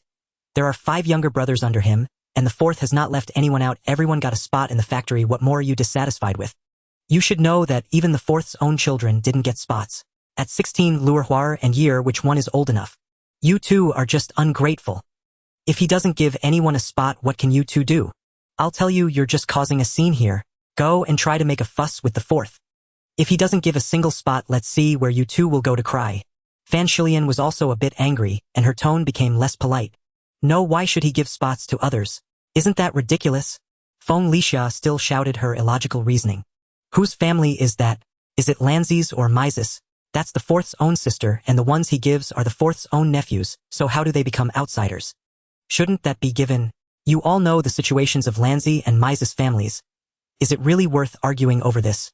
But a married daughter is like spilled water. Feng Lixia still stubbornly said. Smack! Fan Shilian finally couldn't hold back. The third family, you are just a troublemaker, aren't you? Maisie is married to your own brother, Yongchang is your own nephew. Have you taken anything from your maternal family, all these years claiming that a married daughter is like spilled water? Oh, so you're close to your elder brother's and second brother's families, right? Your brother isn't your brother anymore. Your nephew isn't your own nephew. Had it not been for Maisie sacrificing herself, could your family have found such a good daughter-in-law? Feng Lixia was stunned by the words, not knowing how to respond. Fan Shilian was not finished yet and turned to Zhang Chuanmei. The second family, you're following her in causing trouble, aren't you? Isn't Lanzi married to your maternal family? Yongliang and Yongsheng are also your own nephews. So all the benefits go to you and then you blame the fourth, right? How about this? I'll send the fifth to the city, now let the fourth take back all 10 spots, and then whether the fourth sells them or keeps them will be his own decision. Let's see if you two will still make a fuss. That's really outrageous. Zhang Chunmei quickly put on a smile. Aunt Lian, I didn't say that they're all our proper relatives. If they're given, then so be it. She even winked at Feng Lixia to keep her quiet. Then Zhang Chunmei smiled and said again. Giving them to Yongliang Yongxing and Yongchang is fine, but isn't giving those 2 spots to Guozhuang and Zishanqian a bit inappropriate? What's inappropriate about it? I think it's quite appropriate. Fan Shilian immediately retorted. Just because you have relatives, does that mean the fourth can't have relatives? Guozhuang's second uncle is also the fourth's second uncle. Isn't he the second and third's second uncle too? Then Guojiqiang isn't your two families' cousin. I think the fourth did quite well giving the spots to his maternal family. No one can say anything about it. Aunt Lian, what you said is a bit biased. Feng Lixia couldn't help but speak again. They're all cousins, why are you still thinking of them? What are you talking about? When your father dies, if those uncles don't come, who dares to bury you? The old lady has been dead for so many years. Who still cares about that? Feng Lixia still mumbled. Huff! Fan Shilian was so angry that she covered her chest, gasping for breath several times to force herself to calm down, pointing at Feng Lixia and gritting her teeth. If it weren't for the fact that I don't have a maternal family, and that your man isn't my child, I would have definitely sent my maternal family to come and slap that third family's face. Zhang Chunmei stood up again to play peacemaker. Oh dear Aunt Lian, don't be angry, Alicia is just talking without thinking, but that spot for Zishanqian is a bit inappropriate, right? Humph. In your eyes, no one should be given anything except you. So the fifth, go to the city now, bring your fourth brother here, and let him redistribute. Alright, I'll go find my fourth brother right now. Yang Lin, infuriated, stood up and walked outside. Fan Shilian reminded him, go to your fourth brother's house by bicycle. It'll be quicker to return. With that, she shot a glare at her 2 nominal daughters-in-law. When the fourth one returns, you can tell him this again. Zhang Chunmei panicked, immediately rushing out to grab the fifth son, Yang Lin. Old five, wait a moment, let's discuss this properly. Discuss properly. Yang Lin, not as patient as Fan Shilian, shook off Zhang Chunmei and began to curse. You two really think everything you do is perfect. If my fourth brother sees you, he won't give you even 1 quota. He's only considering your son. Giving out quotas is his kindness, remembering the brotherly bond. You said you wouldn't cause trouble, right? Well, fine. Let my fourth brother come back and redistribute whoever he decides, that's it. Who can stop my fourth brother? With mothers like you, Wenzhong, Wenxing, and Wenjin are truly cursed, never letting you two stop causing trouble until you drive them to their deaths. Old five, let's talk this through. Hey Wenzhong, Wenxing, quickly stop your fifth uncle. Yang Wenzhong and Yang Wenxing exchanged helpless glances with Yang Wenjin, all with expressions of resignation. Mother, what are you trying to do? Is it only fun if you ruin the tasks arranged for us by our fourth uncle? Yang Wenxing helplessly shouted at Zhang Chuanmei, while Yang Wenzhong and Yang Wenjin kept trying to appease Yang Lin. Yang Lin angrily kicked each of them. Are you 3 still kids? The elders don't understand, but you don't either. Yang Wenzhong and Yang Wenjin covered their behinds, embarrassed. Fifth uncle, we hadn't finished speaking when they came rushing in. Old 5, dare to hit my son again and see what happens. Feng Lixia jumped out from inside the door and started shouting at Yang Lin. Try shouting again and see what happens. I've noticed that our Yang family is usually fine, but you two are the ones stirring up trouble. What? Are you going to hit me? Fine, I'll give you the opportunity. Bring your son and nephew along, let's see if Yang Lin is afraid of them. Fifth uncle, please don't be angry, let me apologize on behalf of my mother, is that okay? Yang Wenjin hurriedly expressed his apologies to Yang Lin. Humph. You three really are ungrateful, my fourth brother has spoiled you for nothing. Where's your father? Scared and hiding somewhere. As he spoke, Yang Hong entered with Yang Wenlong and Yang Wen, who his face stern as he asked, what is going on?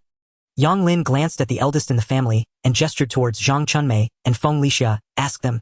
Yang Hong shot a look at his two sisters-in-law and then turned to Yang Wenlong. Go call your second and third uncles. Is there no man in the house? When did discussing things have to involve women? You all have no sense of decorum. Eldest brother, don't say that. Feng Lixia was cut off as Yang Wenjin covered her mouth. After breaking free, Feng Lixia angrily slapped Yang Wenjin a few times on the back. You little traitor, I'm your mother. Mother, if you keep making a fuss, I really won't be able to go to work. Are you truly planning to cause a scene to bring my fourth uncle back from the city? Your fourth uncle has to be reasonable. He has no sons, and when he gets old, he will have to rely on you all. Yang Wenjin sighed silently to the heavens, walking over to Yang Lin's side without speaking. Yang Lin, however, sneered. This scheme of yours is so obvious, it's practically hitting me in the face. My fourth brother is only 37 this year, and my future sister-in-law is just 20. How many children can they have? Do you really need to scheme like this? Old five, I don't like what you just said. They've already had 9 daughters. Who knows if the next one will be a daughter too? Feng Lixia, shut up. Before Yang Lin could speak, a loud reprimand came from the entrance. It was Yang Lin's second brother Yang Yong and third brother Yang Kuan with Yang Wenlong trailing behind them. Second brother, third brother, do you want me to repeat that for you? If not, I'm leaving to find my fourth brother to redistribute. Old five Yang Lin crossed his arms and looked at his two brothers, ready to challenge them. Yang Yong and Yang Kun's faces flushed slightly and they spoke awkwardly. Wenlong just briefly mentioned it. Both our families have no objections, so there's no need to trouble your fourth brother to run again. It's settled then. We will quickly prepare everything for the children to go to the city. Ha! Now everyone is being agreeable. Third brother, how about you go directly to the fourth brother for the quota? Yang Kun's face turned red up to his neck as he sheepishly smiled at old five. I think this is pretty good. My third sister-in-law doesn't think so. She just said my fourth brother is getting old and everything is from your family. Yang Lin wasn't planning to let it go. The more he made third brother lose face, the more he enjoyed it, feeling vindicated. Yang Kuan clenched his teeth and stepped forward, scaring Feng Lixia to retreat quickly. What are you doing, Dad? Don't act impulsively. Impulsive? You brat. I just want to go to work and you're giving me trouble. You really don't want to live well, do you? Yang Wenjin hurriedly blocked his father, trying to persuade. Dad, please don't get angry. My mom just doesn't understand what's happening. He doesn't understand and you don't either. Acting like an idiot every day, being used by others and still thinking you're clear-headed. If you don't take your mother away, you'll embarrass us. Yang Kuan scolded Yang Wenjin, who could only lower his head and pull Feng Lixia. Mother, let's go. Hurry. Dad is really furious. Furious? What's there to be furious about? I'm doing this for you. Don't pull me, I can walk by myself. Mother, if you truly care about me, just say less and hurry home. You'll get hit later. Yang Wenjin forcibly dragged Feng Lixia out of the old courtyard, and the yard immediately fell silent. Yang Yong glanced at Zhang Chunmei. Do you have something to do? Don't you need to cook? Zhang Chunmei chuckled awkwardly and walked straight out of the old courtyard along the wall. Yang Lin snorted coldly. He understood everything, it was just that his second sister-in-law had many schemes. The third sister-in-law was simply brainless, only pushed out to be the scapegoat. Yang Hong darkly glanced at Yang Yong and Yang Kuan and led the way back inside. Yang Yong and Yang Kuan sighed and followed behind while Yang Wenlong pulled Yang Lin to enter the house. Oh my dear mother, I'm suffocating. Yang Chongyi gasped as he crawled out from the Kong cabinet. Humph. You're not acting like a father and neither are you acting like a mother. Fan Shilian couldn't help but curse. Get lost. Only you understand. Then why doesn't anyone listen to you? Yang Chongyi grumbled as he lay back on the Kong. If I were the one giving birth, would you listen to me? Stop standing at the door, come in and speak. Yang Hong led the way and glanced at his own father and shouted at Fan Shilian, Aunt Lien. Fan Shilian exhaled. Let's all discuss, what are your thoughts? If not, we can call the fourth back. Aunt Lien, this is great news. The fourth brother is taking care of several nephews, how could we have objections? Is that so? Second brother, third brother, your families aren't saying the same thing. Yang Yong and Yang Kuan lowered their heads, not daring to speak, knowing what their wives thought. Good. Then let's continue, your father said. He would sell each quota for $1,000, what do you think? What? Yang Hong, Yang Yong, and Yang Kuan all exclaimed in surprise, turning their gazes to Yang Chongyi, who was lying on the Kong. Ah, why are you all looking at me? I just said that casually. Yang Chongyi realized the situation was bad and tried to run but had only just slipped on his shoes. Outside a voice called out, "Second brother, I'm here to see you." Yang Hong, Yang Yong, and Yang Kuan were all startled and blocked Yang Chongyi from exiting. "Second brother, I heard your fourth can get labor quotas." "Wow, so many people." Yang Lin slapped his forehead. "It's all chaos, completely out of control. My fourth brother shouldn't be giving out these quotas." "What are you doing here?" Yang Chongyi asked Zhou Liun uncertainly. Zhou Liun, feeling a bit awkward, smiled as she carried half a basket of vegetables and said, "I came to bring you some vegetables to eat." "Haha, I see that bringing vegetables isn't the real purpose. It's the factory quota you're after, right?" Yang Lin asked with a cold smile. Zhou Liun licked her lips and straightened her back. "So what? Who wouldn't want to join the factory? Old heir, you promised." "Did I?" "You really are something, Yang Lao heir. You dare to make all sorts of promises." Fan Shilian asked Yang Chongyi with a sneer. "What did I promise? I haven't promised anything." "Zhou Liun, don't come here to make trouble. We already have enough for ourselves." Hearing this, Zhou Liun immediately snorted coldly. "Humph. You're just happy for nothing, knowing you can't do a single thing." After saying this, Zhou Liun swung her hips and left, muttering, "Don't even think about taking advantage of me again. A family of petty people. Feeding you old things is worse than feeding dogs." Yang Chongyi naturally heard this clearly from inside the house and was so angry he was about to rush out to argue. But he was pulled back by Yang Kuan. "Aren't you afraid of embarrassing yourself even more?" Under Yang Hong's arrangement, everyone sat down and Yang Hong finally spoke. "Let's not talk about the factory quotas outside, so as not to attract jealousy. Dad, especially you, control your mouth when you go out." "Me? What did I do? I didn't even go out, I just found out about it, okay?" Yang Chongyi shouted at Yang Hong, leaving Yang Hong with no place to vent his anger. Fan Shilian coughed and said, "The boss is right. Let's not flaunt these matters everywhere. It's not easy for Lao Si to get a few quotas.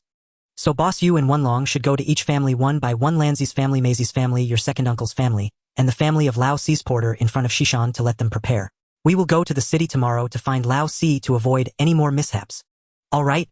Yang Hong agreed and then asked Yang Lin, "Old Five, why don't you want to go to the factory? I think it's more promising to work with fourth brother. Just don't worry about me. Just focus on working in the factory." Seeing this, Yang Hong could only nod and exchanged a few more words with Fan Shilian before taking Yang Wenlong to notify others. After Yang Hong and the others left, Fan Shilian did not expect the family to become lively again. Everyone who heard the news hurriedly brought things over to inquire if it was true. It took Fan Shilian a lot of effort to send them away just for a factory quota. As for Yang Ji, he had no idea how much trouble had arisen over a few quotas. Even if he knew Yang Ji wouldn't care too much, it was just a few factory quotas and he could give them to whoever he wanted. Yang Ji held the same belief: he can give his own things, but he won't take anything from others. If Zhang Chunmei and Feng Lixia made a scene in front of him today, he wouldn't mind taking back the quotas for his 3 nephews. If the 3 nephews were sensible, he could find them other tasks which would definitely be no worse than joining the factory. Right now, all Yang Ji could think about were the goods that Cui Deong mentioned. If he could acquire them, his startup capital would be sufficient. In Yang Ji's heart, whether sharpening knives or repairing old electrical appliances, old sewing machines, or old bicycles, it was merely a means to accumulate initial capital. What he wanted to do was far beyond these. He aimed to build a grander enterprise than in his past life. This plan was only clear to Yang Ji for now, and he needed to accumulate and wait for the right moment to act. After finishing the lesson for these apprentices, Yang Ji took them to tidy up the room. During this time, Chen Guangping came out to help, but Yang Ji scolded him back. He was puzzled as to why he liked to scold Chen Guangping so much. He just couldn't help it, not knowing why. Dinner was made by Lu Xiaoyan, and as expected, she rushed over right after work, just as Lin Yu had predicted. Even Lu Xiaoyan herself didn't know why she came, knowing full well she couldn't compete with Lin Yu. Yet she just wanted to come and take a look at Yang Ji. She couldn't sleep well that night. However, with her coming, Yang Ji felt a bit at a loss, not knowing how to face Lu Xiaoyan. Dinner was tasteless, and when Lu Xiaoyan was about to leave, Yang Ji took the initiative to offer to see her off. The purpose was to have a chat with Lu Xiaoyan, but when it was just the two of them left, Yang Ji noticed that both of them felt a bit awkward. After walking for a long time, nearly 2 miles, Lu Xiaoyan finally smiled helplessly and said, "Ji, go, if you have something to say, just say it. If we keep walking, I'll be home soon." Yang Ji could only laugh dryly. Yener, my situation isn't very appropriate. At our age, if there's a suitable one, we should take it seriously. You know my side as well. I have 9 children to take care of." Lu Xiaoyan bit her lip and lowered her head. Although she was mentally prepared, hearing Yang Ji say this still made her feel a bit sad. She pushed the cart a few steps forward and tears streamed down her face uncontrollably. Setting the cart down, she turned and threw herself into Yang Ji's arms. "Ji Guai, I really like you." Yang Ji stood there awkwardly, not knowing how to respond, when Lu Xiaoyan continued, "Ji Gu, did you know? Since that time with my gastroenteritis, when you carried me, I began to like you. No one can give me the sense of security that you do. But I didn't dare to say it. I know in your heart, there's only Fang Jie. Later, I secretly watched you every day. I watched you work, I watched you fetch water, I watched you eat. At that time, I thought I wish I could have a man like you. But I know that you and Fang Jie are the best match. You two are the most compatible pair.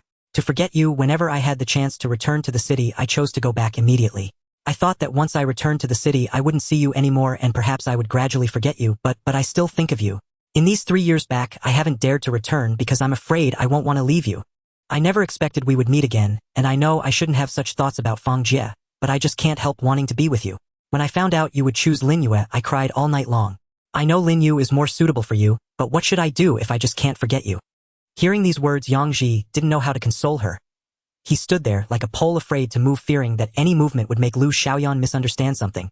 He was held by Lu Xiaoyan as she cried for half an hour. Finally, Lu Xiaoyan let go of Yang Ji, turned around to wipe her tears and smiled as she said, "Jigu, I knew you were a good man. I won't cling to you. As long as you are well, I will be happy, but please don't deny me as your sister." Yang Ji was silent for a moment before replying, "I won't. In my heart, you will always be my sister." "That's good. Jigu, I'm going home now. The family compound is just ahead. You should head back quickly." Yang Ji nodded. Lu Xiaoyan pushed her cart and rode into the work unit's family compound. It was only when she was out of sight that Yang Ji scratched his head and slowly walked back. His mind was in a jumble, wondering if he was too cruel. Then he suddenly thought, if it's going to be painful, let it be short rather than long. To release his repressed emotions, Yang Ji began to sing loudly. Once dreamed of wielding a sword to roam the world, to see the splendor of the world. As he sang, he stopped not because he wanted to but because he couldn't continue. Turning to look behind him, "Brothers, let's talk properly." Yang Ji cautiously turned around, just managing to see the person behind him. It was a young man around 24 or 25 years old, whose appearance did not seem to belong to a wicked villain. However, in the dim light, it was apparent that the other person was not in a good mood, with a dark expression, as if someone owed him something. It didn't take much guessing who would be in a good mood wielding a knife in the middle of the night. It was indeed a matter of unexpected events. Just now, Yang Ji had been distracted thinking about Lu Xiaoyan. Otherwise, he wouldn't have failed to notice the other person. Having allowed someone to sneak up on him and press a knife against his waist, Yang Ji had never done such a cowardly thing. While Yang Ji was observing the other person, the young man was also observing him, noticing that he had turned around without making any sudden movements. The young man seemed to breathe a sigh of relief and spoke, "Big brother, today, I find myself in a difficult situation and would like to borrow some money from you. I promise to repay you in the future." Yang Ji also calmed down, taking a look at the surroundings. There were walls on both sides, making it not easy to escape. He could only try to keep his voice steady and said, "That's fine. That's fine. Brother, just tell me how much you need. As long as I have it on me, I will definitely lend it to you." "I need 72.8 yuan," the young man said somewhat awkwardly, then quickly added, "Big brother, if you don't have that much on you, it's okay. Just lend me what you can, and I will find a way for the rest. Don't worry, I Zhongliang will definitely find a way to repay you." "Zhongliang. Brother, that's a nice name. 72.8 yuan, a mix of whole, and since you must have encountered some trouble, right? Tell me about it. If I can help, I certainly won't turn my back." Zhong Liang's gaze was averted from Yang Ji, and after a moment of silence, he nodded. "My mother is in the hospital, and I have no money for treatment. I've tried borrowing from relatives and friends, but can't get a cent." Yang Ji was slightly moved and sighed, pulling out 100 yuan from his pocket and handing it over. "Take this. Use it for saving a life. A life is more important than anything else, or everything else is minor." Zhong Liang, somewhat in disbelief, accepted the bundle of cash, his lips quivering several times before he suddenly knelt down before Yang Ji. "Big brother, thank you for lending me money. If my mother can survive this ordeal, my life from now on will belong to you." Yang Ji smiled and helped Zhong Liang up, asking, "Brother, hurry up and get up. Is it enough? If not, I still have more." "It's enough. It's enough. Big brother, rest assured, I Zhong Liang will definitely repay this debt, even if I have to sell everything I own. No rush. You go to the hospital first. If it's not enough, come find me at Baijia village. I live at the eastern end of Baijia village. The largest courtyard is my home. My name is Yang Ji. Don't do such things in the future. No matter what happens, we can find a way to solve it. But if something happens to you, your mother will be devastated." Zhong Liang, feeling guilty, and with tears streaming down his face, managed to choke out after a long while, "Yes. Who would do this if they had other options? You clearly seem honest. Don't think too much. Hurry and see your mother. Okay. Big brother, I will definitely repay you. I promise." Zhong Liang repeatedly promised as he turned and left the alley. Yang Ji sighed again. In this era, there were still many people living difficult lives. There are many like Zhong Liang who have to take risks over a meager sum of money. Initially, he had intended to apprehend Zhong Liang, but upon seeing his face, he couldn't bring himself to do it. Although he didn't understand face reading, He could tell from Zhong Liang's appearance that he was not a wicked criminal. He must have encountered some insurmountable trouble leading him to resort to robbery. The facts proved him correct. Zhong Liang indeed needed the money to save a life. Yang Ji didn't doubt his words. Even if they were false, Yang Ji would accept it. 100 yuan is not a large sum for him now, but if it can save a life, it is of immeasurable merit. It reminded him of a comedic movie he had watched in his past life. The actor had a line that went, "If he's a fraud, it means no one is sick and no illness is better." Yang Ji considered himself not a good person but absolutely did not believe he was a bad person. When faced with someone in desperate straits, he was still willing to lend a helping hand. Not for any other reason, just to ease his own conscience. Moreover, Yang Ji believed that Zhong Liang truly needed the money to save a life. There was no particular reason. It was just a gut feeling, and his instincts had always been accurate. Except for that guy from his past life who stole his girlfriend and the one who ended his life. Yang Ji had few friends in his previous life, and only a couple could be called brothers who had helped him during his hardest times. He never expected that the brothers he felt he could trust with his life would one betray him and another take his life. He decided not to think about those matters anymore. After all, they belonged to his past life. Though they were his memories, he could never return to that time. Living well in the present is what truly matters. He just didn't know if he would still be able to see his grandfather in this life. Once things stabilized, he would definitely find time to visit. Walking back to Baijia village, Yang Ji entered and found Xuanhuan sitting in the yard along with two unfamiliar-looking women.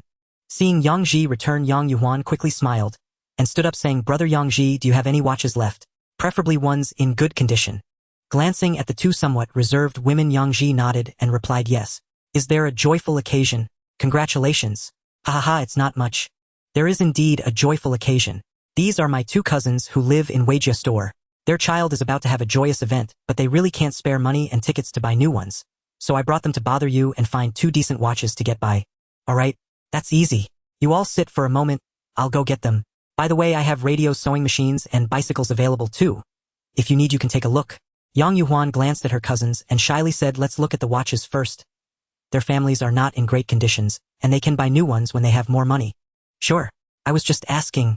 Please wait a moment, I'll go get them," Yang Ji said as he walked into the backyard, picking out two pairs of watches that looked relatively good from those he had repaired. He brought them out and placed them on the table, introducing, "These were just repaired yesterday. One pair is a Meihua, and the other a Huhai. Both are priced the same at 90 yuan. Hearing this price, one of the women immediately became conflicted. "Wow, that's expensive. Big brother, can you lower the price a bit for us?"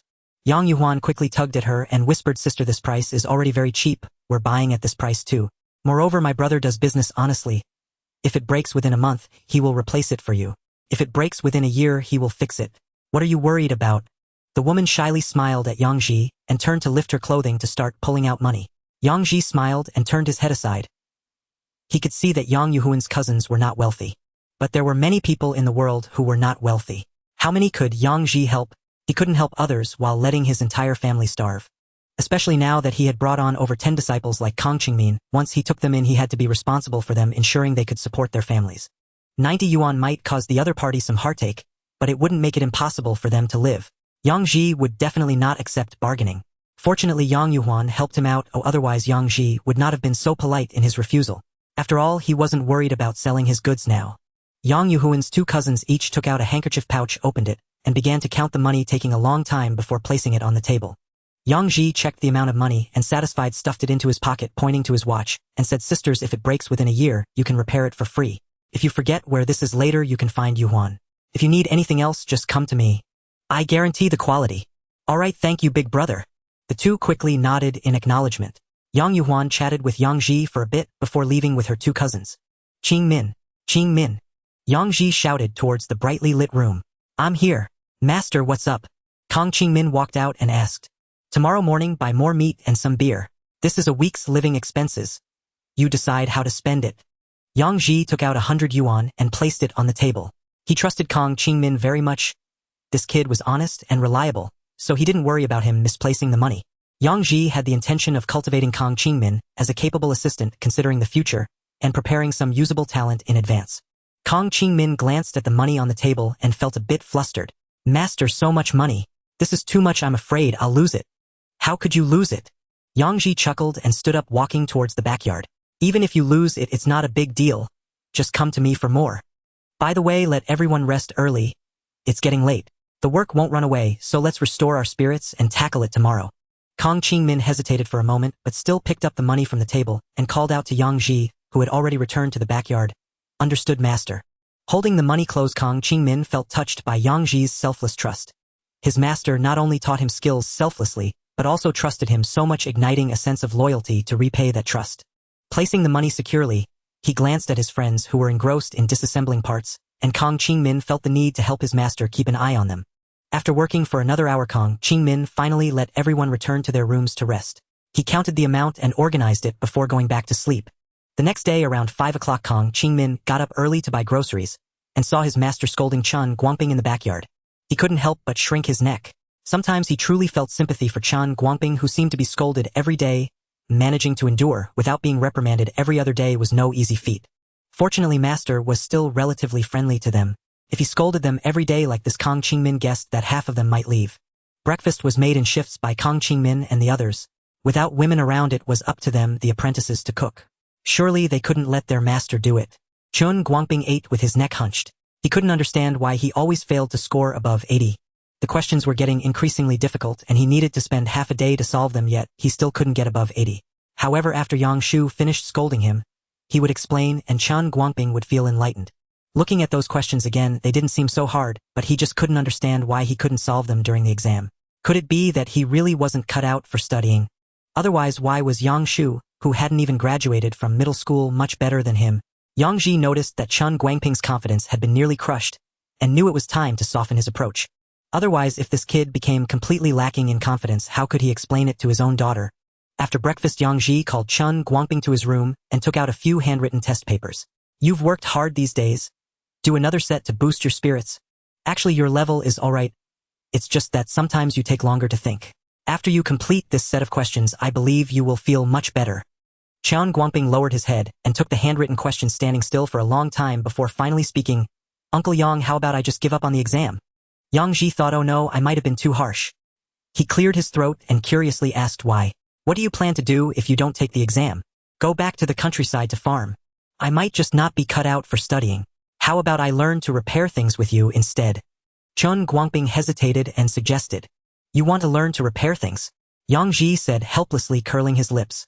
Guangping, I might have been a bit harsh on you these days, but it's for your own good. You are cut out for studying.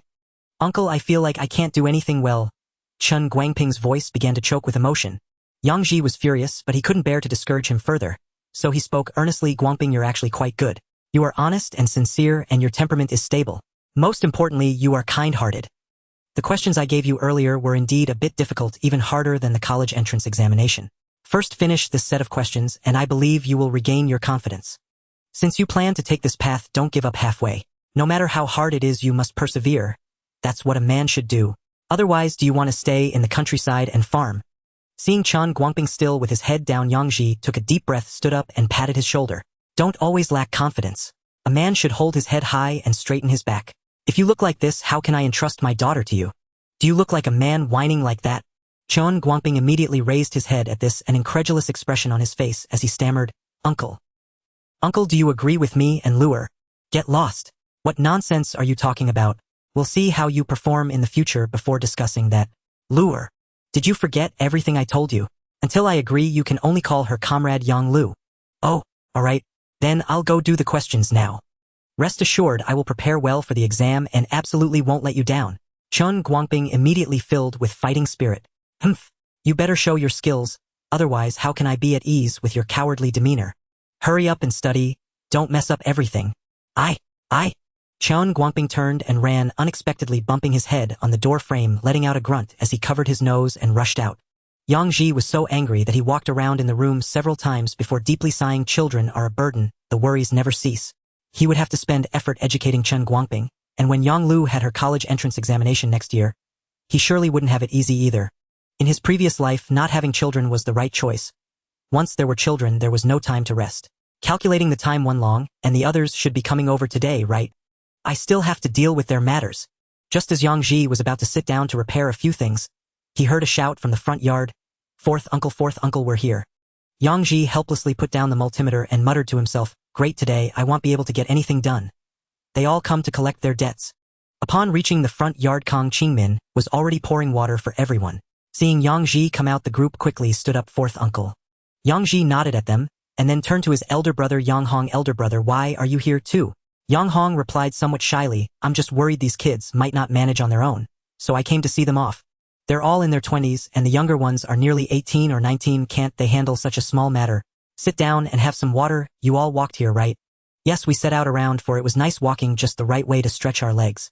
Elder brother Yang Hong still wore that serious expression. Sometimes even Yang Ji doubted whom his elder brother resembled. With the old man's disposition, it was hard to believe he could father such a principled son. But the truth was, elder brother was just an old-fashioned conservative man. He spoke and acted in a rigid manner, never cracking a smile, much like the pedantic scholars on television. Every day was just work, work, and more work, with no entertainment or jokes. He was a person devoid of fun.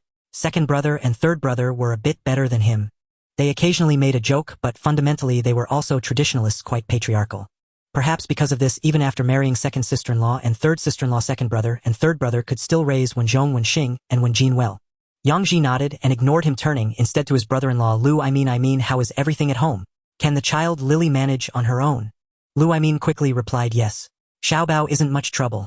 Yesterday when elder brother told me I took Lily to our father's place, our mother will help take care of Lily and the child so I can focus on work. That's good. First have some water and catch your breath. I'll take you to the factory to report later. Yang Ji nodded. He was very reassured about the man marrying his fourth sister-in-law. A solid person, though his family situation was not ideal. His parents showed obvious favoritism. Lu had many brothers. Like him, there were 5 in total, but the difference was that the father favored the eldest and the mother favored the youngest, leaving Lu the middle child as the scapegoat.